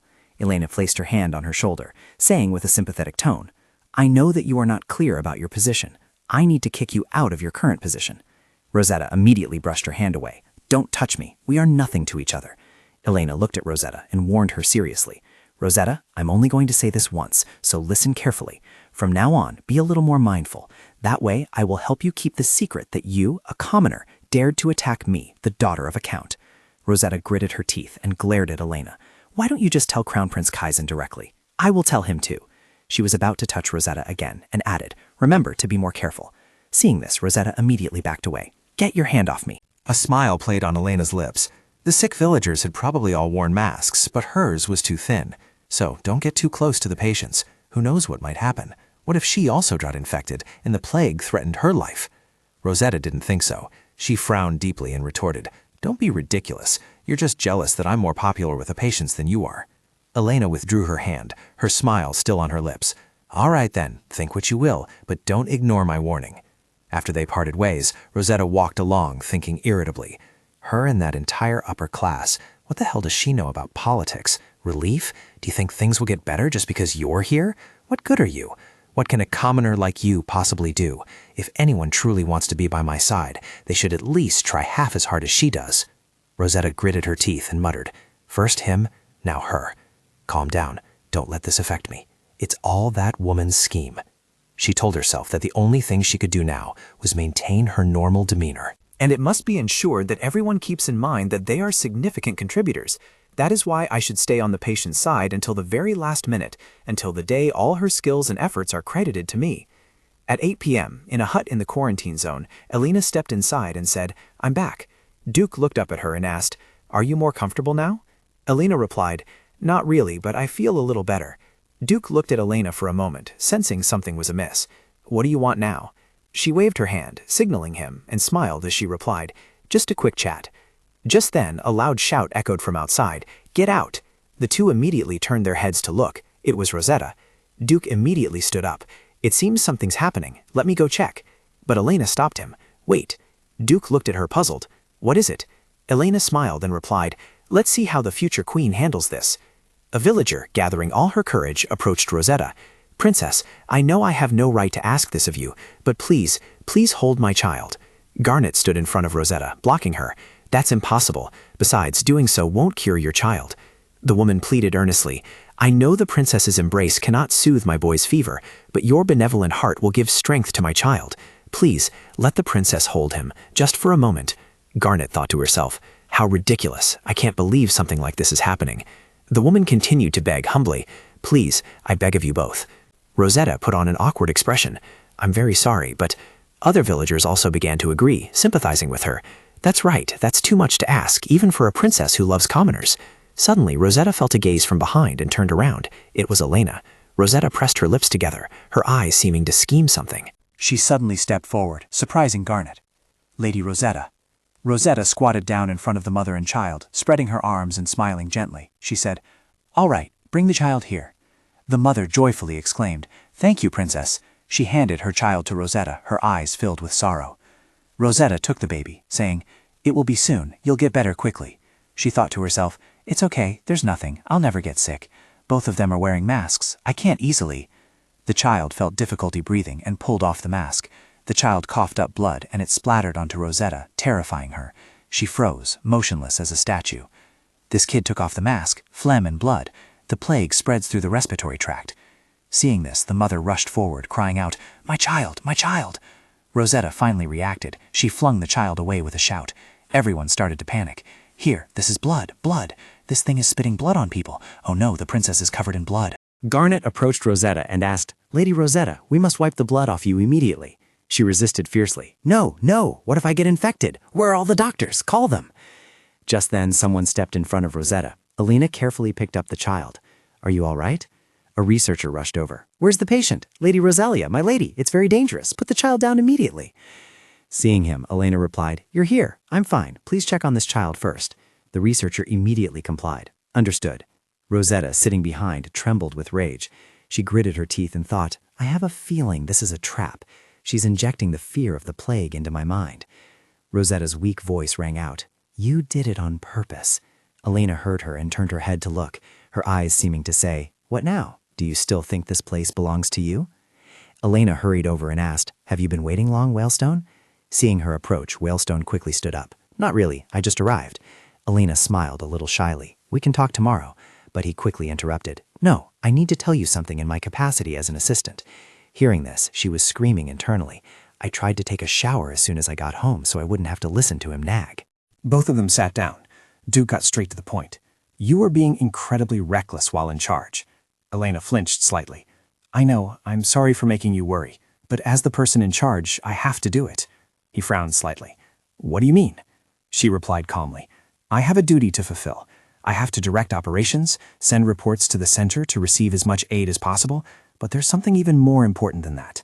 I need to show the people here, these sick and suffering people, living in fear of this seemingly endless disease, that I will never abandon them. So if someone in charge like me hesitates," Duke finished her sentence, "their morale will plummet." Elena thought, at the exact moment Rosetta threw the boy to the ground, she could feel despair slowly filling the hearts of the people. She put her hand on her chest and told herself, if this happened again, I would still do it, because I believe what I'm doing is right. He nodded. "I don't think I'm useful to you anymore." Elena humbly replied, "I realize I still have many shortcomings. Please still choose to teach this naive student." Duke stood up. "Then I'll go rest now. You must be tired too. Let's postpone tomorrow morning's meeting." She bowed. "Thank you, Duke. Good night. As for me, I will go check on Rosetta's private residence." A moment later, in Rosetta's room, Elena was slowly approaching. Errol saw her and immediately bowed. "My lady," Elena coldly ordered, "open the door." She replied, her face paling, "Excuse me, Miss Rosetta has ordered that no one is allowed inside." But Elena paid no attention to that. "I don't need permission from commoners. Rosetta, I'm coming in." Arrow, seeing Elena open the door, shouted loudly, "Miss Rosetta!" Elena stepped into the room. "I've heard everything." Rosetta sat curled up on the bed, shouting, "Get out!" But Elena pretended not to hear, walking over to ask, "Are you all right? I told you not to get too close to them." Tears still lingered in the corners of Rosetta's eyes. She asked, "You're saying that with a purpose, aren't you?" Elena pulled up a chair and sat in front of Rosetta. "What? I only wanted to warn you about the contagion. Why are you slandering me like that?" Rosetta shrieked, "You worried. Don't be ridiculous. You just want to see me dethroned and take my place." Elena laughed coldly. "Your words are too much, Rosetta. After all, I'm the one who cleans up the mess you leave behind." But Rosetta was losing her temper more and more, screaming, "If you weren't there, none of this would have happened. You're the schemer, you coward, Elena." Elena seemed to hear a joke. "Coward, I don't think you have the right to speak ill of others." Tears were now trickling down. "Why do you keep trampling on me like this? All I want is to be by Crown Prince Kaizen's side. Why do you keep getting in my way like that, especially when you don't even care about him?" Elena smiled. "Let's clarify something. You're the one who started this. And to make matters worse, not long ago you made up a story that I sent you animal carcasses. You've always been like this ever since we met at the fountain." Rosetta gave a twisted smile. "Me? I never claimed you were the one who sent that letter. As for the incident at the fountain, the only thing I remember is you grabbing my collar and pushing me away." Elena nodded. Right. But Rosetta, from now on, you'd better engrave this in your mind. I'm not afraid, and I will never back down. Furthermore, my dear Rosetta, if you promise to always be aware of your place, I will leave the precious Crown Prince to you." Rosetta didn't want to continue this conversation anymore. "Get out. This conversation is starting to become meaningless." Elena looked down at her. All right, if that's what you want. With that, she quickly walked out of the room and slammed the door shut. Inside the room, Rosetta screamed furiously. 2 days later, in Elena's room, she slammed her pen down on the desk. Last signature of the day. I'm so tired. At least it was earlier than usual, because Rosetta was now keeping a very low profile. After that short conversation, Rosetta hadn't left her room for 2 nights. Thanks to that, her work was completed much faster. Furthermore, rumors about her spread rapidly. The wider the rumors, the dirtier her reputation. Rumors about Rosetta's actions have also spread to neighboring regions. Perhaps it hasn't gone too far yet, but everyone in the kingdom will surely know. I can't wait to see her expression when that day comes. I must quickly write a letter to Lloyd. Suddenly there was a knock at the door. Who would come at this hour? Is it the Duke? No, it's too late now. Count Robert has no reason to look for me. Sebastian hasn't returned yet, so it can only be Rosetta. A voice from outside called in. Elena, may I come in? Hearing that voice, Elena's eyes widened. I know that voice. Lloyd, wearing a cloak, stood outside the door. How are you? She exclaimed in surprise. Lloyd, why are you here? He slowly stepped inside. I had a bit of free time. Elena immediately rushed into Lloyd's arms. What? Why? He held her tightly. You must be having a difficult time, so I thought seeing me might give you some encouragement. Elena was deeply moved. Lloyd! I'm definitely motivated now. I truly, truly miss you. And Rosetta won't be able to interrupt us anymore. At this moment, Lloyd was sitting on the bed, holding her. He said, What you did was very risky. Elena nestled coquettishly in his arms, replying, I know, but seeing her expression was very satisfying to me. He pinched her nose. Don't say that. Elena shrieked. What are you doing? Lloyd said sternly. What were you thinking? Didn't you think about the people who worry about you? She hesitated. Well, all right, then promise me you'll be more careful next time. He gently stroked her head. Remember that. Elena changed the subject. Many of the patient's symptoms have already improved. Lloyd lovingly patted her back. Go to sleep. I'll leave once you've fallen into a deep slumber. Elena gradually drifted off to sleep, saying, I have to see you off. He gently said, Already asleep? Sleep well, Elena. A moment later, Lloyd opened Duke's room door and stepped inside. Although he was lying in bed, upon hearing the sound, Duke still shot up. Who is it? Lloyd walked to Duke's bed. We need to talk. Duke, still groggy, sat on the bed. You are Prince Lloyd. 9 a.m. in Elena's room. She sat up, stretched, and yawned widely. I slept really well last night.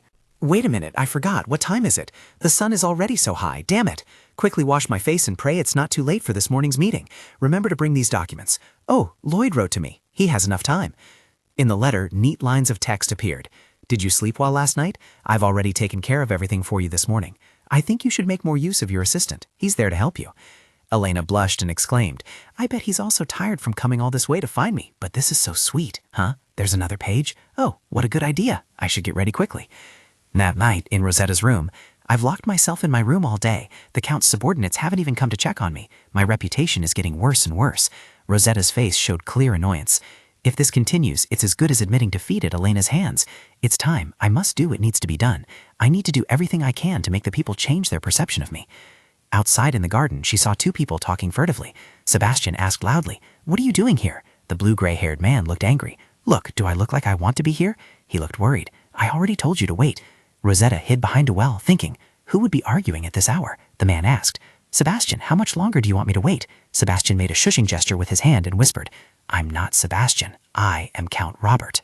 Countless questions popped into her head at this moment. Why Sebastian claimed to be a count, and furthermore, what could he be discussing with that suspicious character at midnight? Sebastian lost his composure. What's the problem? Just hand over the goods, he said. Sebastian looked helpless. He said, I told you already. The young lady has discovered that place. Rosetta's eyes widened at that. What? Are they talking about Elena? Sebastian continued to speak loudly.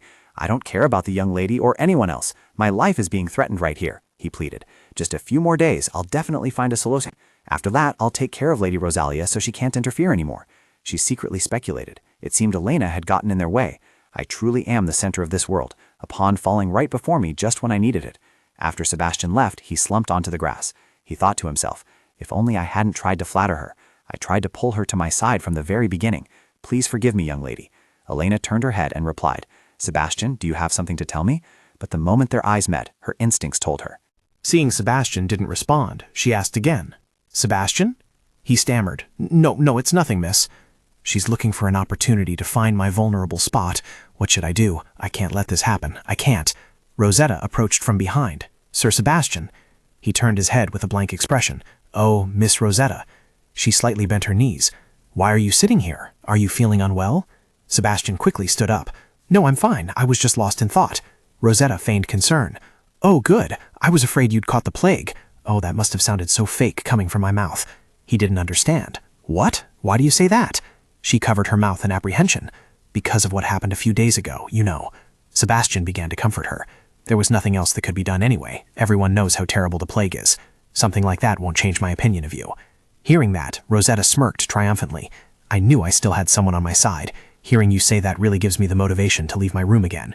He said with a hesitant voice, I came to visit you. I was very worried. Why isn't she still leaving her room?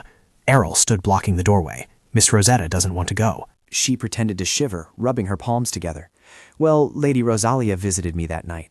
She said I had made everyone's spirits worse, so I wasn't allowed to leave. Sebastian asked in surprise. What? How could she say that? Everyone makes mistakes. What has Lady Rosalia ever done? You're the one who takes care of the patients. Rosetta bowed her head, her eyes welling up. Don't say that. Lady Rosalia has contributed a lot. But thank you for saying that. Thanks to you, I think I can go out again. He wanted to embrace her. Lady Rosetta. Seeing that the moment was right, Rosetta spoke up and asked, By the way, Sebastian, are you having some kind of problem? Sebastian was a little surprised. Yes?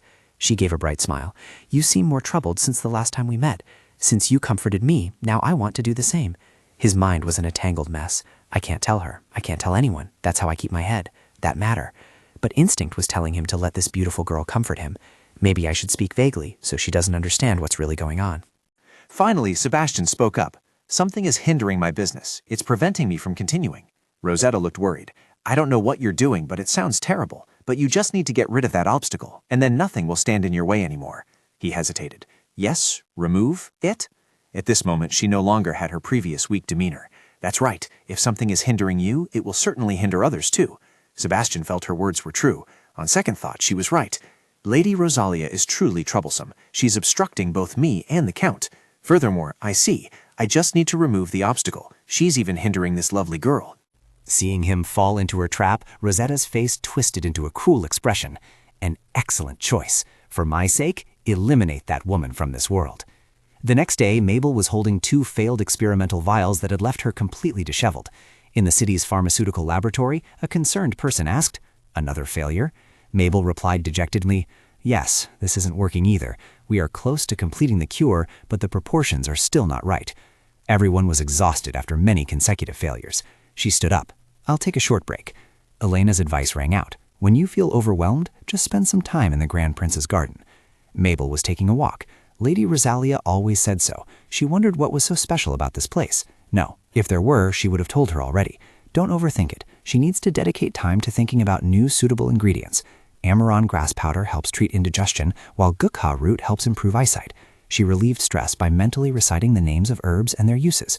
Truly a researcher. She turned her head to the right, and over there was a type of plant recently brought from the east. It's called the on-guard plant. Its stem is edible, and its roots are used to make medicine. It's said to be an excellent binder, capable of blending incompatible substances. Incompatible substances? Wait a minute. I have all the individual ingredients, but can't combine them. But perhaps the on-guard root can do it. It could create the perfect remedy. In Elena's study, a messenger pigeon flew in. Oh, a letter. You've brought me a letter? What could it be about? I didn't expect mail today. Is something happening in the city?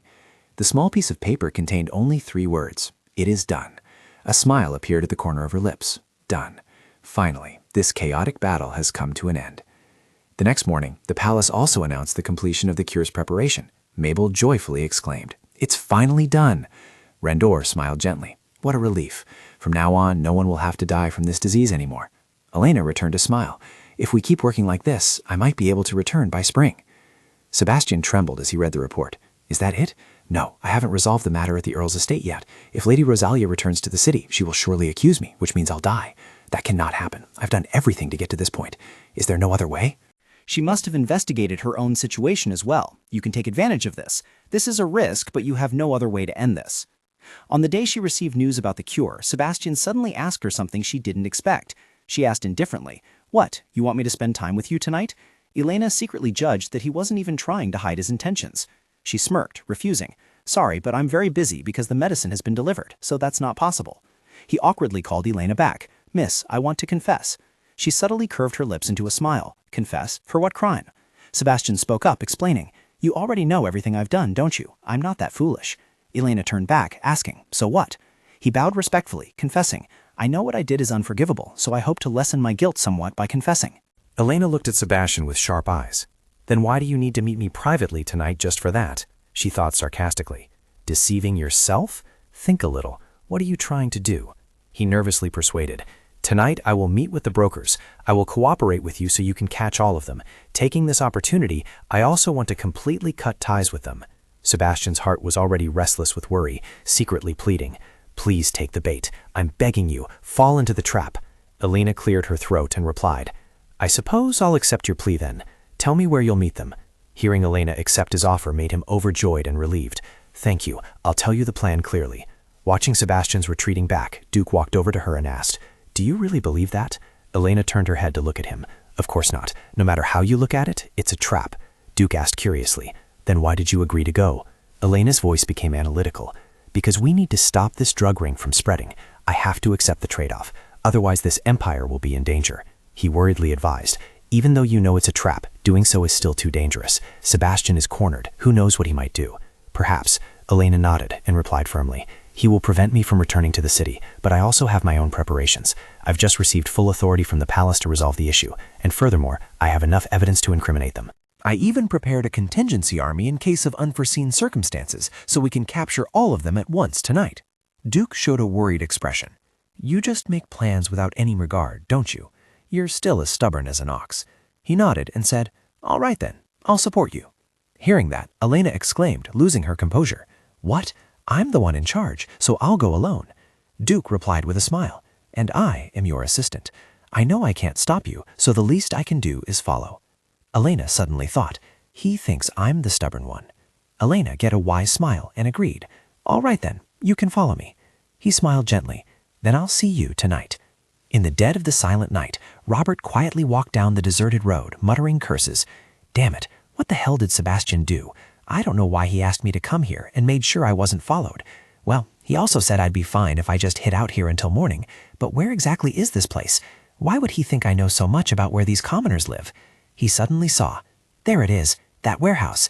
Duke and Elena went out together into the night. Elena spoke up, "The best hiding place for a tree is the forest. I was very suspicious when I looked at the map, but I never would have guessed he'd hide everything in the middle of the village." Duke nodded and added, "Me too. He seems bolder than he looks." Elena gasped as she stepped inside a room. "My God, what are all these things?" she exclaimed. A vast amount of valuables was hidden here. If he sold all of these, he could probably buy the Earl's entire estate 5 times over. That bastard, with so much wealth, is incredibly stingy with the villagers. Reminders or yelling at me won't do any good. Grim-faced, she declared, "Tonight I will destroy everything." He immediately objected to the idea. "No, you promised me you would only come to assess the situation today." I heard voices and footsteps. Elena whispered, "The broker is here. Hide quickly." The broker laughed as he entered the room. "Oh ho, look at all this. Look at this amount of drugs. With this much, we could distribute it across the entire empire. Hurry up, Sebastian. I'm ready to trade with you. When will he arrive? Damn it, has something happened?" Duke whispered softly, "My lady." She frowned and thought, "Something's wrong. Sebastian said tonight, but he hasn't arrived." Elena whispered, suggesting, "I think I should get out of here." Duke nodded in agreement. "I think so too." Elena quickly went ahead. "Let's use another door." Duke followed Elena. "Understood." As soon as she left, she bumped into someone else. "Ah, what the hell?" The person Elena bumped into was Robert, who exclaimed in surprise, "Lady Elena!" Robert looked startled in the direction of the scream. "What is it? Who's screaming? Sebastian, is that you?" Elena's eyes widened in confusion as she looked at him, then quickly understood the situation. "What is Count Robert doing here? He should be inside the house at this hour, shouldn't he? Wait a minute. These are all people who know the secret. Sebastian, that bastard. An explosion. He planned to bury us alive, those who know his secret." Sebastian stood outside, watching the burning house. Duke frantically screamed, "My lady!" Elena fainted because the house was on fire. When she woke up, opening her eyes and looking around, she wondered, "Where am I? I came to catch Sebastian and his accomplices, but why am I lying down like this? Oh right, there was an explosion at the warehouse. Sebastian wanted to eliminate them all at once. Well, I'm still alive, so his plan must have failed. Now there's a fire in the middle of the village. Someone will surely report it and come to rescue them. But where is Whalestone?" Elena was lucky to survive thanks to Whalestone supporting the rubble. Whalestone stammered, "You're awake, thankfully. I didn't think I could hold on much longer." She exclaimed in panic, "Mr. Whalestone, what are you doing?" Although Whalestone already had injuries, he still gave a gentle smile. I am your assistant, and you are my precious student. I cannot let you get hurt." Elena panicked as she saw him fall. "Mr. Whalestone, no!" 10 minutes before the explosion, the broker arrived at the warehouse as per Sebastian's instructions.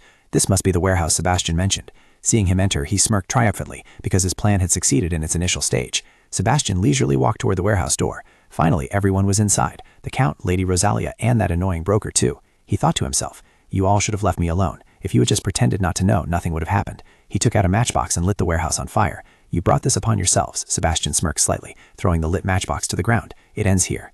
He immediately ran away as the house was engulfed in flames. Rosetta was restless and worried in her room. "Why haven't I heard anything from Sebastian yet? I need him to deal with Elena before she gets here. We'll surely die once the medicine arrives. Deal with her now." Errol rushed in, announcing in a panic, "Lady Rosetta, bad news." She startled and turned around to ask, "What is it?" She frantically reported that there had been a large explosion at the warehouse and it was starting to spread to the surrounding houses. Rosetta's jaw dropped in surprise. "What?" she exclaimed. She thought, "I must report this to Lady Rosalia. Where is everyone?" Errol stammered in response. "About that, Count Robert, Lady Rosalia, and the assistant have all disappeared." Rosetta, startled, demanded, "What? Why can't they be found?" She answered in confusion, fearing that they were trapped in that warehouse. Rosetta gasped, covering her mouth in exclamation. "No way! How horrible! Please give me some space." Errol respectfully obeyed. "Yes, Miss Rosetta." After she closed the door and left the room, she couldn't help but burst out laughing. Rosetta burst into hearty laughter. "That's what you get, Elena. You deserve this. Talk all the nonsense you want. In the end, you're the one who has to get out of here." Lloyd lost his composure as he stood before the burning house. "No, it can't be. Elena! Elena!" The pink-haired young man held him back tightly. "Your Highness, you cannot go inside." Earlier, Lloyd had read a letter from Elena. "Tonight I will meet Sebastian. His broker will also be there. I will need your support. I await you." Inside the warehouse, she frantically shook Whalestone. "No, this can't be. You can't die like this. Mr. Whalestone?" He stirred slightly and spoke. "I'm not dead." Elena startled and stopped crying. "Mr. Whalestone?" Whalestone softly said, "It's just my leg hurts a little." She asked with a sigh of relief, "How are you doing? Are you sure you're okay?" He stated loudly and firmly, "Well, to say I'm fine would be a lie. My leg has been crushed by several logs." Elena trembled as she touched the wound on Duke's head, where blood was still flowing. He reminded her, "There's no time to worry about this wound. We need to figure out a way to get out of here." She calmly replied, "Don't worry. I told you our Prince Lloyd would come here. He'll know where to find us." Duke sighed in relief. "At least that's a stroke of luck." Elena nodded and continued, "Right." She looked out through a small crack in the door. "I'm sure Lloyd thought he was coming here to arrest Count Sebastian. Who would have expected this to happen?" He said comfortingly, "It'll probably take at least a day for them to rescue us, maybe even 4 days if we're unlucky." Elena shook her head, analyzing. "No, it will be faster than that. All the barrels were knocked over by the explosion, but they'll find a way to stop the fire from spreading. You can also see that this part of the house hasn't collapsed. If reinforcements put out the fire, they can come in and rescue us." Duke nodded in praise. "Making a lot of noise makes it easier to find us. You truly are an excellent student. I have nothing left to teach you." She said comfortingly, "Don't say things as if they're your last words." Elena also had her own thoughts. "I need to do that so Lloyd's people can quickly find us and get us out first." She drew her sword, making a decision. "I will get us both out of here safely and continue to receive your instruction." He looked bewildered and questioned, but quickly understood and stopped her. "Milady, what are you doing? Wait, stop, you mustn't." Despite this, Elena was still hesitant. "I need to get Whalestone out of this rubble. If I leave him here, his injury will worsen and slow down our escape. But if I misjudge, this entire pile will collapse. Something needs to hold it up. I only have one chance. I'll wedge my sword in there and use force to hold it back. Milady, I forbid you to do that. If you lose your balance, even you will be in danger. Milady." In the end, she still decided to use her sword to prop up the rubble, rescue him, and pull him away. Rosetta approached the burning warehouse and struck up a conversation with Lloyd. "Oh my, Prince Lloyd, what are you doing here?" He made a displeased face, looking at her with an expression of disgust. Rosetta didn't hide the smile on her lips. "I never expected you to come here." Lloyd looked towards the sea of flames and asked, "I have the same question for you, Lady Rosetta." She promptly replied, "I heard there was a fire here, so I just came." "Since the people in charge were all absent, I came in their stead. Have you seen Lady Rosalia? I wonder where she could have gone at this time of night. I'm really worried. Do you think she might be in that warehouse, like I do?" He was annoyed, fearing Rosetta prattling in his ear. "Lady Rosetta, no one would call you mute if you just shut your mouth." Sebastian screamed as he was caught by the blonde youth and escorted to Lloyd. "Let me go!" He looked in the direction of the sound. "What's going on?" The youth reported loudly, "Your Highness, this man is the arsonist." Lloyd stepped towards him and asked, "Him? You're the one who burned down that warehouse?" Sebastian was terrified when he saw him. "What is Prince Lloyd doing here?" Lloyd angrily drew his sword. Then you must also be the one distributing illegal drugs. He vehemently denied. Drugs? You're mistaken. Please let me go first. Sebastian quickly realized that the person next to His Highness was Lady Rosetta. He turned to plead with Rosetta. Lady Rosetta, please help me. Tell His Highness it wasn't me. She immediately refused. What? Sebastian, I don't know what you're talking about. Sebastian shouted persuasively. Do you remember what you told me yesterday? Indeed, she had met and spoken with him yesterday. But Rosetta feigned ignorance. I truly don't know what you mean. All I know is that there was a big fire here, and the people responsible for the epidemic disappeared when this happened. He growled angrily. I've heard enough. Sebastian frantically screamed. Wait, listen to me. But his words were not as fast as Lloyd's sword. Sebastian clutched his injured arm in pain. Please, Your Highness, forgive me. He angrily raised his sword high. Your fate will depend on Lady Rosalia. If her leg is injured, you will also lose your leg. If she dies, I swear by everything I have that you will have a cruel death. Fortunately, the fire was extinguished before the house completely collapsed. Lloyd anxiously looked towards the warehouse. Elena was indeed inside. He flinched when he heard a sound from within. Wait, what was that sound? Duke yelled to stop her. I forbid you from doing that. Elena ignored his words and pulled Duke away. I'm doing it anyway. See, it's done, he sighed in admiration. She always manages to surprise me. She looked back at the rubble behind Duke. There's still a lot, so just watch. I think I've just found the perfect thing for this. He asked, what do you think we should do now? Elena decided to pick up a nearby cup and said, make some noise. Duke watched her retreating back in surprise. Noise? Elena knelt down and said, we need to let them know we're still alive and where we are. With that, she forcefully tapped the cup to create a sound. Your gift is really useful. Please come and get us out of here. The truth was, Elena hadn't arrived yet, which meant she was still inside. Lloyd was startled when he heard a sound from inside the warehouse. Wait, what's that sound? He listened intently. It's a distress signal. It must be Elena. It couldn't be at the front. There wasn't enough space for her.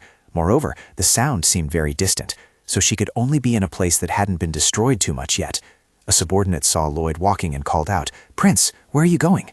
He stopped in front of the source of the sound. The sound was fading. Lloyd worriedly thought to himself, things will get very bad if she loses consciousness now. He pointed to where the sound was heard and loudly ordered, there are still people here. Send men to the back of the warehouse. We need to rescue them before the sound stops. Elena was utterly exhausted, drifting into a stream of thoughts. I feel like I'm sinking into a dream on a soft bed. It's wonderful. I want to stay like this forever. Lloyd's voice echoed in Elena's ears. Elena, Elena. Even with her eyes closed, she was conscious, aware that someone was calling her name. Lloyd was emotional, tears falling onto her hand as he said, please. Elena jolted awake, opening her eyes when she felt Lloyd's tears. She called, Lloyd. He was startled when he heard her ask, how long have I been lying here? Lloyd, stunned, called back, Elena. Elena looked at him with gentle, happy eyes. I knew you would find me, Lloyd. Overjoyed, Lloyd buried his face in the bed. Elena teased, are you crying? He stood up and caressed Elena's cheek. Really, Elena, you'd understand why I'm crying if you knew you'd been unconscious for a whole day. She softly apologized. Lloyd, I'm sorry. Lloyd gently asked. It's all right. You're awake now anyway. How was your sleep? Elena chuckled in response. It was wonderful. Rosetta, however, was not pleased to hear that Elena was safe. She said, I see. So Lady Rosalia has woken up. Errol stammered awkwardly. Yes, Lady Rosalia. There's nothing more we can do. It's best we return to the palace and discuss the next step. Rosetta turned around and ordered, let's return to the palace. Errol nodded in compliance. Yes, all right. The news of my awakening spread like wildfire, and Lady Ern came to see me as soon as she heard. Upon hearing the news, Mabel immediately came to scold me. What on earth were you thinking? Did you think you had multiple lives? How could you rush headlong into such danger? Elena, flustered, tried to calm Mabel. Calm down a bit, Mabel. With tears welling up, she said tremblingly, if I hadn't gone with the medicine delivery team, Lady Ern wouldn't have received timely treatment, and she might have died. Elena replied awkwardly, I'm sorry. Mabel lost her composure, covering her face and sobbing. This is just, she awkwardly pleaded with Lloyd. Lloyd, do something, save me. Lloyd gently approached Mabel. That's enough. Mabel looked up, refusing. I'm not finished yet. Prince Lloyd offered a gentle smile. You can say whatever you want when Lady Elena has fully recovered. She's only just woken up now. Hearing the prince's comforting words made Elena even more confused. What? Are you saying she's stopping to recharge that anger bomb? She sighed in relief, wiping away her tears. That's a relief, but Lady Elena should also brace herself. Lady Rebecca and Lady Cheddar already know about this. Elena felt a little worried, realizing he had hidden 3 bombs. She hunched over gloomily. I don't want to get scolded. Mabel put her hands on her hips, venting her anger. Then stop doing things that deserve a scolding. She suddenly remembered. Oh right, where's Whalestone? Is he all right? Mabel turned to look at Lloyd. The prince, the duke, said, Whalestone is in a worse condition than I thought. He lost consciousness due to severe bleeding, and his breathing was becoming increasingly labored. Fortunately, the doctor was able to stitch up his wound in time to prevent infection, but he still hasn't regained consciousness. In the worst-case scenario, he might remain in a vegetative state for the rest of his life. She sobbed, tears falling, and she stood by Whalestone's bedside. Wake up, Whalestone, please. There's still so much I need to learn from you. He anxiously covered her eyes. Alina, your tears are falling incessantly. I can't leave like this. Alina pressed her face into Lloyd's chest, crying louder. He let her cry. Please, wake up. I can't just watch you go like this. Just open your eyes, and I'll open my heart to you even more. After that day, she decided to rest until Whalestone regained consciousness, but it didn't last long. Her break was soon shattered. Lloyd opened the door and entered the room, calling Elena. Elena stopped reading, looked at him, and asked, Lloyd, what brings you here at this hour? Lloyd stepped forward and announced, I think I must return to the center immediately. Rosetta has started to act. She was surprised and wondered, Rosetta, what do you mean? Elena took the letter he handed her and read it. I find it very strange that Elena Rosalia was present right when the epidemic began to break out. Doesn't that seem very much like it was arranged from the start? I tried not to think about it, but always wondered if no one else had investigated it from the beginning. She smirked after reading the letter. So this is what made her quickly return to the center. Lloyd spoke up, asking for her opinion. Can you leave right now? Are you feeling better? I can go alone if you... Elena stood up and interrupted him. It's fine. I'll go with you. I'm completely well now. She slammed the table, silently resolving, I will personally crush every plan you've devised, Rosetta. The day Elena woke up, Rosetta joyfully stepped down from the carriage. Crown Prince? Kaizen softly greeted her. Welcome back, Rosetta. You must have had a difficult time. She hugged him tightly. It's all right. It was all for your sake. Kaizen nodded thoughtfully and spoke. That's right. Well done. Rosetta thought to herself, bewildered. What? He looked away and said, I'm sure you're tired too. Let's go back to your room and talk. She anxiously watched Kaizen's retreating back. What the hell was going on? Why did he seem worried about what others might think seeing them in this situation? Something wasn't right. Rosetta was utterly shocked when he completely brushed her off. She was furious. How dare he turn his attention elsewhere, right when she was standing there, as if he had reverted to how he was before being under her control? How dare he escape her after she had ruined his life so much? Kaizen's subordinate spoke up to remind him, Crown Prince, Lady Rosetta is waiting for you. He turned his head to look at Rosetta. Oh, Rosetta, I'm sorry. Please bear with me. It's an urgent matter. Though she was seething internally, she still wore a friendly smile on her face. Yes, of course, work should be prioritized. Rosetta gripped her dress tightly, suppressing her anger, and thought to herself, don't be so ridiculous. I'm the one who should be prioritized. What should I do to regain his attention? Ah, that's right. It's always like this when he's in low spirits. Kaizen's subordinate acknowledged the information. I will relay your message. He nodded in response. Thank you. Rosetta silently watched the subordinates retreating back. Kaizen then spoke to her. Just a little longer, Rosetta. I have some papers to deal with. Rosetta suddenly embraced him. Crown Prince. Kaizen was startled, dropping the stack of papers in his hand. Wait, Rosetta. To his greater surprise, she boldly kissed him on the lips. Kaizen placed his hands on Rosetta's waist, thinking to himself, no, I can't let her control me anymore. He pulled her away. That's enough, Rosetta. Rosetta looked bewildered and stammered. Crown Prince. Kaizen sternly admonished her. I don't think doing this in front of everyone is appropriate. She retorted stubbornly. But it's only us two here, isn't it? He looked around in confusion. What? When did everyone leave? Rosetta pouted and asked, don't you care for me anymore? Kaizen reminded her, don't be so childish. How could I hate you? He looked down at the pile of papers on the table, speaking of the chaos she had caused in Robert's territory. Some information from the papers on the table. Lady Rosetta contributed to caring for the people. However, Lady Rosetta also threw a sick boy to the ground, severely damaging her reputation. We tried our best to stop the rumors, but it wasn't enough. Thanks to this incident, Lady Rosalia's reputation has soared. He immediately soothed her. It's all right. I knew you would make mistakes. Rosetta's eyes widened in surprise. What? Kaizen gently encouraged her. Human capabilities have their limits. You've already tried your best. Annoyed, she thought to herself. What? You think I've reached my limit? Fine. Keep looking down on me. I'll use that very thing to torment you and then drag you down. Rosetta sighed in compromise. Perhaps so. It's because I'm not good enough. He clarified, flustered. Rosetta, I didn't mean... Her eyes welled up with tears. No matter how hard I try, I can never measure up to her. Kaizen tried to explain himself. Calm down, I think you've misunderstood what I meant. Rosetta sobbed. You said it yourself. How could a lowly commoner like me ever surpass Lady Rosalia? He turned pale with confusion. That's not true. I misspoke, truly. That's not what I meant. Please believe me. Seeing Kaizen with his head bowed at her feet, she smirked and challenged. Then why did you treat me so badly just now, Crown Prince? He sat on the chair, his face in his hands, sobbing. Rosetta, I'm sorry. I've hurt you again. Rosetta sat beside him, comforting him. It's all right. I love you. I can turn a blind eye to those foolish mistakes, but I wonder if anyone else can still do that. Do you think anyone could love a prince so full of flaws, who only knows how to shout and can't control his emotions? Kaizen was stunned and bewildered. What? She gently lifted his chin and spoke tenderly. But I have always loved you. I, Rosetta, have always loved you with all my heart, Crown Prince. Rosetta is the only one in this world who loves everything about you. Kaizen seemed mesmerized by her words. She's right, who could ever love and understand someone like me? Elena also said a lot, then changed her mind in an instant. He pulled Rosetta into his arms. That's right, Rosetta. Everything you say is true. She asked softly, Really? So now you'll listen to everything I say, won't you? Kaizen's answer pleased Rosetta immensely. Yes. She patted his back and thought to herself, There, he's back to being the Kaizen I want.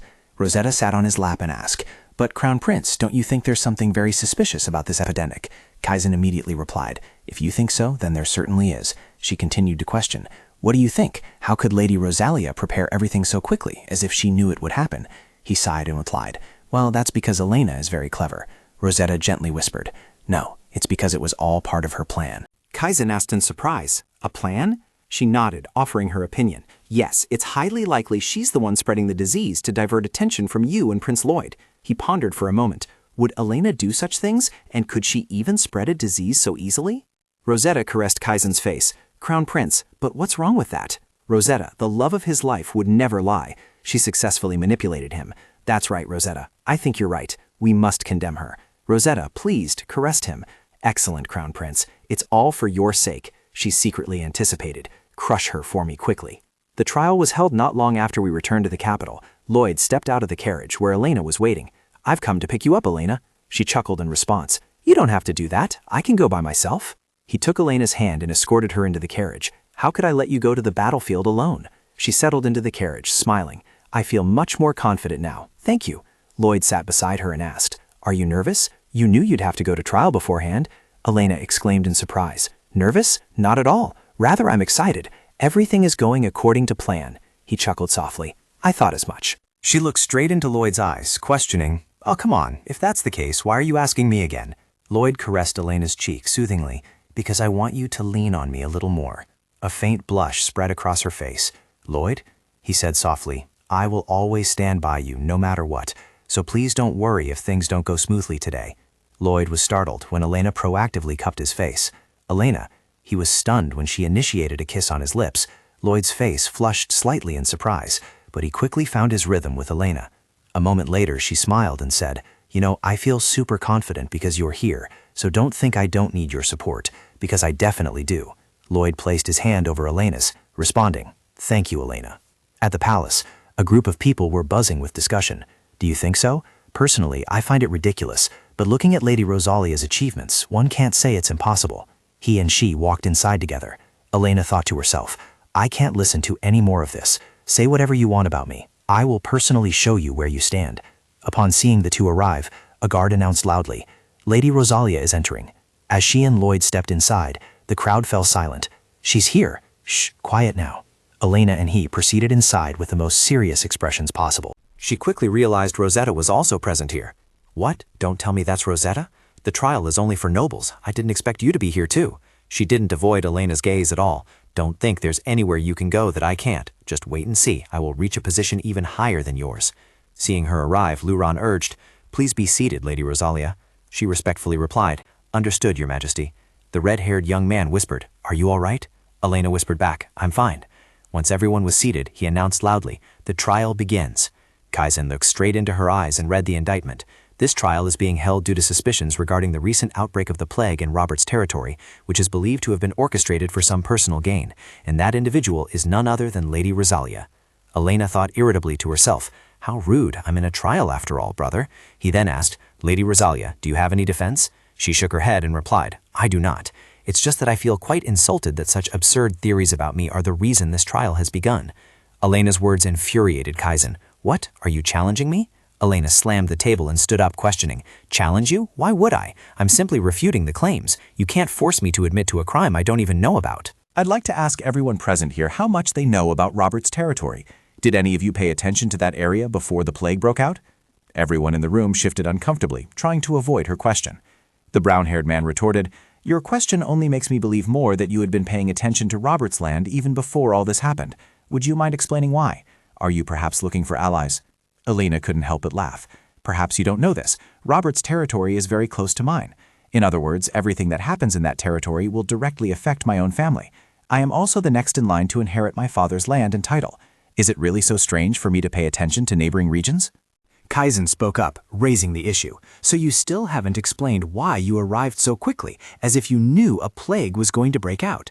Does His Royal Highness know about this? He asked in surprise. What? Elena stated clearly, enunciating each word. If your highness has knowledge of imperial history, you would know that incidents like those in Robert territory are not new. High taxes and food shortages make people's lives miserable. These have always been the causes leading to outbreaks of disease that kill thousands of innocent people. Kaizen lost his composure and yelled, What does that have to do with? She interrupted him sternly. Do you really think it has nothing to do with it? Seriously, history is bound to repeat itself. I am simply always prepared for that repetition, and this time it just happens to be in Robert territory. He joined in, accusing. So you're saying you still knew this would happen? Isn't that admitting your guilt? Rick gnashed his teeth angrily. After all that, if you still come to that conclusion, then surely your head is just for decoration, isn't it? If it serves no purpose, I wonder if your lordship would mind if I just cut it off? His words made the brown-haired man mute his microphone. Elena looked towards him, thinking to herself, Father really knows how to silence people. She placed a hand on Rick's shoulder, reminding him, As nobles, we must always be prepared for anything that could threaten the kingdom. We owe our existence to His Majesty and this kingdom, living off the taxes collected from the people. Therefore, it is clearly the duty of the nobility to do so. Elena looked directly into Rosetta's eyes and subtly jabbed. Therefore, people like you don't need to be present, Rosetta. She smirked mockingly. Fortunately, there's someone right here who is eager to speak on this matter. Understanding Elena's implication, Kaizen immediately shouted, Lady Rosalia. Elena didn't flinch, but called out her name directly. I want to hear what Lady Rosetta here is thinking. Having her name called out, Rosetta's eyes widened in surprise. What? The entire hall erupted in whispers and murmurs. Huh? Why would she want to hear her opinion? It seems she also assisted Crown Prince Kaizen with the treatment efforts there. Oh, so she saw all of Lady Rosalia's actions then. Rosetta stammered in confusion. You want to know my opinion? Elena nodded, repeating, Yes, you were always by my side when we worked in that territory.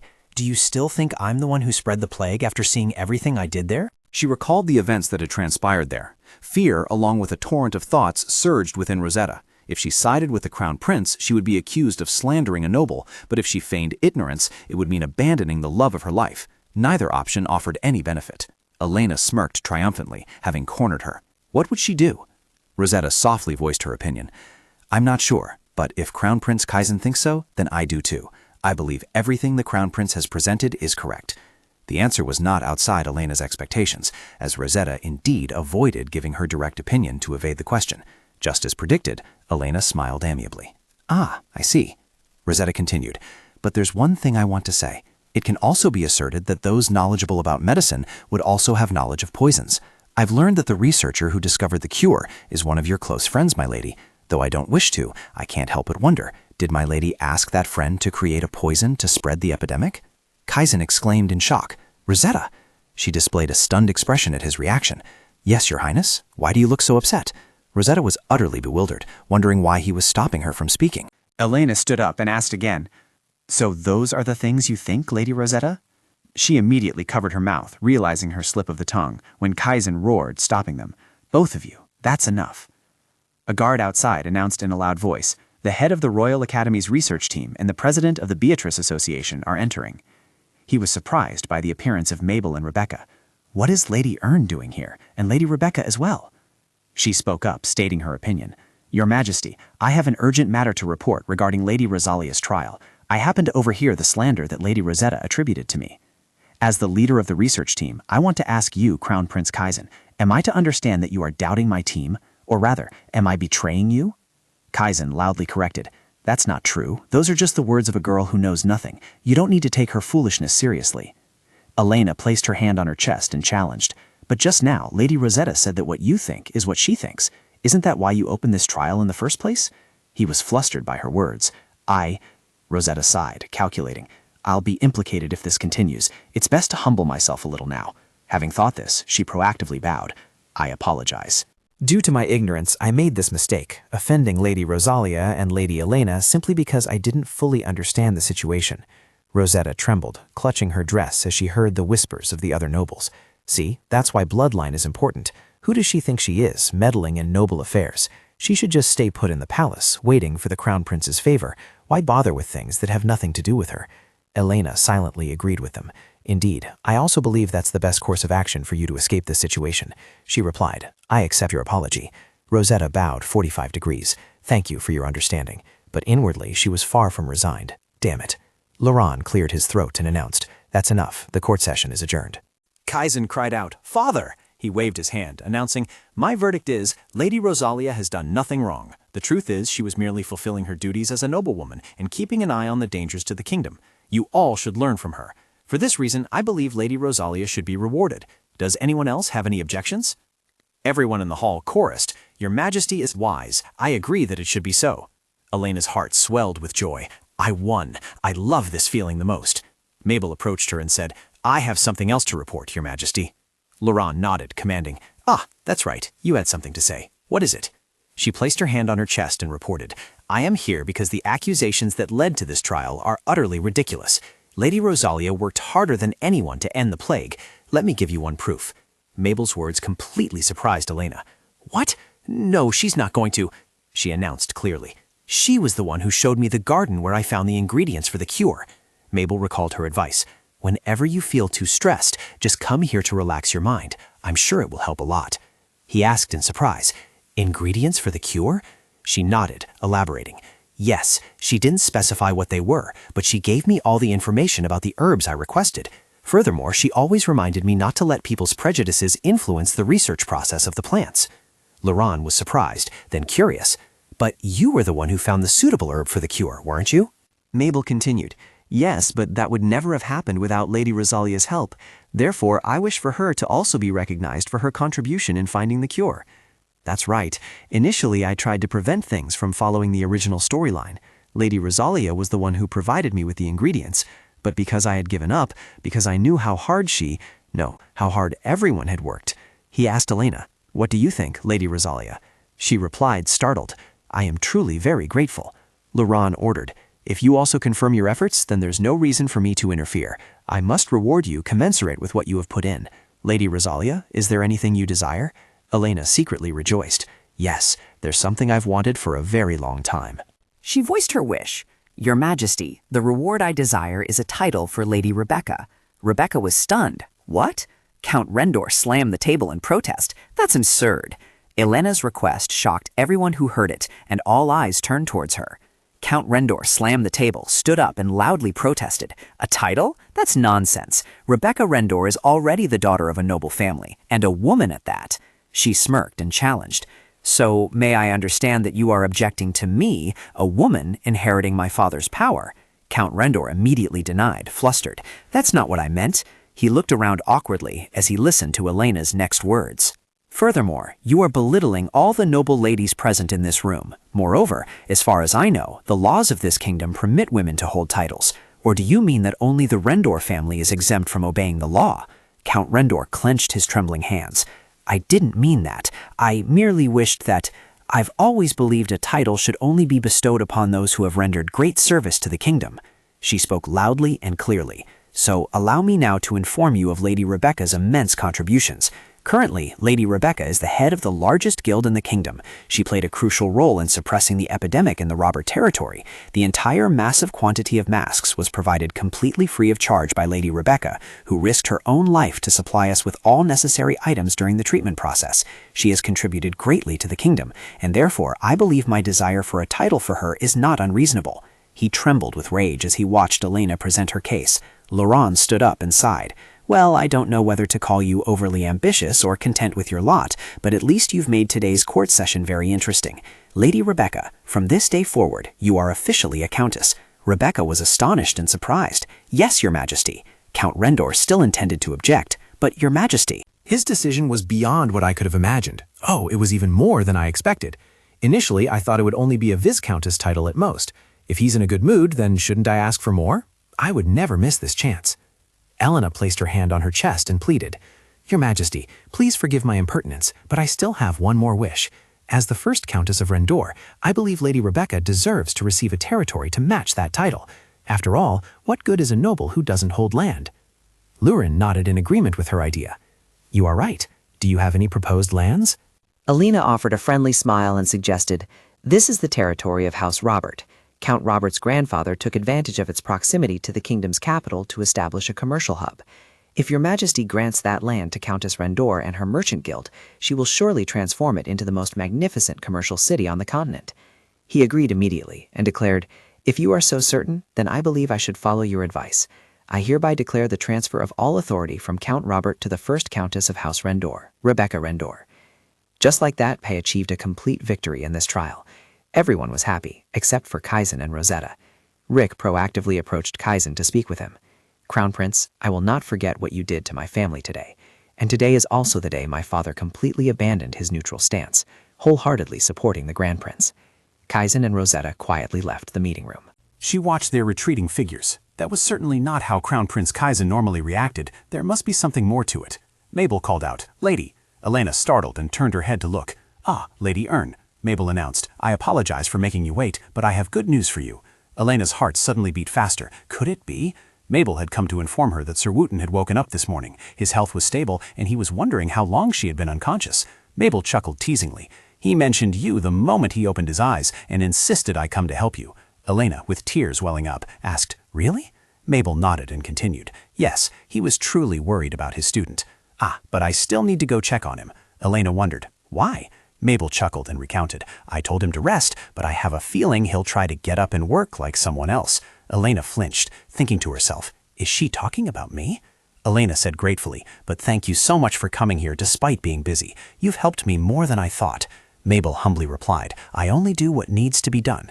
Elena secretly sighed in relief. Thanks to Lady Ern's help, she could easily achieve what she wanted. She stood up, took Mabel's hand, and instructed, I'll leave Sir Wooten and everyone in the robber territory to you. Mabel nodded reassuringly. Trust me, lady, I hope you resolve everything smoothly here. Not long after, the palace announced the weakening of the epidemic throughout the kingdom. Along with that announcement, the names of those rewarded and their contributions spread like wildfire. Lloyd Cartica, Elena Rosalia, Mabel Ern, Rebecca Rendor, but the name Kaizen was not mentioned. In a certain tavern, a man, having just finished reading the newspaper, exclaimed loudly, Why would she do that to our hero? A brown-haired youth stopped and asked, Who did what? He set the newspaper down on the table as he spoke. Haven't you heard? It's Crown Prince Kaizen's mistress. The men in the establishment drew closer, eager to eavesdrop. What? What did she do? She really did it. The next morning, Elena was pleased with the public's reaction. It seemed the rumors about Rosetta were spreading very quickly. Belda frowned unhappily when Rosetta was mentioned. Of course, that's what they get for daring to mess with my beloved lady. She chuckled to herself, thinking that investing in spreading information was indeed the right move. She suddenly remembered something else and placed a letter on the table. Ah, we just received the request you predicted. This is what I received from the Crown Prince. What do you want me to do with it? Should we ignore it? The letter's content was roughly, I want you to do everything to suppress the false rumors about Rosetta and replace them with stories of her virtues. Just name your price. Elena picked up the letter, read it, and immediately accepted. No need to think. Just accept it. We'll definitely wring every last penny out of him. Belda exclaimed in surprise.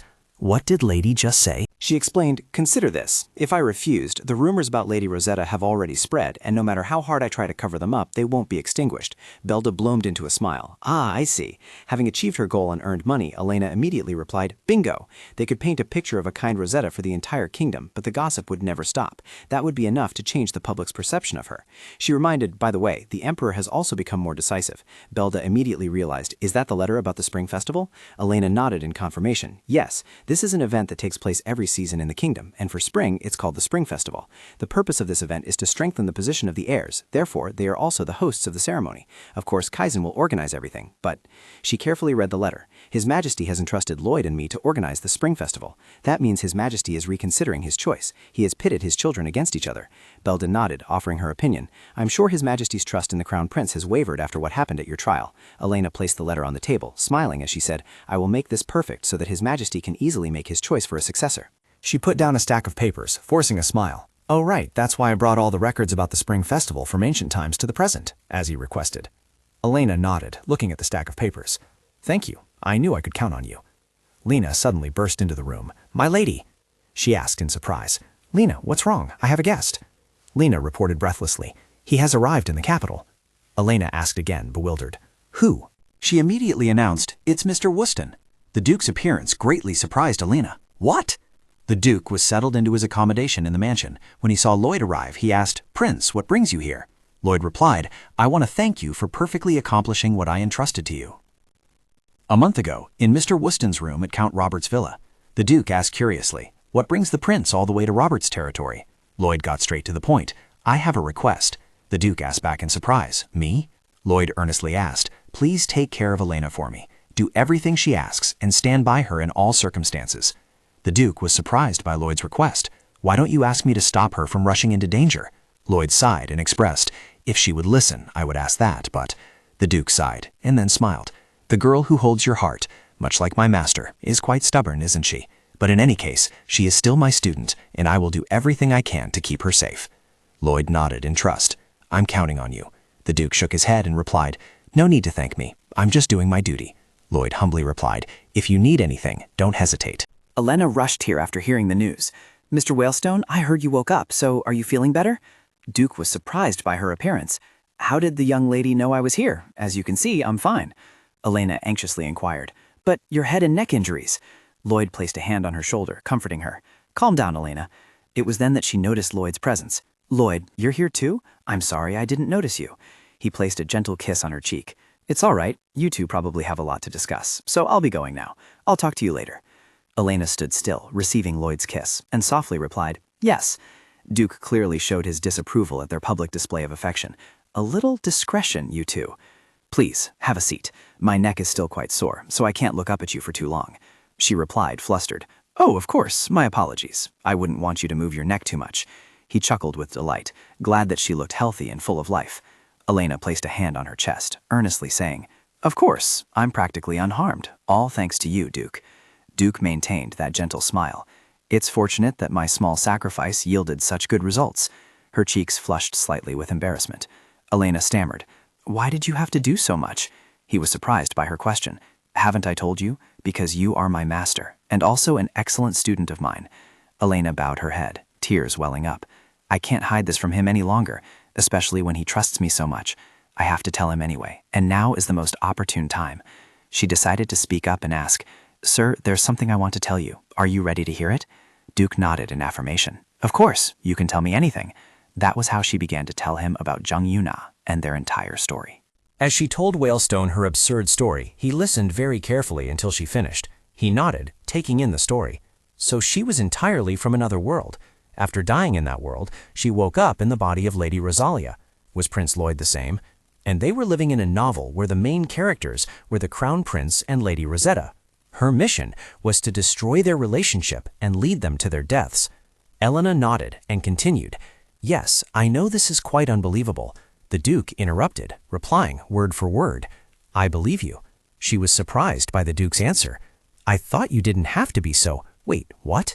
He continued, to Elena's astonishment. This explains all your actions until now. The way she dealt with the plague was as if she knew it would happen, including the rapid rise of the Rendor Merchant Guild. After I read that book, her actions seemed to tell me that something had happened. Therefore, I believe her story, and actually, I think that's good. She wondered blankly, in what way? The Duke then explained, who knows how much the original Lady Rosalia would have messed this up? Elena immediately protested, Don't say that. He placed a hand on his chest in gratitude. This kingdom could have been much worse if you weren't here, lady. As a citizen of this kingdom, I thank you. She curved her lips into a gentle smile, hearing as if he wanted to say, It's all right. You're doing great. I believe in you. I'll always be on your side. Elena expressed, thank you for saying that. He continued to ask, there's one thing I want to ask. She nodded, saying, of course, anything. The Duke pointed to himself and asked, you said we're living in a novel, right? Do I play a role in it? Elena explained, flustered. Well, not exactly. The novel doesn't mention you. He easily absorbed the information. I see. So who exactly is in it? She continued to answer, Crown Prince Kaizen, Rosetta, and Lady Ern. But there was no Countess Rendor or Lady Cheddar. The Duke exclaimed in surprise. That's strange. Elena asked back, what do you mean?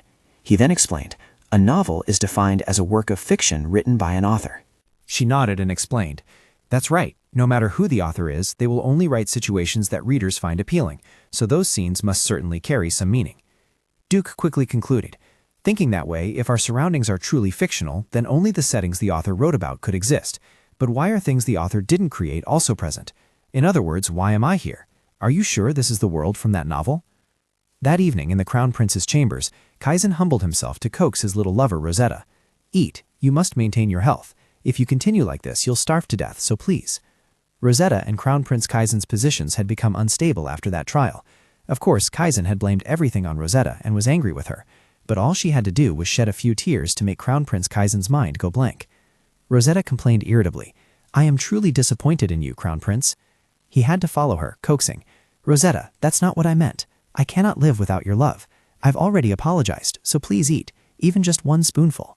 She continued to act petulantly with Kaizen. He placed the bowl of porridge on the ground and announced, Rosetta, I have good news for you. From today onwards, you are officially adopted by an Earl's family. From now on, you are truly a lady. Since you are now nobility, we can proceed with our engagement ceremony. Therefore, I have sent a request to annul my engagement with Elena Rosalia. Once successful, you will be my first and only crown princess. So please, I beg you, don't be angry with me anymore. Finally, Rosetta gently stroked Kaizen's head. He joyfully exclaimed, Rosetta. She replied gently, I'm listening, Your Royal Highness. Kaizen his arms around Rosetta's waist. Have you forgiven me? She gently touched his face. Yes, I will never do anything to cause you sorrow again. Kaizen was moved to tears. Thank you, Rosetta. Thank you very much. Rosetta had her own thoughts. She thought to herself, even if Your Highness announces me as your first and only crown princess, I don't think the Countess's daughter's contempt for me will disappear. She secretly made up her mind. Therefore, she had to rise even higher. Rosetta whispered, manipulating him, Crown Prince, what must I do to be able to call Your Highness, Your Majesty? What had been long awaited finally happened just as the green shoots of hope emerged. Elena went to Lloyd's office. Lloyd, have you received the official notification yet? Lloyd picked up the letter. I have. Luchelle brought it to me this morning. Elena reached out and took the letter. She opened the letter and read, I demand the annulment of the engagement between the two royal families, Crown Prince Kaizen Kartika and Lady Elena Rosalia of the Rosalia family. I approve the engagement between the two royal families, Crown Prince Kaizen Kartika and Lady Rosetta Margaret of the Margaret family. She looked up and said, things happened faster than I thought. Lloyd agreed. Really? But congratulations anyway, she finally got her wish.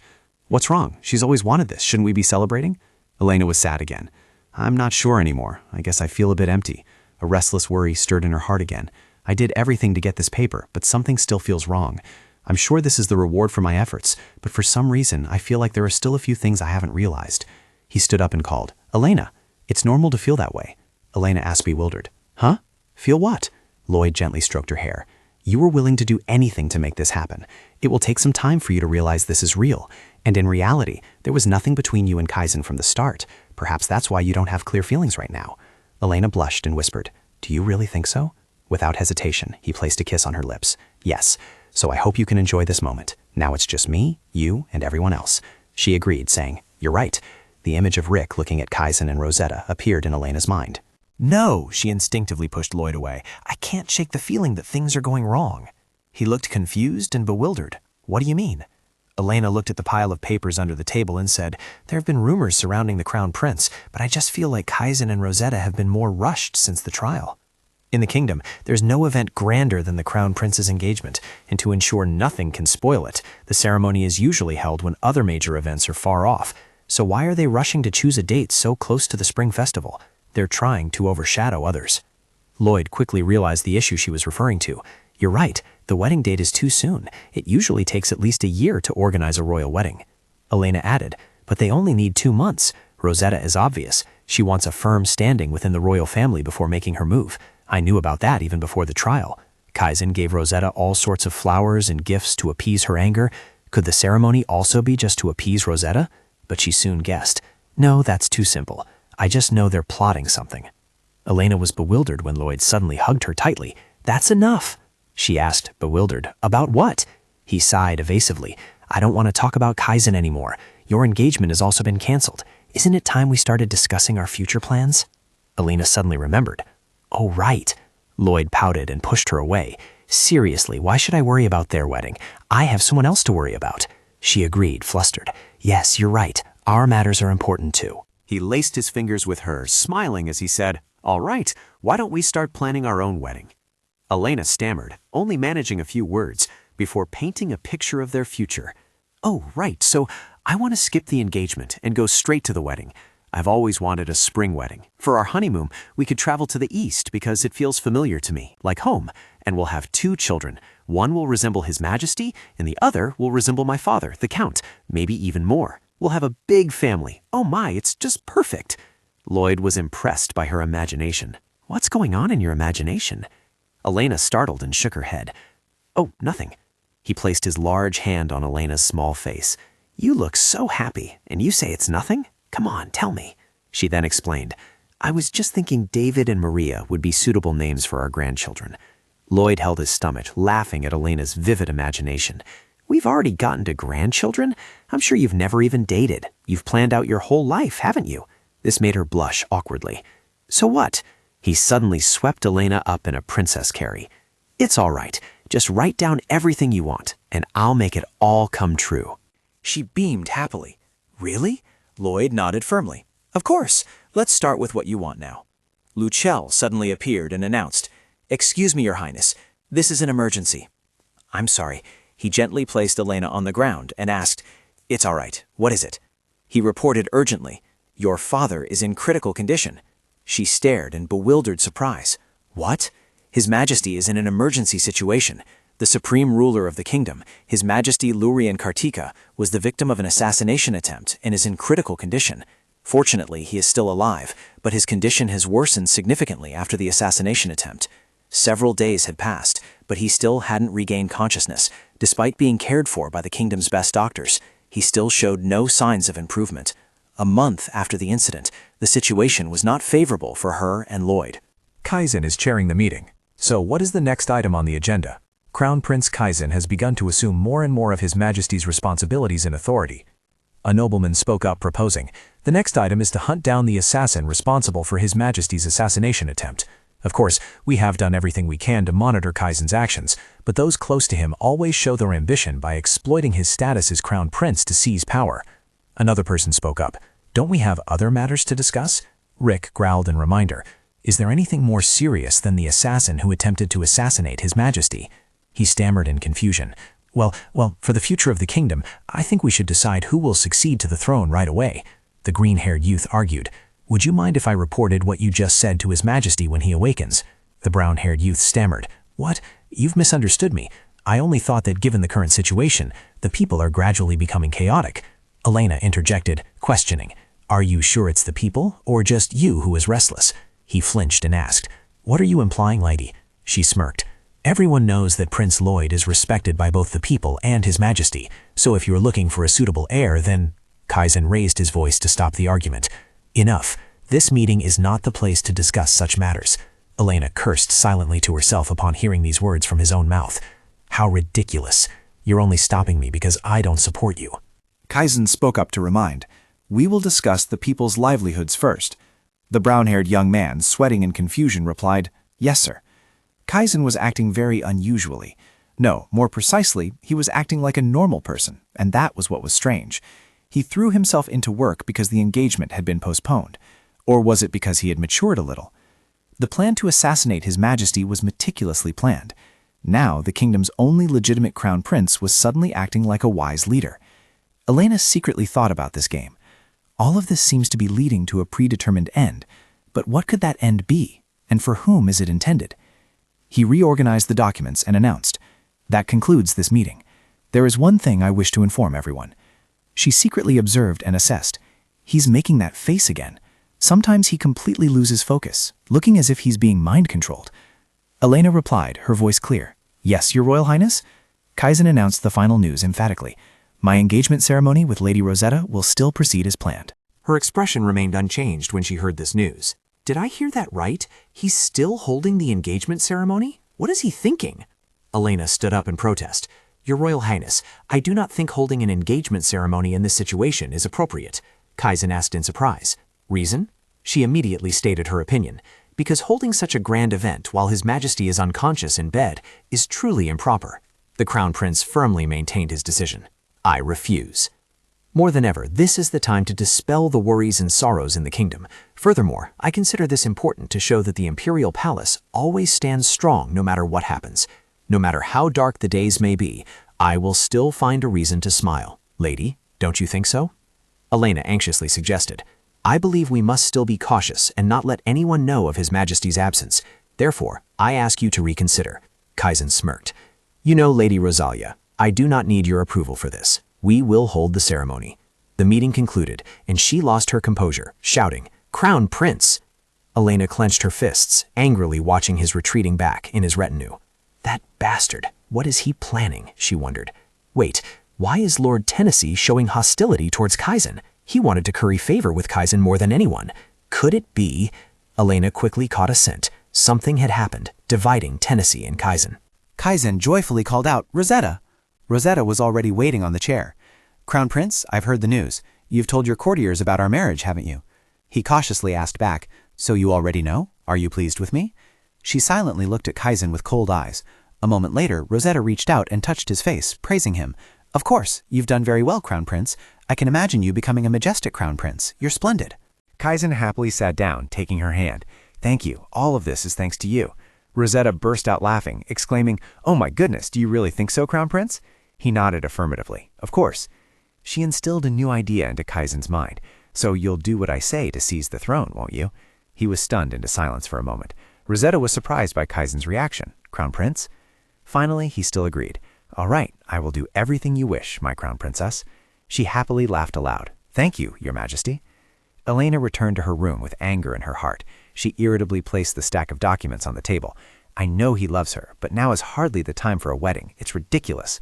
Lloyd picked up a cup of tea to soothe Elena's mood. There's no need to be so angry. We both knew this would happen, didn't we? Here, drink this and calm down. After discussing with Whalestone and telling Lloyd everything, we came to a conclusion.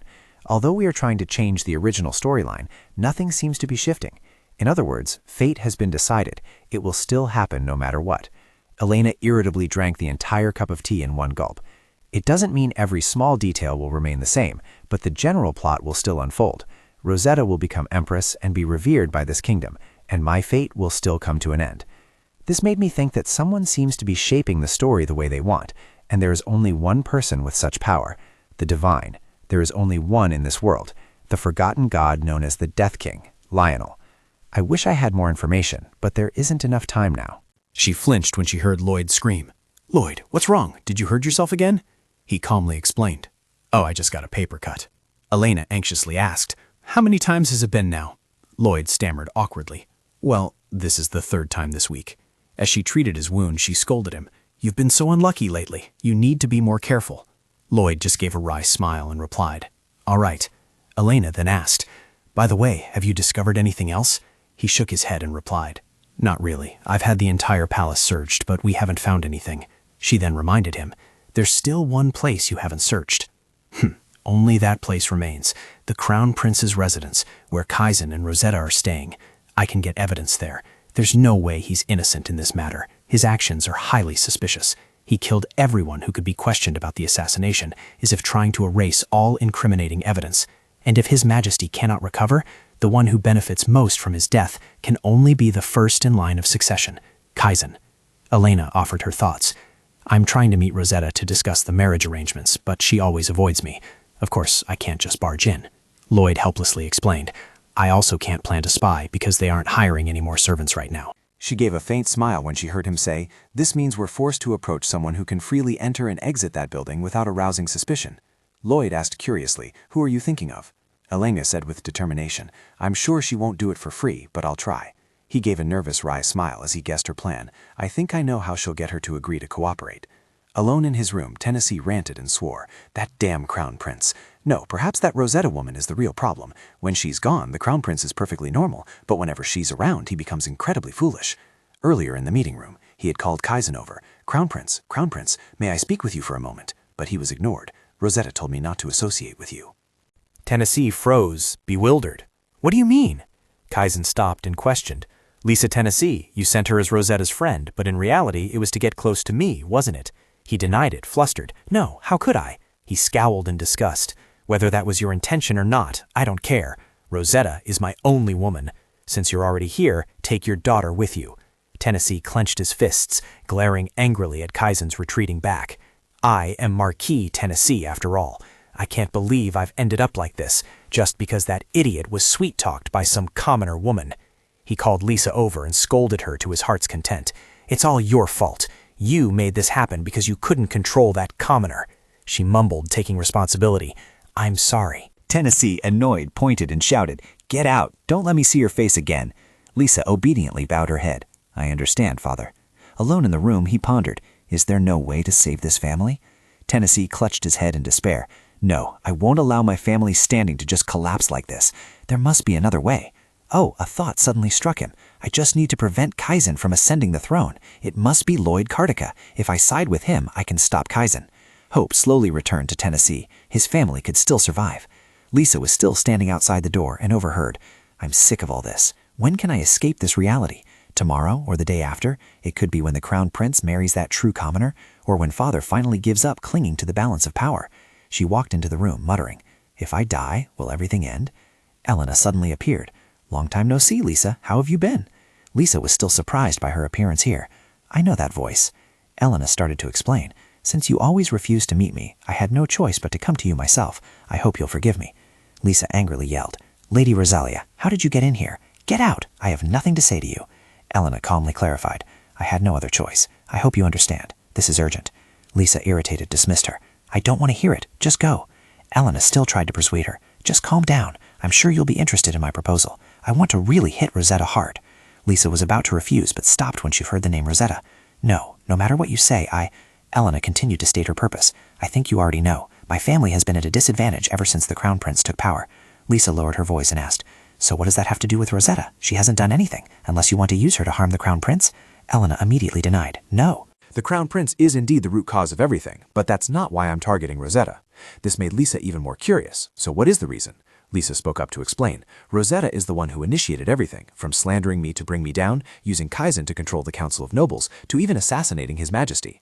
Rosetta was surprised, still not understanding. What are you trying to say? Lisa suddenly remembered something. Wait, I just remembered. The crown prince gave me this garden and planted those plants at my house. Rosetta walked in and picked them. Perfect. Everything I need is right here. An unidentified poisonous herb was used for the assassination. Impossible. Elena looked at Lisa's demeanor and understood that she knew something. Rosetta flinched when she heard Lisa call out, Lady Tennessee. Lisa questioned, I can't believe you dared to tell me this. Do you think you just made a mistake? Elena affirmed confidently. No, I'm sure I'm on the right track. I know you won't tell Rosetta about this. She was annoyed by the opponent's arrogant attitude. You're awfully confident. I could go report your betrayal to Rosetta right now if I... What is this? Elena extended her hand and offered. They say the enemy of my enemy is my friend. What do you think about joining me to eliminate the person we both hate the most? Lisa thought in silence for a moment, then quickly spoke up. I have a condition. Elena nodded in agreement. Go ahead. Lisa got straight to the point. When this is over, you must give me what I want. Elena immediately agreed. Anything. I swear on my name and honor.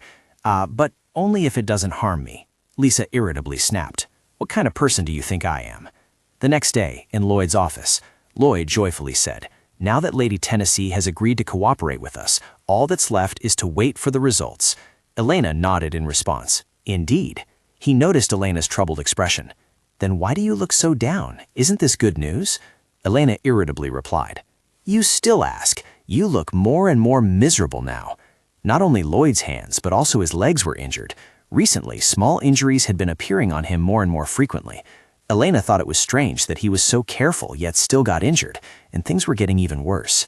That day, a flower pot fell straight in front of him from out of nowhere. Elena called out, Who's there? But we couldn't find anyone.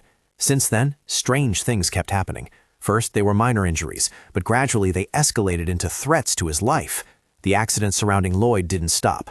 She grumbled irritably. Kaizen must have ordered his retainers to harm you. I'm sure of it. How else could these things keep happening? He shook his head with a sigh. We can't accuse him based on mere suspicion. Elena gritted her teeth angrily. I know, but no matter how much we searched, we found nothing after the flower pot incident.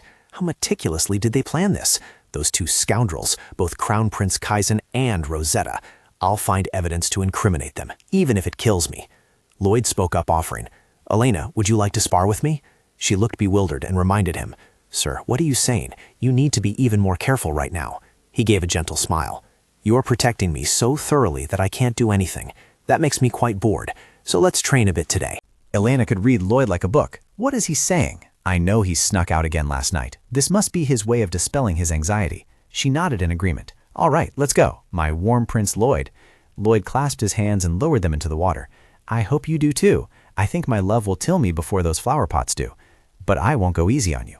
On the sword training ground, Elena struck first. I told you I wouldn't go easy on you. I'll go first. Lloyd challenged. Go on. She put force into her legs to spring up. Elena swung her sword. Lloyd remarked, Oh, not bad. I'm quite pleased. I've been practicing too. She pushed Lloyd back. You're still too weak. Use more strength in your arms. Wait, what was that sound? His sword was broken in half by Elena. Lloyd turned pale with shock at this. Both stared in bewilderment as the sword flew into the air. Seeing it fly towards him, she warned loudly, Lloyd! Lloyd watched in astonishment as Elena rushed forward to block the sword's tip. Elena! The sword's tip plunged firmly into the ground. This wasn't Kaizen's doing. Perhaps he wasn't involved in what was happening to Lloyd. Two guards rushed over in a panic. Prince! Lady! She quickly realized an unexpected power was controlling things around them. After returning to the room, Elena anxiously questioned, This isn't the first time such strange things have happened, is it? He stammered awkwardly. Well, she frowned, pressing him. Why didn't you tell me? Was it because you thought you'd investigate everything behind it yourself? How many times have you almost died without telling me? Tell me everything, right now. Take off your shirt. Do you have any other injuries I haven't seen? He held Elena tightly. Calm down, Elena. Elena, with tears welling up in her eyes, cried out emotionally. How can I possibly stay calm? Just 10 minutes ago I almost saw you leave me. Lloyd held her tightly, comforting her. I know, but you need to calm down to hear what I have to say. I want you to listen to the conclusions I've drawn and consider them carefully. Her arms and voice trembled. I understand. I'm calm now. Please tell me quickly. He then slowly began to explain. You also know that many unusual things have been happening to me lately. At first, I thought I was cursed or something, but after being here for a while, I realized that this world is actually no different from our world. Of course, there are still mysteries surrounding Rosetta. But anyway, I'm sure you also know well, besides her, about the strange people in this world. Elena understood Lloyd's words. It's us, those who came from another world. He nodded, continuing to explain. Exactly, but these strange things only happen to me, which means... She clutched his arm and replied, We need to find out the differences between you and me. Lloyd exclaimed, Bingo! Let's start with things from before we got here. Elena understood and responded, All right, I'll go first. I was hit by a car. When I woke up, I had become a character in a novel I once read. I remember cherry blossoms at that time, meaning I died sometime around April. Lloyd suddenly realized, April? That's when I died too. His words greatly surprised her. What? Do you remember the day you died? Lloyd recalled the past.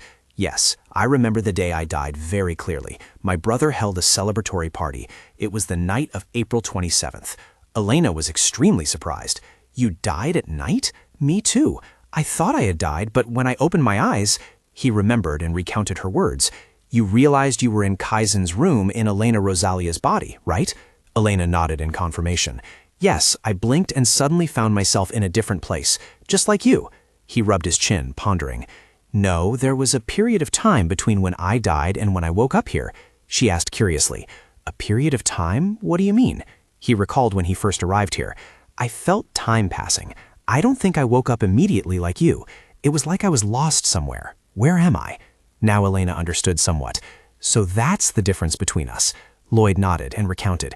Perhaps I tried to remember more about where my soul was lost, but it was very hazy, as if covered by a layer of fog. She gritted her teeth in anger, thinking, we must investigate Reinl further. I'm sure the key to solving this matter is related to it. Elena stood up and started to leave first. I don't want you to leave the room right now. I'll go find it myself. He held her back. No, I want to go with you too. But her sharp gaze made Lloyd hesitate. He gave a forced smile.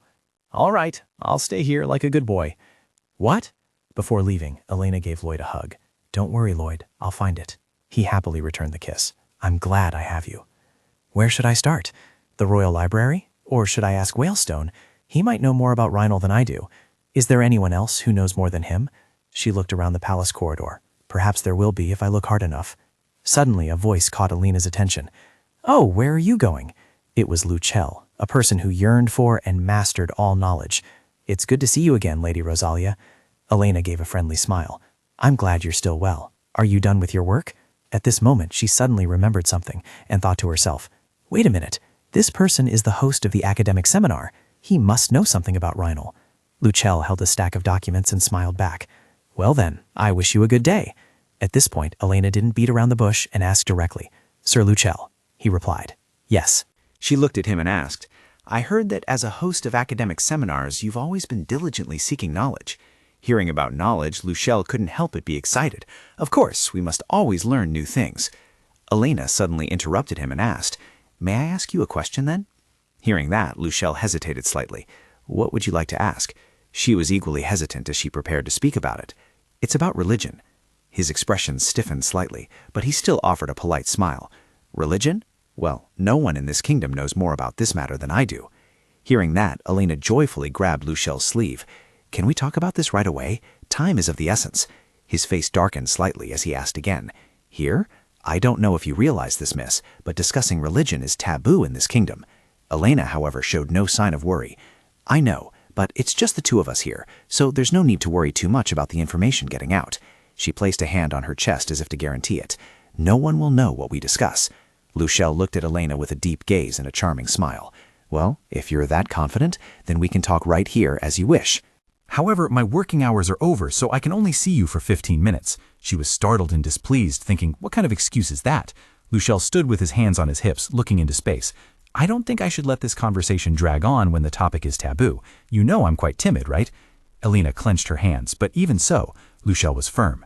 You can refuse, but after today, I will not discuss this matter again. She wondered and immediately asked, why? He emphasized his words, clearly displeased, because this is not a topic that interests me. Seeing this, Elena was slightly taken aback and thought to herself, is this person always so unpredictable? Luchel asked directly, all right, what's the problem then? The scene shifts to another location at night. Someone knocked on the door. Prince, you have guests. Lloyd replied, oh, let them in. When he saw the person completely covered in a black cloak arrive, he greeted them. It's an honor. It's been a long time since I last saw you, Count Hennessy. He bowed politely. My apologies for disturbing you at such a late hour, Prince. Lloyd smiled and replied, there's no need for formalities. I presume this is important. Hearing that he had predicted this, he was secretly startled and uneasy. You knew I would come? Lloyd smiled and said as if it were obvious. Seeing the relationship between you and my brother worsen, I had a feeling you would come. He sat down on the chair. So you must also know what I'm going to say. He replied, it's still better to hear you say it yourself. He clenched his hands nervously. Even though he was asking for a favor, he cunningly thought to himself, this cunning fox, but I can't turn back now. I'd rather side with an unpredictable person than someone controlled by a woman. He began to recount the whole story. As your highness knows, I am a trusted retainer of the crown prince. Lloyd replied, I know. He continued, however, recently the crown prince no longer cares about the people, nor does he bother to maintain the dignified facade of a monarch. Things are even worse. This country is gradually descending into chaos simply because he is infatuated with a woman. As a noble of this kingdom, I am deeply distressed by the current situation. You, on the other hand, remained very calm, your face expressionless as you gave a cold smile. So what? Is that what you wanted to tell me? He stated bluntly, I wish to serve a new light. You smiled shrewdly, as if you already understood his purpose for coming today. Are you trying to switch sides? He tried to explain further. Perhaps your highness will see me that way, but in truth, I am only doing what is best for this kingdom. Lloyd showed little reaction. Very well. He seemed unable to believe his ears, having been accepted so easily. Yes, he thought to himself. What? Is that all it takes for him to accept me? You offered an unenthusiastic professional smile. Welcome, Count Hennessy. I very much look forward to your support. He was surprised. Really? Your Highness truly accepts me, Prince? You replied, of course. Shouldn't I seize every opportunity for support? He bowed his head in thanks. Thank you, Your Highness. From now on, I shall be your retainer. Lloyd, at this moment, raised a hand to cover his yawning mouth and replied, if that's all, you may leave. Feeling that such treatment was somewhat improper, he thought, is this how he treats a new retainer? It's true I requested to see him for a moment in the middle of the night, but shouldn't there at least be tea or something? He acts as if I don't even deserve the minimum courtesy. The prince holds many pawns, which means I'm not even a chess piece he needs, and perhaps he doesn't even want me. Even so, for him to accept me like this is... As he thought this, his whole body trembled slightly, and he asked directly, "Your Highness, are you intentionally insulting me?" Lloyd, emotionless, spoke as if the man wasn't as foolish as he had thought. "Oh, so you noticed, but I hope you understand. Our relationship was never good to begin with. Furthermore, there was a kidnapping incident before. You surely didn't expect me to accept you so quickly, did you?" Hearing this, his face turned ashen. "Your Highness, I admit that was my fault, but..." Suddenly, his face darkened slightly, and his voice turned cold. "Count Tennessee, please do not forget the reason you are here tonight. The sole reason you abandoned my brother and clung to me is for the security of your own status, isn't it? I do not need someone who rolls their eyes in anger over a slight insult." Hearing this, he stood up and bowed in apology, but deep down he harbored intense hatred. "You insolent brat, I'll only tolerate you this once. It won't be long before you become a mere pawn in my hands." He bowed his head and gave assurances that he would still be your retainer, Prince. He crossed his arms and replied sternly, a wise choice. A few days later, at Lloyd's residence, the guard at the door saw Elena approaching and greeted her cheerfully. "Hello, lady." She replied, "Thank you. Is the prince inside?" He replied, "Yes, he just had lunch and is resting. You may go in." Upon entering, seeing him asleep on the couch, she couldn't help but think, "Oh, what is this? He didn't even get up to wait for me? He must be exhausted." Elena sat down and carefully observed his face, realizing that this was probably the first time she had seen him sleep like this. She couldn't help but exclaim, "How cute."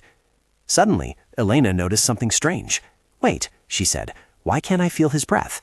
Elena brought her hand close to Lloyd's nose and counted from 1 to 8, but still felt no breath. She thought in a panic, why wasn't he breathing? Immediately, she tried to shake him awake. Lloyd, wake up! Elena's tears began to flow. What should I do? No, Lloyd! The hot tears rolling down his cheek made him suddenly wake up. Elena! She joyfully cupped his face. Lloyd!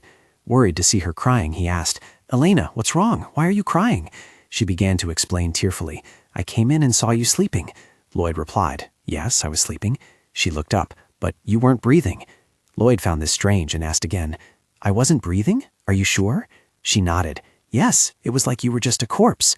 Seeing Elena so worried about him, he gently placed his hand on hers to comfort her. No way, he said. I was probably just sleeping so deeply that my breathing was shallow. Elena became even more emotional and hugged him tightly.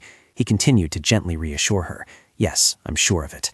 Just then, Elena remembered what Luchelle had once said. You know, don't you, miss? Gods love to play tricks on humans. Let me tell you a few things, Elena. A few days ago, Luchelle enthusiastically said, How about this? 15 minutes is enough for 3 questions. She had 15 minutes to get at least 3 pieces of information from him, so she nodded in agreement. All right. First, she would ask about what she was most curious about, the origin of the unusual things happening to Lois lately. In her heart, she was secretly speculating that it was definitely due to Rhinal, the ruler of the spirit world. So Elena spoke up. Tell me all the names Rhinal is called, at least 5 of the widely known ones. He couldn't help but laugh after hearing her. If you can gain more information just from that, then you are truly very clever. Yes, because the names Rhinal is called are highly likely to originate from the research of theologians. Quick-witted, she didn't stop there, but continued. Time is limited. If you don't answer me, I'll bother you for another 15 minutes. Luchelle smiled cheerfully. Well, if I want to get off work, I suppose I have to tell you, don't I? The guardian god, the creator god, the ruler of the spirit world and such, the king of the sky, wind, thunder, light, the god of ancient scriptures, justice in hatred and false compassion, the protector of deceitful women, forgotten memories, and also the protector of deceitful women, forgotten memories, and more. Elena suddenly felt strange, wondering why this god represented so many things, half of which she didn't even understand. Based on that information, she speculated that he must possess a great deal of power. Then she saw him explain diligently. As you know, scholars are always keen to name everything they research. At this moment, she concentrated on thinking, sure that those names had meaning, but none of them had impressed her yet. Luchelle, from the opposite side, spoke up to remind her. Now for the second question. Elena quickly spoke up. Throughout recorded history, have there ever been divine miracles? He didn't fully understand her question. What kind of miracles, for example? Only then did Elena clarify. Simply put, like curing incurable diseases, or resurrecting the dead, or perhaps swapping someone's soul. Luchelle couldn't help but exclaim. Those are certainly specific examples. She smiled and said, After all, the name ruler of the spirit realm does give off that impression. Now, as he focused on analyzing the miracles based on my knowledge of imperial history, Elena suddenly raised her hand to interrupt. Wait, don't just limit it to the empire. I want information from every land and every period where Rhinal's power might exist. Lucia was taken aback. You're really thorough. That's great. After that, Cedric told her many stories of miracles, but she wasn't very impressed. His stories weren't particularly remarkable either. He asked incredulously, No? So you already know these things? God truly loves to play tricks. Elena, upon hearing this, grasped the important key word. What? God loves to play tricks? Lucial suddenly broke into a sinister smile. I'll tell you a few things I know. This story is recorded on an old, undated piece of paper. A long time ago, there was a father who lived with his 2 sons in a village. One day, the 2 sons had a quarrel. Like most families, they argued over their inheritance. Not long after, the second son seized all the inheritance for himself. He pushed his brother off a cliff and blamed it on an accident. Theoretically, it was a perfect murder, but there was still a witness who saw everything, and that witness was God. He wasn't going to just sit by and watch the murderous son, so he decided to play a little trick on him. He continued to speak animatedly. That trick was that from that moment on, the second son would be plagued by endless misfortune. She was stunned upon hearing this information. What? Alina didn't fully understand the situation, so she asked, Misfortunes, what exactly are they? Lucelle calmly replied, I suppose they are simply misfortunes, as the name suggests, perhaps minor injuries or accidental falls, and eventually the child will die. Based on your reaction to the question, I assume you're thinking of someone, aren't you? She quickly realized that, no, it wasn't like Lloyd's situation. Lloyd hadn't done anything outrageous to receive a divine punishment, not even for a jest. He, on the other hand, glanced at Elena, reminding her, You have one more question. You're almost out of time, so I advise you to keep this one brief. She complied with his request. All right, Sir Cedric, do you believe in the gods? She could gauge his faith based on his answer. If he believed, she would have to assume his answers were spoken out of reverence. She then saw him calmly reply, I believe in the gods. No, I don't believe. Alina also has her own answer, I see. At this moment, Luciel sighed and spoke. I believe that deities are merely a form of superstition, created by humans with the desire for something to rely on. A supernatural force that can look down upon this world from heaven. Such a thing cannot possibly exist. After listening, she remarked, You seem to know a great deal about a subject you don't believe in. He calmly explained, I am simply serious in every field I research. That is the life of a scholar. But I am still more interested in humanity than in deities, because you can observe and predict actions from what happens right before you. Humans always have to weigh their reason against their instincts, and our lives can change completely with just a fleeting choice. Therefore, I find those unpredictable things quite interesting. As he finished speaking, Luciel thought to himself, This guy definitely has an unusual worldview, like he's been enlightened. Suddenly, he chuckled and asked, Can I help you with anything? Elena replied without hiding anything. Oh yes, quite a lot actually. Luciel happily replied, Glad I'm useful. After she finished asking, she politely said, Thank you for your time. You may rest now. He unexpectedly spoke up. Before I go, may I ask a question? Elena readily agreed. Of course. At this moment, Luciel extended his hand and asked, Lady Elena, do you believe in deities? A moment later, after Lloyd had comforted her, Elena said, I'm truly fine. Elena leaned her head against his chest and replied, I know, but have such ridiculous things ever happened to you before? Lloyd smiled, reassuring her. No, this is the first time. When did it start? Perhaps after Elena and I discussed how we both entered this world, but the truth is, I felt a separation while sleeping and before waking up. He felt that it was like after death. Suddenly, Elena softly called, Lloyd. Hearing this, Lloyd smiled and asked, What is it? She suddenly stood up and said, I stopped by on my way to a meeting, so I have to leave right away. He didn't forget to remind Elena, Good luck with your meeting. I'll rest a bit longer. She wasn't completely at ease. I'm still very worried about you. Should I skip the meeting? Lloyd gave a wise smile. No, you must do your work. Go quickly. Elena still lingered. If anything happens, she hadn't finished speaking when he interrupted. I'll let you know. Don't worry about me too much anymore. Afterwards, Lloyd thought dejectedly, Am I not breathing? Then he leaned back in his chair. This is definitely not normal. I can't make myself breathe. Meanwhile, at the Crown Prince's residence, a maid excitedly asked, How about this, Lady Rosetta? Please try this on right away. I think it would perfectly match that jewelry. After Rosetta finished changing, she curiously asked, How do I look? The 2 maids praised her profusely. Oh my goodness, your ladyship is so beautiful. You are the most beautiful crown princess in the history of this kingdom. Pleased by the compliments, she happily replied, Thank you very much. Just then, Kaizen walked over and called out, Rosetta. Seeing this, Rosetta immediately turned around. Your Royal Highness, you've arrived. I'm choosing a dress for the engagement ceremony. What do you think? Do I look beautiful? He glanced at her and let out a soft gasp. Then Kaizen hesitantly said, "Yes, very beautiful, Rosetta." Rosetta remained silent after hearing this, while the maid behind her exclaimed, "Oh my, look at the lovebirds." So she turned to remind them, "Could you two give me some space?" They understood immediately and replied, "Oh yes, milady." As Rosetta turned away, he let out a soft sound and called, "Rosetta?" Her voice was cold. "What is it now? Why do you look so worried?" Kaizen replied awkwardly, Rosetta, I'm so worried. What if we're discovered, that I was the one behind His Majesty's assassination?" Kaizen looked at Rosetta's current demeanor. How pathetic he looks. What annoyed her even more was that she needed this idiot to seize control of the kingdom. Then she tried to appear calm as she walked over. "Crown Prince, please calm down. Why don't you sit here with me?" He accepted Rosetta's offer. "All right." Then she sat on Kaizen's lap and soothed him. "You have nothing to worry about. Haven't we already taken care of everything? The chef who prepared the food and the servant who brought it to His Majesty, they're all dead. I've even hidden the vial of poison we used, so no one will ever know about it." However, he was still very worried, I know, but the one who brought us the poison is still alive. After saying this, Kaizen thought to himself, this will make Lloyd and Alina suspicious. They must be starting their investigation already. Rosetta, not at all worried, reassured him, "You're worrying too much. She won't be able to tell anyone anything. In other words, she won't be able to speak anymore, so we will never be caught by the Grand Prince or that hateful woman." Only then did he feel more at ease. Yes, you're right. Then Kaizen thought to himself, if she knew that those two had seen me while I was killing the chef and the servant, she would never smile at me again, not even a forced smile. I can't let her find out. So he tried to appear calm. "That's right, you're never wrong." A few days later, at the Tennessee mansion, Lisa was in her room, deep in thought. It had been a while since she started cooperating with Lady Elena, but she still hadn't found convincing evidence. She decided not to rest any longer. She absolutely had to find it today. When Lisa came downstairs, Marquis Tennessee coldly asked, "Are you planning to go see the Crown Prince?" She immediately confirmed, "Yes, father, as you once told me." Before Lisa could finish, he cut her off. "You don't need to waste your time with that scoundrel anymore." Hearing this, she asked bewildered, "What? Why not?" Marquis Tennessee then angrily said, "What do you care? Just do as I say." However, Lisa remained very stubborn.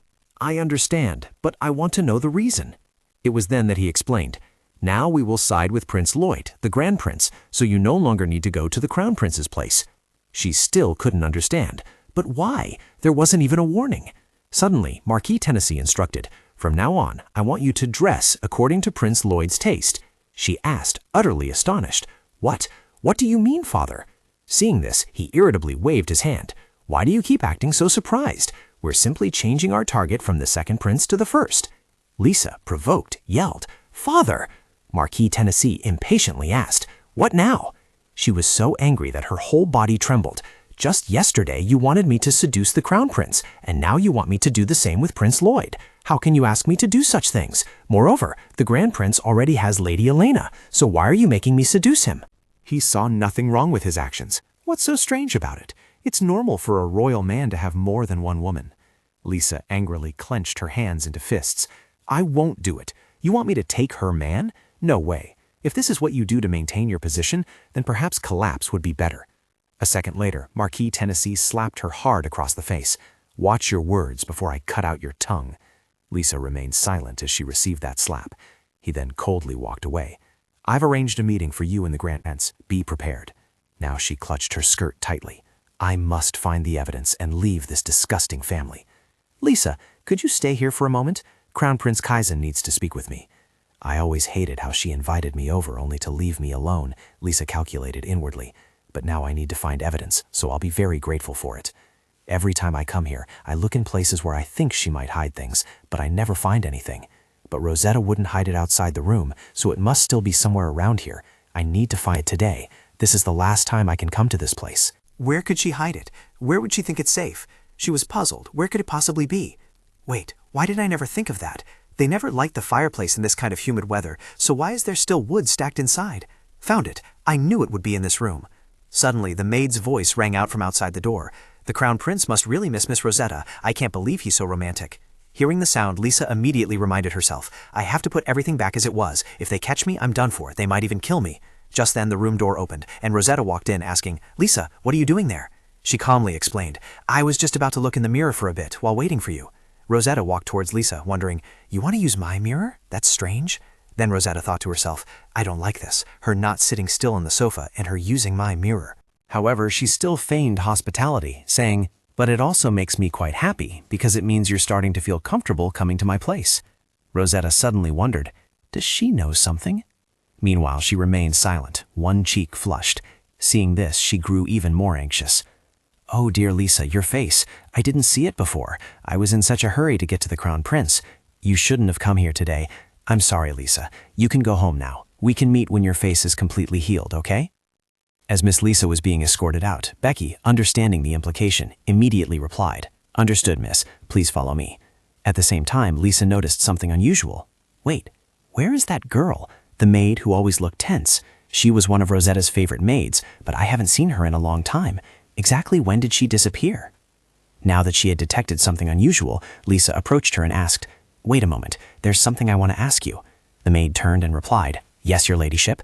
I don't know what you wish to ask, but I cannot tell you anything unless Miss Rosetta permits it." Before Becky could finish, she interrupted, "This necklace will be yours if you give me an honest answer." She immediately changed her demeanor. "Please ask. I will tell you everything if it doesn't affect Miss Rosetta's safety." Lisa went straight to the point. "I haven't seen Rosetta's other maid in a long time." "Do you know where she went?" Becky exclaimed upon hearing this. "Lady Rosetta's maid?" Only then did Becky realize she was referring to Errol. Lisa immediately confirmed, "Yes, I believe so." At this point, she proceeded to explain that Lady Rosetta had sent her back home, saying Errol wanted to take leave. She heard this and thought suspiciously, "Take leave right now? This isn't even the time for a vacation." Then Lisa frowned and asked, "Do you know where her hometown is?"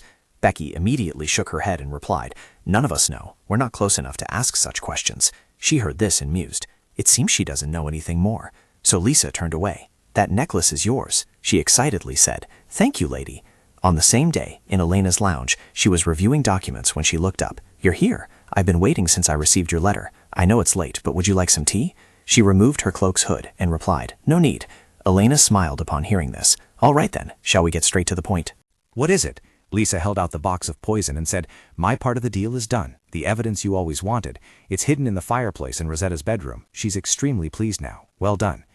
She remembered the important matter, that the terms of the contract were now complete, when Elena unexpectedly interrupted. "No, we need to check if this is the type of poison used on His Majesty. If not, I'll need you to find more. So I'll tell you to wait until I get the results." Lisa was a little disappointed. "I hope you'll contact me soon." "Ah, that's Rosetta's," she asked again, extremely surprised. "Rosetta's?" At this moment, she secretly calculated. No, it's still too early to tell her.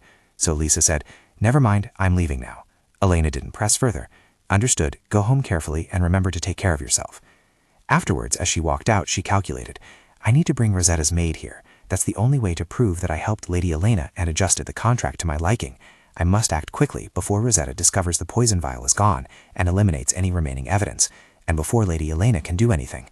I'm quite sure she's realized a few things because I accidentally mentioned Rosetta's name." Next, Lisa instructed her subordinates, "Take me to the information broker's shop." The next day, at the Crown Prince's residence, when Elena knocked on the door, the person inside said, "Come in." She entered the room and said, "Miss Mabel, it's me. Are you free?" Mabel immediately stood up and replied, "Miss Elena, what brings you all the way here?" Elena walked over and explained, "I have some urgent matters to discuss." Mabel then politely responded, "Then you should have called me over. Please have a seat." Elena couldn't help but chuckle. "Thank you." Mabel then wondered, "So what do you want to see me about?" She sat down on a chair and asked directly, "How is His Majesty's condition?" Elena then seriously replied, His Majesty, he's really not doing well. Because I don't know what kind of poison was used on him, I can't formulate an antidote. His fever is making things worse, even though I've been giving him symptomatic medication." The temperature was the only thing dropping, and the situation was worsening day by day. "I'm afraid we must prepare ourselves for the worst-case scenario." Elena received the information. "I understand. So would it be more helpful if we knew the type of poison?" As soon as she finished speaking, she secretly calculated that if His Majesty were to die right now, both she and Lloyd would follow. The other person then confirmed the information. Of course, that would help a great deal. Just then, she placed a vial of medicine on the table. Mabel stared blankly at the object before her. "What is this?" Elena quickly replied, "It's the suspicious liquid that caused His Majesty to fall into this state." Mabel exclaimed in disbelief, "What? Where did you find this?" Now Elena sternly stated, "I cannot tell you yet because I don't have the test results." Mabel asked, "If this is truly that poison, can I place my hope in His Majesty's condition?" Mabel's entire body was trembling. "Yes, if this liquid is real, no, if it is precisely it, that would be better for you." Upon hearing this, Elena took her hand. Then I'm counting on you, Lady Mabel. Mabel, full of confidence, replied, You can trust me. You also have great faith. I'll await good news from you. And Mabel smiled, replying, I understand, lady. Afterward, Elena walked out, thinking, Now that someone is handling the poison, I need to see what this urgent matter is about. Just then, Belda appeared. Lady, I'm glad to see you again. Elena also spoke up, surprised. Lady Belda, did I keep you waiting? Belda immediately denied it. No, I just arrived with my father. Elena felt more at ease. I see. It's wonderful that we're both here. She suddenly remembered the moment Lena reported, My lady, you just received an urgent letter. Returning to reality when Elena spoke, You have no idea how surprised I was to receive your letter. I was even afraid I wouldn't be able to come see you because I have business at the palace today, Belda replied with a laugh. Of course I knew that, which is why I had to send it to you as quickly as possible. She couldn't help but praise. Oh my goodness, the Belda Information Shop's deductive abilities are getting sharper and sharper. You even knew my location. She awkwardly waved her hand. Normally I don't pay much attention to these things, but this time it was urgent, so before she could finish, Elena interrupted. I know, so what's so urgent that you had to send me a letter in the middle of the night? It was then that Belda got to the point. Well, yesterday Lady Lisa came to see me, or more precisely, came to the shop.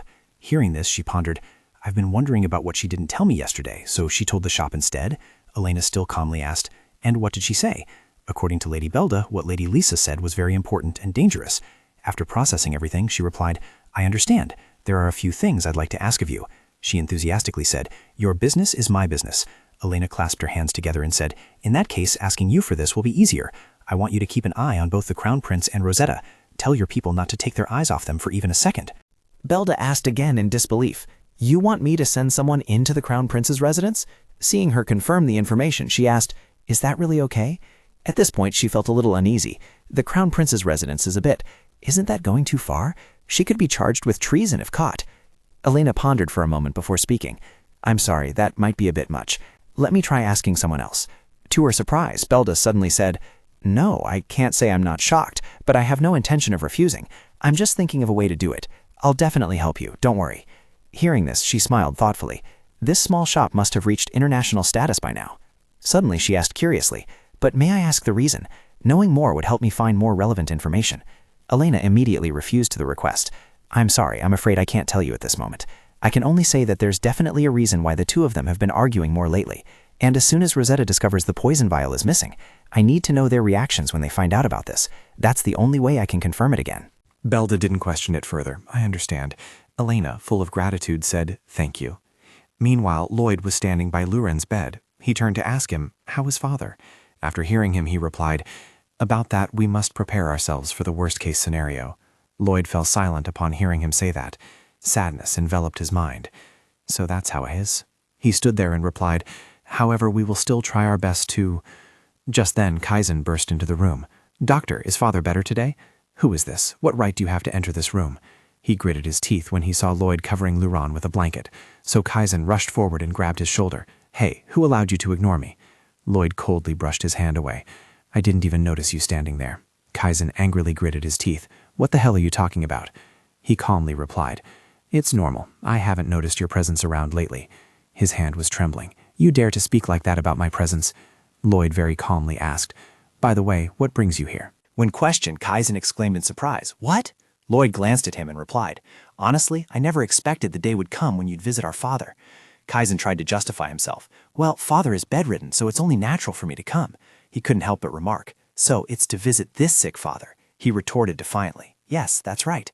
At this, Lloyd suddenly smiled. I believe your concern is real, but what exactly are you concerned about? For father or for yourself? Hearing this, he suddenly felt a pang of unease. What? Does he know everything? So what should I do next? Should I ask Rosetta for her opinion first? No, that would only make her look down on me for not being able to handle such a trivial matter. Kaizen gritted his teeth, calculating inwardly, I must resolve this myself to earn points with Rosetta. So he tried to calmly say, Clearly I am concerned about my father's health. Before I became the crown prince of this empire, I was also his son. When else would a son worry about besides his father? He listened, then smiled. I understand.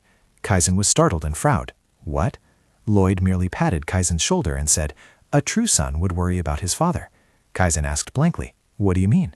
Lloyd said meaningfully, Anyway, I hope you have a wonderful time with our father, brother. A second later, he furiously roared, Doctor, didn't I tell you not to let that person in here? The doctor cried out miserably, "Please forgive me, but I don't have enough authority to stop Prince Lloyd." Kaizen furiously yelled, "Shut up immediately."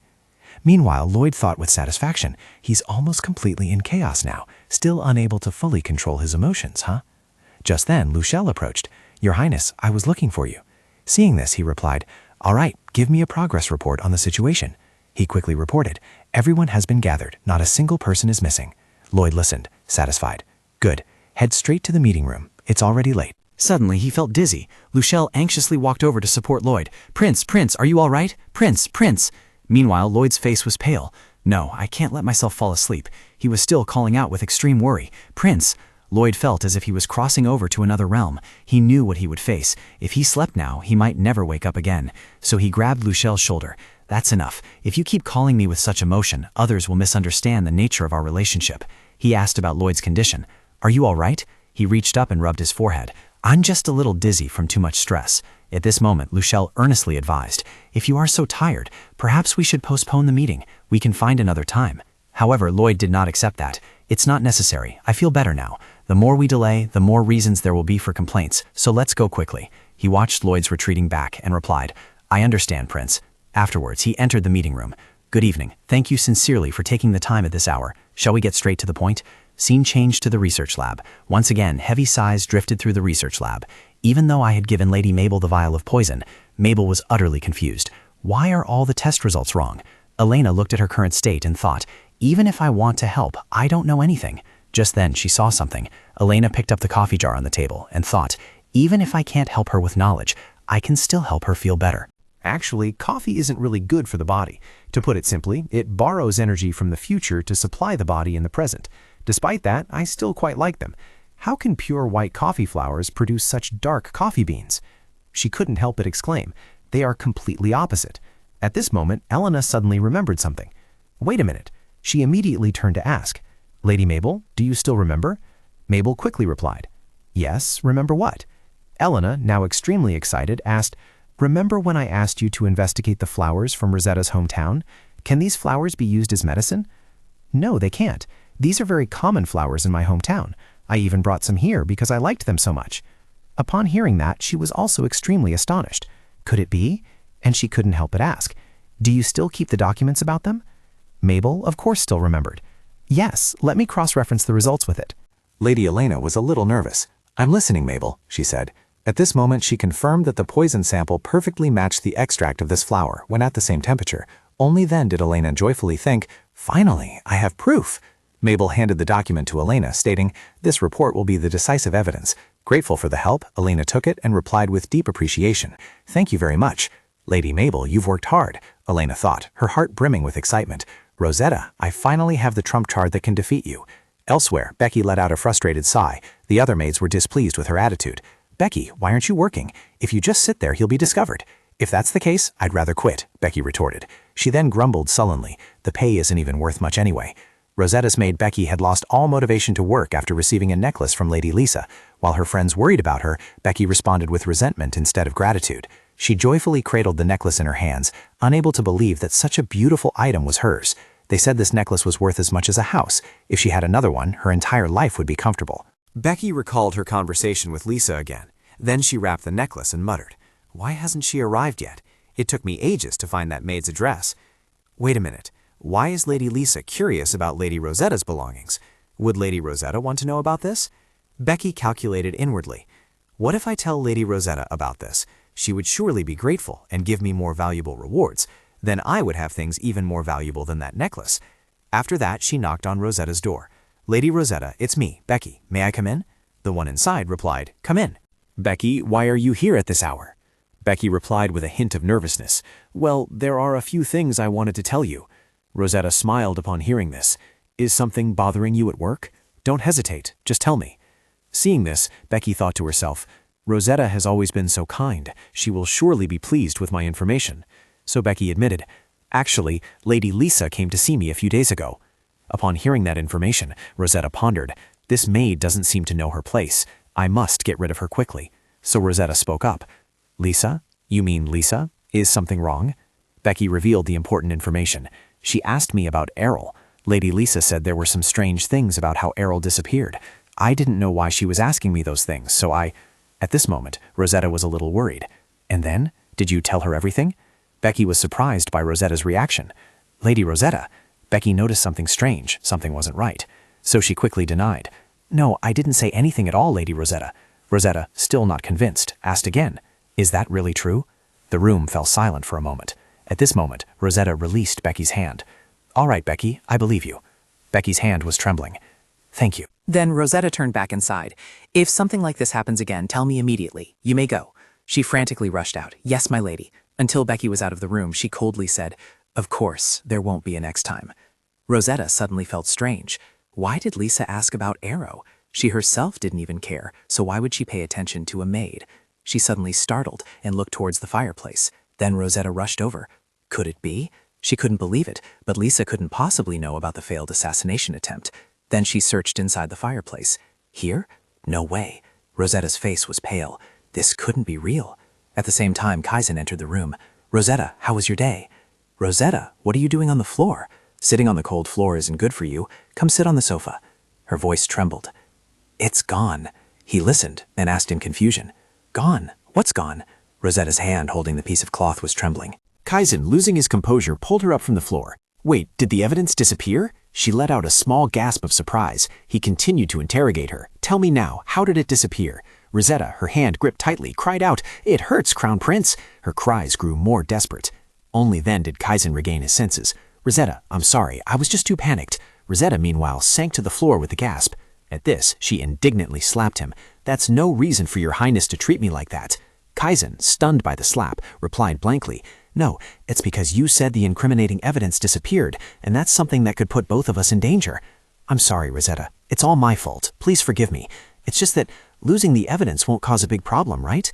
You already have a way to solve this, don't you? You said your plan had no flaws. Surely you have a plan B to protect us from all dangers. Hearing this, Rosetta felt strange. What's wrong with him? Ever since I made him obey me, everything he says is just nonsense. She pondered for a moment before speaking. Crown Prince, Your Highness truly doesn't understand anything about our situation, does he? He was utterly stunned. What? Rosetta reached out towards Kaizen's face. Your Highness just asked me if we'll be okay, if I have a solution? How could I? The evidence is gone. Good heavens, I truly don't understand Your Highness anymore. Is your head just for decoration? Don't you still understand? We've been backed into a corner. He stumbled back, letting out a bewildered gasp. Kaizen began to feel afraid. What would happen if Lloyd and Elena found out? What would become of us? Would we be executed for treason? Just then she spoke. Fortunately, I know who took the poison vial. He immediately turned to question her. Who is it? Rosetta uttered a name. Lisa, Tennessee. The Duchess connected everything to the previous incident. At this moment, Rosetta repeated the name. Lisa, Tennessee. Kaizen mumbled after hearing it. Tennessee? From the Tennessee family? She quickly confirmed the information. Yes, she's the one who took the evidence to create something against your lordship. That's why your lordship should eliminate her. Otherwise, we will die. Now he stood up and replied, I understand. I will ensure that Marquis Tennessee disappears from this empire. As you wish. As for Rosetta, she gritted her teeth and thought, I must act too. I need to eliminate as much evidence against me as possible. It seemed she was caught up in something extraordinary. Belda handed Lisa something. Here is the information you requested. However, it could become a great risk. Hearing this, she asked, bewildered, What do you mean, sir? She explained in detail that a security guard had disguised himself as a beggar to investigate around the address she requested. Lisa realized this meant she couldn't enter. Suddenly, Belda spoke up to reassure her, but don't worry, thanks to the enormous sum of money you paid us, we've taken care of him thoroughly. She looked puzzled. Is that an extra service information brokers usually provide? This meant tonight was the safest time to go there. Lisa dismounted her horse and thought to herself, just as she said, there's no one here. It's worth the money I spent. But why would someone lock up their favorite maid in a place like this? Next, she opened the door. Is anyone here? I heard there are people living here. Can anyone hear me? It was then that Lisa realized, there they are. She looked at Errol, silent in the black cloth, and asked, Are you Errol, Rosetta's maid? I'm Lisa. I have no intention of harming you. I just want to ask a few things. Errol inside let out a trembling cry, making Lisa wonder, why isn't she answering? Is she that loyal to Rosetta? At this moment, Lisa pulled back the black cloth. I apologize. I'm in a hurry, so I'll speak quickly. Rosetta anymore. Errol raised a finger and let out a sound. Lisa saw her pointing to her mouth and was confused. Look? Look at what? Only then did she clearly see the current state of Errol's throat. Lisa exclaimed in extreme horror. "No way! She cut out your tongue!" Then she shivered and stepped back. "Rosetta, what the hell have you done?" At the same time, at Count Tennessee's mansion, Marquis Tennessee was sleeping when he was awakened by a noise outside. He couldn't stand it anymore and sat up, asking himself, "What's that sound?" Marquis Tennessee walked to the window and drew back the curtains. Startled, what the hell is going on? Below, in the courtyard, a legion was surrounding the mansion, making him panic. Why are soldiers arrayed at the gate of my residence? Leading that legion was Kaizen.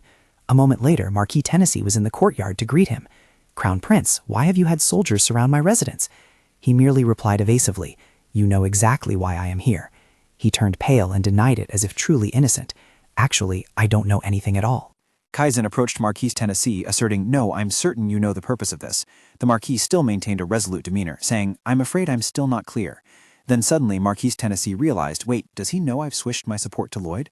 Kaizen threatened, "Don't make me repeat myself. You'd best tell me everything immediately." This manner of speaking made the Marquis change his mind again. No, he still doesn't know. That's why he's threatening me so vaguely. I just need to play dumb. Thus, Marquis Tennessee immediately regained his confidence. "Crown Prince, you cannot mobilize troops like this without any evidence." Kaizen reached for the hilt of his sword. "Evidence? I know you are the only one with evidence here." He seemed disinclined to speak further, slowly drawing his sword. Seeing this, the Marquis retreated in panic, attempting to reconcile. "Crown Prince, please wait a moment." Marquis Tennessee observed Kaizen's serious expression and thought, "I knew it. Now I understand. He's here to kill me. He has no evidence, but he'll certainly chop off my head. But why? I'll figure out the reason later. Right now I need to find a way to survive. I must prioritize my life. Only I can maintain the family's standing." He thought this, then immediately knelt on the ground. Marquis Tennessee bowed sincerely and stated, "Crown Prince, you must be mistaken. Please calm down and listen to what I have to say." But at that moment he had already raised his sword high. Before he could finish speaking, Kaizen swung down forcefully. Blood splattered everywhere, and Marquis Tennessee's body stiffened for a moment. He collapsed, and the terrified servants ran away screaming, "Help me!" He looked around, then called out, "Lisa Tennessee." After observing the group, Kaizen realized she wasn't there. He plunged his sword into the ground. "I must find her at any cost," he declared. "That's the only way I can survive." Marquis Tennessee lay there, dead, his eyes wide open. Kaizen quickly instructed the people behind him, "Go find Lisa Tennessee immediately. She is the heir of this traitorous family." They immediately complied. "Understood, Crown Prince." On the other side, Lisa, upon seeing the person in the room, flinched and stepped back. Then she reached out and grabbed Errol's hand. Lisa asked suspiciously, "Rosetta did this to you?" Errol vaguely recognized the woman in front of her. "Isn't this Tennessee?" Errol had seen her before when she was with Rosetta. Seeing her panic, Lisa quickly reassured her. "Calm down. I'm no longer involved with Rosetta. As I said earlier, I have a few questions for you, and if you answer, I will help you. What did Rosetta ask you to do to end up in this state?" Errol trembled, unable to utter a word. She remembered her conversations with the other maids. What did Rosetta ask her to do? Spreading false rumors about Lady Rosalia and blaming her for threatening Rosetta?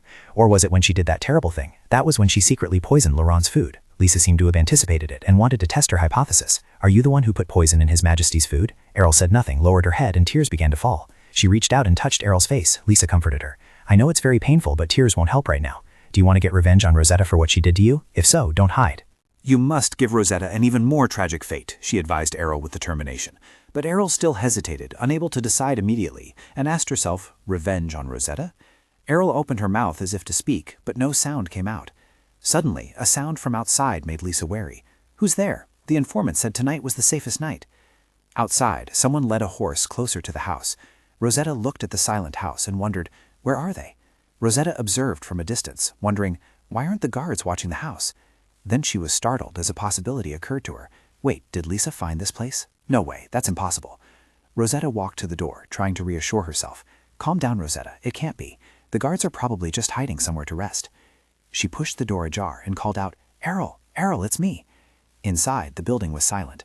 Not seeing anyone, Rosetta frantically ran around searching. "Errol, Errol!" Then she stopped when she saw a blanket bunched up on the bed. "Are you here? Answer me." Only then did Rosetta feel a little relieved. "Oh right, Errol can't speak anymore. You should at least make some sound. You made me think you were gone." She slowly walked closer to the bed. Rosetta pulled out a sharp knife. "I came here tonight because I regret leaving you here." She raised the knife and said, "Goodbye, Errol. I know you've suffered too much. Now I will give you back your freedom. You can go to another world where you are no longer an obstacle to me." The knife plunged forcefully through the blanket. After a moment, she realized something was wrong. Wait, wasn't this a bit too easy to stab through compared to a body? So Rosetta hurriedly flipped the blanket up, and underneath, Errol, was a pillow torn apart by the stabs. She observed suspiciously, then wondered, a pillow? So where was Errol? This startled Rosetta into a panic, but then she quickly regained her composure to think of a way. All right, let's think. This afternoon, those guys reported nothing out of the ordinary. That means she couldn't have gone far yet. She must still be nearby. In that condition, she couldn't have gone too far, Rosetta said, then drew her knife. She moved towards the door, preparing to go out. I just need to find and deal with her. Rosetta opened the door, thinking to herself, all I need to do now is deal with Arrow once and for all. That's the reason why. However, a figure suddenly appeared outside, making her jump and scream. The figure standing outside smiled and greeted. Who might this be? Isn't this Baroness Margaret's daughter? You should be with the Crown Prince, shouldn't you? When Rosetta saw it was Elena, she was slightly startled and wondered, why was Elena Rosalia here? 2 hours earlier, in Elena's study, Elena approached the desk when she noticed a letter on it. She picked it up, read it, and examined it. Belda must be in such a hurry to send her a letter at this hour. Elena finally decided, I should go now. She seemed quite curious. I need to see what Lisa Tennessee will do next. Just as she thought, but she didn't expect Rosetta to be present. When Elena saw Rosetta standing outside the door, she immediately speculated. Lisa and Arrow must still be inside. If they don't do anything, they won't be able to escape Rosetta. First, I need to distract Rosetta. At that moment, she approached the house door. Then she suddenly noticed a sound coming from the side. Elena turned her head and saw Lisa helping Errol escape through the window. She judged, that's too bold for someone who always emphasizes etiquette. She subtly smiled, secretly hoping, let me help you increase that boldness. I will buy you some time. Don't get caught, Lisa. So now Elena stood in front of Rosetta and asked, what is the next crown princess doing here? It looks like you're holding something quite scary in your hand. Her hand holding the knife momentarily stiffened. Rosetta quickly hid the knife behind her back and defended. I'm just taking a walk. This is for self-defense. Elena seemed unconvinced and slightly suspicious. A walk and something for self-defense? Seeing such an attitude, Elena gritted her teeth in annoyance. Is there a problem? But she merely waved her hand in denial. No, of course there's nothing. Rosetta suddenly recalled something and probed. Then why are you here? Elena came up with a reason identical to hers. I'm just taking a stroll too. Elena looked around, gripping the hilt of the sword at her hip, and said suggestively, this place is truly lovely. Just like you, I also carry a weapon to protect myself. Upon hearing this, Rosetta gritted her teeth in anger. You... A surge of anxiety washed over her. Does she know everything? Is that why she's trying to extract information from me? Elena took a few more steps towards Rosetta. It seems you're in a hurry to do something. You looked quite anxious when you opened the door. Rosetta hastily came up with an excuse. It's because I'm running late. I want to go home early. Rosetta then requested, the Crown Prince is waiting for me. Could you please move aside? Hearing that, Elena happily stepped aside and gestured invitingly. Is that so? Then hurry along. Elena didn't say anything more and intended to leave immediately. However, at this moment, Elena suddenly grabbed Rosetta's wrist. Rosetta, startled, tried to pull her hand back, asking, let go, what are you doing? Elena then offered, it's very dangerous to walk alone at night. Let me take you back. Naturally, Rosetta immediately refused. You? Why? I don't need it. Elena still smiled, but looked at Rosetta with eyes that seemed to understand everything. Why are you refusing? You want to go back, not look for someone, right? That gaze made Rosetta even more uneasy. Elena maintained her grip, adding, perhaps you're looking for something? The implication of her words was, I know why you're here. I know you're looking for a small vial. Elena then released Rosetta's hand, enthusiastically offering, if what you're looking for is very important, then let me help you. I wouldn't want the future crown princess to have to struggle. Rosetta was silent for a moment, thinking about how to resolve the situation. Finally, she had no choice but to give up. There's nothing. Let's go back to the palace. Elena agreed. Let's go quickly. The two of them mounted their horses to return. Once the area became quiet, Lisa announced, they're gone. Now Errol, where are you going? As Lisa spoke, she saw Errol, looking dazed, stagger to her feet. She walked step by step towards the open door, wondering why Rosetta was here. Perhaps she had come to pick her up. Errol knew, after all, that Rosetta was the one who had commissioned her to poison His Majesty, yet she had allowed her to survive, even though Errol herself was the poisoner. Perhaps she had come to help her escape further. Errol had secretly hoped so. Seeing her actions, Lisa didn't stop her, but followed closely behind. Errol approached the bed, looking at the newly replaced pillow there. She reached out a trembling hand to touch the pillow, which was covered in slashes. Errol seemed to collapse despairingly beside the bed. It was then that Lisa spoke. What do you want now? Do you want revenge or to run forever? If you want revenge, come back with me. If not, tears streamed down Errol's face, and she gritted her teeth in resentment. Lisa silently waited for Errol's decision. She held tightly to the hand that had just been placed on hers, promising, I will certainly make you satisfied with your decision. Elsewhere, a vase was thrown to the floor and shattered. Rosetta seemed unable to believe it, questioning, what did you say? Tell me again. So Kaizen hesitantly repeated, Rosetta, I cannot find Lisa Tennessee anywhere. She angrily yelled at him. "Don't tell me. You're the crown prince of an entire empire, and you can't even find an ordinary girl." However, Kaizen was truly at his wit's end, only able to express, "I apologize. I have tried my best, but I still cannot find her anywhere." It was then that Rosetta gritted her teeth and began to think. If even the crown prince cannot find her, someone must have helped her escape. I'm sure that person is. The image of Elena flashed in her mind. She clutched her head, thinking intensely. How? How did she know? How did this get out? She told herself, "All right, what's done is done.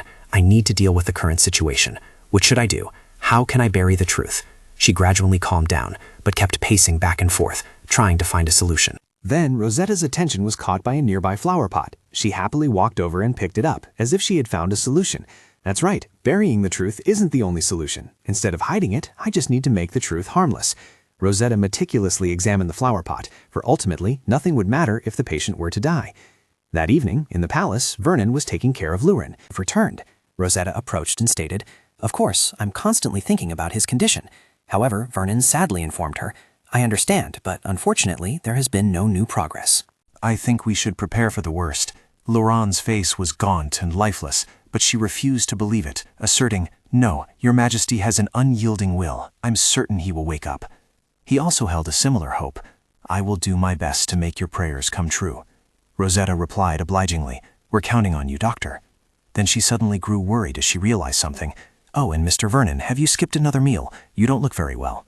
Vernon turned to look at Luran, who was still lying unconscious on the bed, and said honestly, "Caring for your majesty is a great responsibility, so..." Rosetta pulled out a chair, naturally taking on the task. "I'll keep watch over her. You should rest a bit and find something to eat." Hearing this, he couldn't help but be pleased. "So I can leave her with you? To be honest, I'm quite tired myself." She sat down on the chair, confidently stating, "Of course, don't worry about us." Vernon no longer hesitated, replying, "Thank you very much. I'll be back soon, Miss Rosetta." Rosetta bid him farewell, adding, "Just rest well." The sound of footsteps faded away. The moment he left, her expression instantly shifted to one of coldness and vigilance. Rosetta turned to look at the unconscious person on the bed, murmuring sarcastically, "How unfortunate, Your Majesty. You will have to endure intense pain. If only you had died after the first time." Unbeknownst to her, a vial appeared in her hand. Rosetta brought the vial closer to Luran. "At least I can shorten your suffering. This time, please don't stay." She intended to make him inhale the contents of the vial. Rosetta's hand holding the vial was suddenly grabbed by another hand. Startled, she cried out in alarm, "Your Majesty!" Rosetta's entire body stiffened instantly, and she stumbled backward. When she bumped into something, she vaguely realized someone was behind her, where no one should have been allowed. Elena casually spoke, "Hello there." Rosetta was naturally startled to see her. "Elena!" She startled, spun around and demanded, "Why are you here?" Elena, on the other hand, was hardly concerned with that issue. "I don't think that's the most important question. We'd rather ask about the purpose of your actions just now." Unbeknownst to her, another group of people had appeared in the room. Rosetta gritted her teeth, utterly panicked. Why are they suddenly here? Wait, did Elena set me up? A few days prior, at His Majesty's sickbed, when Lady Ariel researched the poison's components, she quickly formulated an antidote. After Vernon gave Luron the medicine, he asked with a hint of worry, "How long will it take for the antidote to work?" Even Mabel had no answer. "I don't know either. All we can do is hope His Majesty holds on until the antidote takes effect." He then continued to diligently care for Luron, murmuring, "He's had the antidote for 3 days now, but we haven't seen any progress." Then Vernon suddenly heard Luron cough. Luron wearily opened his eyes. He rushed over to ask, "Your Majesty, how are you feeling?" Vernon helped Luron sit up, and he looked around. "What? I'm awake." He explained that the antidote was formulated by Lady Ariel. Luron looked towards Lloyd. "How long have I been unconscious?" He reported, "Nearly 2 months, Your Majesty." Despite Luron's poor complexion, he still wanted to listen. 2 months? Quickly, tell me what happened while I was unconscious. Elena then spoke up, asking for permission. "If possible, I would like to be the one to report." He immediately agreed without hesitation. "I permit it." After that, she recounted everything to Luron. The more he listened, the more horrified his expression became, and he gritted his teeth. At this moment, Rosetta was still trying to deny everything. "Why are you all here? There must be some mistake." She suddenly looked towards the group of people, recognizing a familiar face. "Wait, is that Errol?" If Errol was on their side, then they must have understood the situation. What excuse could she use now? Rosetta gritted her teeth, thinking intensely. So she quickly found a reason, pointing to the vial in her hand. "Oh right, this is the antidote. As everyone knows, I used to gather herbs in my hometown, so I concocted this as an antidote for your majesty." Elena's voice rang out casually. "Really? Then why don't you try a sip?" Rosetta flinched upon hearing that. "What?" She stepped closer, repeating the request. You said it's medicine, so it must be safe, right? She flinched, explaining uneasily that even though it was an antidote, it was still dangerous for those who weren't ill. Of course, Elena didn't believe her and snatched the vial from Rosetta's hand. If you want the play to be complete, I can pretend to believe you a little. Seeing this, Rosetta immediately panicked and demanded her item back. Hey, what do you think I'm doing? Give it back. But Elena held it up high, not wanting Rosetta to get it back. No, my lady, not until we finished comparing the poison in His Majesty's body with what you call this antidote. Then we'll know if you're bringing him more poison or an antidote. Rosetta's expression darkened, and she vehemently denied. Why would I do such a thing? But deep down, Rosetta was frantically searching for a way. What should I do? If this continues, I'll lose everything. Just then, Kaizen suddenly burst through the door, looking furious. What in chaos is going on in my father's sick room? Rosetta turned to look at him. Crown Prince. Kaizen saw her too, calling out, Rosetta! He quickly went to embrace Rosetta and accused Elena. Lady Rosalia, what kind of insolent behavior is that? Elena remained calm and retorted, Huh? What did you say? I'm quite sure your future bride, not I, is the insolent one here. Kaizen stiffened, looking furious. What the hell? Elena held up the vial in her hand, exposing it. Surely you recognize this vial. As someone who is always by your fiancé's side, I bet you know it very well, and you also know exactly what her purpose with this vial is. She turned and handed it to Mabel. Rosetta worriedly cursed under his breath. Fool, say something, anything. So he could only utter, I don't know what you're talking about. Elena seriously stated, I hope you are aware that the future Crown Princess is attempting to assassinate His Majesty again, and everyone here is to bear witness to it, including His Majesty himself. At this moment, Kaizen finally noticed and turned to look at Laurent. Father. He turned pale, wondering, when and how did he wake up? Elena no longer cared and began to explain. The main ingredient of the poison is a type of flower that only grows in the northern lands of the kingdom. It was the future Crown Princess herself who described this flower to Lady Errol. That was when Rosetta spoke with Mabel and asked for her help. Kaizen immediately dismissed the idea. You cannot accuse Rosetta based on such absurd assumptions. Her gaze immediately sharpened. I knew you would say that. Fortunately, I have a witness here. I know you also recognize this girl, the one you said is Errol, standing with that group of people. He flinched, looking at her, and cursed under his breath. Damn it, how did they find that maid? Kaizen nodded, signaling to the knight following him. The man nodded back in understanding, then reached for the sword at his hip and drew it. Elena quickly recognized his intent. Not so fast. Fortunately, she managed to block the sword strike in time before it could cut down Errol. Elena fiercely protected her. Trying to kill my witness again? I won't let you do that again, Crown Prince. Kaizen's mind was now actively working. I must use every excuse, even if it's illogical. He pointed at the sword in her hand and said loudly, Lady Rosalia, you are not even a knight. How dare you bring a sword into His Majesty's sick room? Do you wish to be executed for treason? Elena gave a sarcastic smile and replied, Is that all you can come up with? He was enraged. What? Impudence. But just then, Laurent suddenly interrupted. Don't worry about that. I was the one who allowed her to bring the sword in here. Kaizen turned to look at him, calling, Father. Laurent didn't mind, requesting, You may continue, Rosalia. Rosalia immediately acknowledged the order. Understood, Your Majesty. The person Elena is referring to this time is Errol.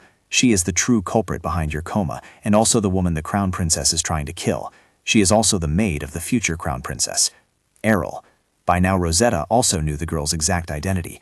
Rosetta unexpectedly put on a wronged expression. Why would you do such a thing? Tell me now.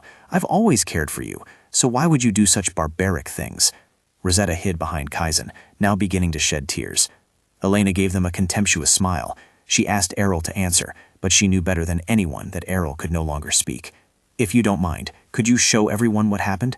Errol was also looking at Elena, listening to her speak. Laurent's expression turned serious, silently observing from beginning to end. Elena gently asked Errol again, Please, point to the person who cut your tongue and hired you to poison His Majesty. Errol tremblingly raised her hand. This time, her finger pointed directly at Rosetta. Rosetta turned pale, gritting her teeth and cursing under her breath. Damn it. Elena saw Errol collapse to the ground and called out worriedly, Errol! She asked kindly, Are you all right? Then Elena looked up at Kaizen standing in front of her and challenged, Crown Prince, do you still insist that I am lying after what you just saw? Hearing that, he hesitated, his expression changing. Rosetta timidly hid behind Kaizen. Crown Prince. In the end, he still chose to deny it. You are lying. Rosetta has no reason to do such a thing. That servant did everything himself and is now blaming the future Crown Princess. Kaizen pointed at Errol, who was slumped on the ground, and rebuked, "This ungrateful wretch. I know everything you did, but I let you go because Rosetta considered you family. Now you repay her kindness this way? Or did Lady Rosalia ask you to put all the blame on Rosetta?" His words made Elena start to become irritated. Kaizen declared grandly, "Every word you utter is baseless. You have nothing to prove right here, right now." His gaze swept down, a solemn judgment in his eyes. "Prepare yourself for the consequences, for you have harmed Rosetta." Yet she showed no fear, looking directly into Kaizen's eyes. Luran coughed with great difficulty for a few moments before joining the conversation. "Then let me prove it. Imprison Rosetta for the attempted murder of the king." Rosetta gasped and whipped her head around. He continued, "And as for Crown Prince Kaizen?" Kaizen, slightly anxious, turned back and called out, "Father." He reassured, "Father, please calm down. This is a misunderstanding." She also approached, attempting to mediate. "He is right, Your Majesty. I swear I only intended to give you the antidote. I am so glad you were able to wake up before taking my medicine.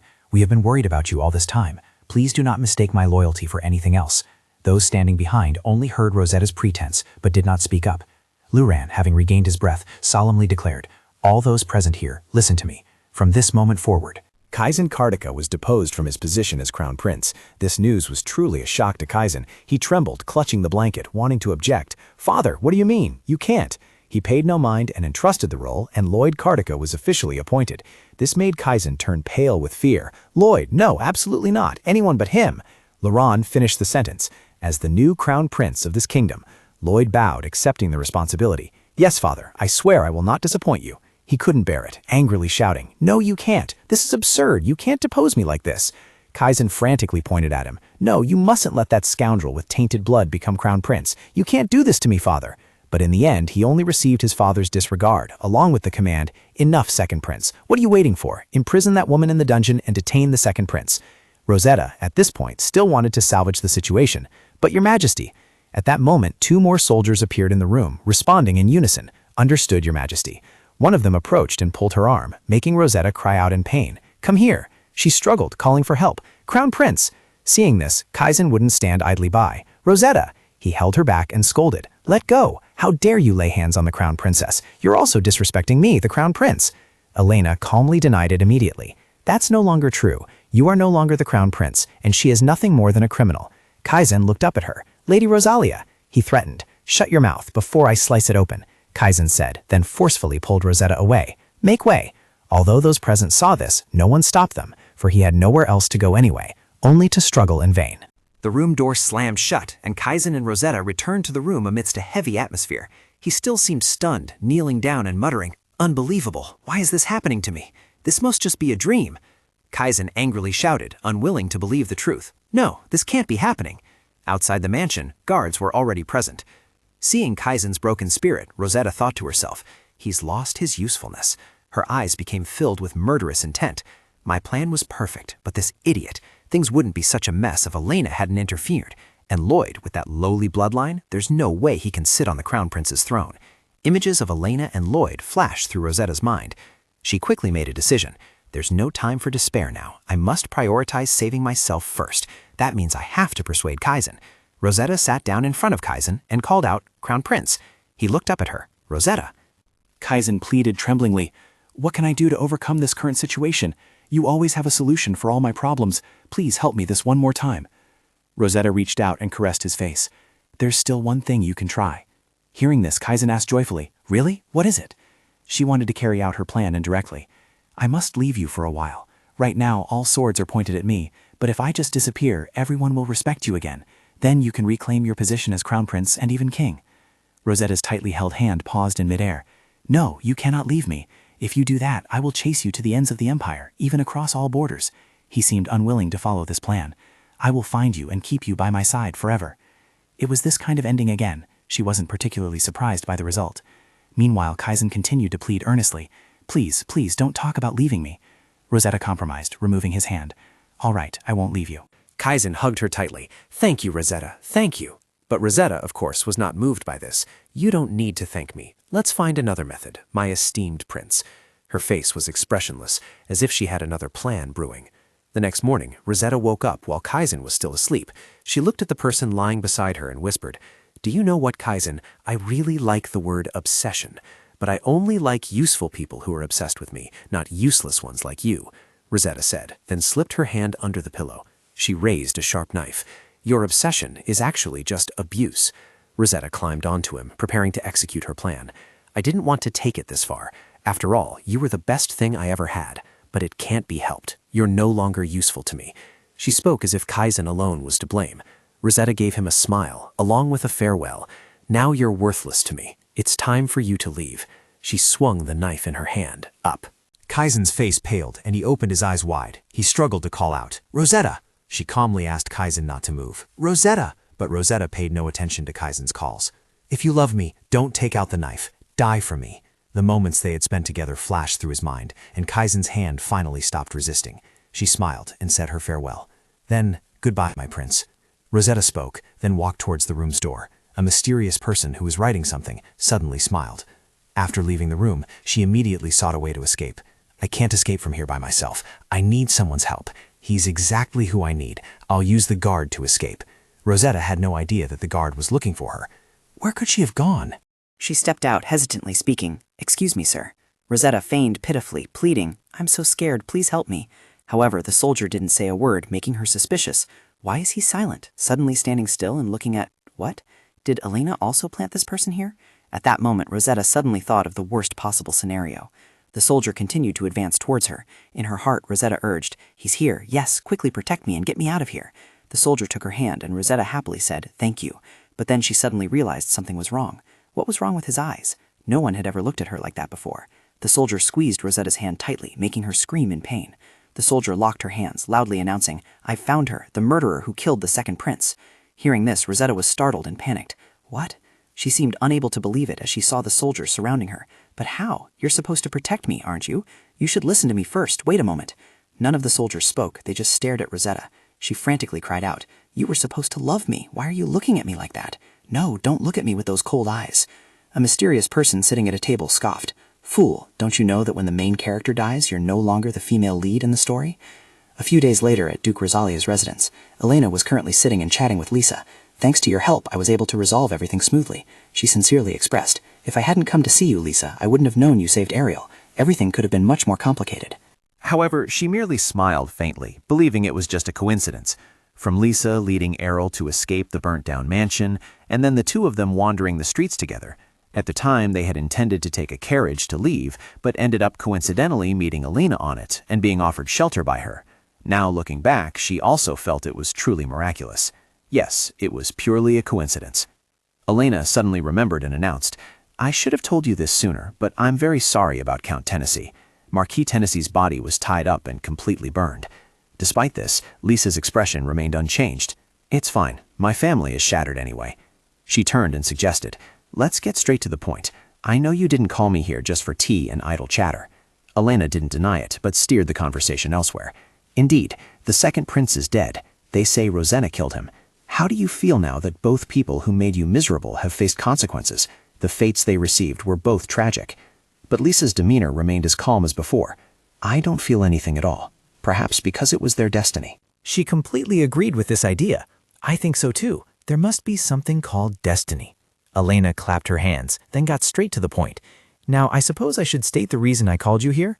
Our contract has concluded. You delivered Rosetta's fatal weaknesses, and I used them to bring Rosetta down.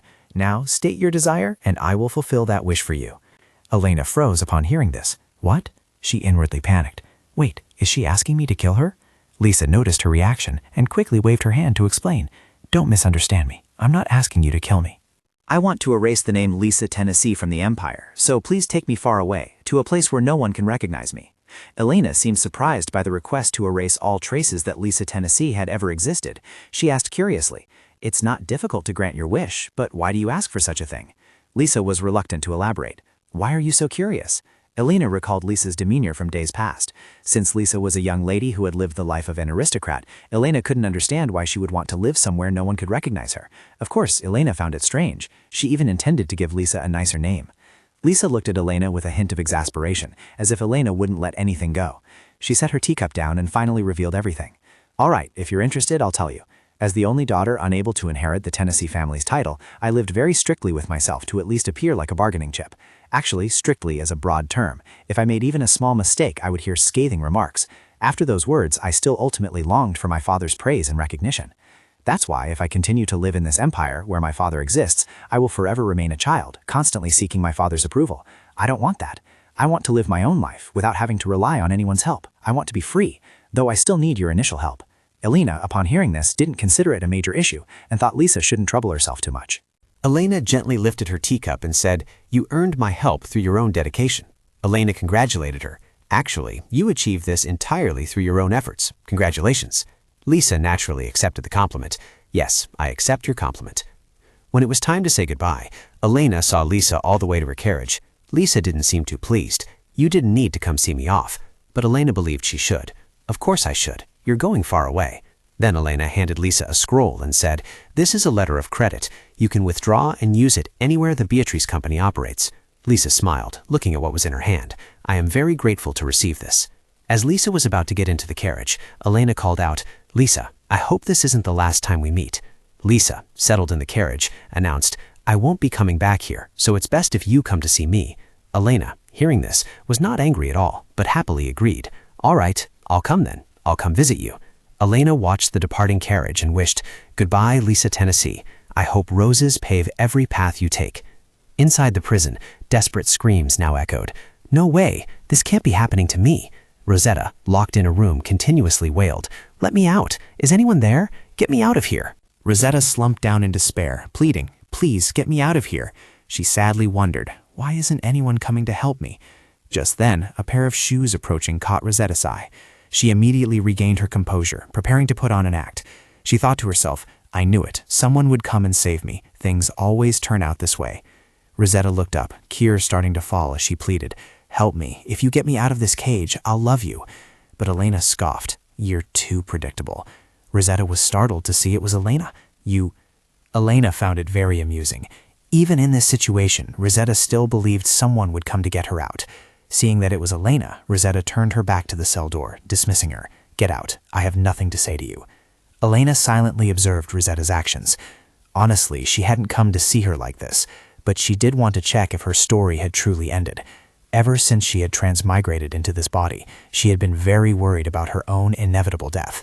She also feared Rosetta, the cause of her death. Had she truly escaped her grasp completely? Elena remained standing there, then spoke. "I came because I want to tell you a story." But Rosetta stubbornly covered her ears. "I don't want to listen. Everything you say is poison." She paid no mind and began to tell. "I once read a novel. The title of that book was Lady White Flower." Elena sat down level with her. Rosetta grumbled irritably, "I already said I don't want to listen." She seemed to let her words fall on deaf ears and continued to tell. "And the main character in that book is named Rosetta, just like you." Elena pointed at her, startling Rosetta. "In a small village north of Kartika, there lived a beautiful woman named Rosetta. Rosetta possessed a graceful appearance, but her heart was 1,000 times more beautiful, and everyone loved her. She also accepted everyone's love and care, seeing their attention as the destiny she deserved. Afterwards, she fell in love with the kingdom's crown prince, Kaizen Kartika. They fell in love at first sight and swore to give each other eternal love. The two of them were the male and female protagonists of the entire story." After hearing those words, White Rosetta no longer showed resistance, but was stunned. "What are you talking about?" Elena didn't answer, but continued with the rest of the story. As you know, every story has protagonists and antagonists. In that novel, the main antagonist was Elena Rosalia.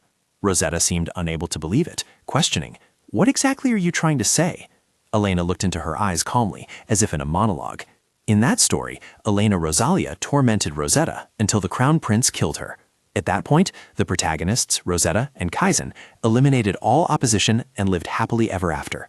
As she said this, she slowly stood up straight. Elena stood looking down at Rosetta.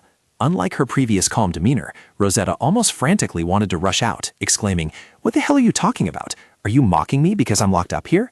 But Elena denied. "No, I want to talk about the truths I know." Rosetta became even more confused. "What truths?" Elena smiled, and then ventured a hypothesis. "Well, perhaps nothing would have changed if I hadn't tried to change it." Rosetta still couldn't fully understand, repeating, "If you hadn't changed, do you mean this happened because you changed it? Upon realizing this, she furiously pointed a finger at Elena, blaming her. "I knew it! It's all your fault! You ruined my life! If only you weren't here!" Elena, on the other hand, was much calmer, exclaiming, "Oh my, It's embarrassing, but I couldn't have done it differently. I couldn't die for you. You feel absolutely no guilt for what you've done." Rosetta tried to reach out, cursing. "Damn it!" she frantically screamed, wanting to hold back the departing Elena. A moment later, she left the prison. An invisible shackle was slowly disappearing. Elena had probably realized something too. She turned her head back, thinking to herself, "I feel something snapped. Now all connections with Rosetta have been severed. Is that why I feel this way?" Elena happily savored that moment of happiness, certain it was the most satisfying sound in the world. A few days later, upon seeing the guillotine being erected, the common people couldn't help but whisper and discuss. "What's going on? Oh my, look, why is it there?" A knowledgeable person immediately explained. "Today is the day of the public execution." The person next to her also suddenly remembered. "Are they executing the woman who killed the crown prince?" Besides that, another man interjected. Not only that, she also tried to assassinate His Majesty. The other two were even more astonished upon hearing this. Oh my God. Many curious citizens gathered around the execution ground to witness what would happen next. Lloyd advised Elena, "Elena, you're not married yet. You don't need to fulfill royal duties." She kept her eyes fixed outside and replied, "I'm not participating out of duty. I just want to see Rosetta's final moments with my own eyes. I deserve to witness her final moments, don't I?" He no longer wished to dissuade her, so he reluctantly consented. "If you wish, very well. Things will begin soon. Let's go." The soldiers immediately obeyed. "Yes, sir." Immediately after, the sound of a bugle rang out. Both of them looked up towards the execution ground. A moment later, two people escorted Rosetta up and ordered, "Go straight." The crowd of citizens immediately stirred. "They're here. On the outside, she looks like an angel, but..." She was forced to kneel on the ground. Even at this moment, Rosetta still couldn't believe what had happened, her expression filled with indignation. "Why? I'm the protagonist. This is impossible." A soldier came before her and asked, "Do you have any last words?" Rosetta looked up, her face pitifully pleading. "I'm innocent. I'm not responsible for what happened to His Majesty or Prince Kyle. Please, save me." She spun around to face the audience. "Look at me. How could someone like me do such a thing? I would never commit such wicked acts. Everyone, please believe me. Please listen to me. Please." The people were still staring directly at Rosetta. Elena quietly waited on the side for what would happen next. Everyone was moved by her words, but then a stone from the crowd flew towards the execution ground, hitting Rosetta directly on the head, causing her to scream in pain. A child, looking resolute, yelled, "No one believes you, you monster." The child next to them, seeing this, also chimed in. "That's right, no one believes you at all." Rosetta couldn't hold back and retorted, "What? How am I a monster? I'm not that. I am the protagonist. Elena Rosalia is the real monster." Rosetta's ploys are no longer working. We have finally played our parts. Elena calmly stated, "Lloyd, I've confirmed it. We can proceed with the execution." Lloyd acted at once. "Understood," he declared solemnly. "Rosetta, you have committed the unforgivable crime of carrying out the assassination of His Majesty and murdering the second prince. As the Crown Prince of the Empire and the embodiment of His Majesty, I declare that you shall pay with your life." Lloyd commanded, "Executioner, bring her forth for punishment." The executioner quickly acknowledged the order. "Understood, Your Royal Highness." Two men approached and forced Rosetta to move. "Come here now." But she struggled nonetheless. "No, no." As Rosetta's head was placed in the guillotine, she vehemently denied everything. "I don't want to die. I can't die like this." The executioner beside her severed the rope. She screamed in terror. "No!" Immediately after, blood splattered everywhere. Elena stood witnessing everything, but maintained a calm expression. "Farewell, Rosetta." In the room, Vernon brought a bowl of medicine to lure inside and joyfully announced, "Your Majesty, Rosetta's execution has been completed today." Seeing Loran remain silent, Vernon anxiously called out, "Your Majesty!" Vernon looked in panic at Loran, whose emaciated face lay on the bed, crying out, "Your Majesty! Your Majesty! You cannot leave us like this, Your Majesty!" Outside, the people celebrated and cheered after the death of Rosetta, the villain who had died. The area around the execution ground was bustling at that time. Inside the room, Vernon informed Loran, "Your Majesty, we have just received news that Rosetta was executed today. Now you can cast aside all worries and focus on your recovery." Vernon brought the bowl to the bedside, calling Loran to wake up and take the medicine. Vernon grew worried when he saw Loran still lying motionless, and called out again, "Your Majesty!" He cried out in panic, "Your Majesty! Your Majesty! Please open your eyes! You cannot abandon us like this!" It was then that Loran slowly opened his eyes with difficulty, admonishing, "Don't make such a fuss, I'm still here."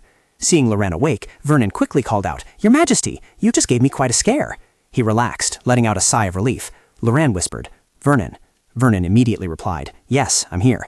Loran propped himself up to sit, requesting, "Call Lloyd. No, call the Crown Prince here." He asked doubtfully, "Right now?" His hands were trembling uncontrollably at this moment. Laurent affirmed firmly, "Yes, I have a few things I want to say to him." Vernon, worried, tried to caution him, but you must be careful, don't overexert yourself. He didn't reply, but repeated the command again. Call him quickly. I must say these last words to him. His eyes clearly showed a profound sorrow. Vernon finally complied. I understand, Your Majesty. A moment later, Lloyd appeared by Laurent's bedside. Did you call for me, Your Majesty? His eyes were dim, but he struggled to stay conscious. Yes. Do you know why I called for you? He didn't hesitate to speculate. To be frank, I think you want to say your last words to me. He recalled a time in the past when he had favored Kaizen and neglected Lloyd, when Lloyd was ganged up on and bullied by Kaizen and his friends. There was a time when Lloyd was pushed down the stairs until his head bled, and those images flashed through Lauren's mind at this moment. He muttered, It's true, at this moment it no longer matters who you are. Lauren raised a trembling hand, asking Lloyd, Take my hand, Crown Prince. Lloyd obeyed and took his hand. Lauren had now put all the old matters aside. Whether you were his son or not no longer mattered. I have only one request for you. Promise me you will bring prosperity to this empire. He gave his final command. Build this empire to prosper for 1,000 years to come. This is my final request as a king to you. Lloyd smiled happily as he accepted the command. As you wish, this empire will be as you imagine when you look down from heaven. Hearing this, Lauren's mood also improved. Excellent, I'm counting on you. As soon as he finished speaking, his hand lost strength and slipped away. Lauren passed away in comfort and peace. Lloyd decisively turned and left with the message, You may rest in peace now. As soon as Lloyd stepped out, Vernon hastily asked, Crown Prince, how is His Majesty? Lloyd declared, King Lauren Kartika has just drawn his last breath. Those present were slightly startled upon hearing this. They immediately knelt down in homage, shouting in unison, We pledge allegiance to the new laws, the new son of this kingdom. We pledge allegiance. Echoing voices filled Lloyd's ears. This was the moment Lloyd Kartika and Elena Rosalia had long awaited. A few days later in Princess Rosalia's room, Elena thought, I know I shouldn't be lazy with only a few days left until Lloyd's coronation, but I have a reason to relax like this. After His Majesty passed away, she was completely exhausted from handling all the arrangements for Lloyd's coronation. Once, Elena overworked herself to the point of getting a nosebleed. Lloyd, seeing this, worriedly called out, Elena, so he firmly stopped her, forbidding her from entering the palace for a week. After that, there was a time she had to bang on the door, demanding, Lloyd, let me in. But there was no movement from inside. Elena secretly thought, well, I can't argue with that. I deserve a break after exhausting myself to the bone. Elena suddenly noticed a stack of books on the table. She reached out and picked up the first book, wondering, what is this book? Do I have any books that look like this? Elena examined the outside of the book, feeling puzzled. Why doesn't it have a title? What kind of book is this? Driven by curiosity, she opened it to read. But when Elena saw the words inside, she was startled. The contents seemed to be narrating a story, which made her panic. What are these things? A moment later, Elena carried the book and walked along the corridor, reading silently. She was originally a very upright child. She deeply regretted not realizing her friend's situation soon. She remembered moments from her past life, exactly as described in the book. Impossible. Why was her past life written into a book like a novel? Did someone know about her life? And if this book was written by that person, then what exactly was the novel, The White Flower Lady, that she had read? There must be a reason for this book to appear here, but she couldn't figure it out. She had to talk to Lloyd about this immediately. Lloyd, I have something to tell you. She opened the office door and called out loudly, Lloyd, I have something to tell you. Elena saw no one in the chair. Lloyd, where are you? I thought you didn't have any important meetings today. She looked around when she didn't see anyone in the room. Then Elena suddenly discovered Lloyd lying unconscious on the ground. She gasped and cried out, Lloyd! Elena worriedly knelt down beside him. Lloyd, why is this happening again? Wake up, Lloyd, wake up! She urgently called out, Is anyone there? Bring the royal physician here, the crown prince has fainted. Elena turned back to reassure Lloyd. Lloyd, wait a moment, the doctor will be here soon. Her trembling hand touched his face. Lloyd, are you still alive? Elena waited and waited, but when no one came, she urged, Why isn't anyone coming? The crown prince is... At this moment, she suddenly realized something was amiss. Wait a minute, something is very strange. Why isn't anyone coming? I've already screamed. Elena turned her head to look at the bird in the room, which was also unusually quiet. When she entered, the bird was still singing, but now it too was motionless. She quickly noticed the stillness around her. Wait, I'm the only one moving right now, as if everything has lost its life. Lloyd wasn't dead, he was merely frozen. Like a doll whose spring had run out, Lloyd's face was peaceful, as if he were just deeply asleep. A knock on the door from outside made Elena become alert. Someone's knocking. No, I heard it right. There's someone outside. The knocking continued without stopping. She could clearly hear her own heartbeat. Everything had stopped, and she was the only one who could move. The doorknob was turned by someone. and Elena's eyes widened, filled with astonishment. At that moment, the only other person who could move. A mysterious book appeared in the room. Lloyd had fainted again. Time was frozen and the world had stopped, which meant the only other person who could move besides her was... Her fists clenched, trembling. So that's how it was. She had thought it strange that he knew everything so well. He was Lionel, and the one who had just appeared was none other than Lucelle. Elena seriously questioned Lucelle. "Why are you appearing right now?" He said nothing, taking slow steps towards her. Elena thought to herself she wanted to jump up and grab him by the collar, but her body wouldn't move, and her fists clenched tighter in anger. Lucelle calmly picked up the book that had fallen to the ground, then comforted her. "Come now, I put a lot of effort into this gift for you." Elena watched his every move. "You mean the record of my life?" Lucelle no longer smiled, but looked seriously at the book. After a moment, he softly said, "Elena de Rosalia, you truly are an interesting character." She didn't respond to his words, but scoffed. "You're just like your childhood name, the one who holds truth through lies." Lucelle, in turn, felt curious. "I don't know why you're so angry." Elena found this perfectly normal. "Isn't it obvious? Anyone in my situation would go crazy." He pondered. "But I've been so generous and patient with you. Why?" Then Lucelle suddenly noticed Lloyd lying unconscious on the ground. Could it be because His New Majesty is lying on the floor? His flippant attitude made her grind her teeth in anger and threaten.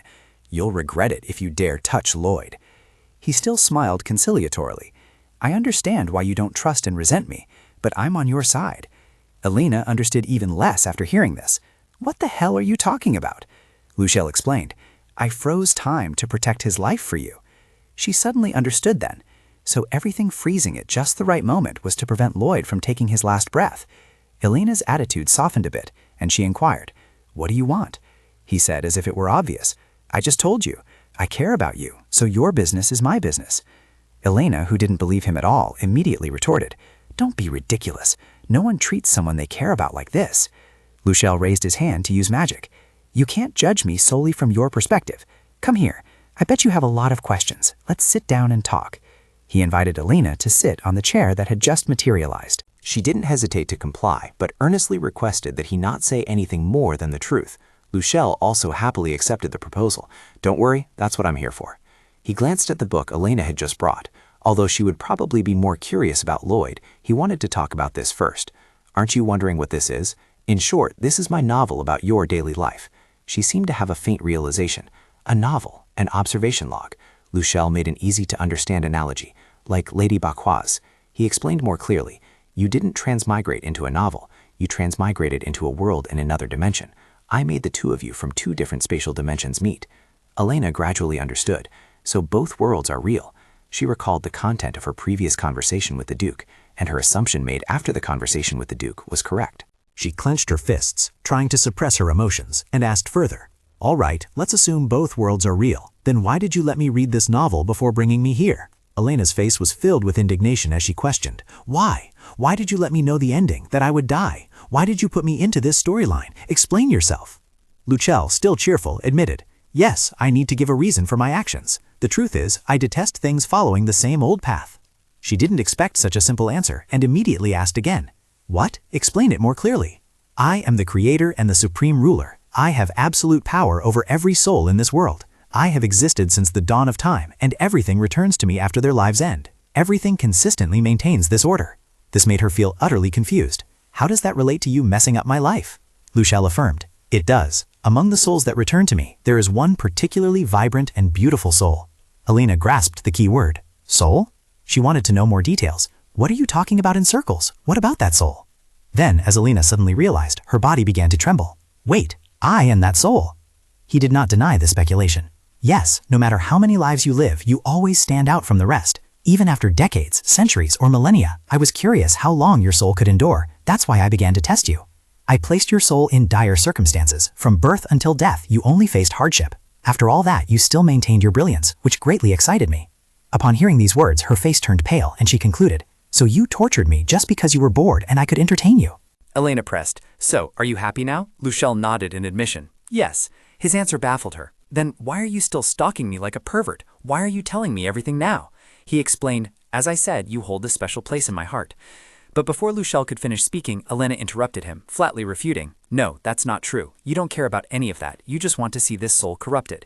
Even if you try to justify yourself and say you care about me, I can still assert that your ultimate goal is to see my soul wither away. For some reason, this time Luchel didn't say anything else, just gave a wry smile and let it pass. Finally, he admitted, slowly standing up, "You're right, that's truly impressive. Let me reward you. If you wish, I can let you grab God by the collar." Luchel approached Elena, bending down slightly. She asked again, slightly surprised, "What?" His smile deepened. "Ah, no, I must give you a greater reward to appease your anger," Luchel said, then summoned a sword, making Elena flinch. He handed her the sword, declaring, "I will give you the chance to stab God to death." Elena slowly reached out and took the hilt of the sword. Luchel stood by, observing, secretly urging in his heart, "Take it, stab me, kill me." However, her hand, which was almost touching the sword hilt, suddenly stopped. "You're so strange for wanting me to hurt you." He was slightly taken aback when Elena didn't take the sword. She exposed him. "I said your desire to appease me had an ulterior motive. You seem sincere, but the goal is for me to lose control. You praised me and said you wanted to reward me, but that reward is merely harming others and getting my hands bloody, as if you want my soul to fall into depravity." Elena seemed to have anticipated Luchel's intentions. Her face was brimming with confidence. "Isn't this your experiment? Sir, who holds the truth with lies?" He paused silently for a moment, then smiled again. "You're right," she demanded. "Then admit you've lost. Say it with your own mouth that you have failed." Luchel tilted his head and retorted, "Why?" Elena, looking annoyed, explained, "Your conducting this experiment proves that you wanted to see my soul fall into darkness, but you failed in every possible outcome. Shouldn't you at least admit that? Wouldn't that make me less annoyed about being your test subject? I will laugh at a god who is defeated by their own creation." After hearing those words, his friendly smile vanished. Luchel let out a forced laugh, but then he couldn't help but hold his stomach and burst into uncontrollable laughter. Elena was startled by this kind of behavior. What's going on? What's wrong with him all of a sudden? Luchel thought to himself, "I truly must care for you. I even gave you the opportunity to converse with a god." "You are merely human." Luchel glanced at her with a sharp, cold gaze. He made his final decision. "I've changed my mind. I will punish you for daring to mock the gods." A gust of wind immediately rose, forcing Elena to quickly raise her hands to cover her face. What was that? In the midst of the danger, Elena had to ask herself, "Is this how I die?" But just a moment later, everything was peaceful, as if nothing had happened. She asked, seemingly astonished, "What the hell?" Luchel immediately spread his arms out in congratulations. "I congratulate you on your victory." Elena, still not quite believing him, stepped back slightly. "Then why did you act so terrifyingly just now?" He even clapped his hands in celebration. "Surprised? I tried to threaten you to surprise you." Elena sighed irritably, wondering, "Should I just kill you already?" Luchel knew she wouldn't do it, but still advised, "No, that would stain your soul, so don't do anything foolish." Then she suddenly remembered, turning her head sharply to demand, "I don't need any of that. Just admit that you lost." Luchel complied immediately without hesitation. "All right, I lost. I completely lost to my own creation." She clenched her fists in annoyance. "You admit it too easily." He didn't mind changing the subject. "Ah, that reminds me of some things a god once told me. Humans might be my creation, but they could also be more than that. Although they may seem weak and insignificant, there will be times when they shine beyond my expectations. They called humanity an astonishing existence. At the time, I thought their words were merely excessive pity, but eventually I understood what they meant. My precious creation, after all the trials I set for you, you still shine so brightly." Luchel conjured a bouquet of flowers in his hand and presented it to Elena, who was taken aback. "I commend your excellence." Elena took it, but her expression showed little joy. "I accept your praise, but one compliment isn't enough." She raised her hand, intending to throw the bouquet away. Luchel sighed in disappointment. "Is there anything more wonderful than flowers from a god? You are too cold." It was then that he remembered Lloyd was still lying unconscious on the ground. Elena immediately got to the point. If he is like me, then why must he die? But Luchel denied it. "How could he be similar? You exist in both worlds. I connected time and space for two souls to swap two bodies, but he is not present in this world. That is why his soul wanders aimlessly." Hearing this, Elena understood. "So that's why Lloyd felt like there was a period of time before coming here, unlike me." He pointed into the void. "Yes, he kept wandering until he found an empty body, but his soul didn't match that body, which is why he looks like that." She turned pale, trembling with fear. That meant he would die if his body continued to reject his soul. Luchel admitted that, theoretically, he would return to his old world because his soul doesn't belong to this one. Elena immediately retorted, "No, if he goes back, he'll die. Lee So-jun was murdered in his old world." After learning the reason, Luchel also figured everything out. So he died because he was murdered. That makes sense. I've been wondering why a soul from another world was also present here. He must have been swept along when you came to this world. Worried, she quickly suggested, "You caused this, so find a solution." Luchel actually did have a solution. "Well, I have my ways. No matter which world he's in, he's still my creation. I can place his soul here." Elena's mood instantly brightened. But he immediately cut her off. "But why should I do that?" She thought she had misheard and asked again. "What?" Luchel calmly explained. "Let me clarify, as it seems you've misunderstood me. I only care about your soul, not his. Besides, I've noticed for a few days now that my experiment might succeed if he weren't lingering around." Elena didn't think so, wanting to deny all reasons. "Who do you think I am, even without Lloyd?" "I will still overcome all your experiments, so hurry up and revive him. If you don't listen to me, I will put an end to your 1,000-year experiment right now." She chose to threaten him to make Luchel comply. Hearing this, he burst out laughing. Luchel was greatly amused. "You always shine and make me happy, no matter the outcome." She was puzzled. "What the hell are you talking about?" Finally, he decided. "What I mean is that I will grant your request, because I find you very adorable." Elena turned her head in surprise. Luchel extended his hand towards Lloyd. "From now on, your time and his will merge." He winced, his brow furrowing slightly in pain. She realized immediately and quickly called out, "Lloyd! Lloyd!" Elena hastily tried to run towards Lloyd. Luchel reached out to stop Elena. "Elena Rosalia." She looked impatient. "What now?" He wished her. "May your days always be filled with happiness, my lovely creation." Elena accepted those words very naturally. "Don't worry, I will be happier than anyone you know." After she finished speaking, she quickly walked towards Lloyd. He was just then struggling to sit up. "Why am I—" Elena suddenly rushed forward and hugged Lloyd tightly. "Lloyd!" He was slightly startled. "Elena." She felt secretly grateful. "Lloyd, I'm so glad you're awake." He seemed not to have fully understood yet, so he asked, "Elena, what's going on?" However, Lloyd saw Luchel waving at him, so he fell silent. He gently comforted her. "Elena, don't cry, I'm fine." She kept rubbing her head against Lloyd's shoulder, repeatedly calling out, "Lloyd, Lloyd." He wiped Elena's tears, reassuring her. "Everything is all right now. I guess you have a lot to tell me. Finally, peace has found us." The next day, the servants were bustling about, preparing for work. Elena sat by the tea table, asking for his opinion. "Should we hire a new assistant for your majesty?" Lloyd, upon hearing this, had no intention of objecting. That would be fine. Luchel suddenly pushed open the room door and walked in very naturally.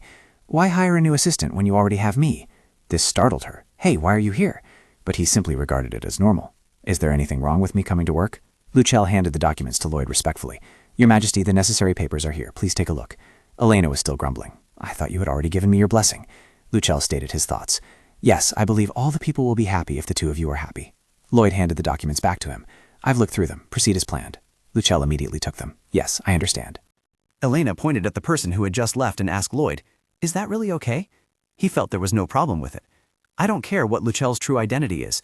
I only know he's excellent at his job. Besides, he has also blessed us." With a dazed expression, she echoed, "Oh right, a blessing. The God's blessing is truly precious." Under the divine arrangement, we returned to our daily lives.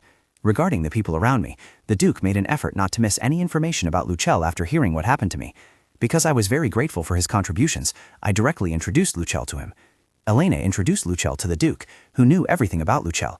When he saw him, he immediately panicked. Rebecca, or rather Countess Beatrice, expanded trade routes after receiving her title, and her business flourished, perhaps becoming the most powerful corporation in the empire. But she was still the lovely Rebecca when alone with her friends. As for Mabel, who played a key role in everything, her contributions to the former emperor were recognized, and she became the royal physician. Above all, I am happy to be able to place my love in the hands of someone I can trust. And Elena, holding a bouquet of flowers and sitting on a chair, suddenly realized something. Seeing Lloyd turn back, she asked, "Lloyd, why are you here?" He explained, "I realized I forgot to say a few things." Elena grew more curious. "What is it?" He knelt before her, extended his hand, and expressed his heart. "Elena, thank you for coming to me. I place the rest of my life in your hands." Elena, slightly surprised, called out, "Lloyd." She smiled happily and replied, "Me too, my lord." The two embraced, calling each other's names with a vow. "Elena, Lloyd, I will love you forevermore." Since its founding, the Kartika Empire had never been more prosperous than it was now, under a strong government and a stable dynasty. A small crack, however, had formed within that peaceful empire. Elizabeth hurried along, worried. When are they arriving? Her maid, following closely, informed her of the situation. They will arrive before dawn. Elizabeth grew even more flustered. What? So soon? She wondered to herself, what could be making them rush so much? The doors swung wide open and Grandma appeared, calling out, "Rosaline, Eldon!" Eldon's eyes lit up and he happily replied, "Grandma, I miss you so much." The boy was so happy that as soon as he saw Elizabeth, he rushed to her. Rosaline, on the other hand, was calmer and gently asked, "It's been a while, Grandma. Are you well?" Eldon hugged Elizabeth while she anxiously asked, "Did you come by yourselves? Where are your parents?" The girl began to explain the situation. "Well, you see," but the boy blurted out, "Grandma, we had to run away from that house." Elizabeth was stunned to hear this and asked, "What?" Rosaline stepped forward to add, "And I came to look after him." Meanwhile, she hadn't quite processed everything and wondered, bewildered. Run away? Look after him? Eldon stood tall and declared boldly, "From now on, we'll be staying here with you." The girl beside him, fed up with her younger brother's excessive confidence, added, "Thank you for your help." Elizabeth hugged the two children close, pretending to understand. "Ah, I see." In her heart, she whispered worriedly, "Elena, what happened? How could both the princess and the prince run away at the same time?" Meanwhile, at the palace, Elena, busy with her work, was also taken aback. "What?" Lena reported the situation to her with concern. "You see, Prince Eldon and Princess Rosalind are not in the palace." Elena thought it was a children's prank and assumed they're probably just playing somewhere. Lena, however, speculated something more serious. "I think they've run away." Hearing this, she was stunned. "What?" Lena immediately handed Elena a sealed letter. "I found this in Prince Eldon's room." She took it and read. The letter said, "Don't look for us. We'll be away from the palace for a while." But after understanding, Elena's attitude was strangely calm. "I see." Seeing this, Lena, even more bewildered, emphasized, "Huh? Your Majesty, the princess and prince have left." She, however, knew her children too well and reassured, "You don't need to worry. They've probably just gone to the count's residence." Lena was still very worried, but even so, Elena provided more evidence to strengthen her belief. Besides, Rosalind is with the boy, so he wouldn't dare do anything too outrageous. Nevertheless, Lena couldn't stop fretting. "Aren't you worried that something dangerous might happen?" Elena pondered for a moment and then said, "But I know many people will protect them." At that moment, a messenger eagle suddenly flew in. Lloyd received the letter and immediately reported the information. "Her Majesty is right. The children are with the Baroness." Elena finally let out a sigh of relief and stood up. "See, I told you, there's no need to worry too much." But Lena wasn't entirely reassured. She was happy, yes, but Elena walked on, explaining why she wasn't entirely at ease. "Because they're always busy studying. We should let them rest. They'll come home on their own when they're satisfied." Lena asked worriedly, "But wouldn't it be better if we went there too?" Lloyd smiled, intervening. "Lena, just follow the Empress's lead." Only then did Lena temporarily put her worries aside. "Yes, Your Majesty." Until Elena had completely left, only he and Lena remained in the large room. She couldn't stop worrying about it. The two children might be in danger. She should persuade His Majesty. Thinking so, Lena turned to say, "Your Majesty, I think—" But she saw Lloyd's subordinate standing at his desk, announcing, "I have sent the royal knights to the Earl's house. 10 shadow knights are hiding in the Earl's mansion as servants and staff, including the chef."